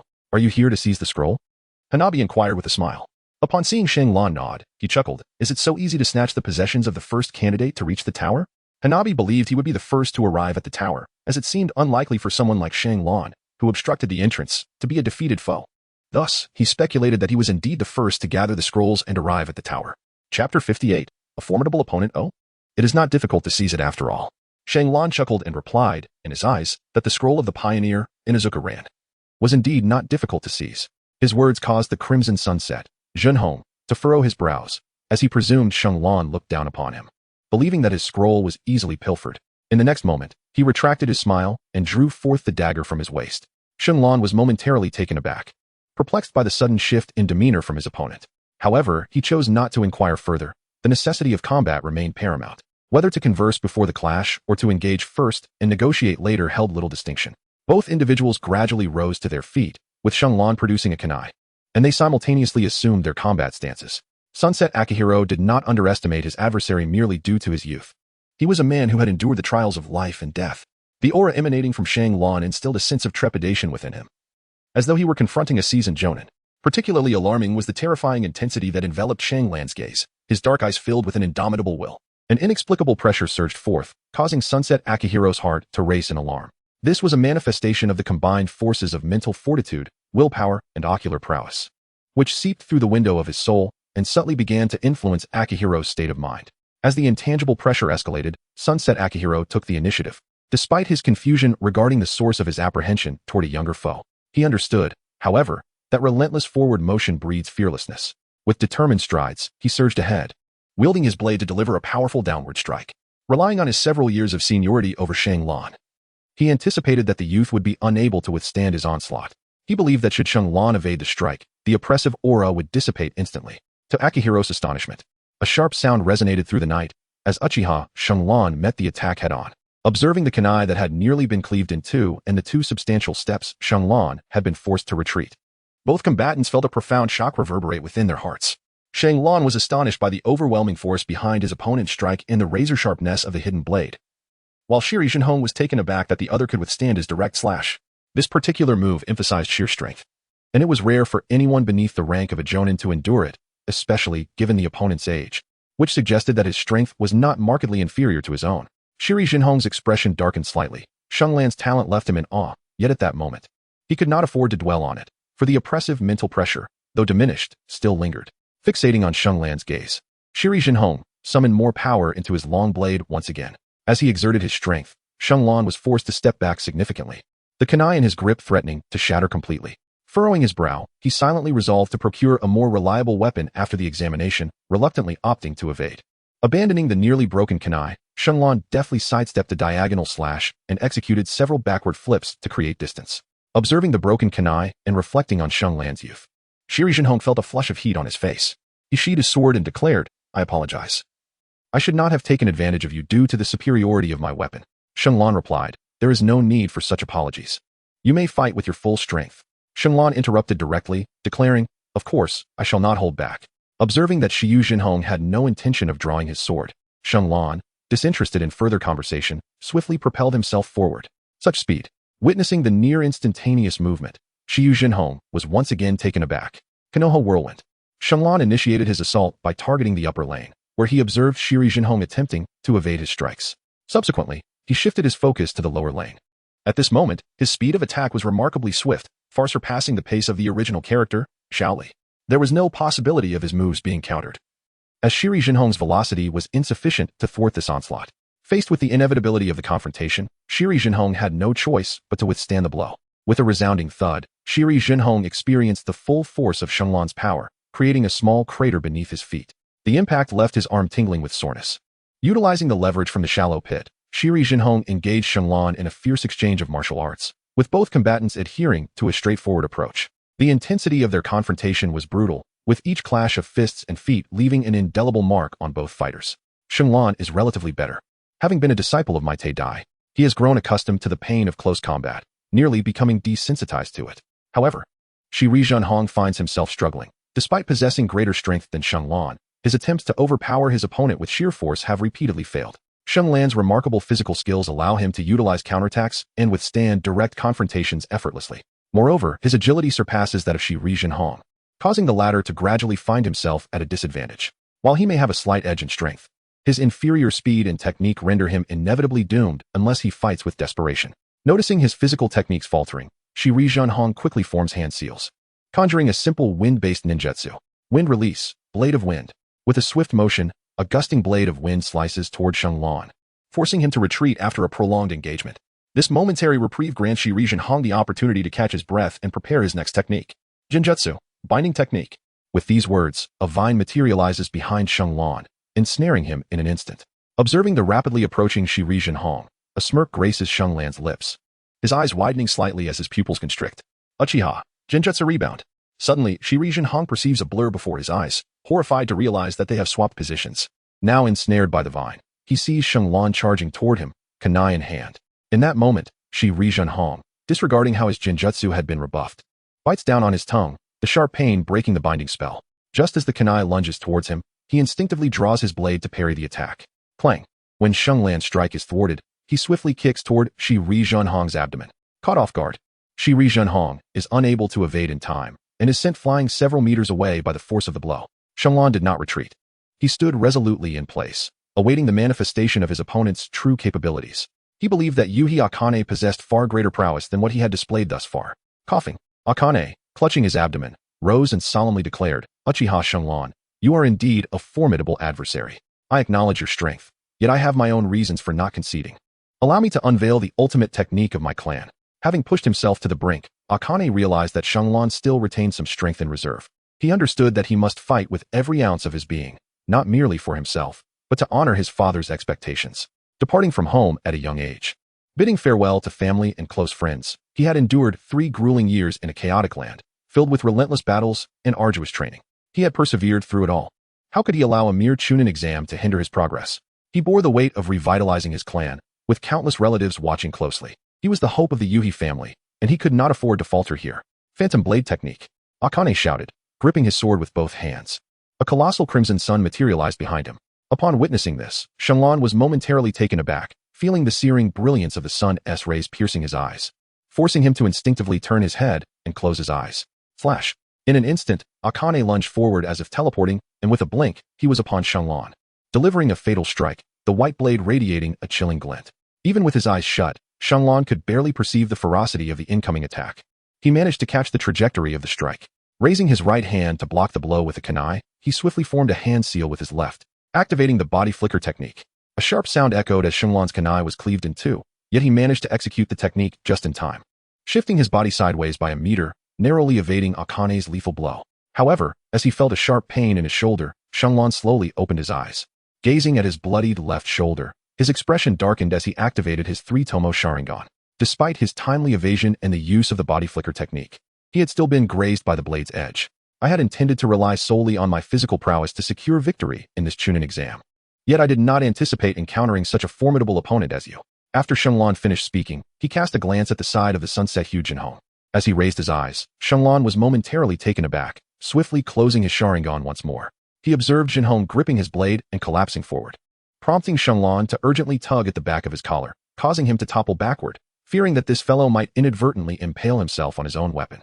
Jinhong had already lost consciousness, evidently having reached his limits. This illusionary blade technique was extraordinarily formidable, to the extent that even Shunlan could not withstand it, resorting instead to a hasty evasion. The sheer power of this technique was palpable.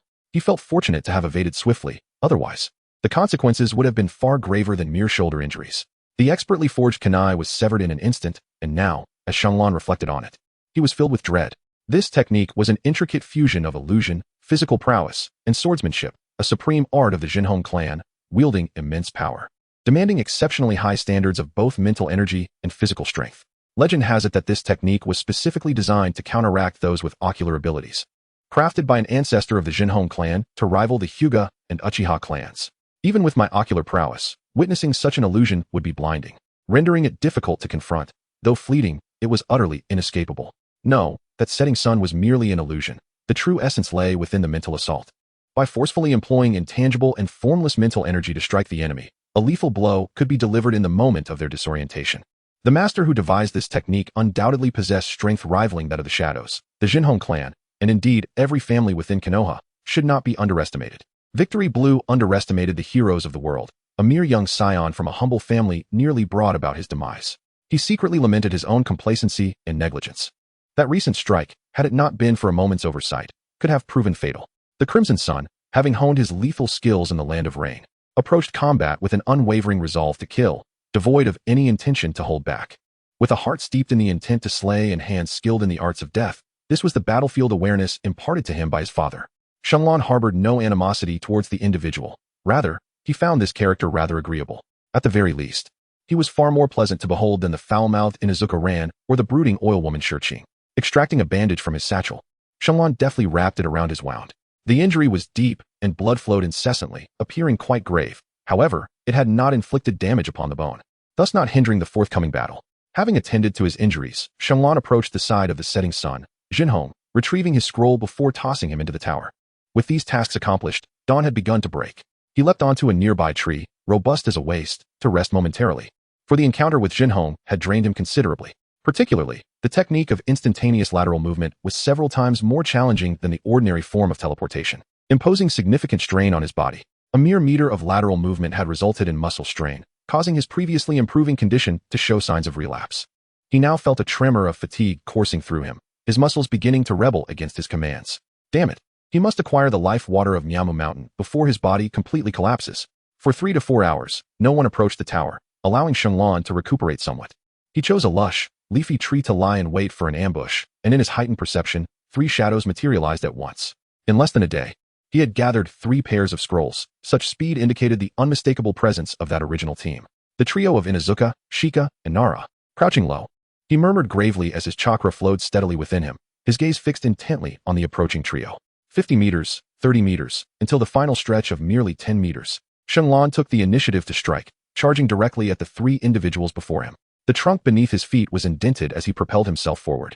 Harnessing the powerful rebound from the side branches, his speed escalating to an astonishing degree in the blink of an eye. The trio, faced with the oncoming figure, could not help but display expressions of sheer terror. Nara Shikahisa, in particular, wore an expression akin to encountering a ghost. Upon hearing the commotion, he immediately formed a hand seal. He had been forewarned by Yamashiro Hachi about an ambush ahead, yet he never anticipated the adversary would strike with such ferocity. His shadow mimicry technique appeared to be too late to execute, and to his dismay, he realized that he was the primary target. As a fist barreled towards him, Nara Shikahisa instinctively took a step back. "Be careful," Yamashiro Hachi bellowed. Bang! At the moment the fist was about to collide with Nara Shikahisa, a stout figure swiftly intervened, blocking the blow. Though the newcomer's physique was bloated, his reflexes were astonishingly agile. Seeing the rotund figure obstruct the attack, Shenlong's eyes narrowed, and a surge of power coursed through him. He summoned his full strength for the impending confrontation. Ah! A shriek pierced the air as Akimichi Dingza felt an excruciating pain in his arm from the blocked punch. And both he and Nara Shikahisa were sent flying several meters away by the immense force. Dingza! Akimichi Dingza struggled to rise, but was met with an overwhelming heaviness in his chest, leading to a sudden spurt of blood. Dingza! Nara Shikahisa shouted, scrambling to his side. Before he could assess Dingza's injuries, he heard Yamashiro Hachi's urgent warning. "Shikahisa, watch out." Ignoring everything else, Nara Shikahisa immediately formed another hand seal. Shadow Binding Technique. This binding technique was among the swiftest to be deployed in the Shadow series of secret arts. Just as Shenlong closed the distance to 1 meter, the shadows ensnared him. However, the force behind the incoming punch was so formidable that it nearly broke free from the binding at that instant. Shadow Binding Technique, successful. Nara Shikahisa exhaled, relieved. Feeling the rush of wind from the punch, he widened his eyes, thankful he had managed to execute the technique in time. Had he been struck, it could have cost him his life. Chapter 60. The Fear of the Boar, Deer, and Butterfly. What a brutal and ferocious individual. Nara Shikahisa marveled at Shenlong's ruthless strike, and his hand seals shifted once more. Ninjutsu, Shadow Strangulation. Shenlong found himself ensnared by an inexplicable force, only to be met with a soft, boneless arm swiftly traversing his body, making a beeline for his neck. Humph! With a cold snort, Shenlong unleashed a surge of chakra, forcefully pressing the hand gripping his throat against his chest, causing it to sink deeper. Hachi! Lugio cried out in terror, witnessing for the first time his shadow hanging technique being so brutally subdued. Ninjutsu, Heart-Turning Technique. The hand seals directed at the bound, Shenlong activated the technique, instantly rendering Hachi from the mountains limp in place, a reaction following the activation of the secret art. In an instant, Shenlong felt a consciousness forcefully invading his mental space, attempting to usurp him and seize control of his body. Within the dim, formless expanse of his consciousness, Hachi from the mountains skillfully emanated his spiritual energy, intent on commandeering Shenlong's form. Hachi felt a slight change, as the surrounding environment began to gradually illuminate. In this barren space, he not only perceived the brightness increasing, but also sensed the consciousness realm expanding, as his own spiritual power seemed to fade, diminishing his control, and the space began to subtly slip from his grasp. As a wave of alarm surged through him, Hachi hastily intensified the release of his spiritual energy, striving to stabilize his authority. However, as he amplified his mental force, an unexpected transformation occurred. He realized his physical form had shrunk several dozen times in an instant. How could this be? No, it is not my body that has shrunk, but rather this realm of consciousness has suddenly expanded exponentially. This is not good. Hachi felt a profound sense of dread. This phenomenon surpassed his understanding, as he had never witnessed such an occurrence within another's mental space, leaving him unable to rationalize the situation. At this moment, attempting to control Shenlong's body had become impractical. Resolving to withdraw, Hachi prepared to disengage the technique, but before he could, violent fluctuations erupted from the apex of the space, where 2 enormous blood-red suns materialized, their blinding radiance compelling Hachi to shield his eyes. Blood-red suns? Could it be? A bold hypothesis surged through Hachi's mind as a resounding voice reverberated throughout the area. Found you. Ah! Hachi screamed in shock, retreating as every hair on his body stood on end, feeling the gaze of an unfathomable terror upon him. Those colossal suns revealed themselves to be a pair of immense Sharingan, emanating a chilling and sinister aura. The Sharingan, the overwhelming crimson light, capable of suppressing consciousness and binding souls, emanated from those terrifying eyes. Stunned, Hachi realized he was ensnared by an invisible force, stripped of even the ability to dispel his technique. Moreover, not only was he bound, but he also perceived the entire space being manipulated, as an unseen pressure constricted around him, compelling him to involuntarily fold his arms and legs, standing rigidly in a vertical stance. The intense pressure threatened to suffocate him, causing his eyes to roll back. Yet, just before he could be crushed, the intense compression suddenly dissipated, and he gasped for breath as if liberated from a great burden. Did your master not inform you that barging into another's mental space with a significant disparity in spiritual power is an exceedingly foolish endeavor? Amidst his heavy gasps, Hachi suddenly noticed Uchiha Shenlong standing before him, his words sending a jolt of realization through Hachi's entire being. Shenlong's words echoed the warnings of his father. Hi, remember, the technique of heart transformation should not be used lightly. It is crucial to consider the individual, especially when facing those with formidable mental fortitude and unwavering will. To employ the heart transformation technique against someone with a vastly superior mental strength is an exceedingly foolish and perilous endeavor. He recalled his youthful inquiries. Father, how shall I discern such individuals? Can the heart transformation technique prove effective against peers? Certainly, my foolish son. Do you think our family's secret arts are so ineffectual? My caution pertains solely to those whose strength far surpasses your own. As for discerning the strength of another's mental prowess, you will comprehend that naturally as you mature. So, does this imply that this technique is invincible among peers? Is that correct, father? Observing the eager and proud gaze of his son, the clan leader of the mountains, Hai's father chuckled softly and nodded. Barring any unforeseen circumstances, once ensnared, there is no escape. Now, as he reflected upon these memories, Mountain Clan Hai felt a surge of despair. He never anticipated encountering such a formidable opponent today. It was evident that Uchiha Shenlong's mental prowess could utterly overwhelm him. It was said that the latter was merely 9 years old this year. What a monstrous being! Struggling to speak, Mountain Clan Hai's face was etched with terror. What do you wish? I concede defeat. If you desire the scroll, I can provide it. Just allow me to return. Resigned, Mountain Clan Hai uttered, having lost the courage to confront Shenlong after witnessing his terrifying power. In this moment, he could think of nothing but escaping back into his own body and distancing himself from this anomaly in the future. Given that you have invaded my consciousness and witnessed things you ought not to have seen, I must impart a lesson upon you. As Shenlong's voice faded, Mountain Clan Hai felt his limbs uncontrollably stretch apart, his entire being suspended in A-shape in mid-air. Upon bidding farewell to Uchiha Shenlong, he witnessed 2 slender beams of white light shooting forth from the latter's dark eyes. In an instant, these beams transformed into 2 white swords of light, piercing through the void with blinding speed, and in the blink of an eye, they impaled his feet. Mountain Clan Hai's anguished scream reverberated, a profound agony causing his very soul to tremble. I saw nothing. Spare me, I implore you, he bellowed in desperation. Recognizing that the events of this day would be forever etched in his memory, Shenlong might very well become his eternal nightmare. Indifferent to the words spoken, Shenlong gazed at Yamazaki with an absence of compassion.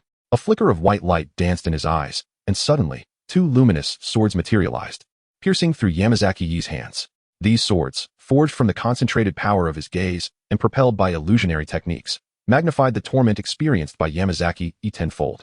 A cry of anguish escaped Yamazaki's lips, his eyes bulging with intensity. Existing in a state formed solely by consciousness, he could only endure the agonizing pain unless forcibly shattered. The prospect of losing consciousness was utterly foreign to him.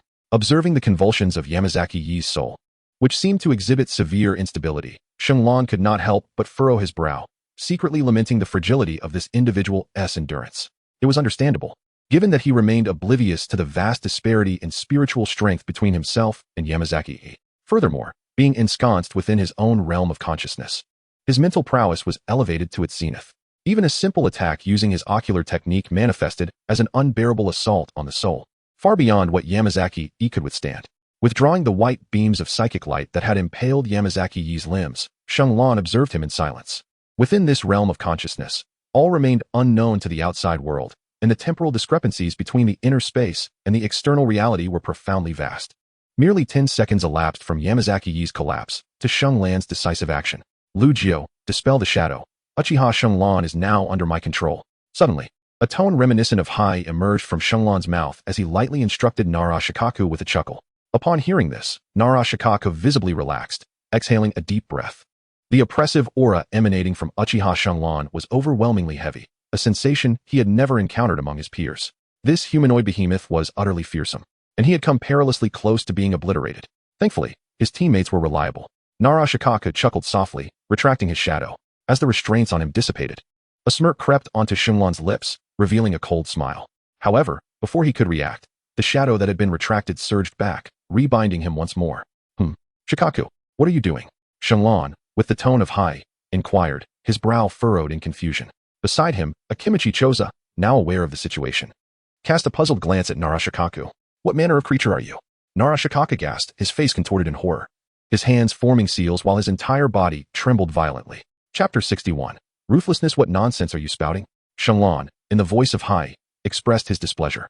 You are not Hai, you are still Uchiha. Shenlon, imitating Hai's voice. Narashikaka bellowed, interrupting him.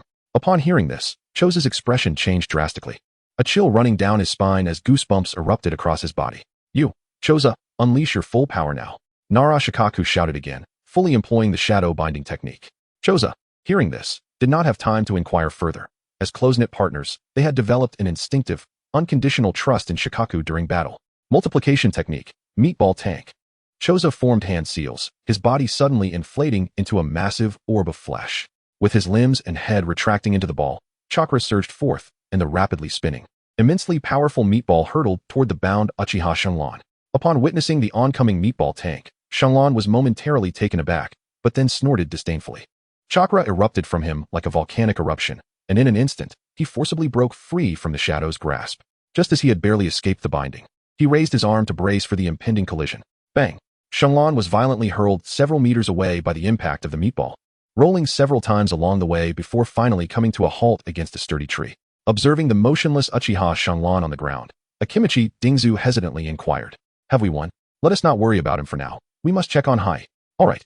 Upon uncovering the unconscious Yamaguchi Hai, face down in the dirt, they were horrified to discover he was bleeding from all 7 orifices and his breath was faint. Hai. They both exclaimed in unison. Did you truly believe such an attack could vanquish me? A chilling voice emerged from behind Narashikaku, as Uchiha Shenlon was nearly pressed against his back. When did this happen? Narashikaku's eyes widened in terror. He stood paralyzed, too frightened to even draw a breath, feeling an overwhelming sensation of suffocation gripping his chest. Stay calm. You merely desire the scroll, correct? Take it. Just spare us. Narashikaku proposed, drenched in cold sweat, knowing he couldn't even perform hand seals. He realized that Uchiha Shenlon could eliminate him in an instant, and Akimichi Dingzu would be unable to assist in time. Haha. Shenlon let out a derisive laugh. Narashikahiza dared not move. Unable to see Shenlon's expression, he mistook the sound of his laughter for agreement. How did you discern that I am not Yamamoto Kaichi? Shenlon suddenly inquired with a hint of confusion. Just as when my shadow technique succeeds, I will verbally alert both of them. The same applies to Hai.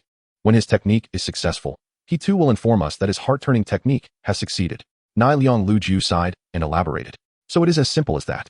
Shenlon nodded, inwardly marveling at the remarkable intellect and reflexes shared by Narashikaku and his father. Both were undeniably exceptional. Which scroll do you lack? Heaven or earth?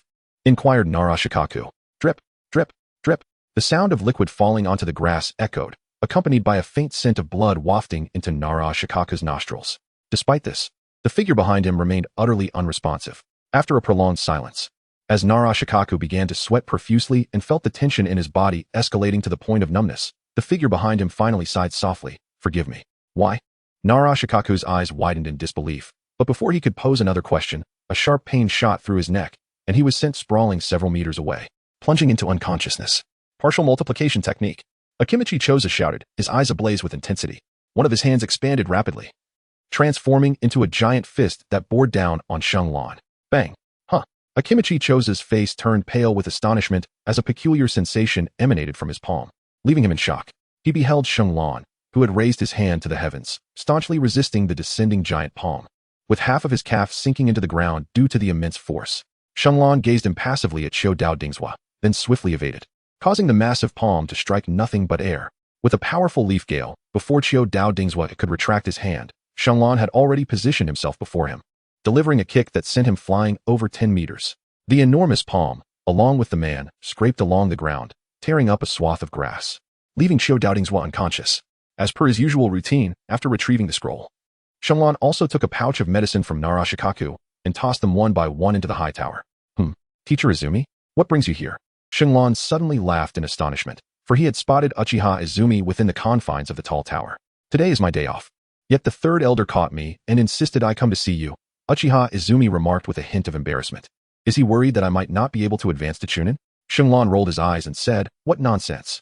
Can we please attend to the wound on your shoulder first? Upon hearing this, Shenlong nodded. Uchiha Izumi, without needing to say a word, was already aware of the severity of the situation. The wound inflicted by the setting sun's crimson blade had been ruthlessly exacerbated by Akimichi Ding's brutal impact.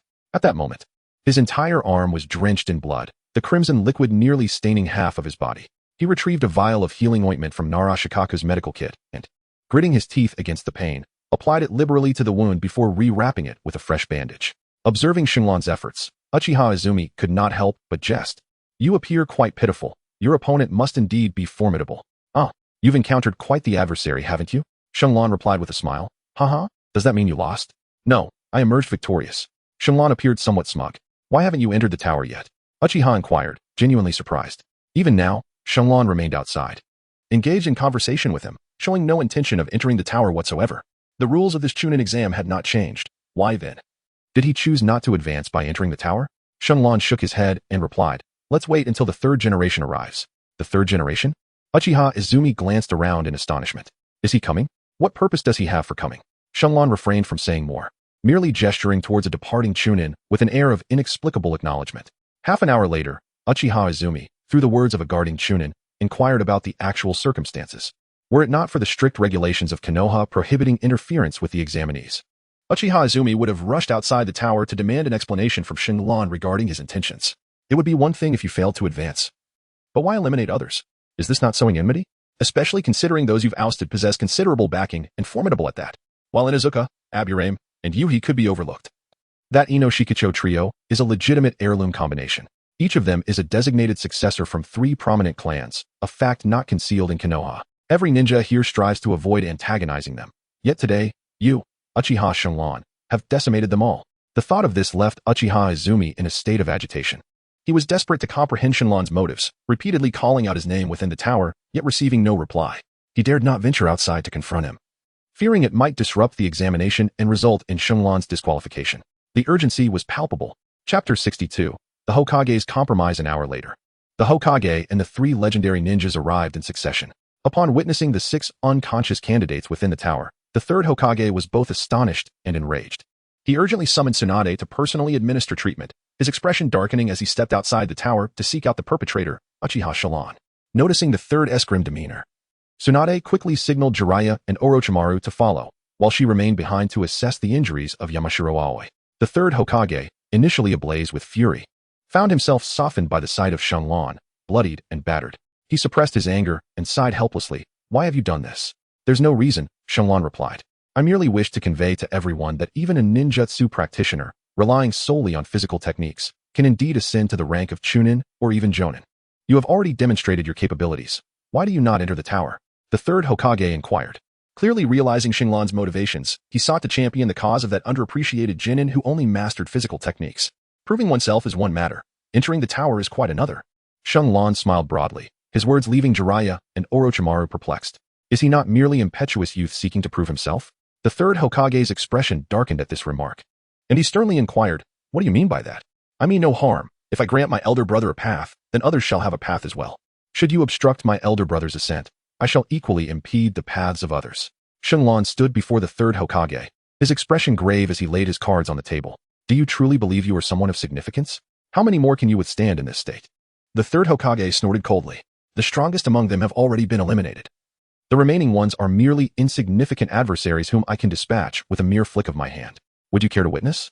Shenlong's complexion appeared somewhat pallid, yet the words that escaped his lips were imbued with an unparalleled authority. The intensity of his confidence rendered the third Hokage's expression grim. What nonsense! The confrontational atmosphere left the 2 bystanders astounded, their jaws agape. Though they were oblivious to the context, they marveled at Uchiha Shenlong's audacity. At some point, whispers within the village of Konoha had dubbed the third Hokage as the most formidable Hokage in history, a claim that was undoubtedly exaggerated. Nevertheless, it had become an accepted truth that, at this juncture, the Hokage wielded the most power and commanded the greatest respect in the village. To their astonishment, this mere 9-year-old dared to confront the Hokage's authority without a hint of trepidation. The fearless newborn calf knows no fear of the tiger, Jiraiya thought in astonishment. Yet he couldn't help but admire the boy's bravery. Are you threatening me? The third Hokage retorted, a mix of anger and irony coloring his tone. Upon hearing this, Shenlong lowered his gaze in silence and leaned back against the stone, returning to the ground. Did the Hokage come here in a fit of anger to forcibly revoke my examination eligibility? Upon hearing these words, the third Hokage's expression shifted dramatically as he fixated intently on Shenlong, offering no response. He was wary of the Uchiha clan and acutely aware of public opinion. Even as Hokage, he could not act recklessly. It seems otherwise. I did not expect the Hokage to adhere to the rules as well. What exactly do you intend to achieve? The third exclaimed, lacking the patience to entertain Shenlong's jest any longer. I merely wish to provide my elder brother with an opportunity for promotion to Jonin, that is all. Shenlong closed his eyes and spoke. He chose brotherhood over the future. Undoubtedly, this decision would leave a profoundly negative impression on the third Hokage, yet he felt no regret. Minutes passed as the third Hokage stood motionless. His gaze fixed intently on Shenlong, his expression grave, lost in thought. Within the bounds of the rules, if I can block one generation, I can obstruct the next. Unless the Hokage wishes to dismantle the very regulations. Enough. The third Hokage's voice thundered once more, cutting through Shenlong's threat. I can acquiesce to your request, but it must wait until the next generation. Furthermore, you must secure the understanding of the Inuzuka, Yamanaka, Nara, and the other clans such as the Akimichi and the Shirjima. Additionally, you are prohibited from participating in the Chunin exams for the next 10 years. I detest being coerced. Finally, the third Hokage relented, albeit with numerous stipulations attached. It is only fair. I am not unreasonable. As for what you perceive as a threat, very well, I shall accept it. Suddenly, Shenlong of the Uchiha clan rose with a hearty laugh and strode directly into the tower. Thus, Uchiha Shenlong was also deemed eliminated from the competition.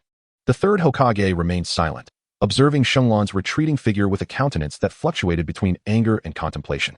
Clearly, Shenlong's earlier words were a derision of his narrow-mindedness. This audacious individual was becoming increasingly brazen.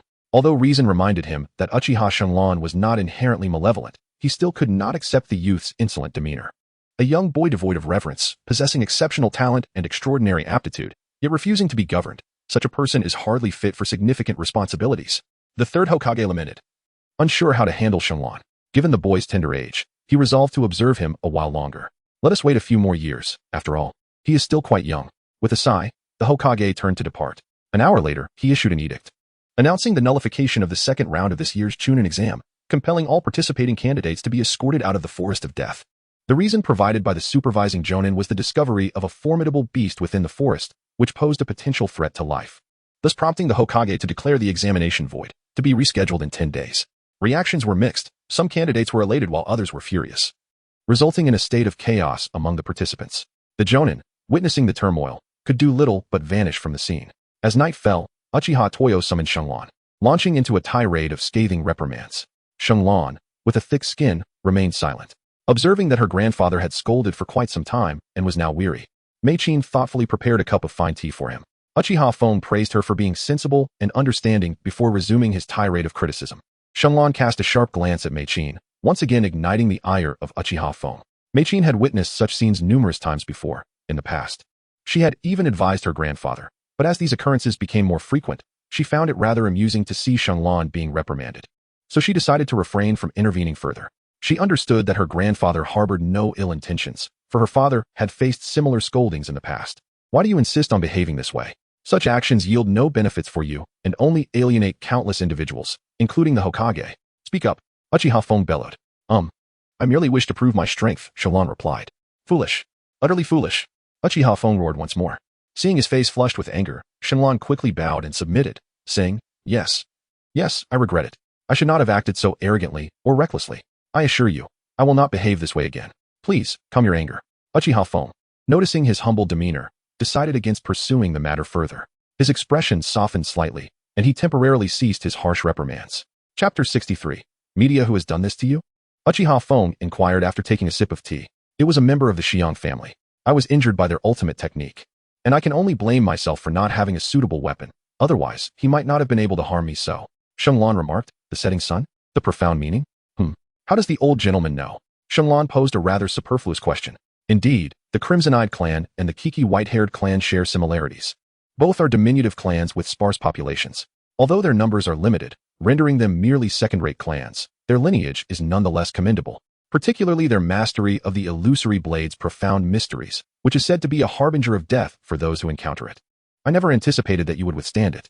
Uchiha Fong remarked with a hint of astonishment. Ah, it is indeed formidable, but if only I possessed a suitable weapon. A fine blade. Sheng Lan paused at this point, leaving his thoughts unspoken, and a brief awkwardness enveloped the atmosphere. Even a fool could discern that he was clearly seeking weaponry. Uchiha Fong cast a sidelong glance at him, but chose to remain silent, calmly sipping his tea. You old man, I wish to discuss certain matters with you, the youth declared. Let us not even entertain the notion of borrowing money. The elder retorted. This time, I am not asking for money. Rather, I seek to borrow a person. The youth clarified. And for what purpose would you borrow someone? Are you planning some nefarious deed? The elder inquired. I assure you, it is not for any ill intent. Before we proceed, I wish to ask you, are you familiar with the concept of news? The youth responded. News. The elder echoed. News is a literary form. It serves as a medium for information dissemination, encapsulating recording, feedback, transmission, and guidance, all in one. The youth expounded. And then? The elder pressed. I aspire to establish a media organization, the youth proclaimed. What has prompted this sudden desire to engage in such frivolous pursuits? Were you not a staunch believer in the supremacy of strength? Uchiha Fong implied, questioning the youth's unexpected inclination towards these elaborate endeavors.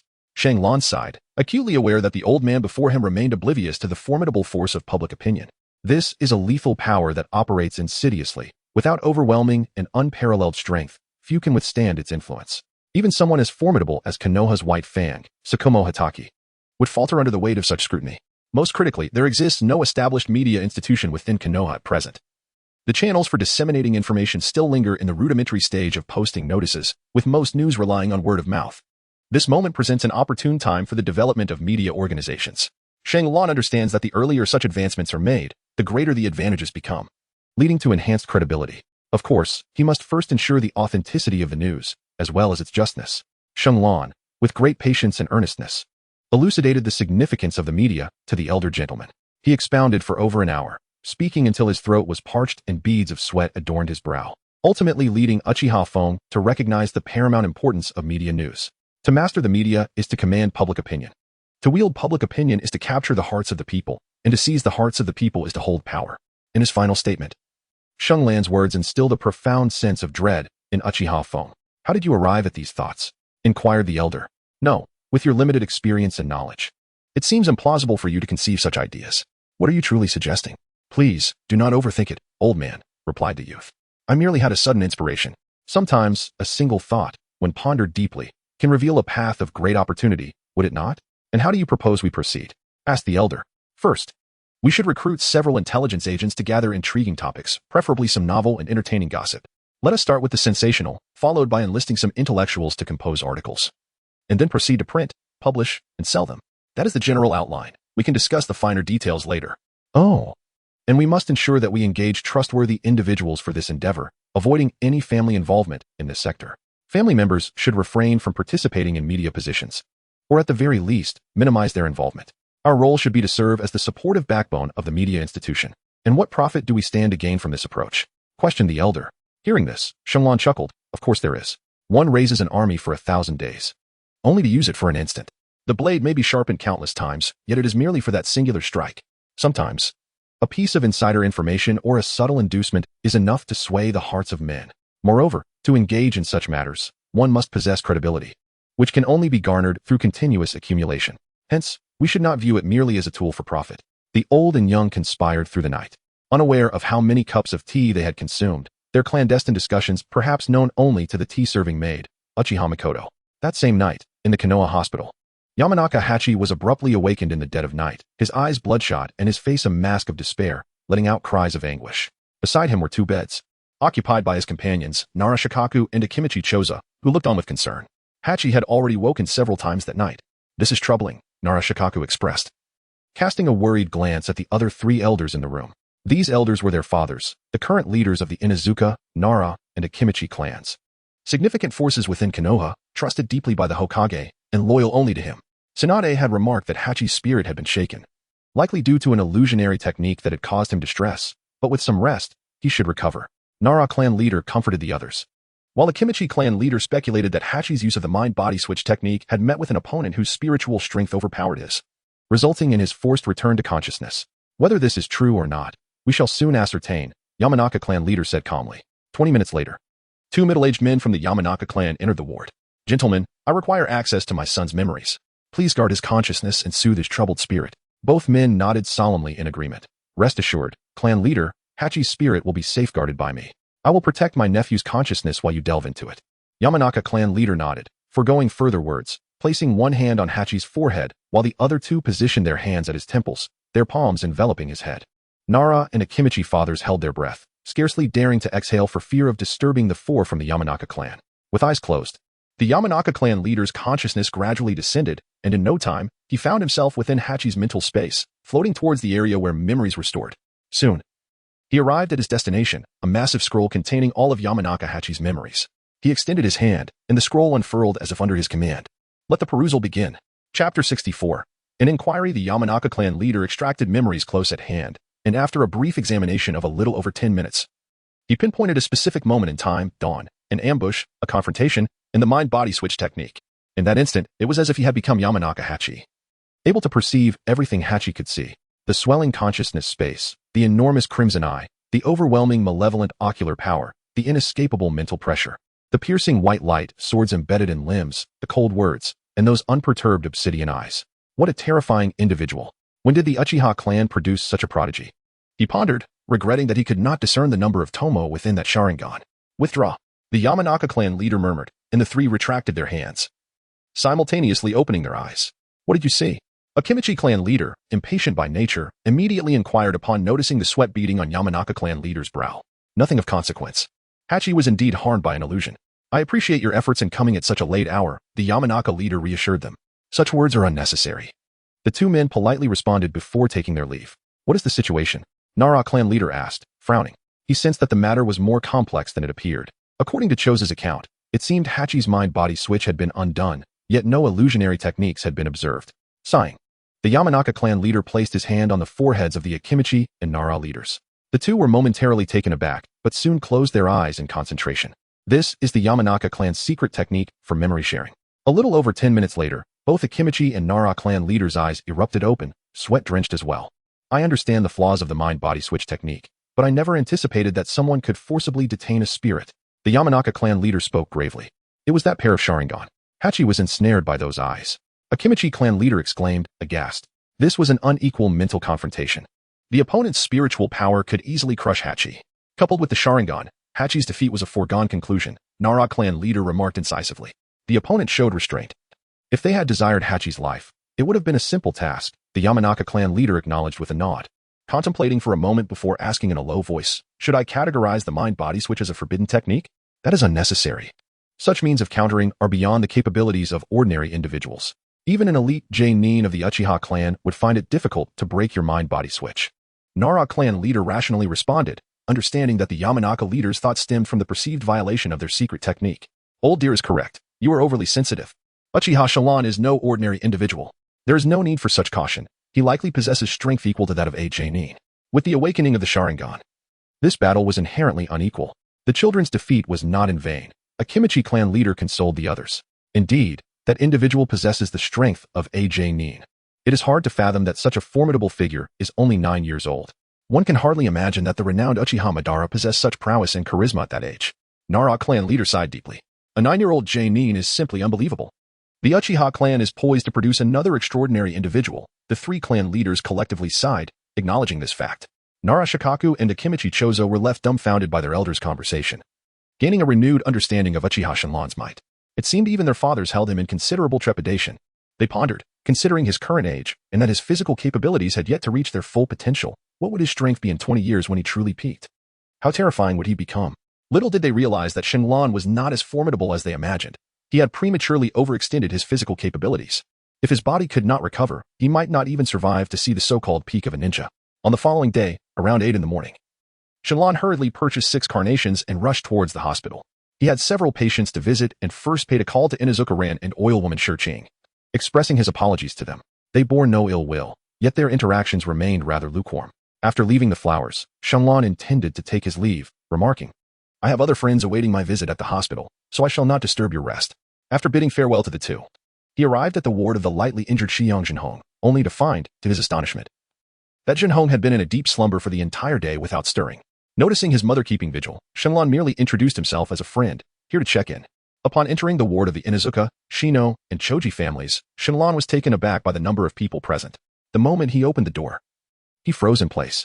The gathering fell into an instinctive silence upon seeing him, their expressions betraying a sense of unfamiliarity towards the unexpected youth. Everything is quite well. Allow me a moment of levity.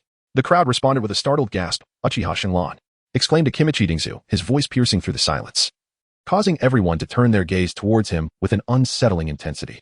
The family and friends of the Inuzuka, Shino, and Choji clans regarded him with suspicion, some even reaching for their concealed weapons.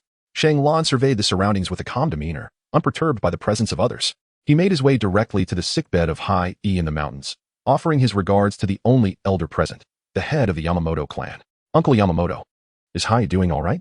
The clan leader nodded slightly, yet before he could respond, a brash youth with yellow hair scoffed. It's all thanks to you.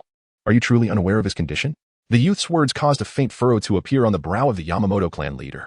Upon hearing this, Shenlong nodded, choosing not to engage in further debate. He placed the remaining 3 carnations on the bedside table of Shanzhong High E, and then turned to Chiu Dao Dingzhua and Narashika, bowing in apology. I sincerely regret that, for my own purposes, I inadvertently obstructed your paths to advancement. How can you say such a thing? A young member of the Nara family retorted in indignation, only to be interrupted by Shika beside him. We did not expect you to visit us. Your apology is somewhat superfluous. We hold no grievances against anyone but ourselves for lacking the skills and not dedicating enough effort to our training. Shenlong gazed in astonishment at Nara Shikahisa, inwardly marveling at his magnanimity. Pray tell, why have you not ascended the tower for advancement? With your prowess, you should have long since gathered the scrolls. Why then? Akimichi Ding paused, his intent becoming unmistakably clear. After a brief moment of silence, Shenlong gently shook his head. I apologize. Upon hearing his apology, Lu Jiu and Dingzhua understood that he did not wish to elaborate further. They were momentarily stunned before falling silent. However, Shenlong's subsequent words astonished them. As a gesture of my remorse, I shall abstain from participating in the Chunin exams for the next decade. Hey, you really needn't go to such lengths, Lu Jiu exclaimed in surprise. This is the price I must pay for achieving my goals by any means necessary. Honestly, you need not be so drastic. As the saying goes, no fight, no acquaintance. You might as well treat us to a barbecue instead. Don't let your future hinge on a moment of petulance, suggested Akadu Dingzhua, scratching his head awkwardly. Upon hearing this, Shenlong tilted his head, amused, and promptly replied, all right, once you have recovered, I shall treat you all to a barbecue. After exchanging a few more casual remarks, Shenlong took her leave under the pretense of an excuse.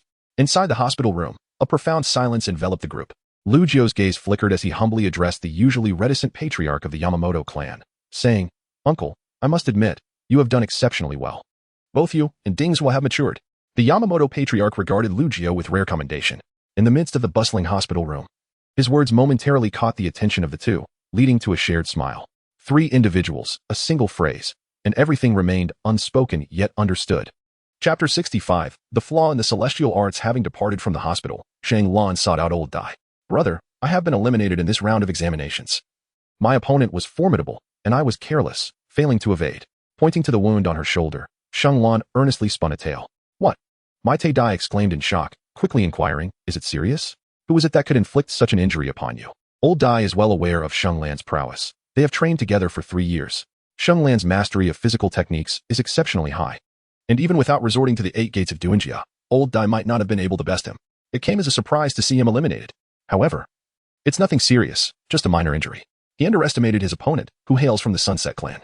Might Dai, upon hearing this, patted his shoulder in encouragement. It's all right. Take good care of yourself. In 10 days, you can come back and fight again. I believe in you. Shenlong forced a bitter smile, saying, forget it, I shall wait for the next session. I have slightly injured a bone in my shoulder, and as you know, injuries to tendons and bones take 100 days to heal. I think it is best to consider the next examination instead. Is that still a minor injury? Mike Dai retorted, speechless. I believe so. After all, I have just graduated and am still quite young.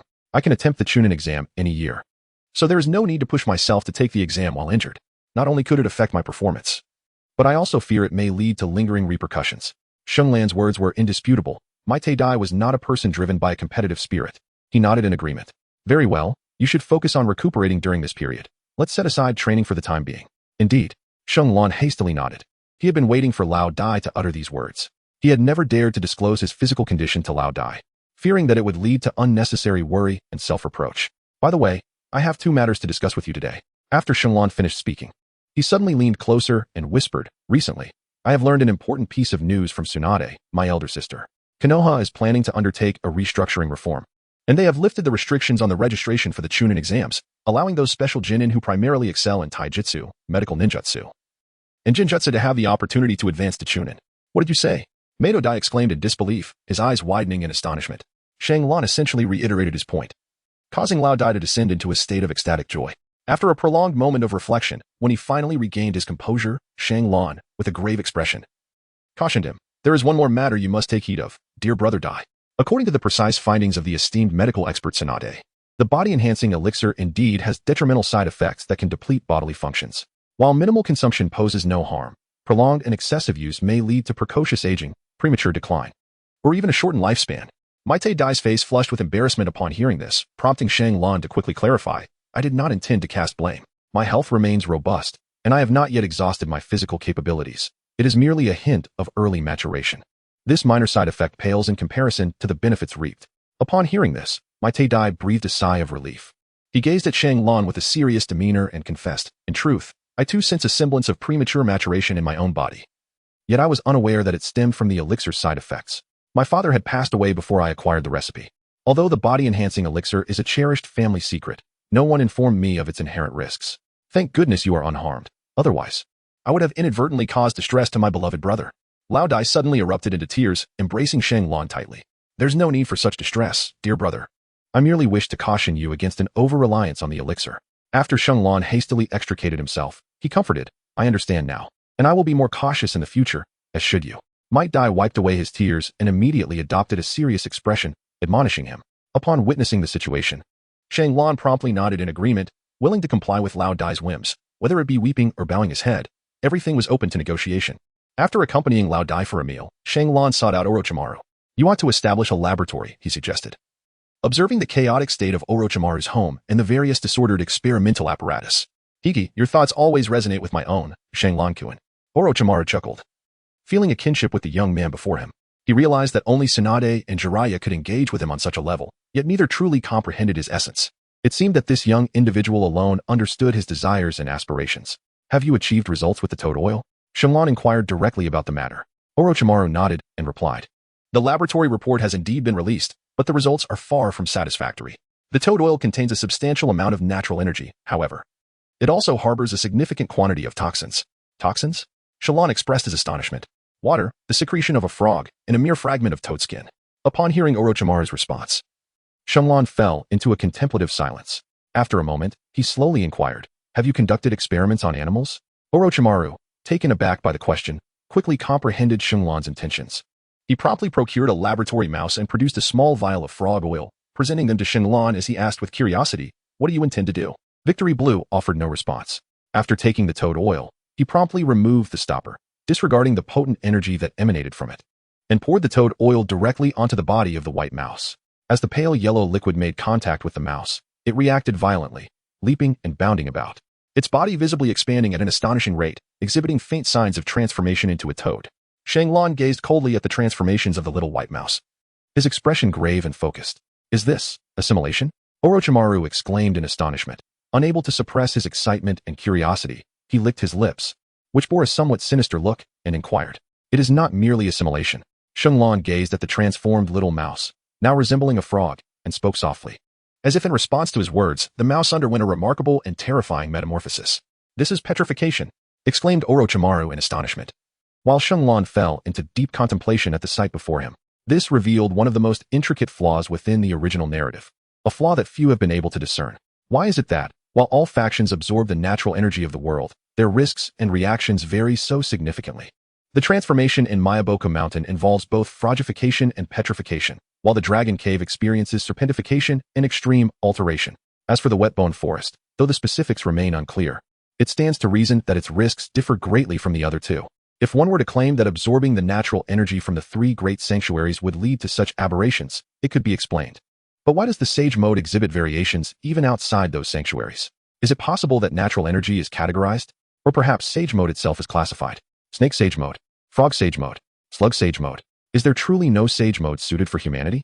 Senju Hashirama pondered. Yet he suspected that he had utilized the Slug Sage Mode from the Wetbone Forest. If I do not enter the three great sanctuaries but still absorb the natural energy from the world, will I undergo fragification, serpentification, or insectification? Or perhaps achieve a perfect state without transformation? How could a proud member of the human race lack a sage mode of their own? Shenlong found himself lost in thought, surrounded by numerous unanswered questions that weighed heavily on his heart. In his despair, he could only mutter a curse under his breath. Damn you, Kishimoto. One thing is certain. The three great sage techniques each harbor their own risks and are inherently flawed. Although the sage of the six paths had proclaimed that imperfection is a trait of humanity, Shenlong, as a time traveler aware of the narrative, clearly discerned the shortcomings of the three sage arts. The sage of six paths could effortlessly disregard the risks due to his exceptional sage body, mastering the techniques in the blink of an eye. Senju Hashirama and Naruto are reincarnations of Ashura, inheritors of the sage body. Despite both possessing sage techniques, they exhibit abnormal traits such as horizontal pupils and unique markings. Without the sage body, Jiraiya suffers from severe toadification, while the modified sage Kabuto exists as a half-human, half-snake. Given my current physical condition, learning sage techniques is a daunting challenge. Shenlong, in his rational analysis, explored the potential of mastering celestial techniques, only to arrive at a disheartening conclusion. Chapter 66. The Establishment of the Newspaper. It seems that I am destined to be estranged from the celestial arts of the three great sacred lands. Shenlong let out a deep sigh. What thoughts occupied Shenlong's mind, drawing him into such profound contemplation? Orochimaru inquired with curiosity, having observed Shenlong lost in thought for over 10 minutes, his expressions fluctuating dramatically. He was eager to uncover Shenlong's musings. I am pondering what has caused the mutation in the white mouse. It is evident that these toxins are the crux of the matter. Do you think it is possible to purify all the frog oil we have collected? Shenlong inquired, uncertain of whether Orochimaru currently possessed the scientific prowess for such separation and purification. After a moment of contemplation, Orochimaru slightly furrowed his brow and remarked, "This endeavor necessitates the latest scientific apparatus, with the centrifuge being paramount. Even if I wish to purchase one, it may not be feasible. However, I am aware of a location where such instruments are available. I can procure one from there. The technology in the ninja world is quite absurd. Should I seek out Danzo for assistance?" Shenlong appeared to inquire casually, yet his words left Orochimaru utterly astounded. He could not fathom how Shenlong had come to possess such knowledge. It was as if the other possessed a prescient ability, capable of penetrating the depths of his very soul. Shenlong cast a disdainful glance at the horrified Orochimaru and thought to himself, "Humph. Do you think I am unaware of the clandestine dealings between you and Danzo? I merely did not anticipate that you two would conspire so swiftly." The Root organization stands as the sole entity within Konoha endowed with research capabilities. It houses the most advanced and cutting-edge scientific instruments in the world. If Orochimaru does not seek his assistance, whom else could he possibly turn to? Shenlong could easily guess the situation. After spending half a day at Orochimaru's residence, he inquired about the circumstances in the Rain Village, to which Orochimaru candidly revealed that war had indeed commenced. Konoha has begun to gradually dispatch ninja forces to the Land of Rain, and our adversaries include the Land of Wind, the Land of Earth, along with the exceedingly insular Rain Village. The situation is far from optimistic. Currently, Konoha has yet to publicly announce the war. Firstly, they cling to the hope that the advanced forces might be able to stabilize the situation, and secondly, as the war has not fully erupted, it is imperative to maintain an appearance of tranquility and stability. Shenlong nodded, his expression grave as he spoke in a solemn tone. War has become inevitable. Observing the near certainty in his demeanor, Orochimaru, surprised yet intrigued, licked his lips and inquired with an air of interest, if war is indeed unavoidable, will Lord Shenlong take part in the battle? Shenlong chuckled self-deprecatingly, saying, "I am but a mere lower-ranked ninja, a superfluous presence." Upon hearing this, Orochimaru smiled and replied, "Ah, Shenlong-kun, you jest." After bidding farewell to Orochimaru, as he traversed the streets of Konoha, the occasional cries of eagles echoed from above, heralding the gathering of the elite shinobi. However, as a lower-ranked ninja, Shenlong was not among those summoned. Lower-ranked ninjas held no eligibility for discussion and were merely required to follow orders when the time came. Shenlong originally intended to return home, but suddenly, a figure appeared before him. The newcomer was a Jonin from the family of the third elder, who conveyed his purpose and led Shenlong into a 3-story building. In Konoha, the architectural style typically did not exceed 3 stories. Most structures were merely 1 or 2 stories tall. This limitation arose from the fact that constructing taller buildings did not require substantial iron materials, and the ironworking technology of the 5 great nations was still in its infancy. Consequently, a significant portion of iron components had to be imported from the Land of Iron, making their cost, including transportation, exceedingly high.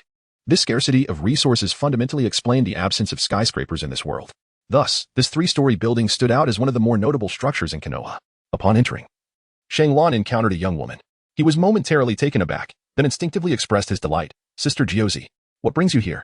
Uchiha Josie could be regarded as Shenlong's benefactor and guide. It was her selfless kindness that had saved him. and all his abilities were indebted to the support of her family. This bond represented the most significant cause and effect of Shang Lan's existence in this alternate realm. Hiki. My grandfather has asked me to come here to work in the future. Work? Shenlan was taken aback upon hearing this. Didn't you mention your intention to establish a media company? My grandfather suggested that I take on the role of an editor. Shenlan, feigning seriousness, remarked flatteringly. The old gentleman has a narrow perspective. With Josie's capabilities, she ought to be entrusted with a leadership role. Josie, upon hearing this, chuckled lightly. Oh, Shenlan. You flatter me unnecessarily. I am well aware of my own limitations. Moreover, grandfather has prohibited other family members from participating. It is already quite remarkable that I can serve as an editor. Josie's just concealed the underlying truth. Grandfather's restriction on family involvement stems from a desire to avoid political discord, particularly to safeguard against deliberate obstruction from the higher echelons of Konoha. If the newspaper were to be managed under the name of Uchiha, it would inevitably face insurmountable challenges in expanding and strengthening, for no clan in Konoha would permit it. They fear the Uchiha's potential to manipulate public opinion, which would lead to the inevitable suppression of the newspaper. Thus, grandfather chose to establish the newspaper as a private entity, operating under the guise of an ordinary villager from Konoha, allowing it to develop in a manner that would instill confidence and acceptance among the villagers and other clans alike. Shenlan elucidated the reasons for keeping the family at bay, yet he promptly added, for now, let us have Sister Josie endure a brief stint as an editor. Once the newspaper finds its footing, I shall arrange a desirable position for you. Upon hearing this, Josie playfully tousled Shenlan's hair and teased, very well. I shall await your promotion as the head of the newspaper. Upon hearing this, Shenlan broke into a radiant smile, refraining from responding. Under the guidance of a middle-ranking ninja, Shenlan ascended to the 3rd floor of the building, where he was greeted by the sight of a middle-aged man in his 40s. The man, upon noticing Shenlan's arrival, hastily rose from his kneeling position before a tea table and respectfully addressed him. You must be the esteemed Shenlan spoken of by Elder Feng. I am honored. No need for such formality. Simply call me Shenlan. I am unworthy of the title esteemed, Shenlan gently acknowledged. As the guiding ninja departed, the middle-aged man bowed and continued. You are too humble. What you may not realize is that my life was granted by Elder Feng, and I aspire to serve him loyally for my entire life. Patiently listening to his explanation regarding the connection with Uchiha Feng, Shenlan occasionally nodded in acknowledgement. Once this man, named Santian Ganjia, had shared a significant portion of his story, Shenlan smiled and remarked, it seems that very few are aware of your relationship with the old master. Ganjia affirmed. Indeed, even within the Uchiha clan, few are privy to the bond one share with Elder Feng. Upon hearing this, Shenlan nodded, secretly admiring the old man's reliability while also being astonished by the existence of such hidden strategies beyond the family. This 3-story building is under your name, is it not? Indeed, it has always been, and the future newspaper will also be operated in my name. Anja nodded in response once more. Excellent. You should have a general understanding of the work at hand. I will elaborate on the specific matters in due course. The initial step for the newspaper is to obtain reporting permission from the Hokage of Konoha, or rather, to persuade the Hokage to become involved and grant him appropriate authority. Shenlan's words left Anjia utterly astonished, and the subsequent series of instructions elevated his reverence for the youthful figure before him to the level of deification. He marveled at the boy's unique and vibrant thoughts, while also being alarmed by the clandestine opposition lurking behind the newspaper. Additionally, he sensed the ambitious aspirations hidden deep within. In the days that followed, Shenlan remained on the top floor of the newspaper office, issuing directives to Anjia while secretly observing the establishment of the organization. From the multitude of information gatherers to the eclectic array of journalists collecting intriguing stories, as well as the various literati editors of considerable knowledge, Shenlan scrutinized each individual. Disguised through transformative arts, he disseminated righteous and just ideals among them. He imparted the philosophy of the newspaper while simultaneously inundating them with an assortment of metaphorical toxic chicken soup. He urged them to remain loyal to the truth, uphold the authenticity of journalism, and prioritize the interests of the populace. He emphasized the necessity to objectively counteract the subjective tendencies present in news reporting, insisting that journalists must courageously and impartially gather and relay information. Ultimately, Shenlan dubbed them the embodiments of justice, proclaiming them as pioneers in the fight against darkness. Those who succumbed to his persuasive rhetoric were either flushed with excitement or shedding tears of inspiration. They had never partaken of such exquisitely intoxicating toxic chicken soup, nor had they previously grasped the noble significance of their vocation. As for the specific matters of printing and publishing, he advised Anjia to manage those independently. Leave it to me, Anjia assured, recently enlightened by Shenlan's guidance, which had granted him a clearer understanding of the newspaper's operational direction. Initially, Anjia was completely bewildered by the formation of the newspaper. However, with Shenlan's guidance, he finally grasped the general concept. Moreover, it was imperative that the Hokage acknowledged or tacitly approved the launch, which was crucial. Do you require my assistance in this matter? Chapter 67. The Unwritten Legacy. Upon hearing this, Anjia promptly bowed and said, I humbly request your instruction. In recent days, Shenglong had insisted that Anjia address him by name, yet he continued to refer to him as my lord. Despite Shenglong's exasperation, he understood a portion of the subservience inherent in the Japanese psyche and consequently acquiesced. You may begin by delving into the history of Konoha, commissioning a few articles that align with the noble principles of Konoha, and then proceed accordingly. Shenglong pointed to the vast landscape, leaving Anjia speechless in astonishment.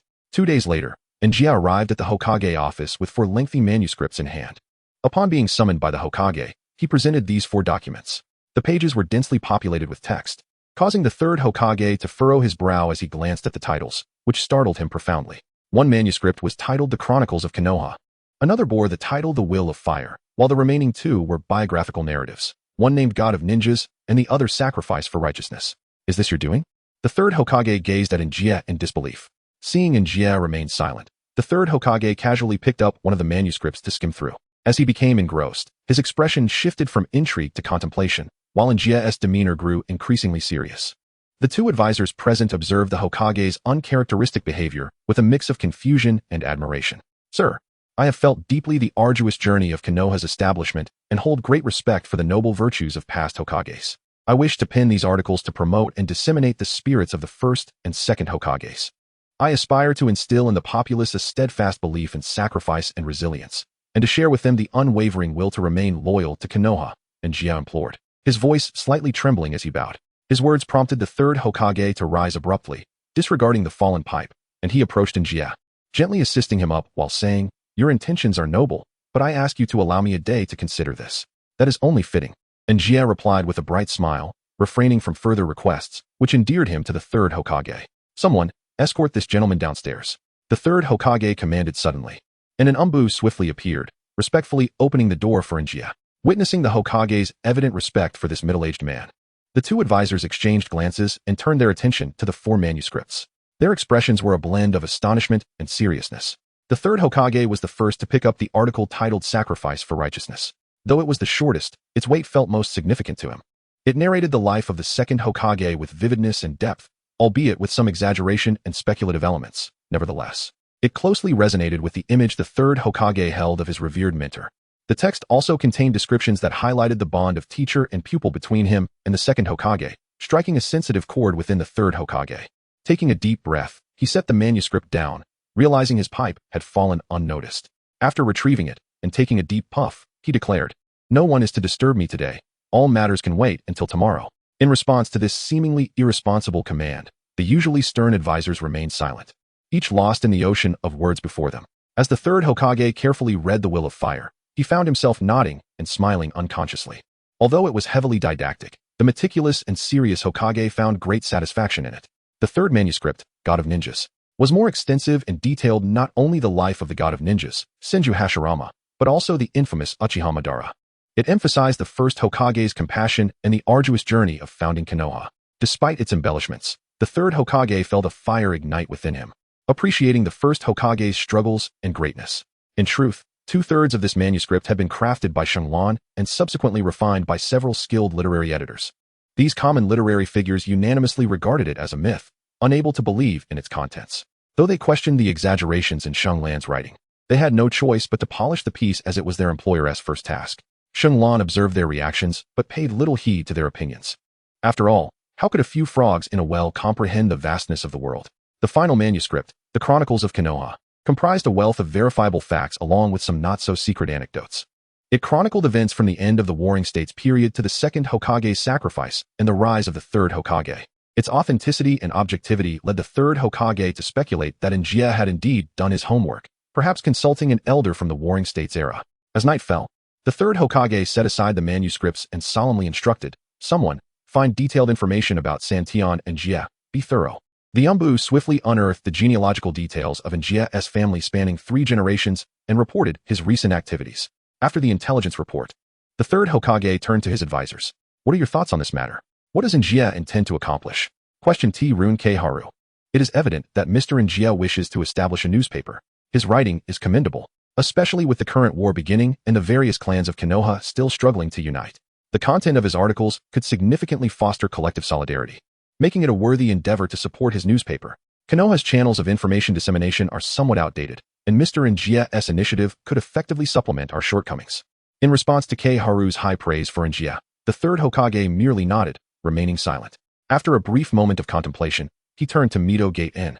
After a lengthy pause, Mito Gate-in remarked, "While Mr. Njia's articles are well written and his family has been a loyal citizen of Konoha for 3 generations, the establishment of a newspaper pertains to the dissemination of information which inevitably touches upon public opinion. I believe it should not be in the hands of a single individual." His unspoken thoughts were clear as he glanced at the third Hokage. Haru instinctively nodded at his words, though she held reservations about Mito Gate-in's stance. Even if that might be the case, we should still consider Mr. Njia's dignity, shouldn't we?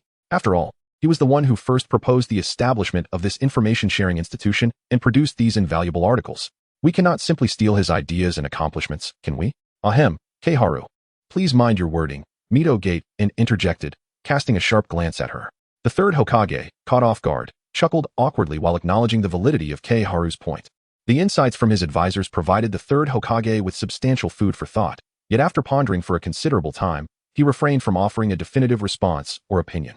The following day, a request from Njia brought both joy and clarity to the third Hokage. It turned out that Njia sought funding to operate his newspaper. This revelation implied that the newspaper would be exclusively sponsored by Konoha, with its operational capacity and direction under Konoha's control, effectively making it an extension of Konoha itself. Was Njia not essentially working for Konoha without a salary? This arrangement is indeed fortuitous. The third Hokage felt a surge of joy, and a smile inadvertently spread across his face as he assured Mita Kanjia, "Rest assured, Mr. Kanjia, the operational expenses of your newspaper will be covered by Konoha. All you need to do is craft your articles well, ensuring that the content is truthful and imbued with positive energy. Should you encounter any difficulties, feel free to consult me. I shall lend my utmost support." Upon hearing this, Mita Kanjia was visibly delighted and, overwhelmed with gratitude, promptly expressed his thanks. "Thank you, Lord Third. With your strong support, the future of our newspaper looks promising. Were it not for the constraints of the living and penning a biography, I would truly wish to document your benevolence within it." The third Hokage was elated by his words. The prospect of being immortalized in history and remembered within the ninja world filled him with a trembling excitement, especially after having read the biographies of the first and second Hokage, which portrayed his predecessors in such a magnificent light.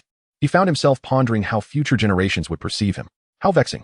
In those 4 articles, I was merely mentioned in passing. Feeling a mix of frustration and curiosity, he quickly inquired, "But why not? Is there such a notion as a biography? Are you perhaps deceiving me? Do you not understand what is meant by the final verdict?" The third Hokage's eyes widened in astonishment, leaving him profoundly shaken. Chapter 68. The blood-red chili pepper. Victorious in every battle, the spring breeze was gentle, and the cherry blossoms were in full bloom. It was indeed the season of cherry blossoms. Seated upon the Hokage rock, Shenglan gazed forlornly at the breathtaking expanse of cherry blossoms before him. Due to the limitations of his physical condition, he had relinquished the arduous path of physical training and was compelled to alter his method of cultivation. Drawing upon fragments of memories from his previous life, he endeavored to follow the teachings of Taoism from that world, attempting to quiet his mind in meditation. His aspiration was to comprehend the essence of nature and absorb the natural energies that permeate the universe. Despite the period of tranquil meditation, which had indeed expanded his perceptual range, he remained unable to sense the natural energy around him. The inability to perceive this energy precluded any attempts to absorb it without the aid of substances like toad oil. And he was far from the rich and abundant natural energies found within the 3 sacred lands. To seek understanding and absorb energy from the external world proved to be an exceedingly formidable challenge. Shenglan sighed softly, displaying a sense of helplessness. Could it be that my heart lacks tranquility? He found himself reflecting inwardly, surmising that perhaps his own restlessness and anxiety were to blame. Once more, he closed his eyes to cultivate inner peace, intending to make another attempt. Yet, before he could fully concentrate and attain insight, a figure within the confines of his perception caught his attention. Shenglan opened his eyes, gazing at the figure running and weeping in the distance. A blend of amusement and an inexplicable sense of familiarity washing over him. Had she been bullied again? He rose, intending to call out to the figure. But before he could utter a sound, she paused and lifted her gaze, fortuitously locking eyes with him, who was just getting to his feet. It was difficult to articulate the emotions swirling within Kushina at that moment. Amidst her sorrow, injustice, solitude, and tears, she found herself gazing at the very person she had thought was a mere illusion. Is this a mirage? How could that guy possibly be there? She mused, rubbing her tear-streaked eyes and lifting her gaze once more. It truly was him. Kushina exclaimed in surprise. From several hundred meters above, the man gazed down at her with a radiant smile and waved. In her moment of astonishment, Kushina ceased her weeping, her feet moving instinctively toward him. In her eyes, His smile was enchanting, pure, and friendly, imbued with an irresistible warmth that drew her closer. As she approached, her heartbeat quickened. Perhaps it was the swiftness of her pace. But by the time she stood before him, she felt as though her heart might leap from her chest. An overwhelming emotion surged within her, sweeping away her feelings of grievance and sorrow. Shenglan approached Kushina, bending slightly to scrutinize her soiled visage, and inquired casually, "Another fight, I see?" This seemingly innocuous question instantly stirred an overwhelming sense of grievance within Kushina, causing her eyes to well with tears. Could it be that she suffered a defeat? Shenglan remarked with a hint of astonishment, for he observed Kushina's face smeared with dirt, her long hair disheveled, and her cheeks stained with tears. Clearly a testament to yet another bout of bullying that had left her in tears. In truth, the torment Kushina endured in her youth was scarcely less than that of young Naruto. Her striking crimson hair attracted far too much attention. Although she often boasted to those close to her of being an invincible blood-red pepper, those who truly paid attention would realize that beneath her fiery and boisterous exterior lay a fragile facade, a mere pretense of toughness to shield her pride. Long ago, Shenglan had seen through her bravado, yet he refrained from intervening, for Kushina had never sought his assistance. Nor had she ever turned to her teachers or friends for help. Shenglan comprehends the thoughts of such individuals. Confronted by the fiercely proud, stubborn, and boastful Kushina, he finds himself both exasperated and amused. To reduce our battle-hardened blood-red chili to tears, the opponent must at least be a Ch-nin, if not potentially a J-nin. As Shenglan expressed his surprise, he feigned a frown. His words caused Yoshinai's fair face to flush slightly, and the mist upon it dissipated instantly. In truth, the one who had struck her moments ago was merely a freshly graduated genin. However, seeing Shenglan's earnest demeanor made her reluctant to disclose the truth. "You mustn't speak nonsense. I was not defeated to tears. I was merely momentarily blinded by the sand during our skirmish, and besides, he could never best me." Yoshinai had indeed triumphed over her opponent, and though he was just a genin, her victory was commendable. The little embellishment she made was simply to shield her vulnerability from Shenglan's gaze. "I told you so." That formidable heroine, who has outshone all the troublemakers at the Ninja Academy and instilled fear in countless boys, even to the point where I must tread carefully around her brilliance, could never be vanquished. In the face of Shenglan's playful antics and his relentless flattery, Yoshinai appeared somewhat bewildered. "Are you referring to me? Who else could it possibly be?" Victory Blue questioned with a hint of doubt. Of course. I am the unbeatable blood-red chili." Kushina, hands on her hips, burst into a triumphant laugh, observing her use of that peculiar catchphrase. Victory Blue couldn't help but smile knowingly. Kushina's exuberance stemmed not from a belief in her own prowess, but from the recognition she had received. Although her words seemed to be a self-soothing mantra, they were sufficient to dispel the lingering grievances within her heart. Once Kushina had gathered her composure, she gazed at the swirling cherry blossoms and softly expressed her gratitude. "Thank you." Shenglan tilted his head and smiled at her, saying, "If you encounter bullying at school in the future, remember to seek help. Find Meichin, find Shinshu, or even find Shueman. But if it's outside of school, forget it. I'm just an outsider." Kushina suddenly sighed with self-deprecation. If you think that way, it means you haven't regarded them as true friends. That's not the case." Kushina hurriedly explained upon hearing this, yet when she met Shenglan's gaze, which seemed to penetrate one's very soul, she lowered her head profoundly. "I just don't want to trouble them, and that includes me." Shenglan cast a glance at her. Upon hearing his words, Yoshinai buried her head even deeper. "You are nothing but a fool." Shenglan suddenly chuckled with indignation. What a colossal fool. Who are you calling a colossal fool? Do you dare to provoke me?" Yoshinai initially flushed with embarrassment, but after regaining her composure, she pouted and glared defiantly, observing her clenched fists and raised brows. Shenglan couldn't help but find her amusing. He suddenly understood why the boys at school were so inclined to tease her. "I am referring to you. And what do you intend to do about it?" Before Shenglan could finish her words, she unexpectedly received a solid punch to the face, one that was undeniably forceful. Chapter 69, The Mischievous Girl. With a pained exclamation, Shenglan immediately retaliated. After deftly evading another incoming strike, he swiftly grasped Kushina's wrist, yanking her form and hurling her aside.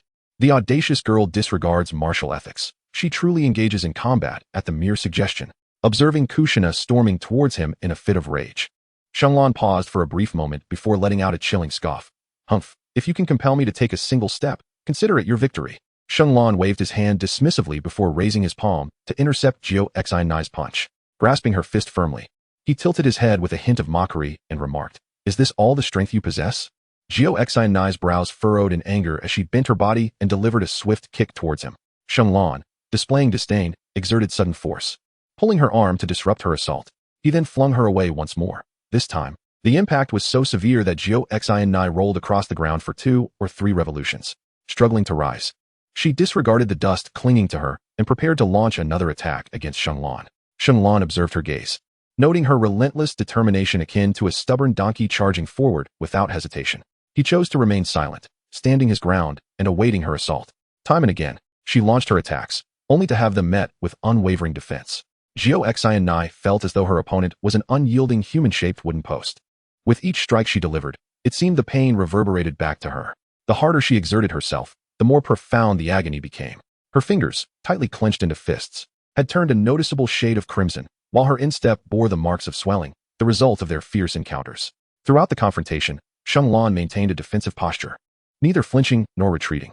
His palms, wrists, arms, knees, and legs steadfastly absorbed her relentless onslaught. When Jiao Xian'ai finally exhausted her strength, he would invariably seize the opportunity to capture her, only to effortlessly toss her aside once more. After a series of more than a dozen exchanges, Jiao Xian'ai found herself disheveled and weary, panting heavily, on the brink of collapse. In stark contrast, her opponent remained immaculate and composed, having not shifted an inch from his position. Witnessing his perpetual ease and tranquility, Jiao Xian'ai felt a surge of frustration, struggling to rise once more and charge at him. Yet, after over 20 rounds, she found herself unable to stand again. Xianglan waited for quite some time, observing the stubborn girl lying on the ground, unmoving. He hurriedly approached her to assess her condition. As he crouched down to examine her injuries, Kushina suddenly extended her hand and grasped Xianglan's ankle. You said that if I made you move, it would mean my victory. Kushina uttered with great difficulty, her face pressed against the ground. Xianglan was momentarily taken aback upon hearing her words. Observing the stubborn girl clutching his ankle with unwavering determination, he let out a soft chuckle and conceded, I suppose I'll grant you this victory. A light-hearted laugh escaped Kushina's lips, her hand falling limply to her side. Noticing her cessation of struggle, with her face pressed firmly to the ground, Xianglan hastily turned her over. Upon closer inspection, he realized that she had, in fact, lost consciousness. She had reached her limit. What a troublesome situation. Xianglan furrowed his brows and scratched his head. As he beheld the sun descending in the west, he could not help but let out a sigh, pinching his nose as he hoisted the filthy Kushina onto his back. She was remarkably light, though her appearance was disheveled. Her long, vibrant red hair was a chaotic mess. This is utterly akin to carrying a wild child, he mused silently as he bore her upon his back. Her temperament was as unpleasant as a stone in a cesspit, stubborn and reeking, her anger igniting with the slightest provocation. To add to her misfortune, she possessed a round face reminiscent of a pancake, even more pronounced by her naturally tomato-hued hair, which made her a frequent target for bullying. Perhaps due to prolonged solitude, Xianglan had developed a peculiar habit unbeknownst to himself. He occasionally found himself muttering to himself, lost in a reverie, as he was now. As the wind tousled Kushina's crimson locks around his face, Xianglan steadily made his way back to the residence of the first Hokage. He thought it prudent to visit the Senju household for a chat, while also seeking Tsunade's expertise in medical ninjutsu. With these thoughts in mind, he quickened his pace. Midway, he paused momentarily, sensing an unusual stirring against his back, a palpable rhythm of her heart beating fiercely, a sensation heightened by their proximity. The little imp has awakened, he thought, remaining silent and still. A minute later, seeing no movement from the girl, he sighed and closed his eyes, resuming his journey. Within Xianglan's awareness, he discerned that she had quietly opened one eye, followed by the other, a mischievous grin spreading across her face as she cast a sly glance at him. Look at this cheeky girl, he chuckled inwardly, understanding her intent. As they traversed the lengthy road, Kushina soon exhibited signs of boredom. Just then, a gentle breeze swept through, causing her long, flowing red hair to cascade over Xianglan's shoulder, some strands even brushing against his face. How embarrassing. Xianglan was momentarily startled, instinctively sneezing. Amused by this, Kushina's mind began to whirl with a mischievous idea to tease Xianglan. She intermittently blew gently on her long hair, aiming to waft it into Xianglan's face, hoping to provoke yet another sneeze. After several unsuccessful attempts to carry out her hidden plan, she seemed to forget her pretense of being unconscious, as her breath became increasingly louder in Xianglan's ear, with the strands of her red hair once again obscuring his vision. Xianglan rolled his eyes and sighed. If you continue to be silly, I'll make you walk on your own. Realizing her ruse had been exposed, Kushina's heart raced anew. And after being caught, she decided to abandon all pretense, defiantly declaring, I won't. My foot still hurts. With that, she wrapped her arms around Xianglan's neck. I didn't ask you to kick me. If you strike, it's your own fault if you get hurt. Don't blame me, Xianglan scoffed, continuing his stride. Be quiet, or I shall bite you. Kushina threatened, her cheeks flushed. Xianglan promptly shut his mouth. The girl on his back was utterly unrestrained. When she declared her intention to bite, she meant it, and she truly would. Sensing that her threats had taken effect, even disrupting Xianglan's original pace, Xin Nai broke into a triumphant smile. Boldly, she rested her chin upon Shang Lan's shoulder, their faces drawing perilously close in an instant. As she leaned in with her soiled grin, Shang Lan's previously calm heart began to race uncontrollably, an inexplicable emotion brewing within him, intensifying. He instinctively quickened his pace, daring not to glance to the left, where a face loomed near. "Don't come so close. Your face is filthy," Shang Lan exclaimed in disdain, turning his head away in disgust. His words instantly caused Xin Nai to puff out her cheeks in indignation. "I want tea," she retorted defiantly, and then, to his surprise, she nuzzled against his cheek. Shang Lan's expression was one of shock, his face flushed with embarrassment. He immediately contemplated casting aside the girl behind him. Fortunately, sensing his intentions, Kushina quickly wrapped her arms around his neck, though she dared not continue to tease him further. Upon sensing the unusual acceleration of Shangluan's pace, Kushina narrowed her eyes and stifled a laugh, reminiscent of a cunning fox. In this peculiar atmosphere of ambiguity, Shangluan finally arrived at their destination, carrying her on his back. After gently placing Kushina down, he hurriedly turned to depart, entirely oblivious to the other two objectives of his journey. Behind him, Kushina waved with heartfelt affection, saying, "Thank you for escorting me home, Shangluan-kun. I will miss you, ha ha ha." Observing Shangluan's hasty retreat, she burst into uncontrollable laughter, disregarding her image. This day was exceptionally significant for her, filled with pain, tears, sorrow, beauty, joy, and an indescribable sweetness. The charm of a spoiled girl is undeniably lethal.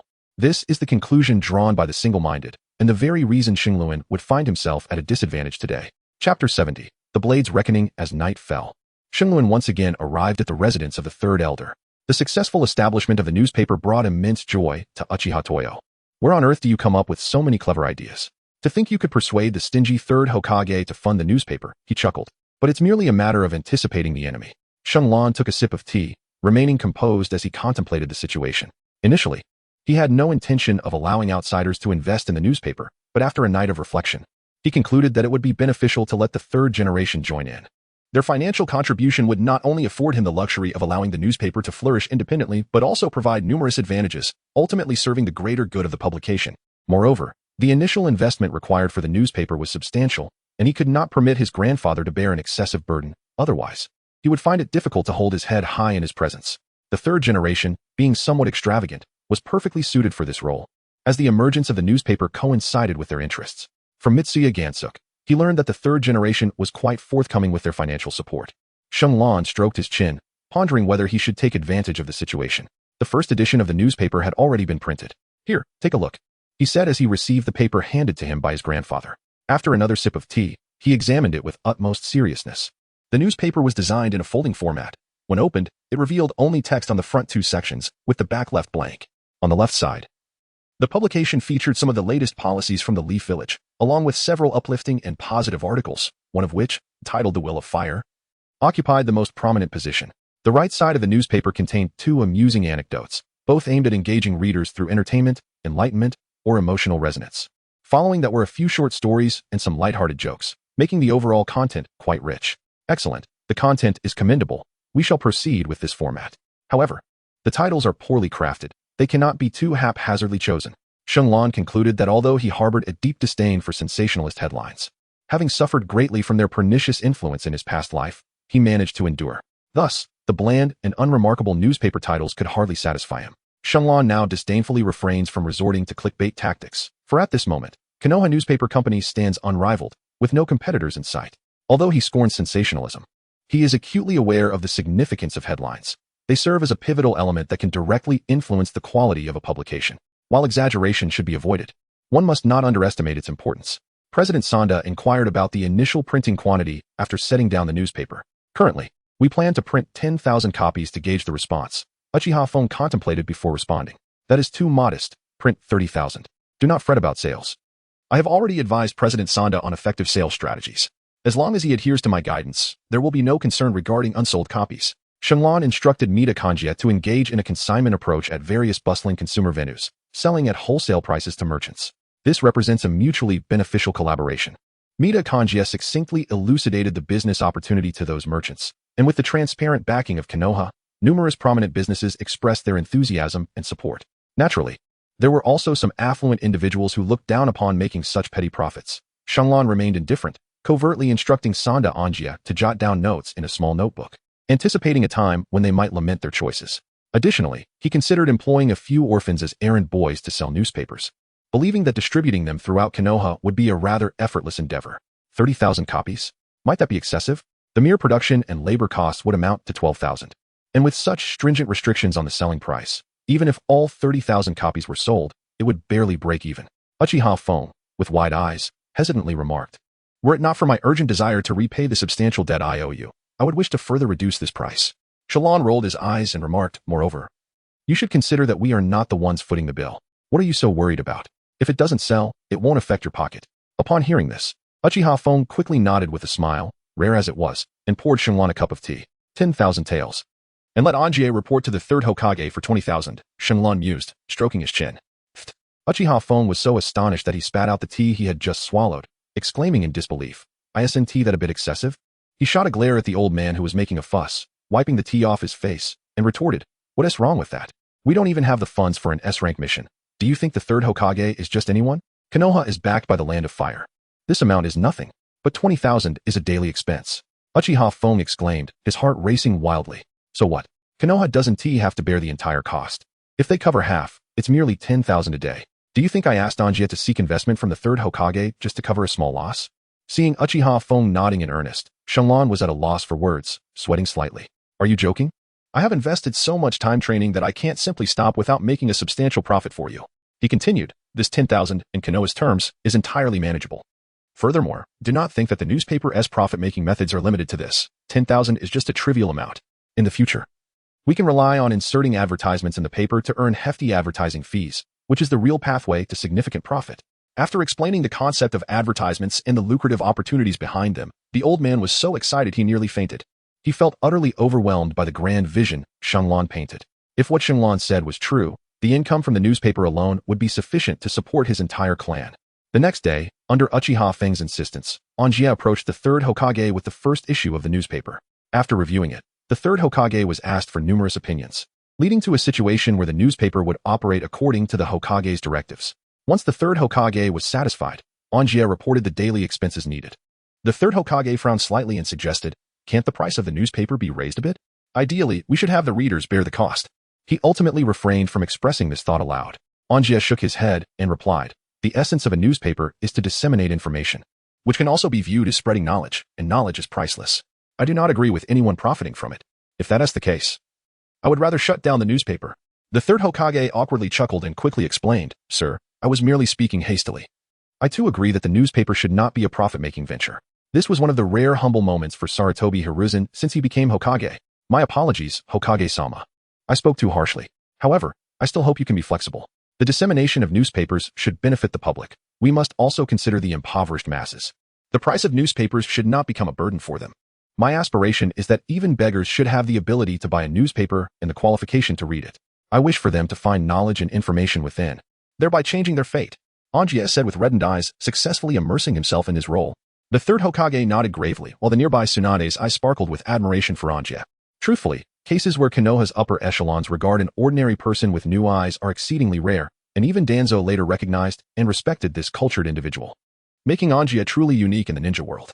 After a brief discussion, the third Hokage generously agreed to sponsor a daily sum of 10,000 taels. However, he requested the position of vice president for Anjie, intending to appoint Jiraiya to this role. This was to supervise and understand the newspaper's operations. Additionally, Jiraiya, being well-educated and fond of reading and writing novels, was a fitting choice. Although the 10,000 taels were provided under Konoha's name, Anjie knew he couldn't just demand whatever amount he pleased. Jiraiya would ensure everything was thoroughly investigated. Upon hearing the third Hokage's arrangement, Anjie readily agreed. Having already resolved many issues the previous night, Jiraiya's involvement would not disrupt the newspaper's normal operations, nor would he uncover the precise operational costs. Many of the initial costs had already been discreetly altered, ensuring that the figures Jiraiya uncovered would be those Anjie had arranged. The newspaper's fictitious daily operating costs had already exceeded 20,000. Thus, Anjie had no fear of Konoha's planted spy. He would simply fulfill his role as president, with two unseen hands assisting him in controlling everything. In Anjie's eyes, he had encountered a method of taking advantage without any investment. If the newspaper operated smoothly, Konoha would spend around 400,000 taels annually to sustain it, and this money would not necessarily be used within the organization since the newspaper was barely self-sufficient. Therefore, the newspaper would generate a significant net income each year. This method of earning money was unfamiliar to him. and he couldn't help but admire the young man orchestrating it all. In reality, Shenlong merely viewed this as a minor accounting trick. He recognized that Konoha had yet to engage in this field and was simply trying to reap some benefits. He understood that the third Hokage was deeply invested in the newspaper's development and would not allow it to operate outside of Konoha's control. Thus, the third Hokage aimed to economically dominate the newspaper, transforming it into his own asset. Since the opportunity had been presented, Shenlong had no qualms about accepting the knife and letting Konoha bleed a little. Chapter 71. Individual ambitions. Several days later, Shenlong had essentially resolved the newspaper's troubles, allowing it to officially get on track. Subsequently, he proposed his intention to join the battle in the Rain Village to Uchiha Fong. Contrary to his expectations, Uchiha Fong readily agreed to his request. Well, you should experience the baptism of war. Every fledgling must eventually spread its wings, Uchiha Fong concluded after careful consideration. Moreover, Konoha intended to send various clans as advance forces to support the battlefield in the Land of Rain, and as the foremost clan, Uchiha must also respond. Hence, he permitted Shenlong to accompany his uncle to the battlefield. Upon hearing this, Shenlong was taken aback, exclaiming, "Uncle Sheng, the Uchiha Fusheng has two sons. The elder is the father of Jiuzi, while the younger, Uchiha Sheng, is the father of Mei Qin and is also a relatively close acquaintance of mine within the Uchiha clan." Shenlong was taken aback by Uchiha Feng's decision. He was astonished to discover that Uchiha Feng had even sent his own son into battle. Given the current circumstances, there seemed to be no need for Uncle Sheng to participate in the conflict at all. Shenlong, filled with confusion, inquired. Although Uchiha Sheng possessed remarkable strength, embodying the prowess of a Genin and wielding a pair of double Tomoe Sharingan, he had the qualifications to partake in warfare. Yet, the battlefield's dynamics are ever-changing. Such formidable power could still lead to demise with the slightest misstep. It is better to be overly cautious than to face unforeseen calamities. And Shenlong found it difficult to comprehend Uchiha Feng's perspective. You, a mere child, possess the audacity to soar. How could I dare to shy away from battle? Uchiha Sheng's voice resonated from beyond the door. Upon opening it, a young man, approximately 30 years of age, with a strikingly handsome and cheerful appearance, and eyes brimming with vigor, entered the room. Upon his entrance, Shenlong promptly rose to offer his respects, but Uchiha Sheng waved his hand dismissively, indicating that formalities were unnecessary. Observing Shenlong's obedient return to his seat, Uchiha Sheng couldn't help but chuckle at his posture. You are indeed a straightforward individual. It is those who remain unencumbered by trivialities who can achieve great things. Heh, my young nephew is merely a person of impoliteness, unworthy of grand ambitions. It is you, Uncle Sheng, who possesses the qualities to accomplish monumental feats. Ahem. The elder cleared his throat, interrupting their mutual flattery, and turned to Uchiha Sheng, stating directly, "It seems you have no objections." In response, Uchiha Sheng spoke with a solemn tone. "Of course, I have no objections. With my elder brother overseeing our branch of the family, I feel quite assured. My eyes have remained dormant for far too long. The double Tomoe should not be my limit. I shall awaken my own 3 Tomoe Sharingan on the battlefield." Shenlong was profoundly shaken upon hearing this. He admired Uchiha Sheng for possessing such aspirations and lamented that Uchiha Fuwa's son was indeed exceptional. Simultaneously, he discovered that their objectives were remarkably aligned. Uchiha Sheng entered the fray to transcend his own limitations, seeking to awaken his 3 Tomoe Sharingan through the crucible of battle. In contrast, Shenlong harbored an even grander ambition. He yearned to ascertain whether he could, through the baptism of warfare, unlock his own Manjiki Sharingan, which he envisioned as a crucial trump card in dire circumstances. Despite his commendable prowess at the tender age of 9, having already attained the rank of Jonin, he was acutely aware that a Jonin without a hidden card lacked even the qualification for self-preservation. Kakashi, having achieved Jonin status by the age of 12 and wielding considerable strength, still found himself beleaguered on the battlefield, enduring numerous life-threatening crises before he developed the Raikiri and acquired the Manjiki Sharingan technique, Kamui. Were it not for the repeated interventions of Minato Namikaze, the so-called genius Jonin might have met an untimely demise. Shenlong, despite his remarkable mastery of illusion, possesses little else that stands out. The power of the 3 Tomoe is insufficient for him. It cannot be considered a trump card. Only the formidable Manjiki Sharingan can safeguard his existence and fulfill his ambitions. Though the Manjiki carries the perilous risk of blindness and a heavy physical toll, much like the fate of Uchiha Itachi, he can no longer afford to hesitate. It is only by acquiring a more advanced ocular ability that he can aspire to harness greater power, relying on his current 3 Tomoe Sharingan. He is utterly unqualified to execute his schemes or realize his aspirations. He must venture to the Land of Rain and stake everything on a chance. Should he fail to awaken his own Manjiki Sharingan, he will resort to desperate measures, risking irrevocable consequences to seize power from the jaws of fate. He aims to obtain the Rinnegan belonging to Uchiha Madara. He must either awaken the Eye himself or seize the Rinnegan that Madara entrusted to Pain, or perish on the battlefield of the Land of Rain. There are but 3 options, and he has no room for further choice. His body offers him no respite nor opportunity for proper growth. The path of the 8 gates has been barred to him. His current physique renders him unfit to wield such violent forbidden techniques. The sole avenue left for him to gain strength lies in his eyes. It is a fight to the death. Failure is not an option. Indeed, you possess spirit. Truly, you are of my blood. Uchiha Fong commended as he patted Uchiha Shing's shoulder. I will speak with the elder. The vanguard of the Uchiha will be led by you. Make us proud. And secure the honor and status that belong to your clan on the battlefield. Yes, they both nodded in agreement, solidifying their intent to engage in battle in the land of rain. As for the exact time of departure, Uchiha Fong estimated it would be no later than 10 days hence. After finalizing the date for their campaign, Uchiha Shing took his leave. However, Shenlong was halted by a gesture from Uchiha Fong. Before he could inquire, Uchiha Fong rose and retrieved a long blade from the wardrobe within the room. This blade is for your protection, Uchiha Fong stated as he placed the weapon before Shenlong. It served me well in my youth. Shenlong grasped the heavy longsword, approximately 1 meter in length, before him, drawing forth the blade concealed within its scabbard.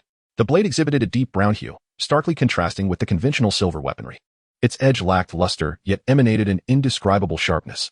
This was a blade that, while seemingly unremarkable, harbored a latent lethality. Forged at my behest during my early years of undertaking assassination missions, this exquisite sword had been steeped in a unique, secretive material, rendering it nearly impervious to light reflection. Furthermore, the alloyed composition, infused with a trace of precious metals capable of conducting chakra, bestowed upon it a hardness and sharpness that far surpassed that of ordinary steel blades. Shanglan's eyes sparkled with excitement as he drew the long blade, meticulously examining it while caressing the icy surface. Curiously, he inquired, does this sword have a name? Indeed. Every exquisite blade crafted by the renowned artisans of the Iron Kingdom bears its unique title, and this one is called Songfeng. Songfeng, a splendid sword. Chapter 72, The Fate of the Thousand Hand Clan. The following day, Shenlong set out early towards the Shengtang residence, and happened upon an elderly woman sitting gracefully in the sun at the doorway. Though she was advanced in years, her posture exuded dignity and poise. Her coarse, chestnut hair was neatly arranged, and her gnarled, frail hands rested gently on her lap, embodying the essence of a well-mannered and courteous matron. Upon witnessing her kind and benevolent smile, Shenlong approached and greeted her warmly. Good day, Grandma Shuamoto. Oh, what charming young man do we have here? Come closer and let Grandma have a look. Upon hearing this, Shenlong revealed a bright smile and obediently approached her. Oh, such bright and spirited eyes are a rarity in Konoha. If I am not mistaken, you must be a child of the Uchiha clan, correct? Chuckled Uzumaki Mito, narrowing her eyes with amusement. Hige, Granny Mito, you are not mistaken. I am Uchiha Shenlong, a classmate of Narasuke. Seigen sat beside her with a radiant smile. Eyes closed as he became aware of Narasuke's whereabouts. That fellow was enjoying breakfast with his sister and Kushina. It must be said that the Senju clan's territory was indeed vast, yet sparsely populated. Oh, you wish to find Narasuke? You may simply go in and seek him out. Uzumaki Mito remarked with a smile. No rush, I shall accompany Granny Mito for a while in the sun, Seigen suddenly replied. Hige, splendid. Granny was just lamenting the lack of conversation, Mito said, affectionately tousling Seigen's tousled hair. Granny Mito, what of the other members of the Senju clan? I have heard it said that the Senju stand as a great clan alongside the Uchiha. Why, in just a few decades, have they seemingly vanished? Shenlong directly articulated his inner confusion, prompting a noticeable shift in the demeanor of Vortex Mizuhana, who momentarily repressed her smile. After a brief period of contemplation, as if weighing her response to Shenlong's inquiry, she gazed out at a small tree not far from the door and sighed. The clansmen of the Senju are, in essence, the villagers of Konohagakure. We aspire to transcend the narrow-minded notions of a singular clan. The Senju possess a spirit of inclusiveness, willingly relinquishing their surname to assimilate into the vastness of Konoha, much like rivers flowing into the sea. Shenlong found the statement somewhat perplexing. In a world that places great importance on lineage and honor, how could such a phenomenon of renouncing one's clan and forsaking glory possibly occur? Despite his disbelief, he refrained from voicing a rebuttal and instead inquired with a face full of confusion. This was due to the philosophy of the Senju clan. The origins of the Senju clan can be traced back to the era of the Sage of Six Paths, spanning a millennium. They were born from unity, merging into a single clan known as Senju. They shared mutual trust, assistance, and understanding, bravely confronting the adversities and calamities within the ninja world. One could regard them as an unwavering alliance. However, the name of this alliance has merely transitioned from Senju to Konoha. Shenlong listened, still harboring doubt. He had an instinct that the matter was not as straightforward as it seemed. The ideologies ingrained within a family are not easily discarded. Sensing Shenlong's skepticism, Uzumaki Suehu squinted and chuckled. Konoha was established under the auspices of the Senju clan, amalgamating the dedication and toil of various esteemed families. It resembles a grand tree that flourishes by absorbing the nutrients from each clan. The families are akin to the branches of this tree. The villagers represent its leaves, while the Senju serves as the sturdy trunk. Upon reaching this point, Uzumaki Suehu not only paused but also turned towards the sun to take a brief respite. Shenlong pondered whether she was reluctant to speak or simply muddled. He could only reflect on the implications of the swirling words spoken by the water dweller. In truth, her assertions provided a rather compelling explanation for the sudden obscurity of the Senju clan, and her words carried a degree of credibility. The original narrative scarcely alludes to the surnames of Tsunade and Hashirama, particularly Tsunade, whose surname remained undisclosed throughout the extensive 700 episodes of the anime, a rather peculiar omission. Especially since many are aware that she is the princess of Konoha. Who else could rightfully bear such a title but the granddaughter of the Senju, the founders of Konoha? Is it truly conceivable for such a vast clan to simply dissolve without a trace? How utterly astonishing. Shenlong harbored some doubts, yet was unable to ascertain the veracity of her words. In truth, had he genuinely comprehended the essence of Senju Hashirama, his uncertainties would have dissolved effortlessly. For Hashirama, Konoha was akin to his progeny. He would not permit anyone to infringe upon it, be it the Uchiha clan, the various prominent families, or even the Senju clan itself. His vision extended beyond mere clan glory. He aspired for a harmonious coexistence within the Hidden Leaf village, believing that a fragmented family-centric approach would yield no benefit to Konoha. During the tenure of the brothers Hashirama and Tobirama, they did not merely disband the Senju, they fervently supported the common ninja, endeavoring to dilute the influence of the established clans with a plethora of new shinobi. In the previous Great Ninja War, over 90% of Konoha's main fighting force comprised clan ninjas, which severely depleted the vitality of the prominent families. The ancient and illustrious clans suffered grievously in that brutal conflict, leaving them in a state of disarray, much like the dwindling ice-release clan of the Land of Water, which faced a gradual decline year by year. The orchestrator of this was none other than Tobirama Senju, Hashirama's esteemed younger brother. As he once proclaimed during his tenure as Hokage, "It is precisely because I am Hokage that I must embody an unyielding demeanor." His authority surpassed that of the first Hokage, ensuring that every clan was brought under his firm governance. However, there existed one exception, the Uchiha clan, which managed to preserve its strength during the world conflict, thriving with a considerable population. Before his passing, Hashirama had repeatedly admonished Tobirama to refrain from taking action against the Uchiha clan, perhaps out of a sense of obligation to a dear friend or a promise made during Konoha's inception. This intricate web of causality momentarily spared the Uchiha clan from calamity. Presently, the Uchiha were the only clan in Konoha bold enough to claim the title of a great clan. Such a designation was not made lightly, as any clan worthy of this title possessed the capability to challenge a medium-sized ninja village in a duel, and with ample resources, even take on a formidable village like Sunagakure. Without such formidable strength backing them, Uchiha Fugaku in the original narrative would not have dared to orchestrate a coup, attempting to leverage his clan's power against Konoha, despite suffering a devastating and enigmatic defeat at the hands of Itachi Uchiha, the Akatsuki, and the Root organization. Nevertheless, Fugaku was no fool. Had he not possessed a significant level of confidence, he would never have considered such a reckless betrayal, risking his family's descent into an abyss of despair. After pondering fruitlessly, Shenlong gazed at the dozing elder with a hint of gravity in his expression.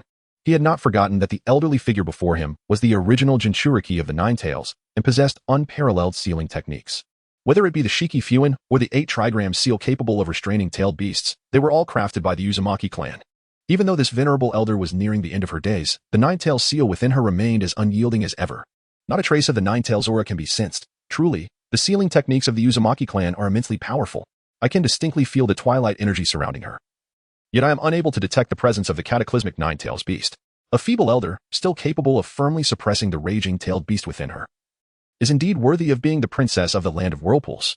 Chapter 73, a stern warning as Shenlong contemplated. Tsunade and her brother had finished their breakfast and now stood before him alongside Kushina. Upon seeing Shenlong, Kushina's face lit up with joy, mistakenly believing he had come seeking her out. Her cheeks flushed, and she appeared somewhat awkward and shy. However, in the next moment, she found herself in an embarrassing situation. After greeting the 3 individuals, Shenlong approached Tsunade directly. "Sister Tsunade, do you still remember our agreement? I have now graduated." Tsunade paused momentarily upon hearing this, then crossed her arms defiantly, a hint of amusement playing on her lips as she replied, "Why on earth would you little brat, wish to learn medical ninjutsu? You have never shown any passion for this path." Tsunade spoke candidly, sensing that the young boy before her was not inherently compassionate. It was not that he was a bad person. Rather, Tsunade felt that Shenlong was ill-suited to be the kind of medical ninja dedicated to saving lives, hence her inquiry. "It's merely for self-defense, nothing more." Shenlong spoke candidly. Upon hearing this, Tsunade momentarily paused, her expression returning to a calm demeanor as she stepped outside. Not pausing even as she passed Shenlong. Not far away, her voice reached his ears. "Come find me at the Konoha hospital later." Before Shenlong could respond, Tsunade vanished from sight, leaving the 3 of them in a state of astonishment, their eyes wide in disbelief. "Given that school is unexpectedly closed today, how do you plan to spend it?" Noticing that the two were lost in thought and did not respond, Shallan smiled gently and suggested, since you haven't decided yet, why not accompany me to the Hokage rock to enjoy the scenery? The two exchanged smiles, agreeing to Shallan's invitation. Once they stood atop the stone carving of the first Hokage, Shallan gazed into the distance, his hands at his sides, silent and bearing a weighty expression tinged with melancholy. Observing his silence, Kushina inquired, do you have something on your mind you wish to share with us? You usually don't summon us without reason. Indeed, boss. If you have any instructions, please feel free to share. I am entirely at your service, Rope Tree echoed, aligning with the sentiment. Shanlan remained silent, merely turning his head to regard Shitai with a grave expression. As Shitai felt the weight of Shang Lan's gaze becoming increasingly unbearable, Shang Lan spoke in a low voice, promise me, before you attain the rank of Jonin, you must not venture into the battlefield. It would be best to avoid wandering alone in Konoha as well. What? War? Shang Tai exclaimed suddenly, his shock mirrored in the expression of Kushina beside him. Yes. War is approaching, and the location is the Land of Rain. The situation is dire, and there is no possibility of resolution for several years. Who has instigated this war? Kushina asked through clenched teeth. After casting a glance at her, Shallan casually remarked, who knows? Whether they are politicians, schemers, or ambitious individuals, it holds little significance for us, as we possess neither the power nor the resources to influence the war.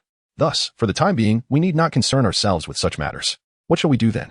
In contrast to Shingtai's evident panic, Kushina displayed a remarkably composed demeanor. There is no need for concern, for Konoha will ultimately emerge victorious.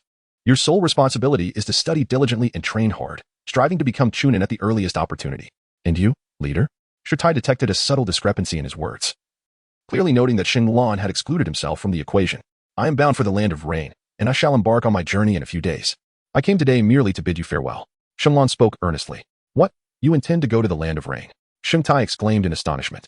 No way, Kushina exclaimed, her complexion somewhat pale. Shallan was taken aback and perplexed upon hearing these words. Before he could articulate a response, Jisanai continued, you are still merely a genin. How could you venture into such perilous battlegrounds? Are you truly unafraid of death? Furthermore, the adults will undoubtedly prevent you from going, and the Hokage would never consent. Indeed. Boss, that place is far too treacherous. It would be wiser for us to refrain from involving ourselves for now, and perhaps after further training, we could go together. Shitong added, offering his counsel. Yet, at that moment, Shinlan suddenly interjected with a grave tone, silence. I have made it abundantly clear that you must not, under any circumstances, travel to the Land of Rain, nor seek me out. Shinlan rarely reprimanded him with such seriousness. His visit was driven by the concern for Shintai's journey to the Land of Rain, where he might be embroiled in the Second Ninja World War. In the original narrative, Shitai met his untimely demise in the Land of Rain. Whether it was due to an explosive tag trap or having his innards brutally extracted remains uncertain. Regardless, Shinlan would not permit him to venture there. He feared that this young man might seek him out, but more so, he dreaded the thought of this living brother meeting a tragic end in a foreign land. Although he found it difficult to articulate the reasons behind his fears, Shinlan was resolute in his decision to prevent him from traveling to that fateful place. Few individuals held such significance in Shinlan's heart, and Shungtai was undoubtedly one of them. Years spent together in school had fostered a bond that made Shinlan regard him as a younger brother. The thought of losing this vibrant sibling to a gruesome fate was unbearable. Observing Shungtai's evident unease, Shinlan could not help but sigh inwardly, yet he reiterated sternly, heed my words. Until you attain the rank of Jonin, you must not set foot on the battlefield in the Land of Rain. Should you disregard my counsel, we shall sever all ties, and I will no longer recognize you as my brother. Shinlan spoke with both gravity and severity, disregarding Shang Shu's reaction as he continued. Moreover, should I encounter you within the borders of the Rain Nation, do not blame me for breaking your legs. Shang Shu gasped in shock, fully aware of the sincerity behind those words, for he knew that when the boss made a statement, he had the audacity to follow through. He hurriedly wished to inquire about the reason, but upon meeting Shang Lan's indifferent gaze, he instinctively recoiled 2 steps, quickly resorting to a forced smile and a nod of acquiescence. Shang Lan observed his nod and, almost unconsciously, began to walk towards the edge of the cliff. However, after just a few steps, he instinctively came to a halt. The atmosphere immediately grew solemn, and no one uttered a word. It seemed that this scenic outing was destined to end on an unsatisfactory note. After a considerable pause, as a gentle breeze caressed the surroundings, Shang Lan, with his back turned to the two, softly urged, you both must take care, study diligently, and cultivate your skills earnestly, striving to become elite ninjas at the earliest opportunity. Shang Lan lowered his head, and his voice was imbued with gentle sentiment, causing a slight tremor in the hearts of the 2 listeners. An indescribable weight filled their chests, as if they were on the verge of losing something precious. In truth, they could not comprehend Shang Lan's current emotions, nor could they fathom the plight he faced. He harbored a profoundly pessimistic outlook regarding his upcoming journey to the Land of Rain. Firstly, the evolution of his Sharingan posed a significant challenge. Awakening it without substantial stimulus was exceedingly difficult. Even if, by some stroke of luck, he managed to unlock the kaleidoscope, his body might not withstand the strain. If he could not surmount these initial obstacles, the only path left before him would be to forcibly seize the Rinnegan. Yet, contemplating such matters was futile. He felt utterly unworthy of confronting the formidable Uchiha Madara, let alone the minor antagonist, Kagaya, whom he was unlikely to overcome. Chapter 74. The location of the lifeline. After bidding farewell to the two, Shenlong accepted the invitation to Orochimaru's abode. He had successfully extracted the spring water from the toad fountain of Myaboka Mountain, isolating a droplet no larger than the tip of a chopstick, which he sealed in a small glass vial. Orochimaru, holding the vial aloft, exclaimed with excitement, "Ha! This spring only yielded this minuscule yet extraordinary droplet. The rest consists of toad secretions or ordinary spring water, although the extraction was not entirely thorough, resulting in considerable waste. I can assure you that this droplet is exceptionally pure, emanating all its natural energy. Is this truly all there is?" Shenlong frowned as he received the vial. Upon seeing Orochimaru nod, he helplessly inquired, "Have you tested the properties of this water?" Orochimaru shook his head with a sigh. "No, as you can see. There is only this single droplet. If I were to conduct experiments, it would be entirely depleted. Hence, it is for you to decide its use." "Use?" Shenlong echoed, disheartened by the thought of such a minuscule droplet's potential. "You must make a decision swiftly," Orochimaru said earnestly. "This substance possesses a strong volatility, and glass containers cannot preserve it indefinitely. In a few days, it is likely to evaporate completely. Do not say I did not warn you." Upon hearing this, Shenlong furrowed his brow once more, and without hesitation, he uncorked the vial and swallowed the droplet in one swift motion. Orochimaru was truly taken aback by his decisiveness. He showed no fear regarding the potential toxicity of the substance, consuming it without a trace of hesitation. In the midst of Orochimaru's astonishment, he observed that Shenlong remained unfazed, as if nothing had transpired. Curiosity compelled him to inquire whether Shenlong experienced any peculiar sensations. As Shenlong swallowed the droplet, a refreshing chill surged through his abdomen. In an instant, the chakra within him was invigorated by this cooling force, allowing a sensation of clarity and vitality to permeate his entire being. An elusive yet distinctive aura emanated from within him, a natural energy so gentle that it could be absorbed by any living creature. His strength increased, his body felt lighter, and there was a noticeable enhancement in his chakra levels. Sensing this transformation, Shenlong could not help but entertain a profound realization. If I were to acquire more of this substance, it would undoubtedly heal my body. It is indeed beneficial. Truly beneficial. Shenlong, in a moment of unrestrained excitement, laughed heartily. Compared to the hopelessness he previously felt, he now finally understood where his lifeline lay. After elaborating to Orochimaru on the effects of ingesting the water droplets, Orochimaru took a report in hand and diligently recorded all the details. Upon completing the documentation, Orochimaru inexplicably licked the corner of his mouth and, with a hint of malicious glee in his gaze, remarked to Shenlong, "Now that it is clear that my Bokuzen holds what you seek, it appears that, given your current strength, it may prove quite challenging for you." He. As he spoke, Orochimaru's voice grew hoarse, and he broke into a mocking laugh, the derision in his tone unmistakable. Shenlong exhibited no trace of anger. He merely cast a fleeting glance at Orochimaru, and, once the latter's laughter faded, stated with unwavering conviction, "Wait a little longer. After some time, I shall ascend Mount Myaboku to fetch water." In the midst of Orochimaru's astonished silence, Shenlong departed from his dwelling. There was no need for courtesy towards Orochimaru. Treating him as Sasuke did was perfectly acceptable, for Orochimaru was inherently a nefarious character, not one to be concerned with matters of etiquette.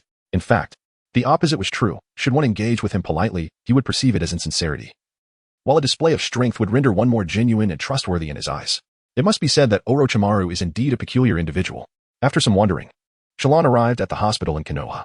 He intended to inquire about the condition of Hinata, but alas, she had already been discharged, as had Ino and Shikamaru, reminded of his promise to treat them to a meal upon their release.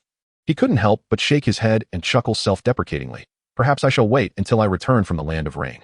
After ascertaining Tsunade's whereabouts from a nurse, Shenlong found himself before her. "You little rascal, I hear you've mastered that water-walking chakra manipulation technique, have you?" Tsunade wasted no time and directly posed the question. "Indeed. I have learned it," Shenlong replied. "Excellent. You have already acquired the fundamental ability to manipulate chakra. Now, let us proceed directly to the second phase." Tsunade supported herself on the desk and stood up, striding purposefully to lead him into a tranquil room. Shenlong surveyed the room, noting the presence of a low table and a large fish tank filled with over 20 fish of various sizes. He settled down and began to gather chakra in his palms. It was only after completing this step that they could progress to the next phase. Tsunade, arms crossed and intently observing Shenlong, offered her guidance. However, no sooner had she finished speaking than a faint blue glow began to emanate from his palms, prompting Tsunade's pupils to narrow slightly in astonishment at the boy's remarkable ability to manipulate chakra with such proficiency. Excellent. We shall now proceed to the third stage. Tsunade declared as she approached the fish tank.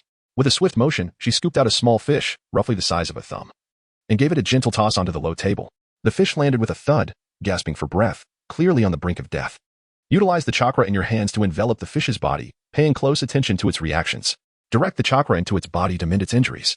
Remember to concentrate, carefully calibrating the flow of chakra and observing any changes.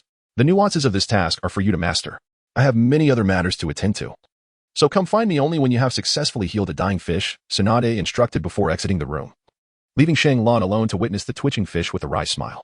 Very well, I shall attempt as she instructed. Shadow clone technique. Boom, boom, boom. With a puff of white smoke, 10 clones appeared in the room. You all know what to do, right? Each of you take a fish, toss it to the brink of death, and then revive it. Soon, half an hour had elapsed. Shanglon stood before the now empty fish tank, momentarily lost in thought, before glancing at the 20 discarded fish scattered on the ground and rubbing his forehead. Which esteemed individual could run an errand? Could someone venture outside the hospital to procure a few hundred more fish? After surveying the surrounding clones, Shanglon inquired, You go ahead. The fish in my hands is still alive, and I need to experiment further. It would be a bother for you to make a trip. One clone, addressing another, responded. Why should I go? Although my fish is dead, I still need to contemplate and analyze the reasons for its demise. I cannot afford to waste time. Let him go instead. His fish died early, so he probably won't gain any useful experience. Another clone pointed dismissively at yet another. Who says that an early death equates to a lack of experience? On what grounds do you make such a baseless claim? I refuse to go. As the clones continued their incessant bickering, unwilling to undertake the task, Shanglan's original form felt a wave of frustration wash over him. With a dark expression, he interjected. Enough of the noise. I shall go. His commanding voice silenced the myriad clones, and he nodded to himself, satisfied that he still commanded some respect. However, just as he prepared to rise, the clones collectively chided, then hurry up and go. Their impatience was palpable in their unified tone. Faced with the admonishment of his own clones, he dared not express dissatisfaction and quickly set off to purchase fish. As dusk fell and the shadow clones dissipated, Shanglon appeared particularly weary. In his palm, a lively fish wriggled vigorously, and a smile graced his face. The fatigue in his 3 Tomoe Sharingan glimmering with the joy of progress. He had succeeded, accomplishing Tsunade's directive in a mere half-day, while he was diligently honing his skills. The sound of high heels clicking outside stirred his attention, signaling Tsunade's impending inspection. Before he could utter a word, Tsunade entered, her expression one of astonishment as she surveyed the room filled with dead fish. What on earth are you still doing here? And what is the meaning of this room reeking of dead fish? Ah, you instructed me to gather fish to practice medical ninjutsu, did you not? Shanglon, perplexed, exclaimed, After a bit of practice, why don't you head home and continue your training? Do you truly believe that you can master medical ninjutsu in just one afternoon? Who do you think you are? Hurry up and tidy your room before you leave. Tsunade shouted at her. Just a moment, Shanglon replied. However, Tsunade, noticing Shanglon still cradling what appeared to be a lifeless fish, felt her temper flaring. Yet, before she could take action, the scene before her rendered her utterly speechless. The seemingly lifeless dead fish stirred slightly and, within mere seconds, sprang to life, wriggling energetically. Tsunade's eyes widened in disbelief. How is this possible? Typically, individuals require a minimum of 1 month to grasp this stage of medical ninjutsu, with some taking as long as 6 months. And many lack the inherent talent to ever master the techniques of this stage. Yet, this little prodigy before her had managed to learn it within a single afternoon. She recalled her own initial foray into medical ninjutsu, which took her a full 10 days, a record at the time, earning her the title of a medical genius. Reflecting on her youthful pride at her mentor's praises, she found herself starkly contrasting with this freak's calm demeanor. Stunned into silence, she stood frozen in place. Sister Tsunade, when shall we proceed to the 4th stage? You little rascal, Tsunade replied, unable to hide her exhaustion as a smile crept across her face. Go home. The 4th stage involves dealing with injured patients. Come back to the hospital tomorrow to continue your studies. Upon hearing this, Shanglon nodded, tidied up the scattered dead fish, and departed from the hospital. In the following days, he alternated between visiting the Uchiha clan to discuss the impending battle with Uchiha Shang and preparing accordingly, and attending the hospital for his studies. During this time, he focused on mastering a medical ninjutsu known as palm healing technique. This technique is particularly effective for treating external injuries such as cuts and wounds. With its application, complete healing can be achieved in mere minutes, making it an indispensable skill for both home care and the battlefield. On the final day before his journey to the land of rain, as he bid farewell to Might Guy, the elder spoke to him with the tenderness of a father, offering countless admonitions and even advising him to prioritize his safety in the face of danger, suggesting he maintain a cautious distance during battles. In the tranquil camp, after casting a vigilant glance around, the elder leaned closer to the campfire where Shanglon sat and whispered, Little Lon, your trip to the land of rain is exceedingly perilous. Can it not wait until a later time? Perhaps you could undertake this journey after becoming a chunin? Look at you, a mere genin. With a reassuring smile, Shanglon replied, Fear not, my dear elder.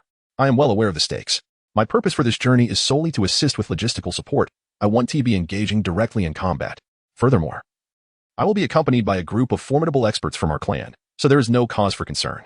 Shenlong smiled and said, Alas, I knew I couldn't persuade you. Very well, very well. Observing his old Dai suddenly rose from the ground, Shenlong tilted his head in slight bewilderment. Shaolong, tonight, I shall teach you a forbidden technique for self-defense. Pay close attention. Upon hearing this, Shenlong's entire body trembled. Could it be? This technique is known as the 8 Gates of Duanjia formation. It unlocks the channels within the human body that confine chakra, thereby granting a temporary surge of formidable power. With each gate that is opened, one experiences a brief yet exponential increase in explosive strength and chakra. Although its might is tremendous, it comes with evident side effects, manifesting as after effects. Indeed, the 8 Gates of Duanjia. Shenlong widened his eyes in astonishment. This was the forbidden technique he had longed for. To his surprise, my Dai was imparting it to him at this very moment. Open the door of opening. Open the door of rest. Open the door of life. Open the door of wound. Open the door of dusk. Open the door of scenery. As Might Dai's voice resonated, an overwhelming aura surged from him. The tumultuous chakra visibly radiating from his body, unleashing an indescribable force in a sudden eruption. With a single fist clenched, he struck forth. And a dazzling beam of light erupted from his fist, instantaneously transforming into a formidable shockwave that tore through the air. With a thunderous roar, a massive tree several dozen meters away was cleaved in half, the sheer might leaving Shenlong utterly astonished, his mouth agape. Do you see? This is the power of this technique. However, this is not its entirety. I have only unlocked the 6th gate. The final 2 gates contain the core strength of this technique. Currently, I have only grasped the 7th gate, and the 8th gate remains elusive. But as I understand it, the 8th gate is the gate of death. To open it is to invite certain demise, so you must never attempt to unlock that final gate. Having released the 8 gates of Bitan, Might Dai was drenched in sweat. Given his current physical condition, reaching the 6th gate was already a considerable strain. The 7th gate was a last resort effort. Once opened, he would be incapacitated for at least a day, enduring excruciating pain. This is a forbidden technique, meant for your survival. On the battlefield, fortunes are unpredictable. Should you encounter an insurmountable foe, unleashing this technique might grant you a fighting chance, or at the very least, the means to escape. Upon hearing this, Shenlong's eyes slightly reddened. He gazed at Mado Dai's pale complexion, feeling a surge of emotion within him, and nodded earnestly. Mado Dai had stayed up for much of the night, meticulously explaining to Shenlong the intricacies of the 8 gates of Duanjia and the nuances of chakra flow, along with its advantages and disadvantages. Under the protective guidance of old Dai, Shenlong heeded his instructions and proceeded to open the first 4 gates of the 8 gates. As the injury gate was unlocked, a tremor coursed through Shenlong's entire being, and an overwhelming sense of helplessness enveloped him. He realized that this was his current limit. Should he attempt to open another gate, it would likely inflict irreversible harm upon his body. Given his pre-existing ailments, he had made no progress in physical techniques, rendering the 8 gates of Duanjia futile for him. To force its use would be akin to drinking poison for quenching thirst, a path to self-destruction. Why have you only reached the 4th gate? I am well aware of your physical condition. Logically, you should at least be able to open the 5th gate. Mado Dai remarked, perplexed. It must be because I am still unfamiliar with this forbidden technique, Shenlong replied with a strained smile. Oh, I see. However, the 8 gates should not be overly difficult, as once one understands the method of activation and the chakra flow. Reaching the 7th gate should not pose a significant challenge, of course, contingent upon one's physical capacity to endure, Mado Dai continued. Yes, I am merely inexperienced at the moment. Please allow me some time to acclimate. Shenlong smiled, concealing the affliction of his body. He wished to spare Might Dai any psychological burden, for he was one of the few genuine souls in this cruel world who treated him with kindness. After bidding farewell to Might Dai, Shenlong lay alone on the grass by the riverside, enveloped in darkness with no light around him. The scene mirrored the impending difficulties he was about to face, devoid of brightness and hope. Chapter 76, The Farewell Before Battle. After a prolonged wait, a beam of moonlight finally pierced through the clouds and darkness, illuminating his lonely and despairing figure. Over the years, he had developed a habit of gazing at the full moon on clear nights, often lost in thought. As he beheld the moon, he would invariably feel a sense of alienation from this world, longing to escape. The world before his eyes felt so unfamiliar. Each night, during a brief moment before sleep, he would gaze skyward, attempting to seek out the familiar stars from his memories. There were many stars in this world as well, and he even spotted a constellation that was strikingly familiar, reminiscent of the Big Dipper, which had once guided wayward travelers in his past life. That must surely be the direction of home. Shenlong had always harbored such a feeling within his heart. What level of strength must one attain to traverse the stars? How splendid it would be to disregard the distances of space. As he gazed upon the 7 celestial bodies, this unrealistic notion perpetually surfaced in his mind. After a long while, his aspirations transformed into a gentle sigh, prompting him to rise and return to his tent.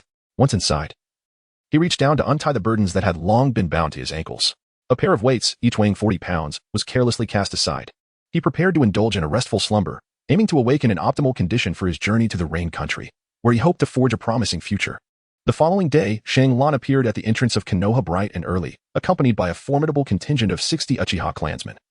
Marking the first wave of those who would engage in battle, Shallan stood calmly at the forefront of the formation, as the leader was Uchiha Shing. As the captain, he wielded absolute authority, and although there were 2 seasoned Jonin within the ranks who surpassed him in strength, his determination to personally engage in battle as a scion of the clan had earned him the respect of others. After all, few among the true power holders of the Uchiha clan dared to take up arms, regardless of Uchiha Shing's prowess or status. He was fully qualified to command the 60 clan ninjas. Among these 60 ninjas, there were 6 Jonin, 20 Chunin, and 34 seasoned and experienced Genin. The younger Genin of the clan were not to be sent to the battlefield as mere expendables, and the Uchiha clan would never permit such a situation to arise. Shallan's inclusion was a special exception granted by Uchiha Fong. The strength of the Uchiha clan was formidable indeed, and had it not been for Uchiha Shing's presence, the number of clan members heading to the battlefield would have been significantly diminished. It was doubtful they would even have half that number.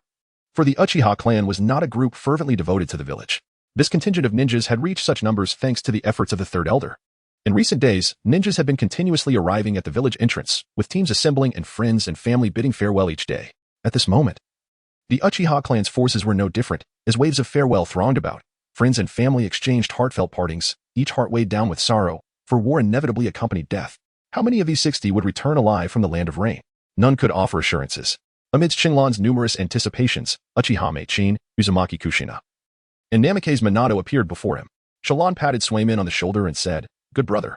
Swaymin, with a shy smile, replied, "When on the battlefield, one must be exceedingly cautious. The primary concern is to preserve one's life." Shanglan nodded earnestly upon hearing this. Is it truly impossible to avoid going? Jioxian Nai gazed at Shanglan, her eyes slightly reddened as she spoke. Shallan remained silent, merely gazing at Jusina with a gentle smile, yet within his heart he harbored an inexplicable sense of melancholy. Makoto, cradling Uchiha Mori, wept bitterly, feeling as though the 2 most significant individuals in her life were on the verge of departing from her. Recently, she had been unable to find sleep each night, haunted by the specter of a figure destined to be eternally interred in that unfamiliar land. The demise of either person would strike her like a bolt from the blue. She could scarcely bear to envision such a scene. As Shanglan beheld Meichin's haggard visage, a surge of compassion welled up within him. He approached her, gently placing a hand on her shoulder, and spoke softly, "Do not worry, Meichin. Both my uncle and I possess the strength of Jonin. You must understand just how formidable that is. On the battlefield, our prowess reigns supreme. It is we who slay our foes, while no one dares to approach us." "Indeed. Meichin, there is no need for concern. Both father and Shaolin will return safely," Uchiha Shing reassured her, affectionately ruffling her hair. However, as he spoke, he suddenly felt the embrace around his waist loosen, and to his astonishment, Meichin launched herself into his arms, her face pressed firmly against his chest, tears streaming uncontrollably down her cheeks. "I must return alive. I must return to see you," she implored, her body trembling, her voice choked with emotion. Although her words were faint, they reverberated ceaselessly in Shanglan's heart. In that moment, he sensed the solitude that had once enveloped him receding, replaced by an overwhelming sense of belonging, as if someone awaited his return. Instinctively, Shanglan enveloped her in his embrace. "Promise me," Meichin cried out once more, tears cascading down her face. Shanglan wished to offer further solace, but upon hearing her weeping, he felt a jolt in his heart.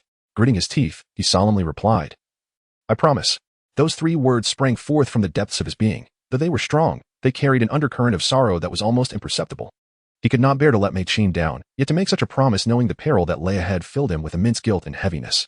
"Gather." Amidst the reluctant farewells of the crowd, Uchiha announced the formation, signaling that they were to line up and embark on their journey, bringing the bittersweet exchanges to a close. "Let us depart." Just as everyone was preparing to set forth on their quest, a boisterous voice echoed from afar, reaching Shanglan's ears. "Boss, I'm coming." Roshu sprinted towards Shanglan. Shanglan's lips curled into a radiant smile upon hearing the voice. "Shingshu, you rascal." Shanglan found himself reluctantly positioned at the rear of the group, though he longed to linger for a moment longer. The strictness of military orders loomed over him like an unyielding mountain. Even if Uchiha Shing had permitted him a brief respite, he could not indulge in such a luxury. After all, the eyes of the clan were upon him, and Shanglan was unwilling to undermine Uchiha Shing's authority. Once the command to depart was given, he must adhere to it. Such discipline brooked no leniency.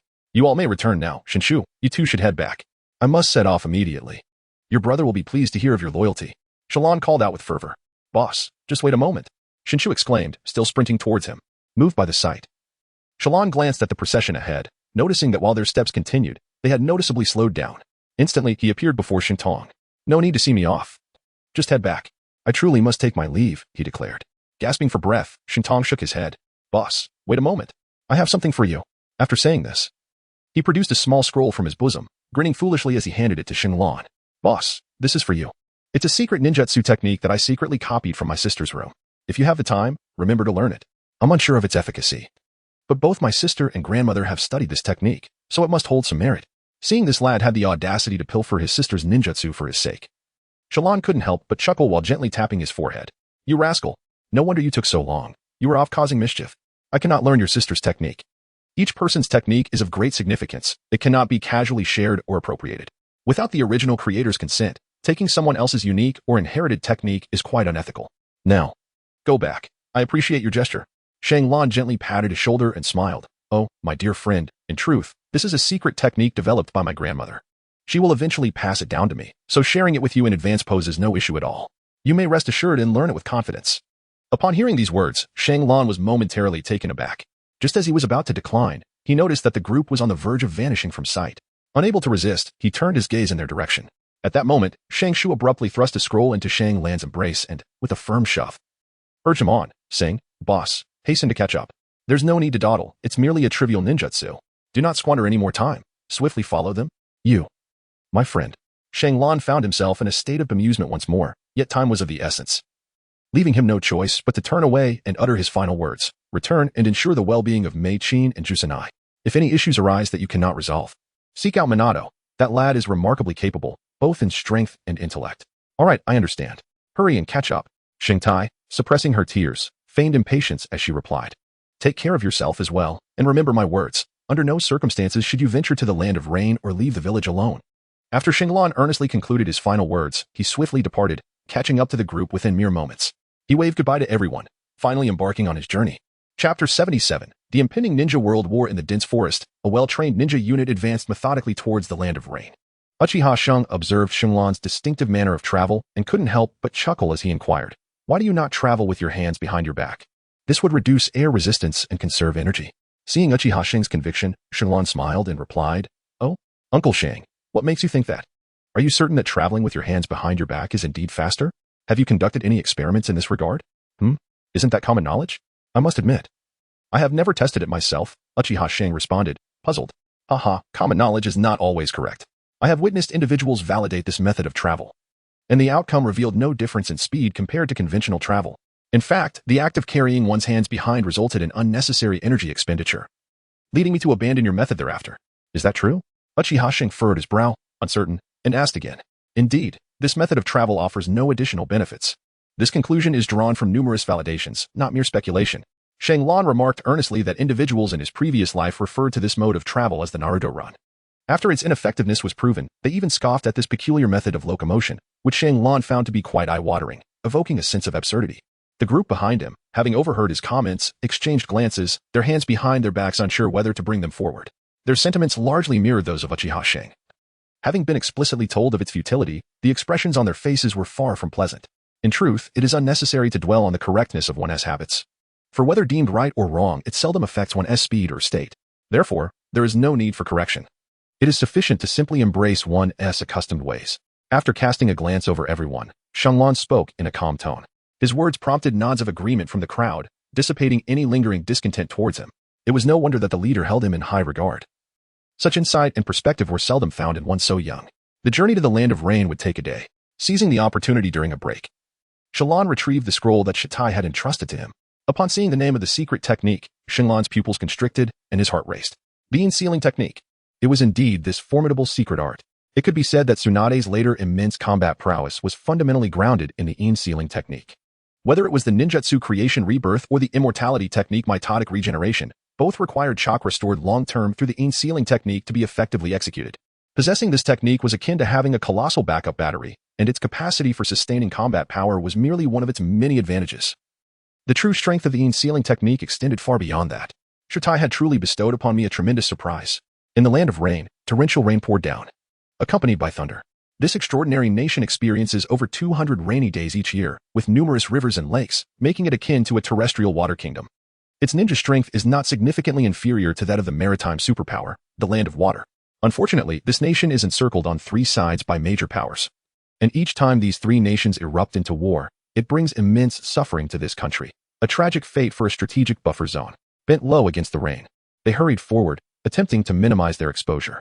Yet, traversing the open terrain still posed a risk of being struck by lightning, a common occurrence in the land of rain. Uchiha Shun could only silently pray for a safe journey.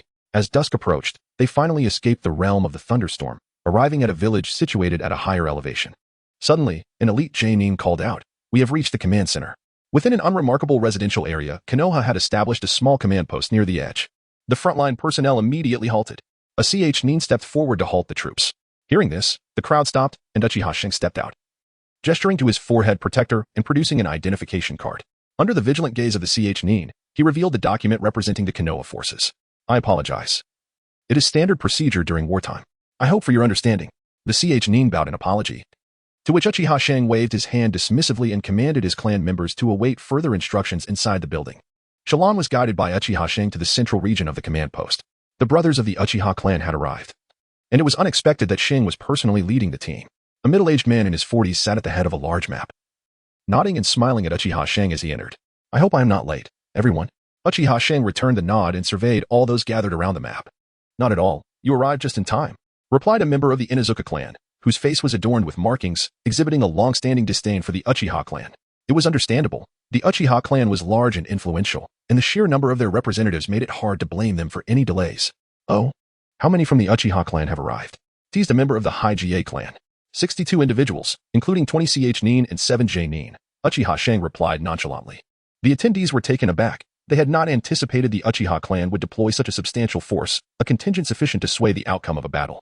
Haha. Let us refrain from teasing him further. Shun has journeyed here in haste and must be weary. Perhaps we should rest for a day before discussing military matters? The middle-aged man, the current leader of the Sarutobi clan, interjected with a hearty laugh, genuinely inquiring if Uchiha Shun required a day to recuperate. There's no need for that. Here, we are merely Konoha, with no clan affiliations. You are the overall commander on the battlefield of the Land of Rain. We shall follow your lead. Uchiha Shun, aware of the man's superior status, dared not presume too much. Despite his youth, he exhibited impeccable conduct, compelling the other clans to concede him a place at the table. Uchiha Shun sat resolutely below the Sarutobi clan leader. Although you come from diverse clans, I implore you to set aside your prejudices and unite against the external threats. We must swiftly address the dangers posed by the Land of Rain, securing honor for the Land of Fire and Konoha while establishing a foundation of peace for future generations. So they need not endure the ravages of war. The Sarutobi clan leader bowed deeply after his impassioned plea, prompting others to reciprocate the gesture. The situation is dire. Although we currently face only the sand village of the Land of Wind, the rock village of the Land of Earth is poised to make its move. Reliable intelligence suggests they also intend to engage Konoha.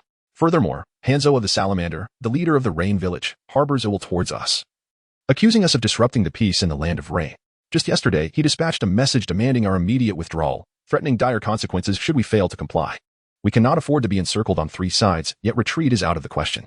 The Sarutobi clan leader paused for a moment, allowing the clan leaders to comprehend their predicament and ponder potential solutions. After a brief silence, it was apparent that no one had proposed any brilliant strategies. The Sarutobi clan leader cleared his throat, interrupting the fruitless discussion. Rather than wait for 3 fronts to converge upon us, we should take the initiative to strike. We ought to eliminate all known strongholds of the Land of Wind before they can prepare. Let us directly assault their stronghold and see if we can shatter their defenses. The suggestion left everyone astonished. Would they mobilize the entire force for a large-scale offensive? The Sarutobi clan leader's decisive approach instilled a sense of reverence among those present. Although his eagerness to engage in a significant battle seemed hasty, a closer examination of his proposal revealed a strong likelihood of success. After all, Konoha, the foremost ninja village in the realm, had only just readied itself, while the Sand Village, which lagged behind in all aspects, could not hope to match Konoha's efficiency and speed.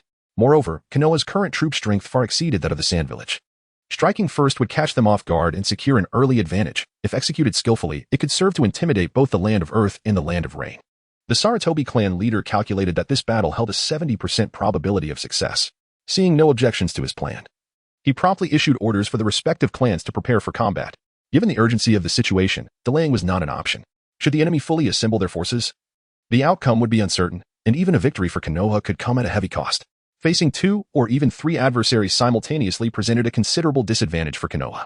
They must first secure a tactical advantage. At this point, the command for the first large-scale battle of the Second Shinobi World War was officially issued, and the ninja forces of Konohagakure stationed in the Land of Rain mobilized en masse. The Second Shinobi World War had officially erupted. After a brief 2-hour regrouping, the Uchiha clan received a combat order. At this moment, the ninja combat team, one Jonin accompanied by 3 Chunin and Genin, had not yet formed. The war effort remained organized in a familial manner. After all, as long as there was a commander to instruct the other clans or teams on how to engage. The operational system that had persisted since the last conflict had not seen significant changes. Although the Uchiha clan swiftly entered a state of battle readiness, they were not overwhelmed. As their journey had allowed for adequate rest, Uchiha Mori was cautious not to impose undue hardship on his clan members, even when rushing to the front lines. They advanced at a typical pace, ensuring that everyone was in good condition and ready to engage in combat at a moment's notice. Nightfall in the land of rain brought persistent drizzle and a chilling breeze, with a thick veil of moisture enveloping the realm. Anyone residing in this country would find themselves drenched even while seeking shelter under eaves, and each breath drawn was laden with humidity. Prolonged exposure to such an environment could easily lead an ordinary person to inhale excess moisture, resulting in severe lung infections indeed. Even ninjas were susceptible to illnesses in this medically underdeveloped world, with the sound of splashing water beneath their feet. A group of 62 members from the Uchiha clan advanced rapidly, every clan member poised for action, fully aware that combat was imminent. "What is the specific mission?" inquired an elite Jonin in a low voice. While running, Uchiha Mori replied, "We are to eliminate 2 enemy strongholds, each with no more than 40 personnel. Their exact strength remains uncertain, but it is reasonable to assume that the number of Jonin will not surpass ours. How far apart are the 2 strongholds?" The elite Jonin pressed for further details. The 2 strongholds are strategically positioned, serving as the forward outposts of the Sand Ninjas. During our assault, we cannot rule out the possibility of a 3rd stronghold providing support, so I urge everyone to strive for a swift resolution during combat. As they approached a designated location, the group halted, their gaze fixed upon a flat expanse on a nearby elevation, where the outlines of structures became visible. "Jinza, Chiba, you 2 are tasked with neutralizing the enemy sentries." Understood. Such decisive commands were a hallmark of the Uchiha clan's leadership. As the 2 elite clan members swiftly departed, Uchiha Mori turned to the surprised Shinluan beside him and remarked, "You, young man, are still training at this hour? Are you not concerned about having insufficient chakra during battle?" Seeing the faint blue aura enveloping Shinluan, droplets of rain slid off effortlessly, leaving him untouched by the pervasive moisture. "Rest assured, Uncle Mori. I am well aware of my limits. This minor technique requires little chakra," Shinluan replied confidently. The others cast their gazes toward him, astonished to see this Genin completely dry and tidy, a stark contrast to their own damp hair and clothing.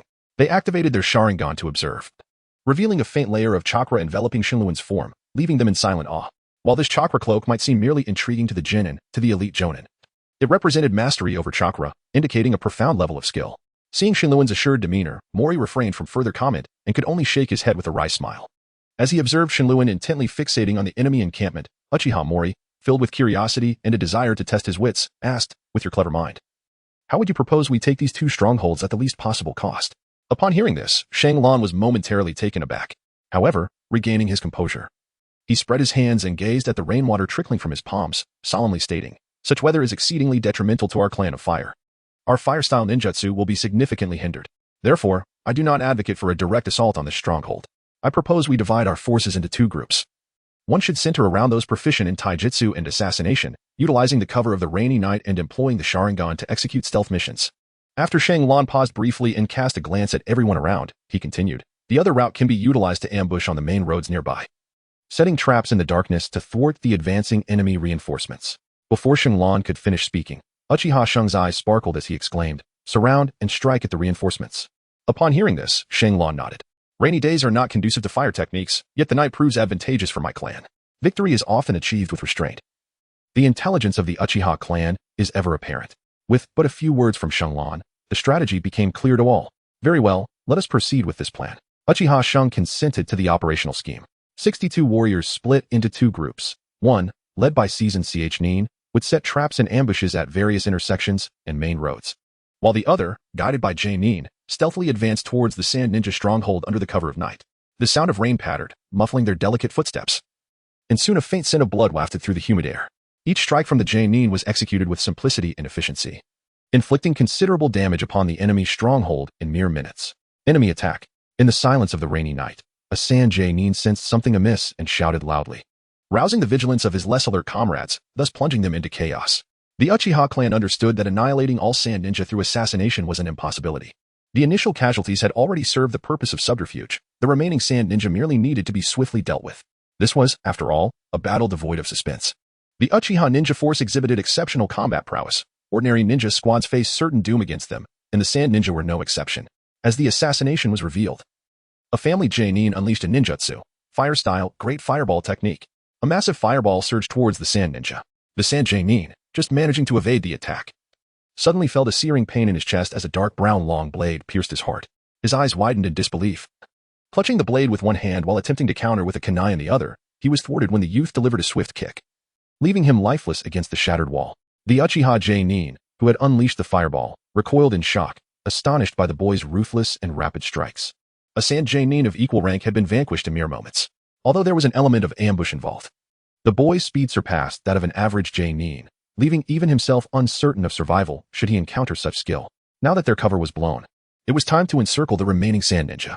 Chapter 79. Rampage. A cold voice reached the Uchiha Genin's ears, prompting him to instinctively stand tall and respond. Yes. Shenlong deftly brandished his blade, disregarding the presence of the Genin, and resolutely advanced toward the concentrated area of the sand ninja. The Genin, witnessing this, hastily followed suit. The intensity of the battle was extraordinary, with the sounds of various wind and fire techniques howling incessantly, accompanied by the relentless roar of explosions. The Uchiha clan, leveraging their numerical superiority in the individual prowess of their members, decisively overwhelmed their adversaries. After a series of crushing encounters, only 2 Genin and 4 Nin from the sand remained, cornered within a 2-story building. Inside, a voice echoed, declaring, "You are surrounded. I shall count to 10. You may either perish or surrender." Uchiha Shan shouted towards the besieged sand ninja, his eyes glinting with a cold light. Although he held little hope for their capitulation, he believed it prudent to influence their morale, for surrender was not beyond the realm of possibility. As 10 breaths passed and Uchiha Shang was poised to command an explosive assault, a fragile figure emerged before them. The young ninja swiftly formed hand seals, drawing a deep breath before unleashing fire release, great fire annihilation. A colossal wall of flames erupted forth, its overwhelming heat causing the surrounding rain to retreat. The fierce inferno completely engulfed the first floor of the building. A chilling scream echoed from below, 3 anguished cries that sent shivers down the spine of all present. They gazed in astonishment at the young Nin, who had conjured such an advanced jutsu as great fire annihilation under these humid, rain-soaked conditions, its potency astonishingly formidable. In a normal, rain-free environment, the might of this technique would likely increase by a third. Was such a jutsu truly within the realm of a mere Nin? Suddenly, a voice from within the building called out, "Water release, water formation wall." The surrounding moisture was drawn towards it, and a massive column of water materialized on the second floor, extinguishing much of the fierce flames below. A thick, scalding mist erupted forth, causing the remaining survivors to cry out in agony. "Xiaolan, come back!" Uchiha Shang exclaimed, his eyes widening as he beheld Shenlong, surrounded by a radiant blue aura, charge fearlessly into the billowing steam of the building. He realized that 2 Genin and several Nin were present inside. How could he, a mere Nin, dare to storm in alone? Even Uchiha Shang, a seasoned Genin, would not attempt such a reckless act. Within Shenlong's perception, 3 charred bodies had already been swept away by the torrent of water. With his eyes tightly shut, he leaped onto the second floor in a few swift movements. He deftly slashed through incoming shuriken and swiftly dispatched an unsuspecting Nin with a single stroke. Amidst the screams, a sand Genin formed hand seals, deducing Shenlong's position from the cries of his fallen comrade, and unleashed a razor-sharp wind blade. Wind release, blade of wind, calm and composed. Shenlong casually kicked aside the lifeless body of the fallen Nin. The soft crunch of bones and flesh being severed echoed in the ears of the sand shinobi Genin. Yet, before he could even breathe a sigh of relief, he sensed a surge of steam before him, something approaching with incredible speed, and it had already locked onto him. In that instant of unexpected peril, a sharp pain suddenly pierced his forehead, as if a pointed object were about to thrust into his brow. Instinctively, he raised his kunai to defend himself. A reflex honed through countless brushes with death, a response so swift and instinctual that it defied comprehension. The long blade in Shenlong's hand shimmered with a dark glow, a manifestation of the infused chakra. With a powerful and direct strike, the sword descended with a force that was both formidable and swift as lightning, leaving the seasoned shinobi no time to evade. A crisp sound echoed as the kunai of the Jonin was severed in one stroke, and a crimson line of blood extended from his head to his abdomen. His eyes widened in shock as he fell lifelessly to the ground. Unaware of the might of the hidden edge, though he attempted to block the attack, he could not withstand the blade's sharpness. Wind release, great breakthrough. At that moment, another Jonin formed seals and shouted. A violent gust of wind erupted from his mouth, dispersing the thick steam instantaneously and sending a wall flying. Shenlong's hidden edge embedded itself into the floorboards as he grounded himself with chakra, struggling to maintain his stance. Damn it, even the captain. I will make you pay with your life. The last Jonin finally grasped the situation, his eyes blazing with fury as he spoke through clenched teeth. Wind release, wind cutter technique. A white line of wind shot forth from his mouth. Upon witnessing this, Shenlong's pupils constricted, and the 3 Tomoe Sharingan manifested in his eyes. He discerned the trajectory of the incoming wind line and swiftly dropped to the ground, narrowly avoiding the lethal gust. However, just as Shenlong prepared to rise and engage in battle, he noticed the Jonin's hand forming another seal. Wind release, thousand-faced wind. Faced with a myriad of tiny wind blades rushing towards him, there was no escape for Shenlong. He could only raise his foot and stomp down with all his might. Boom. The sound of a tremendous crash reverberated. The two-story building, already riddled with damage, crumbled under Shenlong's immense strength, collapsing entirely. As he utilized the moment of descent to evade the adversary's ninjutsu once more, the colossal noise sent shockwaves through the hearts of onlookers. The Uchiha clan members rushed forward to encircle the fallen structure. Had it not been for the billowing smoke obscuring their view during the collapse, the Uchiha clan would have surged forth in unison, ready to unleash a flurry of blades upon the sand shinobi. Cough, cough. Shenlong crawled out from beneath the collapsed roof, covering his mouth as he coughed. Suddenly, behind him, the Sand Village Jonin plunged a kunai into his body, and Shenlong's eyes widened in disbelief. I cannot escape. Nor shall you survive. Take the path ahead and await my arrival. The Sand Jonin snarled, his visage twisted with fury. Aware of his impending demise at the hands of numerous Leaf Village shinobi, he resolutely chose to make a final stand, intending to take this young prodigy down with him. This act would serve as his last contribution to the Sand-hidden village. Suddenly, a sound akin to a weapon-piercing flesh echoed, and the Sand Jonin's eyes bulged in shock as the boy before him transformed into a mass of earth. The true assailant wielding the blade was the original Earth clone. You should take your leave now, Shenlong whispered solemnly in his ear. With one swift strike, he pierced the chest of the Sand Shinobi's elite, thus eradicating every Sand Shinobi within the stronghold. The Uchiha clan successfully dismantled this moderately significant enemy base without sustaining any losses. Chapter 80, Intent of Rebirth Shaolong. Are you unharmed? Uchiha Sheng first scrutinized Shenlong's condition, and upon confirming his safety, he immediately expressed anger. How could you be so reckless? There was no need to forcefully charge in like that. If something were to happen to you, how would I face father and Meichin? Seeing Uchiha Sheng's ire was born out of concern for him, Shenlong lowered his head in acknowledgement of his mistake. The onlookers were astonished by the terrifying prowess exhibited by someone of Shenlong's age, and at that moment, as Uchiha Sheng reprimanded him, they all offered words of comfort. A mere Genin had, under their very eyes, dispatched 2 Jonin and 4 Chunin. Such a feat, if not witnessed firsthand, would be deemed unbelievable. The thought of these events left each clan member slightly breathless. They seemed to witness a supernova rising at an astonishing velocity. Noticing Shenlong's sincere remorse, Uchiha Sheng could only smile helplessly, patting his shoulder in praise. You've made a significant contribution, young man. Cough, cough, cough. As Uchiha Sheng spoke, a Chunin, pierced by a kunai, coughed up blood, interrupting the collective mood. Shenlong approached the Nin, crouching down before him. He placed both hands over the wound, and a shimmering green light soon emerged. You actually possess medical ninjutsu, exclaimed Uchiha Sheng in astonishment. Hearing this, Shenlong chuckled softly and replied, I just learned it a few days ago. A few days to master medical ninjutsu? Uchiha Sheng's voice carried a hint of astonishment. Just as Uchiha Sheng was about to inquire further, a sudden and violent explosion echoed in the distance, reaching the ears of the gathered crowd. All units, assemble and advance. We must swiftly support our clansmen, Uchiha Sheng commanded in a deep voice. Xiaolan, you remain here to tend to the injured. Let those who are hurt and unable to move stay for your treatment. After uttering these words, Uchiha Sheng gestured grandly, leading the others to provide assistance. Please wait a moment. I will first attend to those with more severe injuries.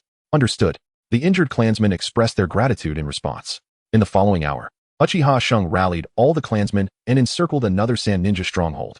When they returned, weary yet triumphant, Shenlong had already completed her treatments. The Uchiha clan had annihilated nearly 100 Sand Ninjas without sustaining any casualties, achieving a resounding victory. In the days that followed, the Uchiha clan launched frequent assaults, causing the Sand Ninjas to retreat in disarray. During this time, Shenlong had personally dispatched nearly 5 elite Jonin and over 10 Chunin. Upon hearing of her remarkable achievements, the clan leader, Yaeyang, who served as the overall commander, exceptionally promoted her to Chunin without prior report to Konoha.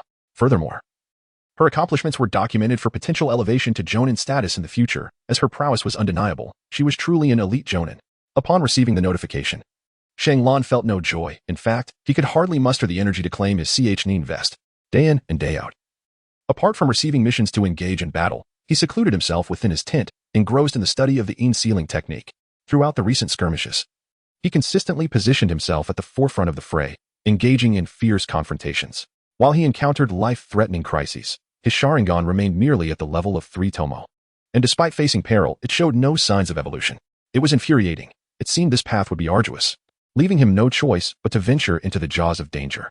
Calculating the timeline, it appeared that at this moment, Uchiha Madara's Rinnegan should have already been bestowed upon Nagato. The Second Great Ninja War had commenced, and Jiraiya was soon to head to the Land of Rain to partake in the conflict. Following the conclusion of the war, Jiraiya would take Nagato, Yahiko, and Konan as his disciples. If one were to deduce from this, it stood to reason that Uchiha Madara could survive for many years to come. However, my time is limited. I cannot afford to wait for his natural demise. Madara would unlikely be present to guard Nagato's Rinnegan. The most probable companion by Nagato's side would be Kagaya's offspring, Black Zetsu. The mere thought of this ominous and terrifying figure sent shivers down his spine. He was reluctant to confront such a dark entity at this juncture, yet it appeared inevitable. Perhaps it was merely an ordinary white Zetsu, regardless. He resolved to locate Nagato first and devise a plan thereafter. Black Zetsu typically remained in close proximity to Madara, and it was uncertain whether he would personally safeguard Nagato. Victory, with a sense of optimism, contemplated these matters. The great battle between Konoha Corps and Sunagakure had reached a temporary conclusion, with Konoha Corps emerging triumphantly, capitalizing on their preemptive advantage. They launched a comprehensive assault on the ninja of Sunagakure within the borders of the Land of Rain. The Land of Fire proactively initiated the conflict, igniting the first flames of the Second Shinobi World War.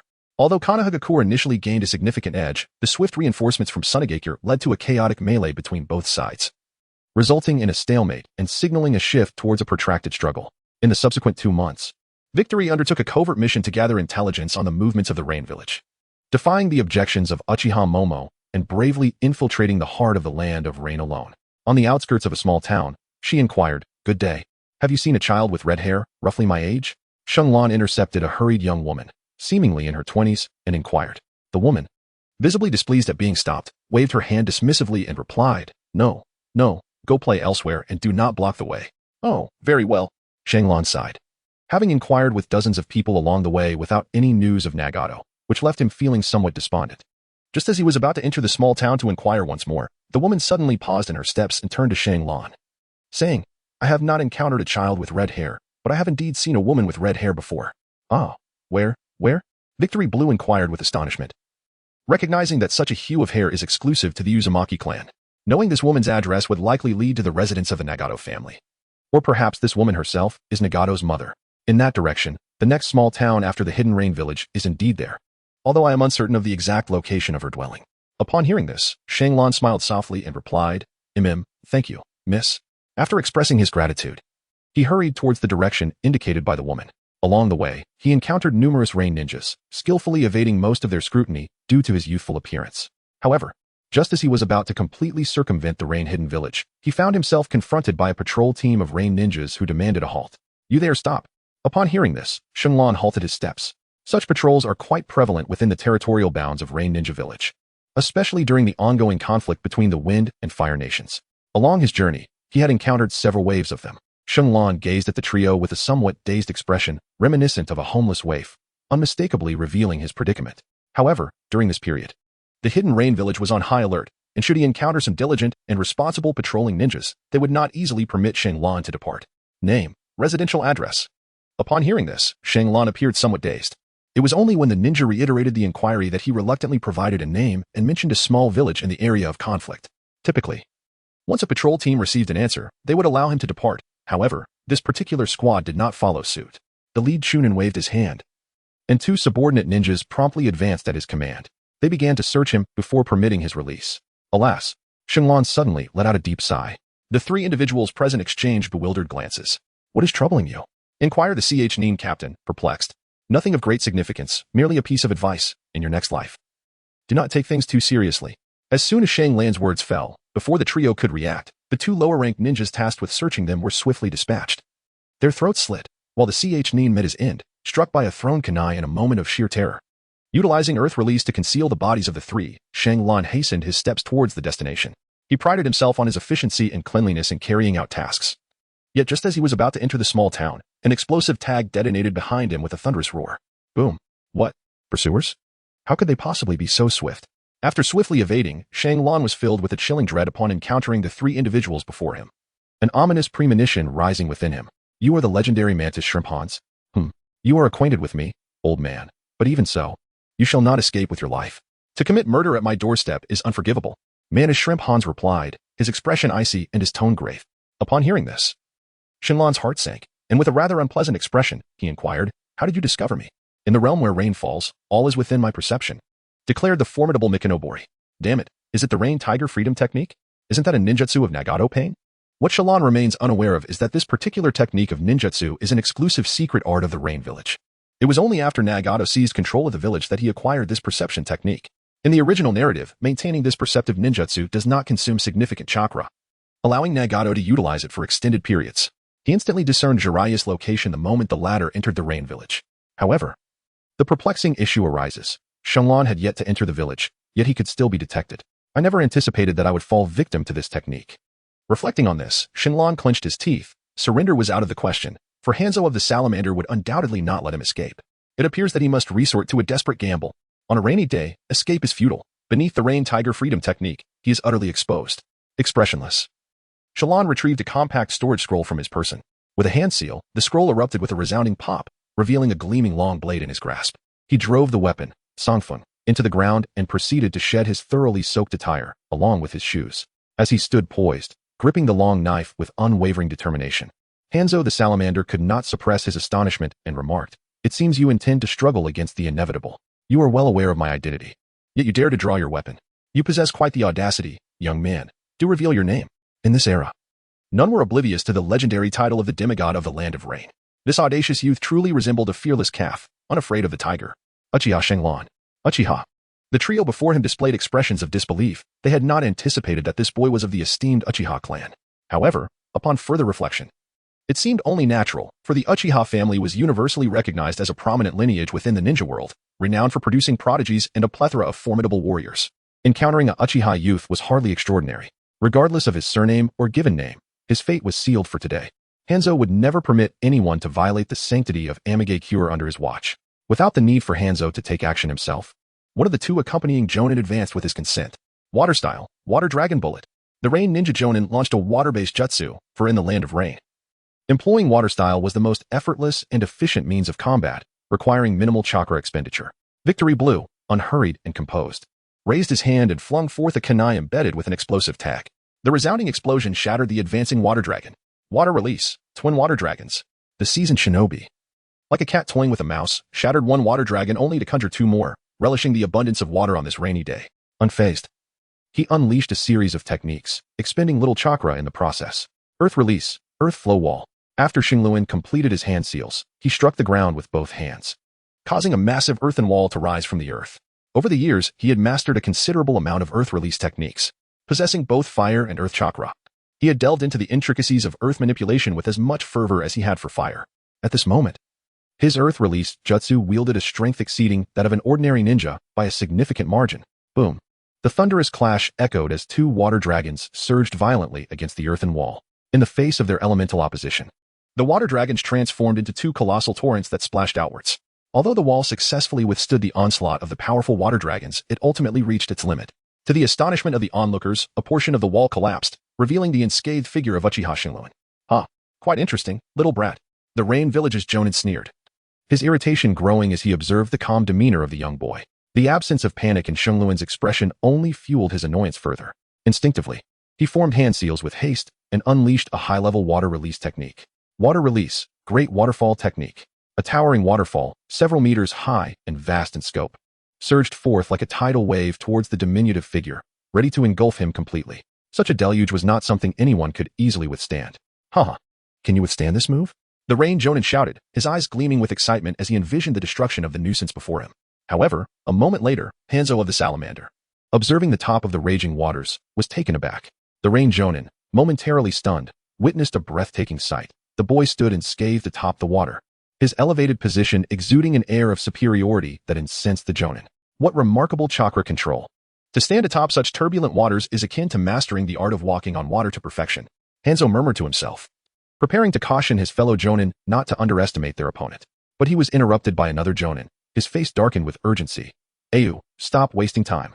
End this battle quickly, lest Lord Hanzo be kept waiting. I understand. The Jonin named Aiha nodded in acknowledgement. As the torrent receded, the Jonin drew his blade and lunged at Xingluan. After parrying his strike, Xingluan retaliated, and the two engaged in a fierce exchange, trading blows for several rounds. I cannot squander energy on these insignificant minions. Hanzo is the true enemy. A thought flashed through Xingluan's mind as he blocked an incoming strike. Their blades clashed, creating sparks in the air. But suddenly, in the astonished gazes of Hanzo and another Rain Jonin, Aiha stood motionless, his head severed in a swift strike. Aiha! The remaining Jonin cried out, his eyes reddening with shock. The Sharingan. Chapter 82. A grueling battle the frail youth before them possessed a gaze shimmering with a blood-red hue. The malevolent and otherworldly Sharingan instilled a profound mental pressure upon those who beheld it. The moment it manifested, it evoked an overwhelming sense of dread. To think he possesses the three Tomoe. Had I known this, I should not have allowed him to fight alone. It must have been an illusion technique. Damnable! Hanzo gritted his teeth, restraining the Jonin who was about to charge forward. Jonin within the Rain Village are exceedingly rare. Each one is an invaluable asset in battle. He could not risk allowing another Jonin to confront Uchiha Shenluan, for he doubted their ability to prevail against the boy. In the ninja world, there has long been a saying regarding battles with the Uchiha clan. In one-on-one confrontations, turn and flee. Today, they had finally grasped the meaning behind those words. However, as a semi-divine being, Hanzo was not one to succumb to superstition. This child had brazenly slain Rain Village ninjas before him. It was akin to a slap in the face. He could not afford to let this boy continue his rampage. I shall take the lead. You guard our retreat. Ensure he does not escape. The Jonin, eager to enter the fray, complied with his leader's order. Uchiha Shenluan, is it? To awaken the three Tomoe Sharingan at such a young age is a talent I have seldom witnessed. Alas, one so brash and reckless shall meet an untimely end. Today, I shall ensure you do not survive. Allowing you to grow will only birth a formidable adversary for the Rain Village. Enough talk. Bring it on. Shenluan gripped the knife tightly, standing ready for action. Excellent. As Hanzo finished speaking, he abruptly unleashed his instantaneous movement technique. How swift. With utmost concentration. Shenluan fixed his Sharingan upon the swiftly approaching Hans, and even with his keen eyesight, he could barely discern the direction of the impending assault. The speed of this man's body flicker technique was astonishing, far beyond that of a mere, ordinary skill. Clang. The sound of clashing weapons resonated as Shenluan successfully parried Hans's sudden strike. However, despite intercepting the attack, he was still propelled by Hans's overwhelming force, rolling over a dozen times before finally coming to a halt. As he steadied himself, Hans's onslaught surged forth once more. With quick reflexes, Shenluan rolled to evade a crushing stomp that descended from above. The weight of that strike was immense, had it not been for Shenluan's extraordinary perception and agility. That devastating blow could have easily spelled his demise. Just as he managed to evade Hans's colossal foot, before he could catch his breath, a scythe of death sliced through the air towards him. Victory Blue found himself with no means of escape as he watched the scythe descend inch by inch. To his astonishment, he struck the ground with great force. A mound of earth, towering at about 1 meter, erupted beneath the feet of Hanzo the salamander. The sudden rise of the mound extended the range of the scythe as lethal descent, allowing Victory Blue to narrowly evade yet another deadly strike. What an extraordinary young man, capable of executing such a technique without hand seals. Hanzo was compelled to halt his assault, offering a moment of admiration for this remarkable youth. Humph. I have already experienced your body flicker technique. Now it is my turn to launch an offensive. As Shenluan's words faded, he found himself in a precarious position. Yet he executed the astonishing instantaneous technique with remarkable speed. A peculiar depression formed beneath his feet as he launched himself forward, the sheer force propelling him to Hanzo's front, where he delivered a ferocious strike. Clang. Hanzo, with his formidable combat awareness, successfully parried the blow, staggering back 2 steps to dissipate the tremendous force. He gazed at the 2 gashes on the blade of Songfeng and chuckled. Young man, you are still too inexperienced.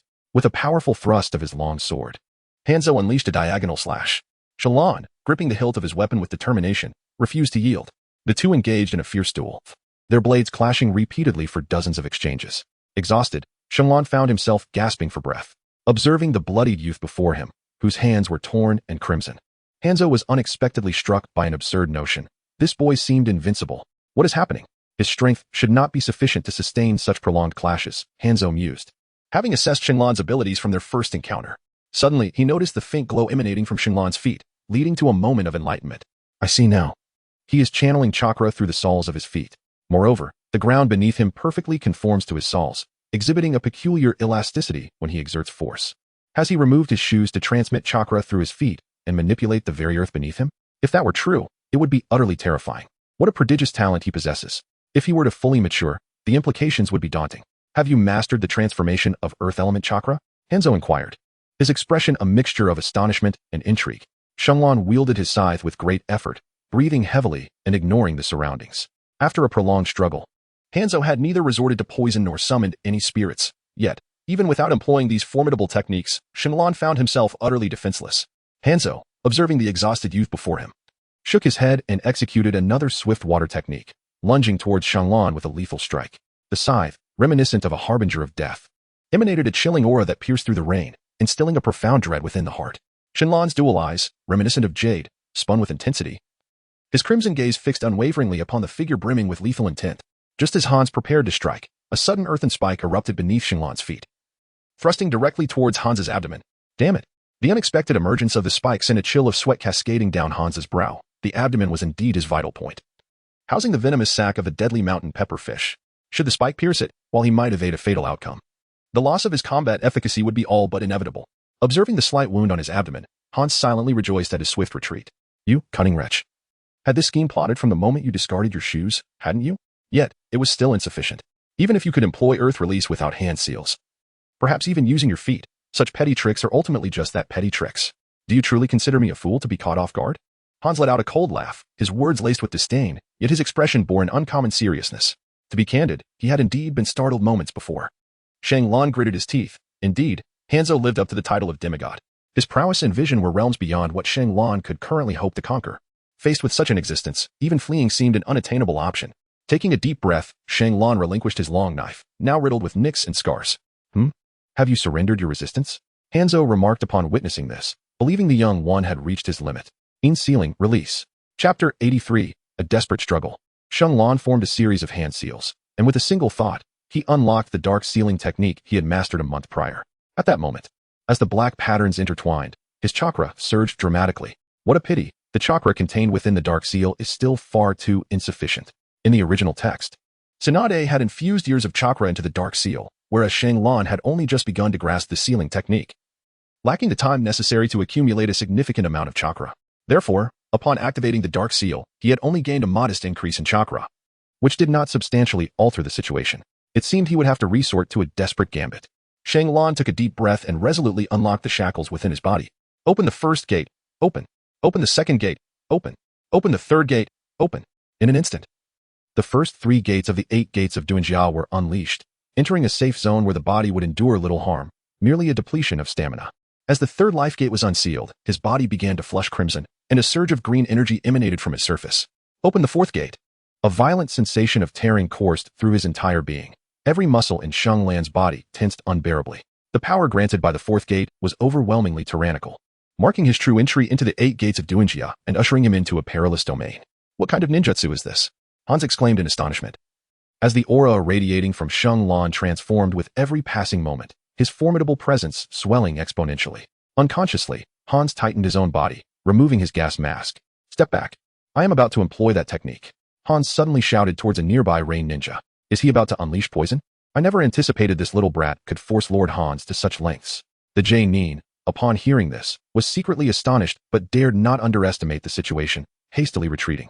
The venom of the salamander was not something a gas mask could withstand. It could infiltrate the human body through skin pores, and a mere exposure to its lethal toxin could lead to a swift demise. A cloud of toxic mist was expelled by Hans, its vast expanse rivaling the technique of hidden mist. The all-encompassing poison enveloped Xinglan entirely.